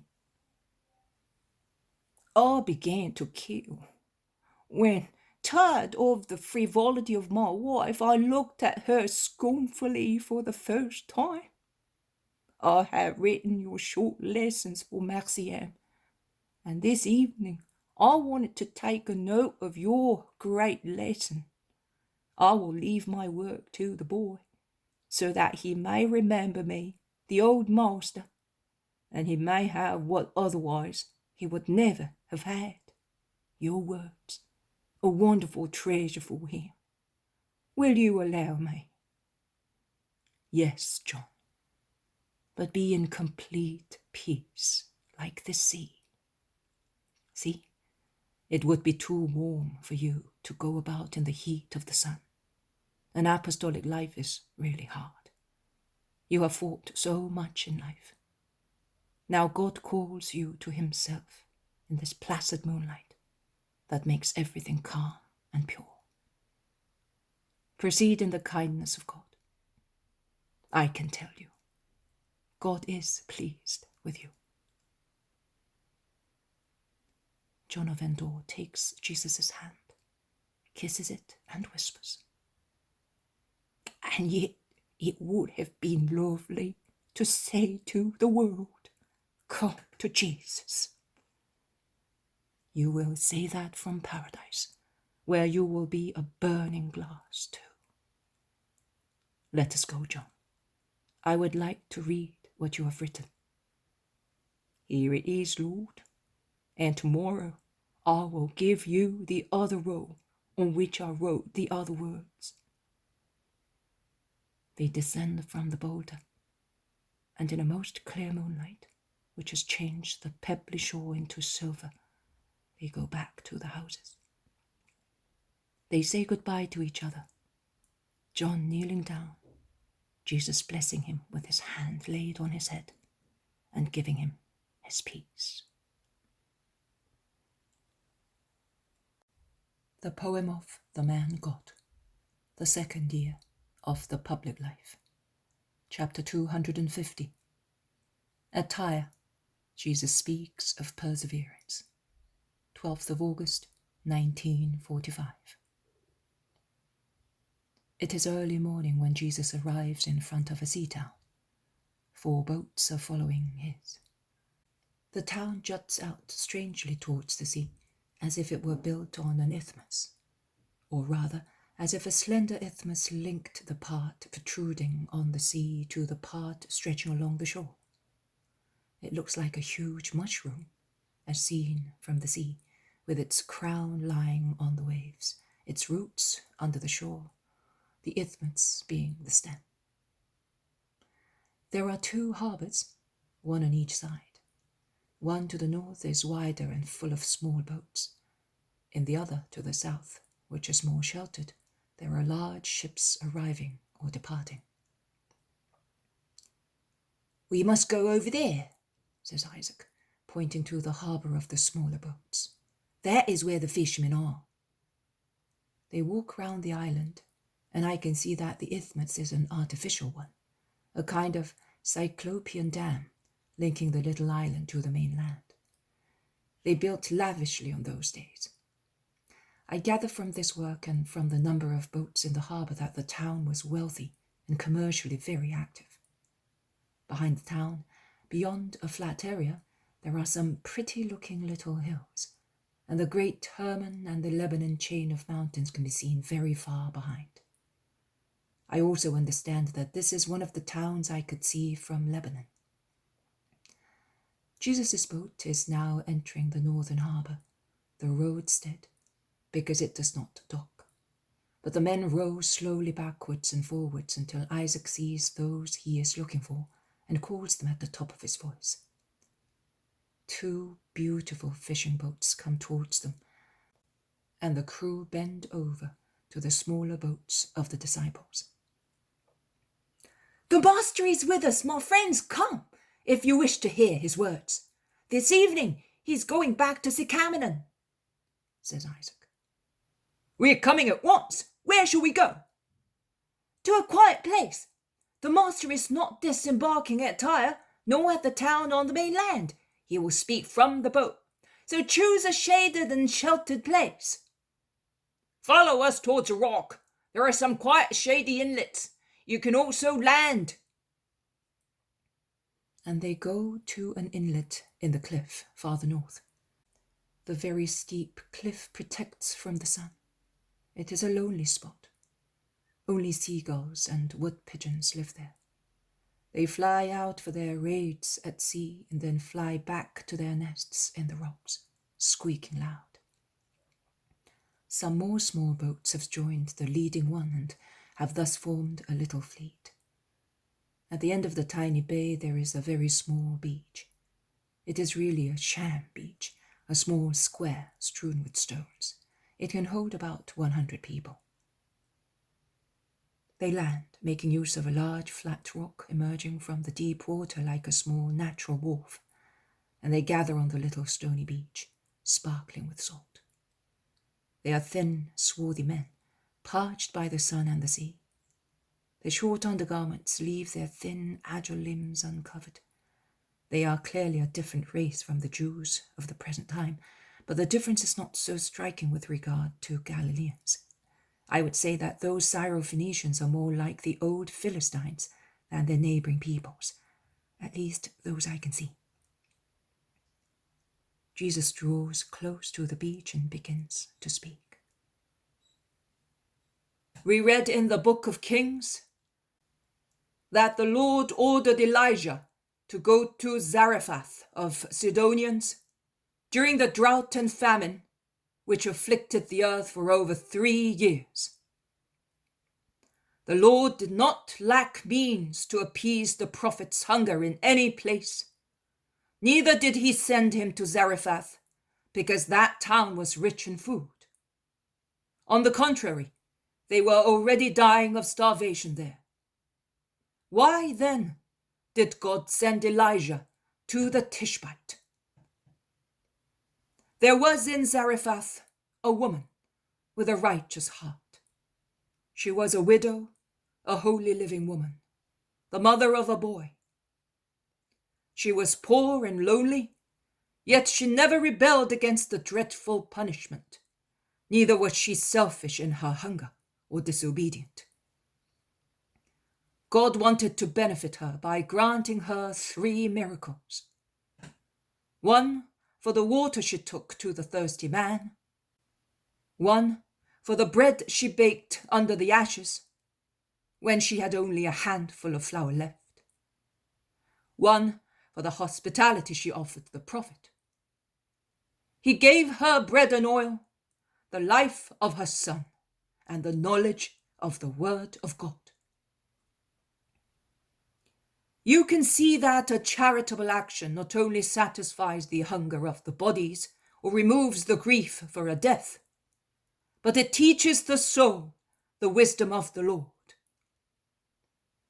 You have given lodgings to the servants of the Lord, and he gives you the word of wisdom. A good deed has brought the word of the Lord to this land, where that word does not come. I can compare you to the only woman in Zarephath who welcomed the prophet. Because if I had gone to town, the rich and mighty people would have not welcomed me. The busy merchants and sailors would have neglected me, and my coming here would have been valueless. I will now leave, and you will say, but what are we? A handful of men? What do we possess? A drop of wisdom. And yet I say to you, I entrust you with the task of announcing the hour of the Redeemer. I leave you repeating the words of Elijah the prophet. The jar of flour will not run out. The oil will not diminish until one comes who will give it more copiously. You have already done that, because there are Phoenicians here among you who have come from beyond Mount Carmel, which means that you have spoken as you were spoken to. You can thus see that the handful of flour and the drop of oil have not run out, but have instead increased in quantity. Continue to make it grow. And if you think that it is strange that God has chosen you for this work, as you do not feel capable of carrying it out, repeat the word of great trust. I will do what you tell me, trusting your word. Master, how are we to deal with the heathens here? We know these people because they are fishermen like ourselves. We fraternize because we do the same work. But what about the others? Asks a fisherman of Israel. You say that you fraternize because of the same work.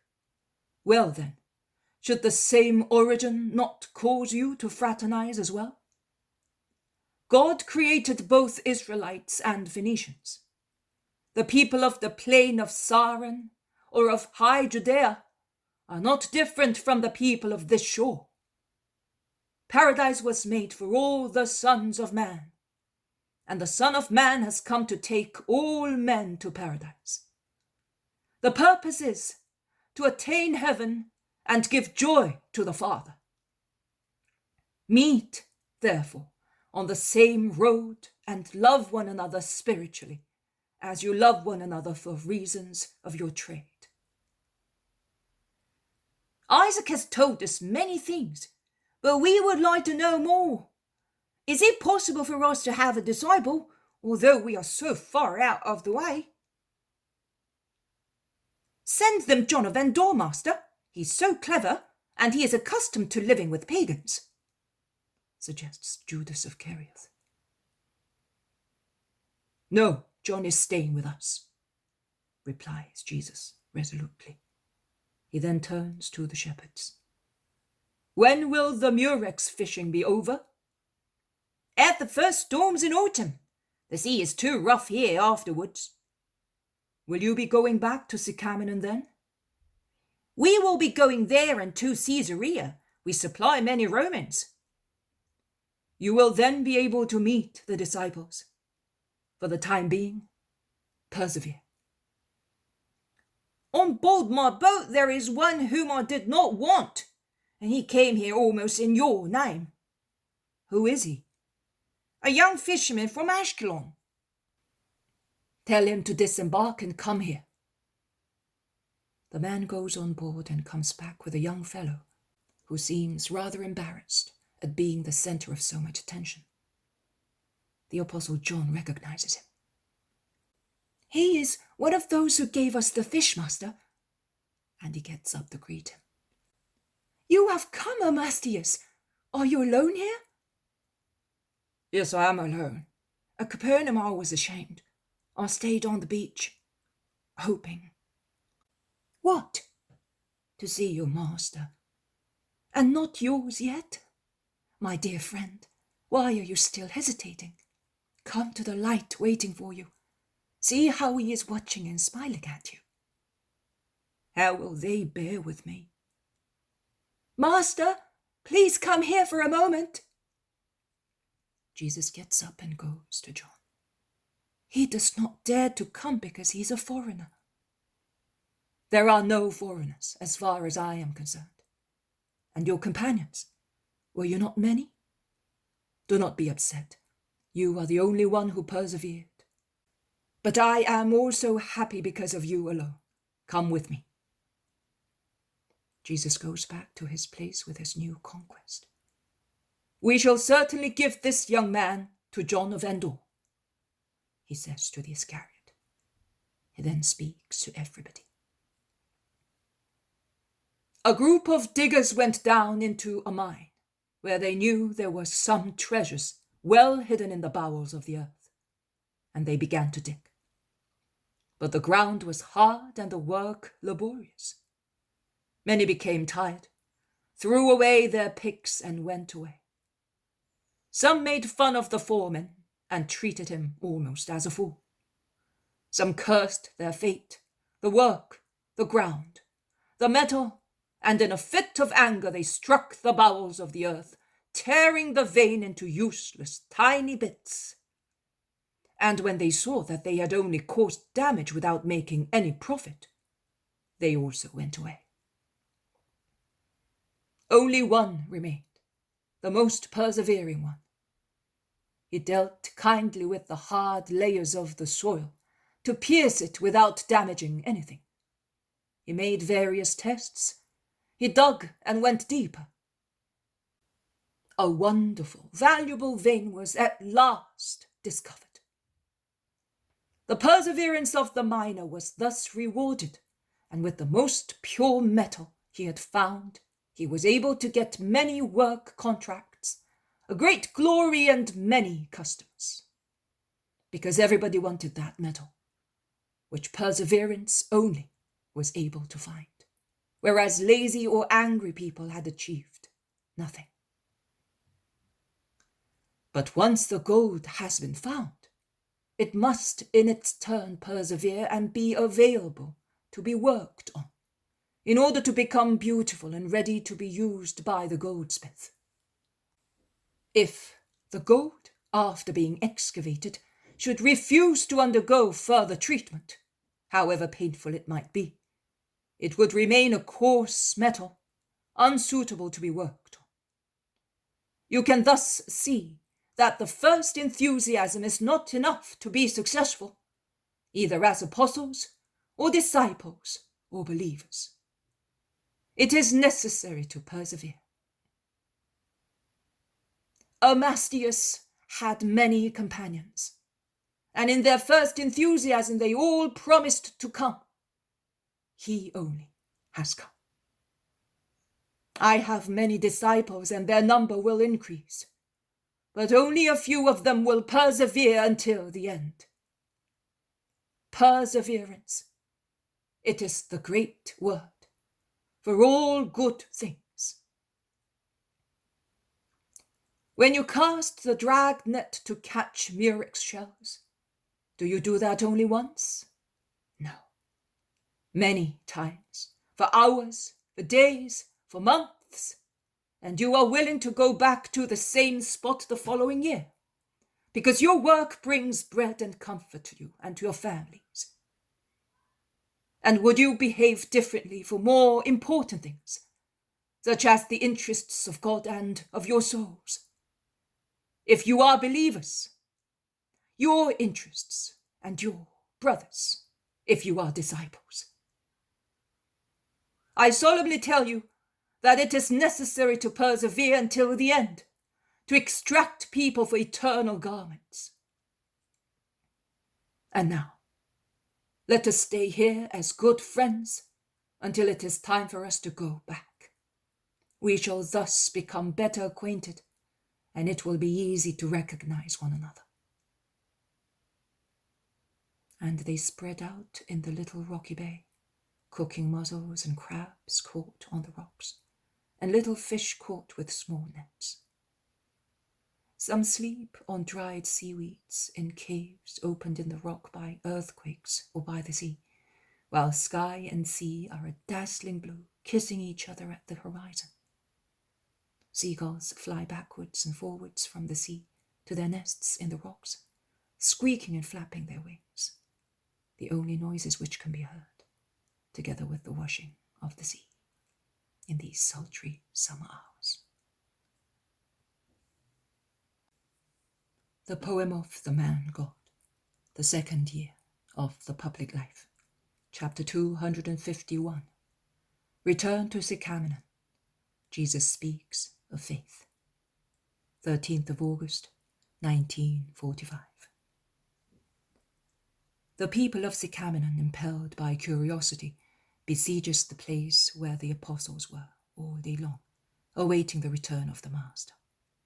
The women disciples, in the meantime, have not wasted any time, but have washed the clothes covered with dust and wet with perspiration, and on the little beach there is a bright display of garments drying in the wind and sunshine.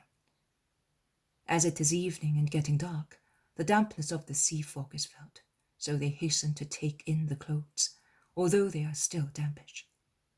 Before folding them, they stretch them out in all directions and press them, so that they may look tidy to the respective owners. "Let us take Mary's clothes to her at once," says Mary of Alphaeus, and she concludes, "She has been really suffering yesterday and today in that little stifling room." I thus realize that Jesus has been absent for more than one day, during which time Mary of Magdala, who had only one dress, had to remain indoors until her dress was dry. Susanna replies, "Fortunately, she never complains. I did not think she was so good." "And so humble, you should say, and reserved. Poor woman, it was the devil who had tormented her. Since she was freed by my Jesus, she has become herself once again, exactly as she was when a girl." And talking to each other, they arrive back home carrying the laundry. In the meantime, Martha is busy preparing food, and the Blessed Virgin is cleaning vegetables in a copper basin, and then boils them for supper. "Here you are. Everything is dry, clean, and folded, and they badly needed it. Go to Mary and give her her clothes," says Susanna, handing the clothes to Martha. The two sisters come back shortly afterwards. "I thank both of you. The sacrifice of wearing the same dress for days was the most painful one to me," says Mary of Magdala, smiling. "I now feel fresh and cool." "Go and sit outside. There is a lovely breeze. You certainly need it after being closed in," remarks Martha, who, being smaller than her sister and not so buxom, was able to put on a dress of Susanna's or of Mary of Alphaeus's, while her clothes were being washed. "This time we had to make the best of it, but in future we will bring little bags like the others, and we will not have all this trouble," says the Magdalene. "What? Are you going to follow him as we do?" "Of course, unless he tells me otherwise. I'm now going to the beach to see whether they are coming back." "Are they coming back this evening?" "I hope so," replies the Most Holy Virgin. "I am worried because he has gone to Phoenicia, but I know that he is with the apostles, and after all, the Phoenicians may be better than many other people. When I went to the fountain, a mother stopped me, saying, 'Are you with the Galilean Master, the one they call Messiah? If so, come and see my son. Fever has been tormenting him for over a year.' I went to the little house. Poor thing, he looks like a little flower about to die. I will tell Jesus. There are others as well who want to be cured. They are more anxious to be cured than to be taught," says Martha. "It is difficult for a man to be entirely spiritual. The voice and needs of the flesh are more strongly felt," replies the Virgin. "However, many revive spiritually after a miracle." "Yes, Martha, and that is one of the reasons why my son works so many miracles, out of love for man, but also to draw him by such means onto his way, which otherwise many would not follow. John of Endor, who had not gone with Jesus, comes back home with many disciples who are going to the little houses where they live. Almost at the same time, the Magdalene comes back, saying, "They're arriving. They are the 5 boats that left yesterday at dawn. I recognize them very well. They must be tired and thirsty. I will go and get some more water. The water of the fountain is very cool." And Mary of Alphaeus goes out carrying some pitchers. "Let us go and meet Jesus. Come," says the Blessed Virgin. And she goes out with the Magdalene and John of Endor, because Martha and Susanna, both flushed and very busy preparing supper, remain near the kitchen range. Walking along a wall, they arrive at a little pier, where other fishing boats have already come in and are moored. From the end of the pier, it is possible to have a very good view of the whole bay and of the town after which it is called. And one can also see the 5 boats sailing fast, slightly heeled to one side, as a light northern breeze fills the sails, and is thus favourable, and at the same time brings relief to the men who are tired and warm. "See how well Simon and the others are manoeuvring. They're following the pilot's boat excellently. They have now passed the breaker. They're now taking to the open sea to avoid the current which is strong over there. Good. Now everything is all right. They will soon be here," says John of Endor. The boats, in fact, are coming nearer and nearer, and it is possible to distinguish the people in them. Jesus is on the first with Isaac. He has stood up, and his tall figure appears in all its magnificence until a furling sail conceals him for a few minutes.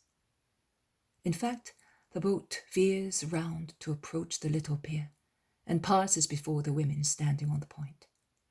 Jesus smiles, waving to them, while they begin to walk fast to reach the landing place at the same time as the boats. "May God bless you, my son," says Mary, greeting Jesus, who is disembarking on the quay. "May God bless you, Mother. Have you been worrying? The man whom we were looking for was not in Sidon. We went as far as Tyre, and we found him there. Come, Amastius. Here, John. This man wants to be taught. I entrust him to you.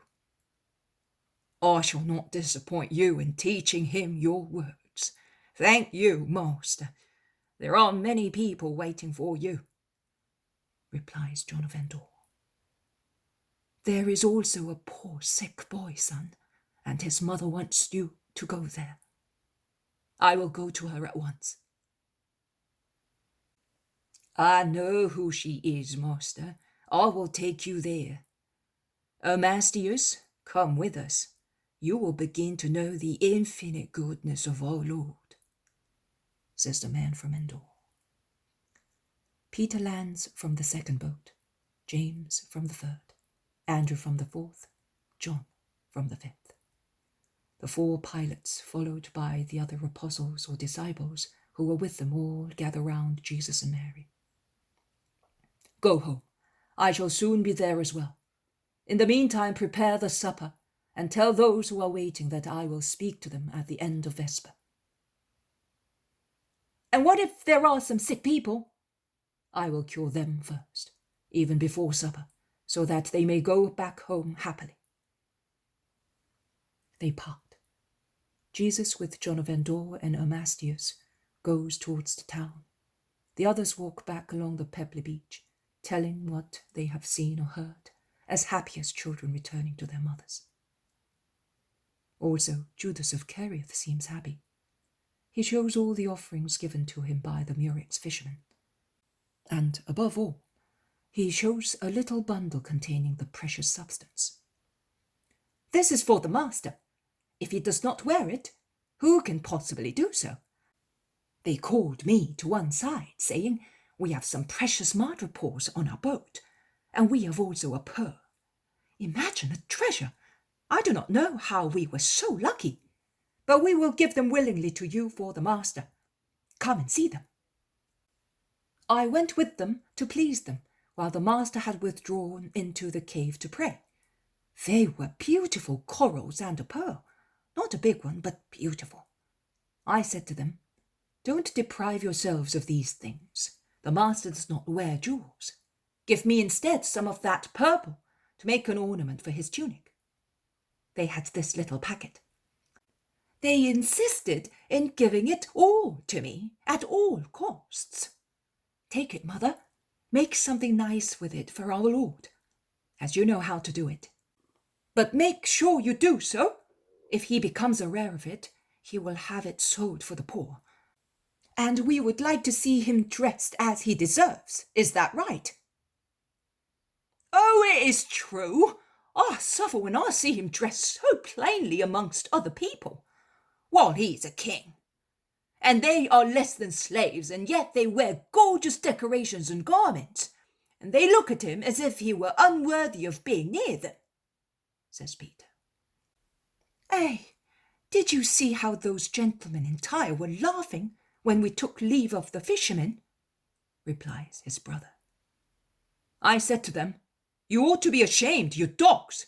A single thread of his white tunic is worth all your finery," says James of Zebedee. "Since Judas has been able to get it, I would like you to have it ready for the tabernacles," says Judas of Thaddeus. "I have never spun purple, but I will try," says the Blessed Virgin, touching the light, bright-coloured wool, as soft as silk. "My nurse is an expert at that. We shall find her at Caesarea. She will let you see how to do it. You will learn at once because you do everything so well. I would put a band round the neck, the sleeves, and at the hem of his tunic, a purple on snow-white linen or wool, with palm or rosette decorations, as we see on the marble of the Holy and David's knot in the centre. It would look so lovely," says the Magdalene, who is an expert in such beautiful things. Martha says, "Our mother made that design because it was so beautiful, on the tunic that Lazarus wore on his journey to Syria when he took possession of our land there. I kept it because it was the last work of my mother. I will send it to you." "I will do it, praying for your mother." They have reached the houses. The apostles spread out to gather those who want the master, particularly sick people. And Jesus comes back with John of Endor and Amastius, and he passes by, greeting those who have crowded in front of the little houses. His smile is a blessing. They bring him the inevitable man with eye trouble, who is almost blind with ulcerous ophthalmia, and he cures them. Then it is the turn of a sick man with malaria, as emaciated and yellow as a Chinese, and he cures them. Then a woman asks for a particular miracle, milk for her breast, which is none, and she shows her baby, only a few days old, underfed and all red, probably because of some inflammation. She moans, "See, we are told to obey man and to procreate. But what does it serve if we see our children languish? This is my third one, and I have buried 2 in the grave because of my unfruitful breast. And this one is about to die too, because he was born in this hot season. The others lived, one 10 months, the other 6. To make me weep even more when they died of intestine trouble. If I could have given them my milk, that would not have happened." Jesus looks at her and says, "Your child will live. Have faith. Go home, and as soon as you are there, offer your breast to the baby. Have faith." The woman goes away obediently with the poor baby, who moans like a kitten, close to his mother's heart. "Will she have milk?" "Of course she will. I say that the baby will live, but she will never have any milk, and it is already a miracle if he lives. He is almost dead with privations. Instead, I say that she will have milk. Of course. No, she will not. The people present are of different opinions. Meanwhile, Jesus withdraws to eat. When he comes out to preach, the crowd is even larger because the news of the miracle of the boy sick with fever, which Jesus worked as soon as he landed, has spread throughout the town. I give you my peace, that it may prepare you to understand. It is not possible to hear the voice of the Lord in a storm. Every perturbation is detrimental to wisdom, which is peaceful as it comes from God. Perturbations instead do not come from God, because worries, anxieties, doubts are the work of the evil one to upset the children of man and separate them from God. I will tell you a parable that you may understand my teaching more clearly. A farmer had many trees in his fields and many vines which yielded much fruit, among which there was a special quality, of which he was very proud. One year, that vine produced many leaves, but few grapes. A friend said to the farmer, "That is because you did not prune it enough." The following year, the man pruned it much more. The vine had few shoots and fewer grapes. Another friend said to him, "That is because you've pruned it too much." The third year, the farmer left it alone. The vine did not produce any grapes at all, only a few crumpled leaves covered with blight. A third friend stated, "It is dying because the soil is not good. Burn it." "Why? It is the same soil that the others have, and I tend it exactly as I do with the others, before it was doing so well." His friend shrugged his shoulders and went away. An unknown wayfarer passed by and stopped to look at the farmer, sadly leaning on the poor vine. "What is the matter?" he asked. "Someone dead in the family?" "No, but this vine of which I was so fond is dying. It has no more sap and yields no fruit. One year little, the next one less, this year nothing. I have done everything they told me, but to no avail." The unknown wayfarer entered the field and approached the vine. He felt the leaves, took a lump of earth in his hand, smelt it, crumpled it with his fingers, looked at the trunk of the tree supporting the vine. "You must remove that trunk. The vine is made barren by it." "It has been its support for years." "Tell me, man, when you planted this vine, what was it like? And what was that trunk like?"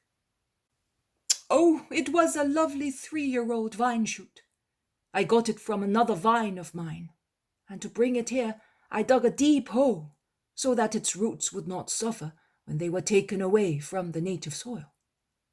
I dug a similar hole here as well, nay, a larger one, so that it should be at ease at once. And I hoed the soil around it to make it soft, so that the roots could spread out at once without any difficulty.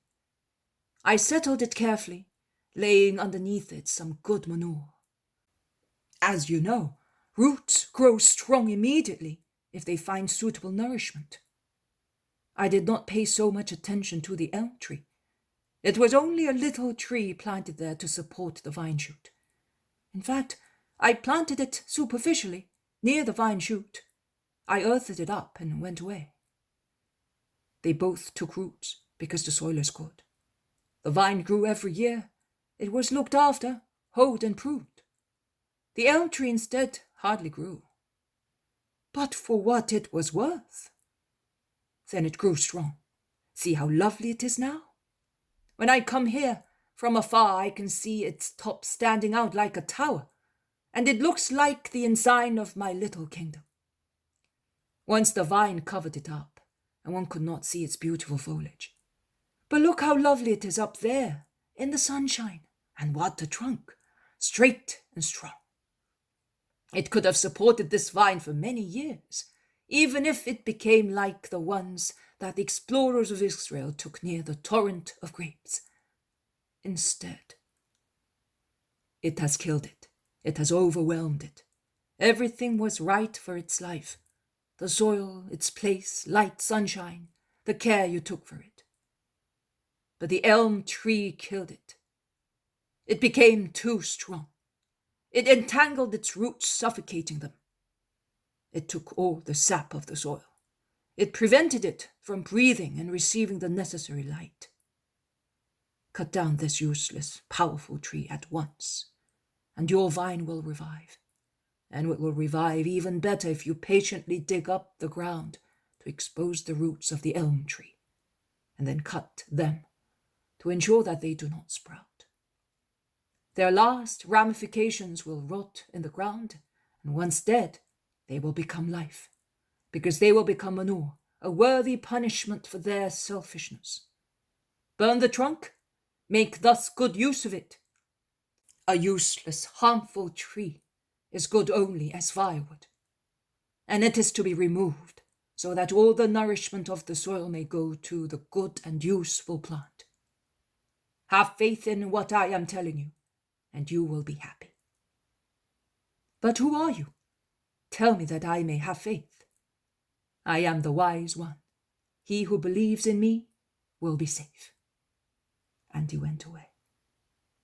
The man was rather doubtful. Then he made up his mind, and he got a saw. And he called his friends to help him. Are you mad? You will lose both the elm tree and the vine. I would cut off only its top, in order to give air to the vine, but no more.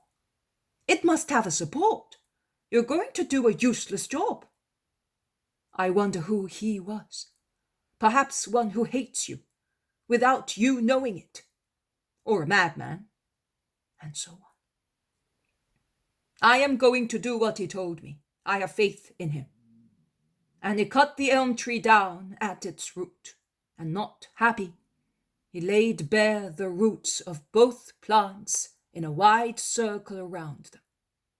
And he patiently cut the roots of the elm tree, taking great care not to damage those of the vine.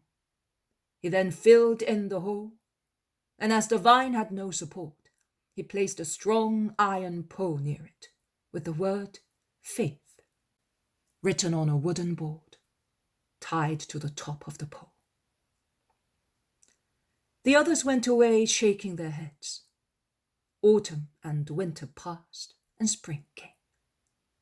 The vine shoots, twined round the support, became adorned with buds, first closed like silvery velvet cases, then half open against the emerald of the fresh leaves, then fully open, and finally producing new, strong shoots from the trunk, all covered with tiny flowers that turned into grapes.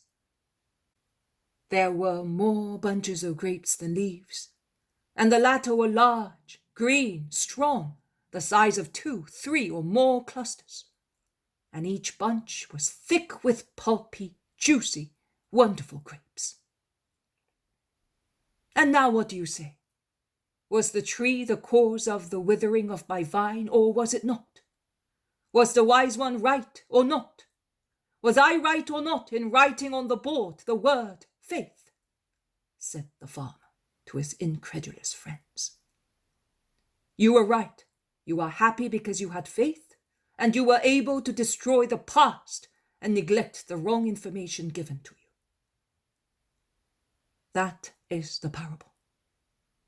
With regard to the woman with the unfruitful breast, there is the answer.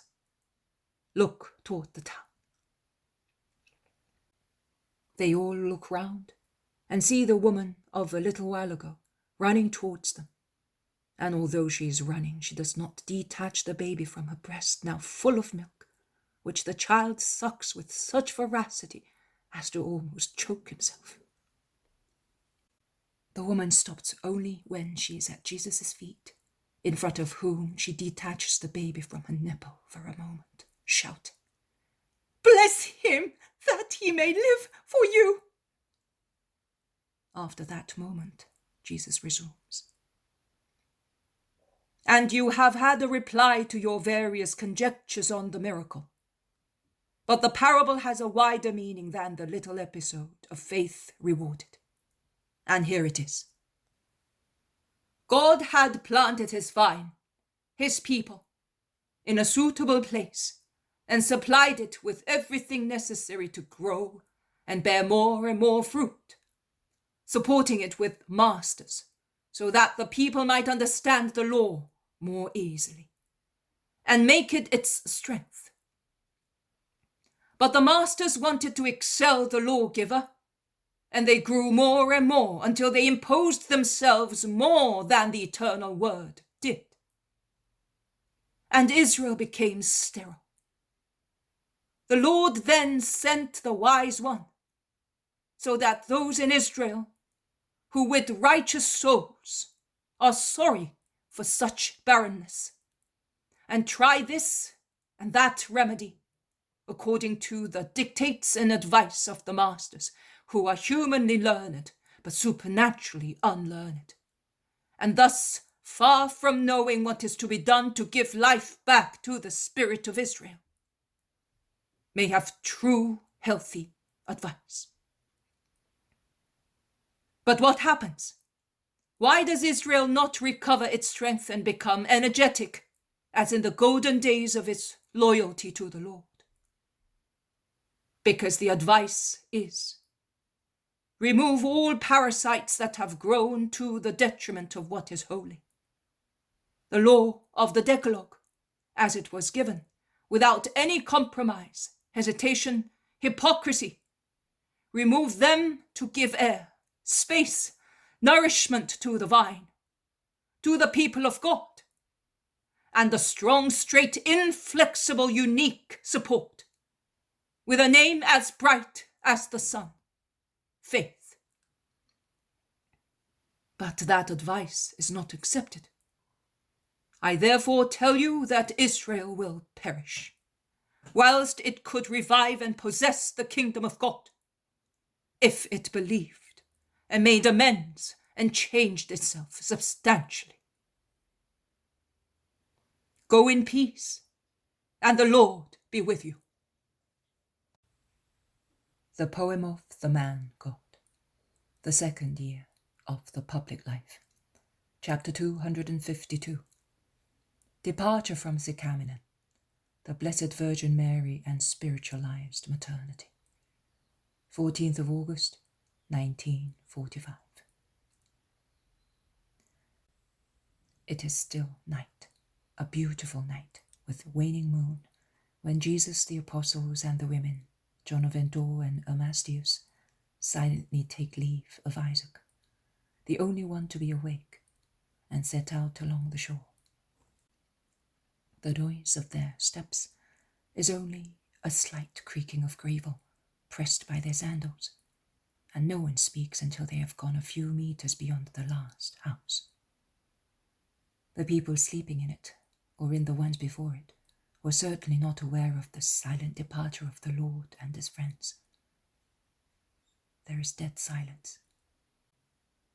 Only the sea speaks to the moon, about to set in the west, and it tells the sand the stories of its depths, with the long wave at high tide, which begins leaving a narrower and narrower dry margin on the beach.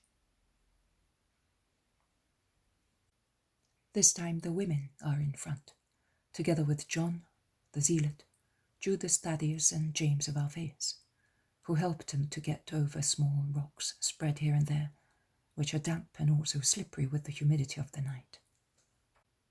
The zealot is with the Magdalene, John with Martha, while James of Alphaeus takes care of his mother and of Susanna, and Thaddeus does not surrender to anybody the honor of taking in its long, strong hand, which is like Jesus's, the little hand of Mary, to help her in difficult spots. Each speaks in a low voice to his companion. They all seem to be wishing to respect the sleep of the earth. The zealot is conversing intensely with Mary of Magdala, and I can see that Simon stretches out his arms more than once, meaning, "It is so, and there is nothing we can do about it." But I cannot hear what they are saying, as they are ahead of everybody. John speaks to his companion only now and again, pointing at the sea and Mount Carmel, the western side of which looks white in the moonlight. Perhaps he is talking of the road they took the last time, skirting Mount Carmel on the other side. Also James, who is between Mary of Alphaeus and Susanna, is speaking of Mount Carmel. He says to his mother, "Jesus has promised me to climb up there with me alone and to tell me alone something."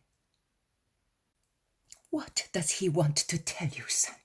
Will you tell me afterwards?" "Mother, if it is a secret, I cannot tell you," replies James, smiling with his smile which is so tender. His likeness to Joseph, the spouse of the Blessed Virgin, is remarkable both with regard to his features and even more to his serene kindness. "There are no secrets for a mother." "In fact, I have none. But if Jesus wants me up there, all alone, to speak to me, it means that he does not want anyone to know what he's going to tell me. And you, mother, are my dear mother, whom I love so much, but Jesus is above you, and his will is. But when the time comes, I will ask him whether I may repeat his words to you. Are you happy?" "You will forget to ask him." "No, mother, I never forget you, not even when you are far from me. Every time I see or hear something beautiful, I always say, I wish my mother were here." "My dear, give me a kiss, son." Mary of Alphaeus is moved, but emotion does not kill curiosity. After being quiet for a few moments, she makes a fresh assault. "You said his will, so you know that he wants to tell what his will is.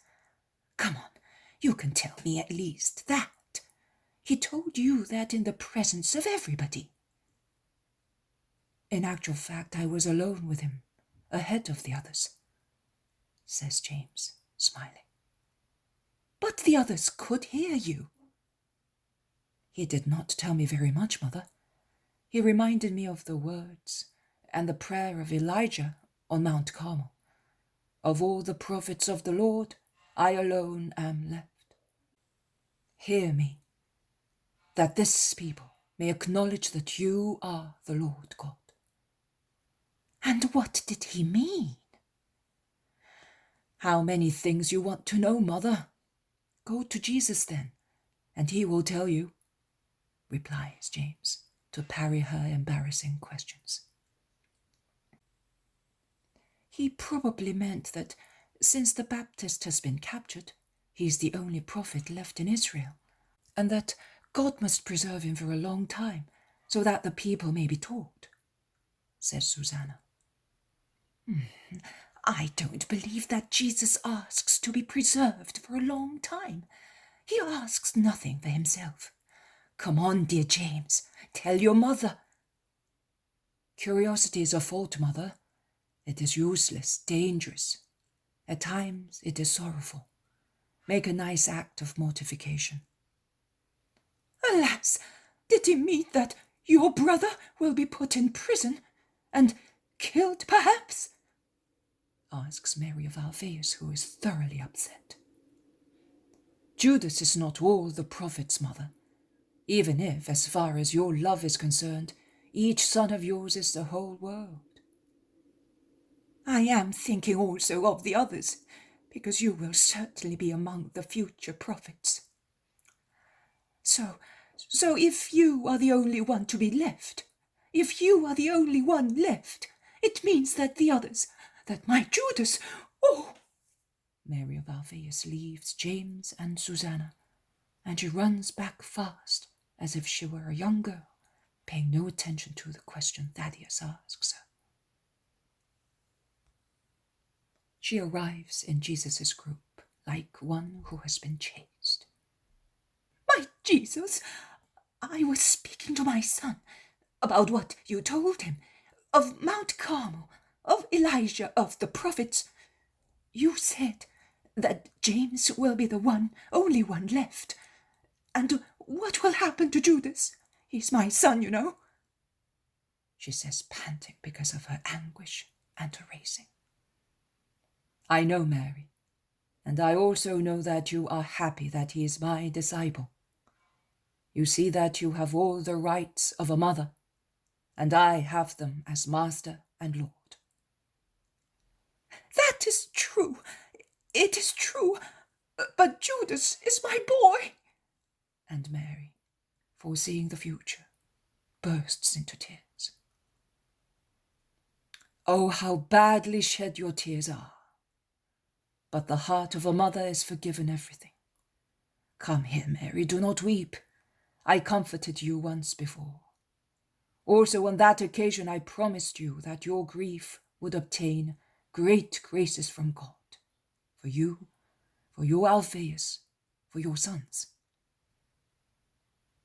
Jesus has laid his arm on the shoulder of his aunt, drawing her close to himself.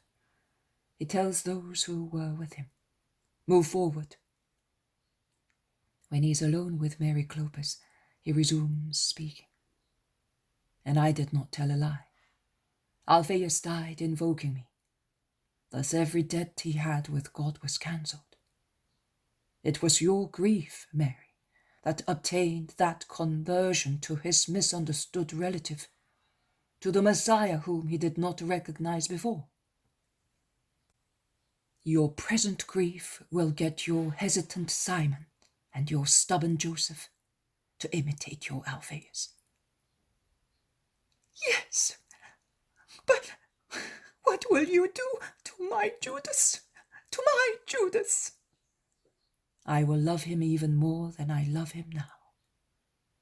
No, no, there is a threat in those words. Oh, Jesus. Oh, Jesus.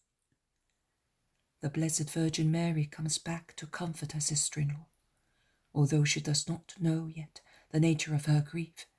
And when she knows, because when Mary sees her beside her, she weeps more and informs her, Our Lady becomes paler than the moon. Mary of Alphaeus moans. Will you tell him? No, no, not death for my Judas. Our Lady, who is deadly pale, says to her, And can I ask on your behalf, when I do not ask salvation from death for my own son? Mary, say with me, Your will be done, Father, in heaven, on the earth, and in the hearts of mothers. To do the will of God through the destiny of our sons is the redeeming martyrdom of us mothers.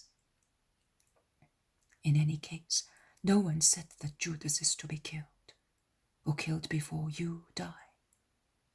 How burdensome your present prayer, that he may live to the most longevial age, would be for you, when in the kingdom of truth and love, you will see everything in the light of God and in your spiritualized maternity.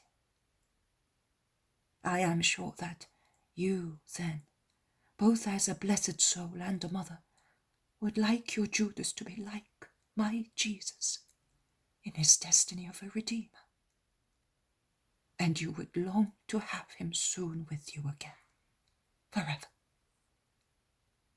Because it is a mother's torture to be separated from her children. So great a torture that I think it will last as anxious love, also in heaven, where we shall be received. Mary's crying, so loud in the silence of early dawn, has caused everybody to come back, to learn what has happened, and they thus hear the words of the Blessed Virgin, and everybody's moved. Mary of Magdala whispers, weeping, "And I gave my mother that torture, even here on earth." Martha weeps, saying, "To be separated is sorrowful for both mothers and children." Peter's eyes are shining with tears, and the zealot says to Bartholomew, "Wonderful words of wisdom to explain what the maternity of a blessed soul will be, and how things will be considered by a blessed mother in the light of God and her spiritualized maternity.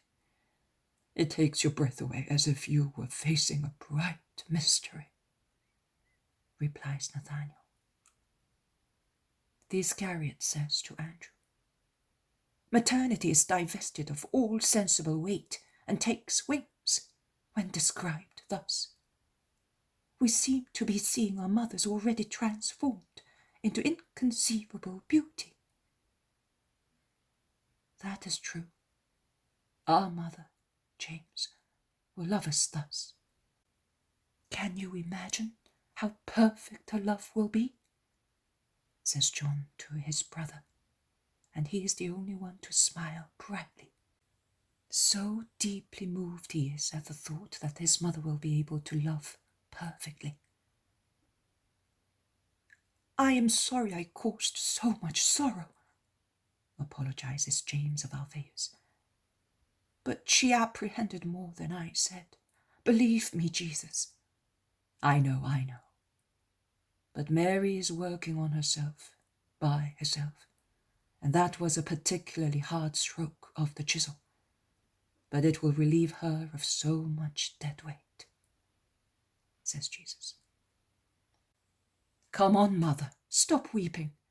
I am sorry that you should suffer like a poor little woman who is unaware of the certainties of the kingdom of God. You are in no way like the mother of the Maccabean brothers," says Thaddeus, reproaching her severely. But he embraces her at the same time and kisses her grey-haired head. "You are like a little girl who is afraid of shadows and of the tales they tell her to frighten her. And yet you know where to find me, in Jesus. What a mother! You ought to weep if you had been told that in future I was to become a traitor to Jesus, or one who would abandon him, or would be a damned soul. In that case I agree. You ought to weep tears of blood. But with the help of God I will never give you such deep sorrow, mother. I want to be with you forever and ever." The reproach first, and the subsequent caresses stop the tears of Mary of Alphaeus, who is now rather ashamed of her weakness. Light, in the transition from night to day, has faded, because the moon has set. But it is not yet daylight, it is twilight. But immediately afterwards, light begins to assert itself. At first it is leaden, then greyish, then greenish, afterwards whitish with bluish traces, and finally clear, like an incorporeal silver, and it makes it easy to walk on the damp, shining shore, from which the sea has receded, while it is delightful to contemplate the sea becoming pale blue, and on the point of brightening up with facets of gems.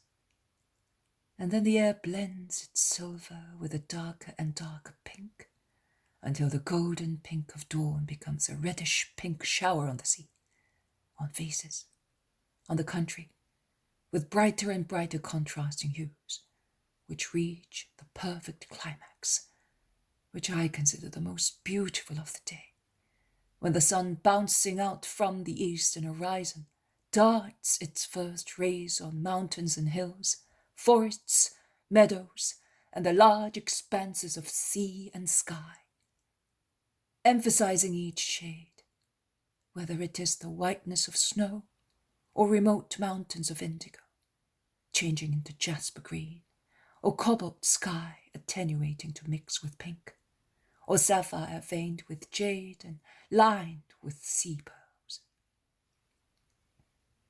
And today the sea is a real prodigy of beauty. It is not dead in dull calm. It is not ruffled by the fury of winds, but it is majestically alive in smiling little thin waves, just marked with ripplings, crowned with a tiny crest of foam. We shall arrive at Dora before the heat of the day, and we shall depart at sunset. Sisters, your toilsome journey will end tomorrow at Caesarea, and we shall have a rest too. Your wagon will be certainly waiting for you. We will part. Why are you weeping, Mary? Am I supposed to see all the Marys weep today? Says Jesus to the Magdalene. She is sorry to leave you, says a sister, excusing her. That does not mean that we shall not be meeting again and soon. Mary shakes her head. That is not the reason why she is weeping. The zealot explains.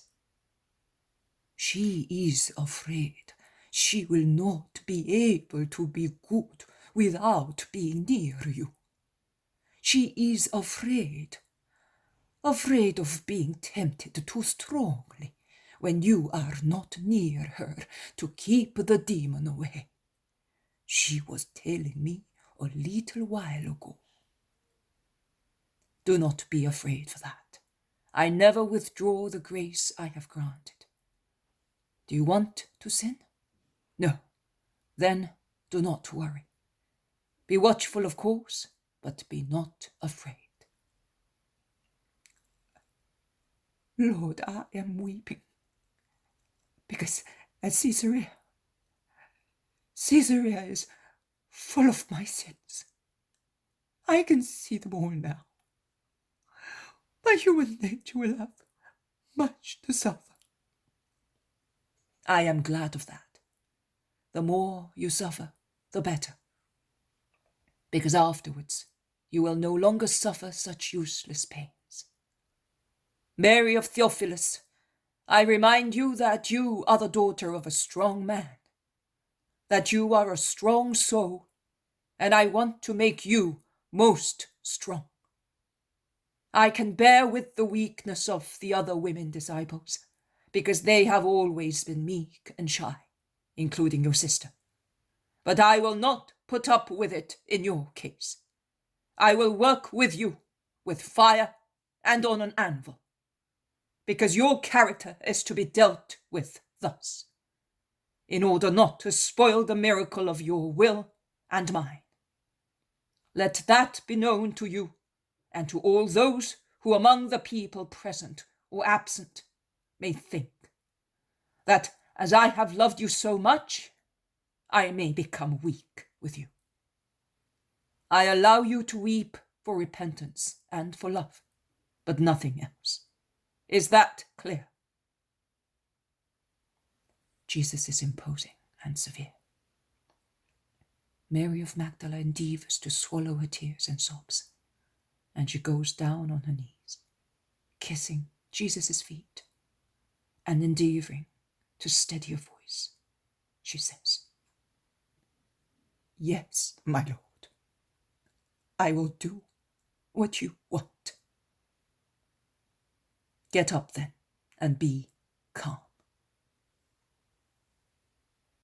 The poem of the Man God, the second year of the public life, chapter 253, Syntyche, the Greek slave, 15th of August, 1945.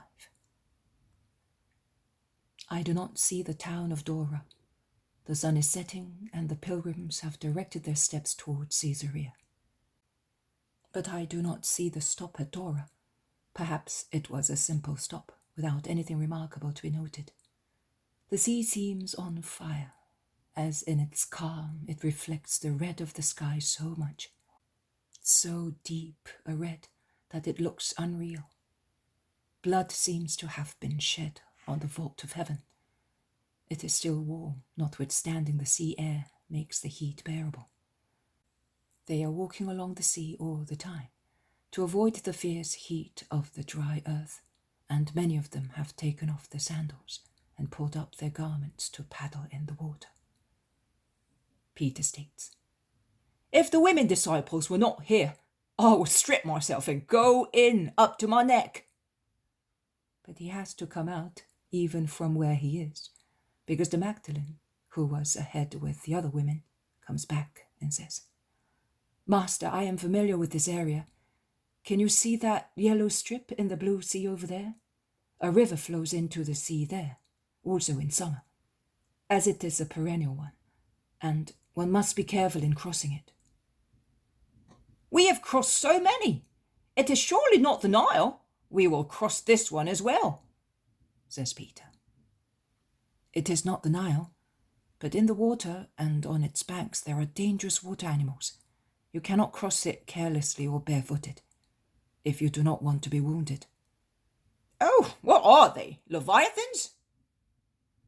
You're right, Simon. They are in fact crocodiles. Small ones, that is true, but capable of miming you for a while. How did they come to be here? I think they were brought there for religious rites of the Phoenician area, and they have remained there.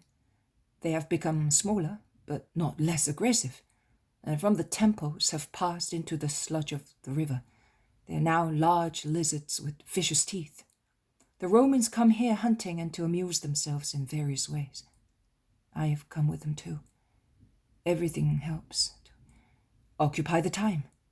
Their skin is lovely and is used for many articles. Allow me, therefore, to be your guide in view of my experience. All right, I would like to see them, says Peter. We may see some, although they have almost been destroyed. They're hunted so much.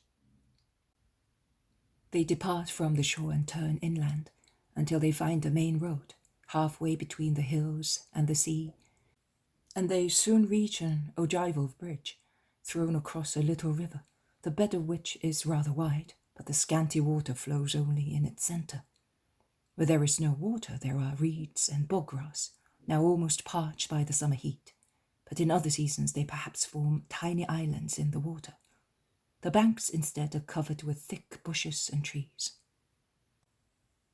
Although they look very carefully, they can see no animal, and many of them are disappointed. But when they are near the end of the bridge, the only arch of which is very high, so that it may not be submerged by water in the period of floods. It is a very strong construction, probably built by the Romans. Martha gives a very shrill scream and runs back terrified. A very big lizard, that is all it is, but with the typical head of a crocodile, is lying across the road, feigning sleep. Don't be afraid, shouts the Magdalene. When they are like that, they're not dangerous. The trouble is when they are hidden, and you put your foot on them without seeing them. But Martha remains prudently behind. Susanna also is frightened. Mary of Alphaeus is prudent but more brave, and walking close to her sons, she advances and looks. The apostles are not afraid, and they look, making comments on the ugly animal, which deigns to turn round its head slowly, so that its face can be seen. It then moves, and seems to be wanting to come towards those who have disturbed it. Another scream from Martha, who runs farther back, imitated also by Susanna and Mary Clopas. But Mary of Magdala picks up a stone, throws it at the lizard, which, hit on one side, runs down the gravel bed and sinks into the mud. Come forward, you fearful woman. It is no longer here, she says to her sister. The women come together. It is really ugly, comments Peter. Is it true, Master, that once they fed them with human victims? Asks the Iscariot. It was considered a sacred animal. It represented a god. And as we offer sacrifices to our god, so the poor idolaters did it, in the forms and with the errors becoming their condition. But not now? Asked Susanna. I think that it is still possible that it might be done in idolatrous countries, says John of Endor. My God, but they will give them dead, eh? No, if they give them alive. Generally girls or boys. The choice of the population. At least that is what I read, replies John once again to the women who look around frightened. I would die of fear if I had to go near one, says Martha. Really? But these ones are nothing compared to real crocodiles. They are at least 3 times as long and large. And they are famished too. This one was certainly replete with water snakes or wild rabbits. Mercy, water snakes too! My lord, where have you brought us? Moans Martha, who is so frightened that she makes everybody laugh. Amastius, who has always been quiet, says, Do not be afraid. It is enough to make a lot of noise to make them flee. I know because I have been to Low Egypt many times. They set out, clapping their hands and beating tree trunks, and the dangerous spot is left behind. Martha has gone near Jesus, and she often asks him, Will there be any more? Jesus looks at her, shakes his head, but reassures her. The Syrian plain is nothing but beauty, and we are now there. But the women disciples have really surprised me today. I do not really know why you are so fearful. I do not know myself, but anything that creeps terrifies me. I seem to feel on me the cold of their bodies, which are certainly cold and slimy, and I wonder why they exist. Are they necessary? You should ask him who made them. But you may be sure that if he made them, it means that they are useful, at least to make Martha's heroism shine, says Jesus, eyes shining wittily. Oh, Lord, you are joking, and you are right. But I am afraid, and I will never be able to control myself. We shall see about that. But what is moving in those bushes over there? Says Jesus, raising his head and looking straight in front of him, at a tangled mass of bramble and other plants, with long branches climbing towards an embankment of Indian figs, growing farther back with their leaves, which are as rigid as the climbing branches are flexible. Another crocodile, Lord! Moans Martha, who is terrorized once again. The rustling of the branches increases, and the head of a woman appears. She looks. When she sees so many men, she is uncertain whether to flee to the country or withdraw back into the wild tunnel. The former alternative prevails, and she runs away screaming. A leper? A mad woman? A woman possessed? They ask, perplexedly. The woman comes back, because a Roman wagon is arriving from Caesarea and is already near. The woman looks like a mouse in a trap. She does not know where to go, because Jesus and his group of people are near the thicket where she was sheltered, and thus she cannot go back to it, and she does not want to go towards the Roman wagon. In the evening dusk, as night falls fast after a powerful sunset, it is possible to see that she is young and pretty, although her garments are torn and she's unkempt. Woman, come here, commands Jesus peremptorily. The woman stretches out her arm, imploring. Do not hurt me. Come here. Who are you?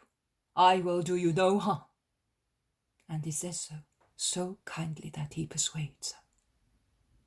The woman moves forward with her head lowered, and she throws herself on the ground, saying, Whoever you are, have mercy on me. Kill me, but do not hand me back to my master. I am a fugitive slave. Who is your master, and where are you from? You are certainly not Hebrew. It is obvious from your way of speaking and from your garments. I am Greek, the Greek slave of... Oh, mercy hide me, the wagon is about to arrive. They all form a group round the poor wretch curled up on the ground. Her dress torn by thorns shows her shoulders streaked with lashes and covered with scratches. The wagon passes by without any of its passengers paying attention to the group standing near the hedge. They have gone by. Speak now. We will help you if we can, says Jesus, laying the tips of his fingers on her ruffled hair. I am Syntyche, the Greek slave of a noble Roman of the proconsul suit. So you are the slave of Valerian, exclaims Mary of Magdala. Oh, have mercy! Do not denounce me to him, implores the unhappy woman. Do not be afraid. I will never speak to Valerian again, replies the Magdalene, and she informs Jesus. He is one of the richest and filthiest Romans we have here, and he is as cruel as he is filthy. Why did you run away? Asks Jesus. Because I have a soul, I am not merchandise. The woman takes heart when she realizes she has come across compassionate people. I am not merchandise. He bought me, that is true, but he may have bought my person to embellish his house, that I may brighten up his time by reading for him, but that I may serve him, but nothing else. My soul is mine. It cannot be bought. But it wanted also that. How do you know there is a soul? I am not illiterate, Lord. I was a prey of war since my youth. But I was not plebeian. This was my third master and a dirty fawn. But I remember the words of our philosophers, and I know that we are not made of only flesh. There is something immortal enclosed within us, something which has no precise name for us, but I recently learned its name. One day a man came from Caesarea. He worked miracles and spoke better than Socrates and Plato. They discussed him very much, in thermal baths, in triclinia, or in gilt peristyles, contaminating his august name by mentioning it in the halls of foul orgies. And just I, who already felt I had something immortal that belongs only to God and cannot be purchased as merchandise at slave markets, was ordered by my master to read the works of philosophers, to compare them, and find out whether this unknown thing, that the man from Caesarea had called soul, was described in them. He made me read that. Me, whom he wanted to enslave to his sensuality. I thus found out that this immortal thing is the soul. And while Valerian and his like were listening to my voice and belching and yawning, he endeavoured to understand, compare, and discuss. I linked their conversation, referring to the words of the unknown man, with the words of the philosophers, and I kept them here, in my heart, and my dignity became stronger and stronger to reject his lustfulness. Some evenings ago he beat me to death because I rejected him, biting him with my teeth, and I ran away the following day. I have lived in that thicket for 5 days, picking blackberries and Indian figs at night. But I will end up by being caught. He's certainly looking for me. I cost much money, and his sensuality craves too much for me to leave me alone. Have mercy on me. You are an Israelite, and you certainly know where he is. I ask you to take me to the unknown man who speaks to slaves and speaks of souls. They told me that he's poor. I will starve, but I want to be near him, that he may teach me and elevate me. It is brutalizing to live with brutes, even if one resists them. I want to possess my moral dignity once again. That man, the unknown one, whom you are looking for, is in front of you. You... Oh, unknown god of the Acropolis, hail! and she bows her forehead to the ground. You cannot remain here, but I am going to Caesarea. Do not leave me, Lord. I will not leave you. I think, Master, our wagon is certainly at the appointed place waiting for us. Send for it. She would be safe in the wagon as she would be in our house, suggests Mary of Magdala. Oh, yes, Lord, send her to us, in the place of old Ishmael. We will teach her your doctrine. She will be torn from paganism, begs Martha. Do you want to come with us? Asks Jesus. With any of your friends, providing I am no longer with that man. But a woman here said that she knows him. Will she betray me? Will any Romans go to her house? No. Be not afraid. Romans do not come to Bethany. Above all, Romans of the kind, replies the Magdalene, reassuring her. Simon and Simon Peter, go and look for the wagon. We shall wait for you here. We shall go to town afterwards, orders Jesus. When the noise of the hooves and of the wheels and the lamp hanging from its roof announced the arrival of the heavy closed wagon, those waiting for it come up from the riverbank, where they certainly had their evening meal, and come onto the road. The wagon comes jolting to a stop on the edge of the rough road, and Peter and Simon come off it. They are immediately followed by an elderly woman who runs to embrace the Magdalene, saying, I did not want to delay one moment to tell you that I am so happy, to tell you that your mother is rejoicing with me, to tell you that you are once again the fair rose of our house, as when you used to sleep in the cradle after I suckled you. And she kisses her many times. Mary weeps in her arms. Woman, I entrust this young woman to you, and I ask you to make the sacrifice of waiting here all night. Tomorrow you will be able to go to the first village on the Consular Road and wait there. We shall come by the 3rd hour. Jesus says to the nurse, Everything as you wish. May you be blessed. Just let me give Mary the clothes I brought her. And she climbs onto the wagon with the Most Holy Virgin, Martha and Mary. When they come out, the Magdalene is dressed as we always shall see her in the future. A plain dress, a wide, thin linen cloth as a veil, and a mantle without any ornament. You may go peacefully, Syntyche. We shall be coming tomorrow as well. Goodbye, says Jesus, greeting her.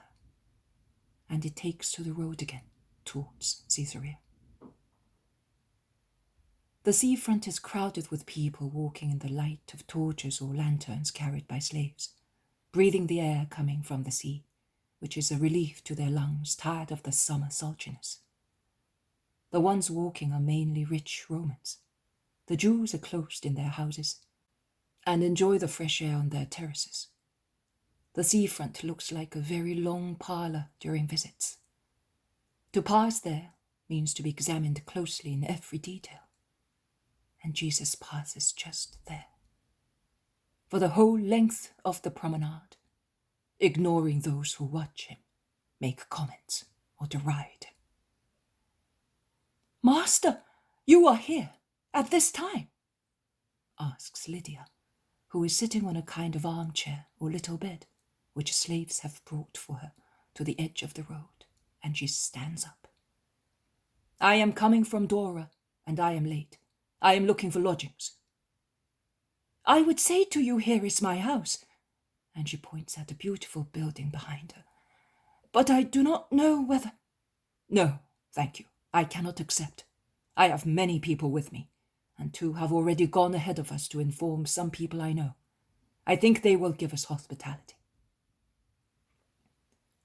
Lydia's eyes rest also on the women and the disciples at whom Jesus pointed, and she immediately recognizes the Magdalene.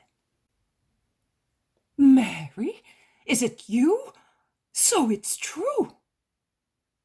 Mary's eyes are like those of a surrounded gazelle. She's tortured. And she's justified because Lydia is not the only one she has to face, as many more look at her. But she looks also at Jesus and plucks up courage again. "It is true." "So we have lost you." "No, you have found me. At least I hope to find you again one day, and in a better friendship, on the road that, at long last, I have found. Please, tell all those who know me. Goodbye, Lydia. Forget all the evil you saw me do. I ask you to forgive me." "Mary, why are you lowering yourself? We have led the same life, the life of rich, idle people, and there is no, my life was worse, and I have come out of it, and forever. Goodbye, Lydia." The Lord cuts short, and it directs his steps towards his cousin Judas, who is coming towards him with Thomas. Lydia keeps the Magdalene back for a moment. "Tell me the truth, now that we're alone. Are you really convinced?" "Not convinced. Happy to be a disciple. I regret one thing only, that I did not meet the light before, and that I have been feeding on filth instead of being nourished by it. Goodbye, Lydia." Her reply sounds clear in the silence enveloping the two women. None of the people present speak any more. Mary turns round and makes haste to reach the Master. A young man stands on her way. "Is that your last foolish action?" he says, and tries to embrace her. But half drunk as he is not successful, and Mary evades him, shouting, "No, it is my only wise one." She reaches her companions, who are completely covered with their veils. Such is their disgust to be seen by those vicious people. "Mary," says Martha anxiously, "did you suffer much?" "No, and he is right. I will never suffer again because of that. He is right." They all turn into a narrow, dark street and enter a large house, certainly a hotel, for the night. The poem of the Man God, the second year of the public life, chapter 254. Goodbye to Mary of Magdala, to Martha, and to Syntyche. 17th of August, 1945. And they are once again on their way, going eastwards, towards the country. The apostles and the two disciples are now with Mary, Clopas, and Susanna, a few yards behind Jesus, who is with his mother and the two sisters of Lazarus. Jesus is engrossed in talking. The apostles, instead, are silent. They look tired or disheartened. Their attention is not even attracted by the beauty of the country, which is really wonderful, with gentle undulations across the plain like many green pillows under the feet of a giant king, and its tiny hills spread here and there, preluding the mountain chains of Mount Carmel and Samaria. Both the plain, which is the dominating part of the country, and the small decorated hills and undulated ground are completely covered with blooming flowers and full of ripening fruit. It must be a well-watered place, notwithstanding its position and the season, because it is too flourishing to be lacking in water. I now understand why the plain of Cyrene is so often mentioned enthusiastically in the Holy Scriptures. But that enthusiasm is not shared by the apostles, who look somewhat sulky, the only ones to look so in this splendid day and in this charming country. The consular road, which is well kept, cut across the most fertile land like a white ribbon, and in the early morning one frequently meets farmers laden with victuals and travellers going to Caesarea. One of the farmers, leading a line of donkeys laden with sacks, who catches up with the apostles and compels them to step aside to make room for the asinine caravan, asks arrogantly, "Is the Christian here?" "Further back," replies Thomas dryly, and mutters between his teeth, "You lout." "He's a Samaritan, that's enough," replies Philip. They become silent again. After a few yards, as if he were concluding an internal speech, Peter says, "For what was it worth? Was it worth going all that road?" "Of course. Why did we go to Caesarea if he did not say even one word? I thought he intended working some wonderful miracle to convince the Romans. Instead," says James of Zebedee, "he exposed us to ridicule, that's all," comments Thomas. The Iscariot aggravates the situation, saying, "And he made us suffer. But he likes to be insulted, and he thinks we like that as well. In the actual fact, it was Mary of Theophilus who suffered in this case," remarks the zealot calmly. Mary, Mary. Has Mary become the centre of the universe? She is the only one who suffers, the only heroine, the only one to be perfected. If I had known, I would have become a robber and a killer in order to be the object of so much care," bursts out the Iscariot. "Actually, the last time we came to Caesarea, and he worked a miracle and evangelized, we vexed him by expressing our discontent, because he had done so," remarks the cousin of the Lord. "The trouble is that we do not know what we want. If he does one thing, we grumble. If he does the opposite thing, we still grumble. We are full of faults," says John seriously. "Oh, there is the other wise man speaking. One thing is certain. No good has been done for some time." "No good, Judas? What about the Greek woman, and Amastius, and Abel, and Mary?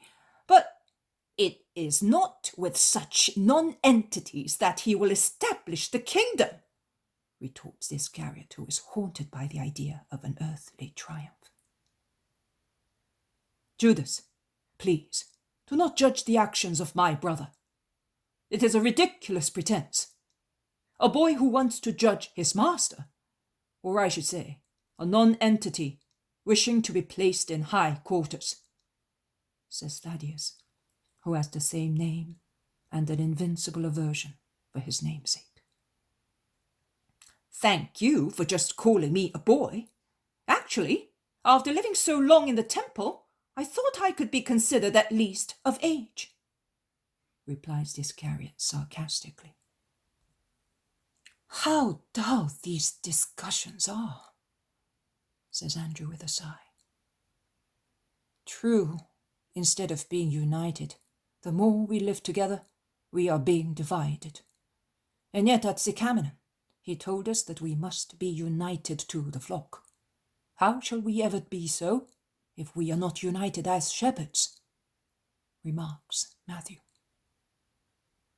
"So we must not speak. We must never express our ideas. I don't think that we are slaves." "No, Judas, we are not slaves, but we are not worthy of following him, because we do not understand him," says the zealot peacefully. "I understand him very well." "No, you do not understand him, and like you, those who criticize him do not understand him either. To understand means to obey without discussing, because one is convinced of the holiness of the guide," says the zealot. "Ah, You are talking of understanding his holiness. I was referring to his words. His holiness is undisputed and indisputable, the Iscariot hastens to say. Can you separate one from the others? A saint will always possess wisdom, and his words will be wise. That is true, but he does harmful things because of his excessive holiness. I agree, but the world is not holy, and he causes trouble for himself. Now, for instance, do you think that this Philistine and that Greek woman will do us any good? If I am going to be harmful, I will withdraw, says Omastius, who feels mortified. I came with the idea of honouring him and doing the right thing. You would grieve him by going away for this reason, James of Alphaeus replies to him. I will pretend that I have changed my mind. I will say goodbye to him and I will go. Surely not. You will not go away. It is not fair that the master should lose a good disciple because of the short temper of other people, replies Peter promptly. If he wants to go away for so little, it means that he is not sure of his own will, so let him go, insists the Iscariot. Peter loses his temper. I promised him, when he gave me Marcian, that I would become paternal to everybody, and I am sorry to break my promise. But you forced me to. Omastius is here and is staying here. Do you know what I must tell you? That you are the one who upsets the will of other people and makes them feel uncertain. You are the one who causes separations and disorder. That is what you are. Shame on you. What are you? The protector of... Yes, you are quite right. I know what you mean. I am the protector of the veiled woman, of John of Endor, of Omastius, of the slave, of anyone else who has been found by Jesus and is not one of those splendid, ostentatious examples of the temple, who are formed with the sacred mortar and cobwebs of the temple, the wicks scented with the dregs of the lamp of the temple. Those like you, in other words, to make the parable clearer, because if the temple is much, unless I have become a fool, the master is much more than the temple, and you are lacking. He shouts so loud that the master stops and turns round, and is about to walk back, leaving the women.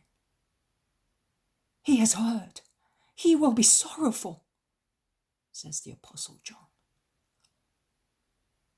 No, master, don't come. We were discussing to kill the boredom of the journey, says Thomas promptly.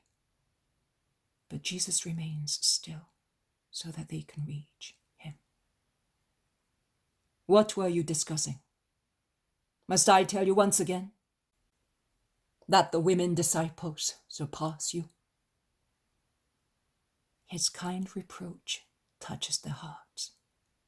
They become silent and lower their heads. My friends, do not be the cause of scandal to those who are being born to the light just now. Do you not know that an imperfection of yours is more harmful to the redemption of a heathen or a sinner than all the errors of paganism?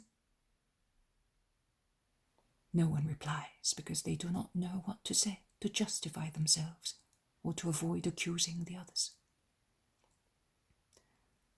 The wagon of Lazarus' sisters is near a bridge over a dry torrent. The two horses are grazing the thick grass on the banks of the torrent, which has perhaps run dry only recently, and thus the banks are thick with grass. Martha's servant and another man, perhaps the driver, are also on the riverbed, whilst the women are in closed wagon, which is completely enveloped with a heavy cover with tanned hides, which hang like heavy curtains down to the floor of the wagon. The women disciples move towards it, and the servant who is the first to see them informs the nurse, while the other man takes the horses to the shaft. In the meantime, the servant rushes towards his mistresses, bowing to the ground. The elderly nurse, a fine woman with an olive complexion, but pleasant, comes down from the wagon quickly and goes towards the mistresses. But Mary of Magdala says something to her, and she directs the steps towards the Blessed Virgin, saying, "Forgive me, but my joy in seeing her is so great that I see nobody else. Come, Blessed Mother, the sun is scorching. It is cool in the wagon." All the women get on to it, waiting for the men who are far behind. And while they are waiting, Zacchie, who is wearing the dress which Magdalene had on yesterday, kisses the feet of her mistresses, as she insists in calling them, although they tell her that she is neither their slave nor their servant, but their guest in the name of Jesus. The Virgin Mary shows the precious little parcel of purple, asking how the very short threads can be spun as they refuse to be moistened or twisted. "That is not how you do it, Donna. They are to be reduced to powder and used as any other dye. It is the filament of the shell, not a hair. See how crumbly it is now that it is dry. Reduce it to thin powder. Sift it to remove all long bits which would stain the yarn or the cloth. It is better to dye the yarn in skeins. When you are sure that it is all fine powder, you dissolve it like cochineal or saffron or indigo powder or the powder of any other bark, root or fruit, and you use it. Fasten the dye with strong vinegar the last time you rinse it." "Thank you, Naomi. I will do as you told me. I have embroidered with purple threads, but they were given to me already to be used. Here is Jesus. It is time to say goodbye, my daughters. I bless you all in the name of the Lord. Go in peace, and take peace and joy to Lazarus. Goodbye, Mary. Remember that you wept on my breast, your first happy tears. I am therefore your mother, because a baby weeps its first tears on its mother's breast. I am your mother, and will always be such. What may be burdensome for you to tell also the most kind sister, the most loving nurse? Come and tell me. I will always understand you. What you would not dare say to my Jesus, because it is still stained with humanity, which he does not want in you. Come and tell me. I will always be indulgent to you. And if you should like to inform me also of your triumphs, but I would prefer you told him, like sweet-smelling flowers, because he is your Saviour, not I will rejoice with you. Goodbye, Martha. You are now going away happily, and your supernatural happiness will last. So you need nothing else but to make progress in justice, in the peace which now nothing perturbs in you. Do it for the sake of Jesus, who has loved you so much as to love your sister, whom you love with complete love. Goodbye, Naomi. Go with the treasure you have found. As you used to satisfy her hunger with your milk, satisfy now your own with the words that she and Martha will tell you, so that you may see in my son much more than the exorciser who frees hearts from evil. Goodbye, Zacchie, flower of Greece. You perceived by yourself that there is something more than flesh. Bloom now in God, and be the first of the new Grecian flowers in Christ. I am very happy to leave you united thus. I bless you with my love. The shuffling of feet is now close at hand. They lift the heavy curtain and see Jesus, who is a few feet from the wagon. They come off in the parching sun, which is blazing down on the road. Mary of Magdala kneels at Jesus' feet, saying, I thank you for everything. and I thank you also very much for making me do this pilgrimage. You only possess wisdom. I am now leaving, divested of the remains of the Mary of time ago. Bless me, my Lord, to fortify me more and more. Yes, I bless you. Enjoy the company of your brother and sister, and with them form yourself more and more in me. Goodbye, Mary. Goodbye, Martha. Tell Lazarus that I bless him. I entrust this woman to you. I am not giving her to you. She is my disciple. But I want you to give her the opportunity, however small, of understanding my doctrine. I will come later. Naomi, I bless you, and you too as well. Martha and Mary have tears in their eyes. The zealot greets them in particular, handing them a letter for his servant. The others greet them all together. The wagon then sets out. And now, let us go and look for some shady spot. May God guide them. Are you so sorry, Mary, that they have gone? He asks Mary of Alphaeus, who is weeping silently. Yes, they were very good. We shall be meeting them again soon, and they will have grown in numbers. You will have many sisters, or daughters if you prefer so. It is all love, whether it is maternal or brotherly, says Jesus, comforting her. Providing that does not cause trouble, grumbles the Iscariot.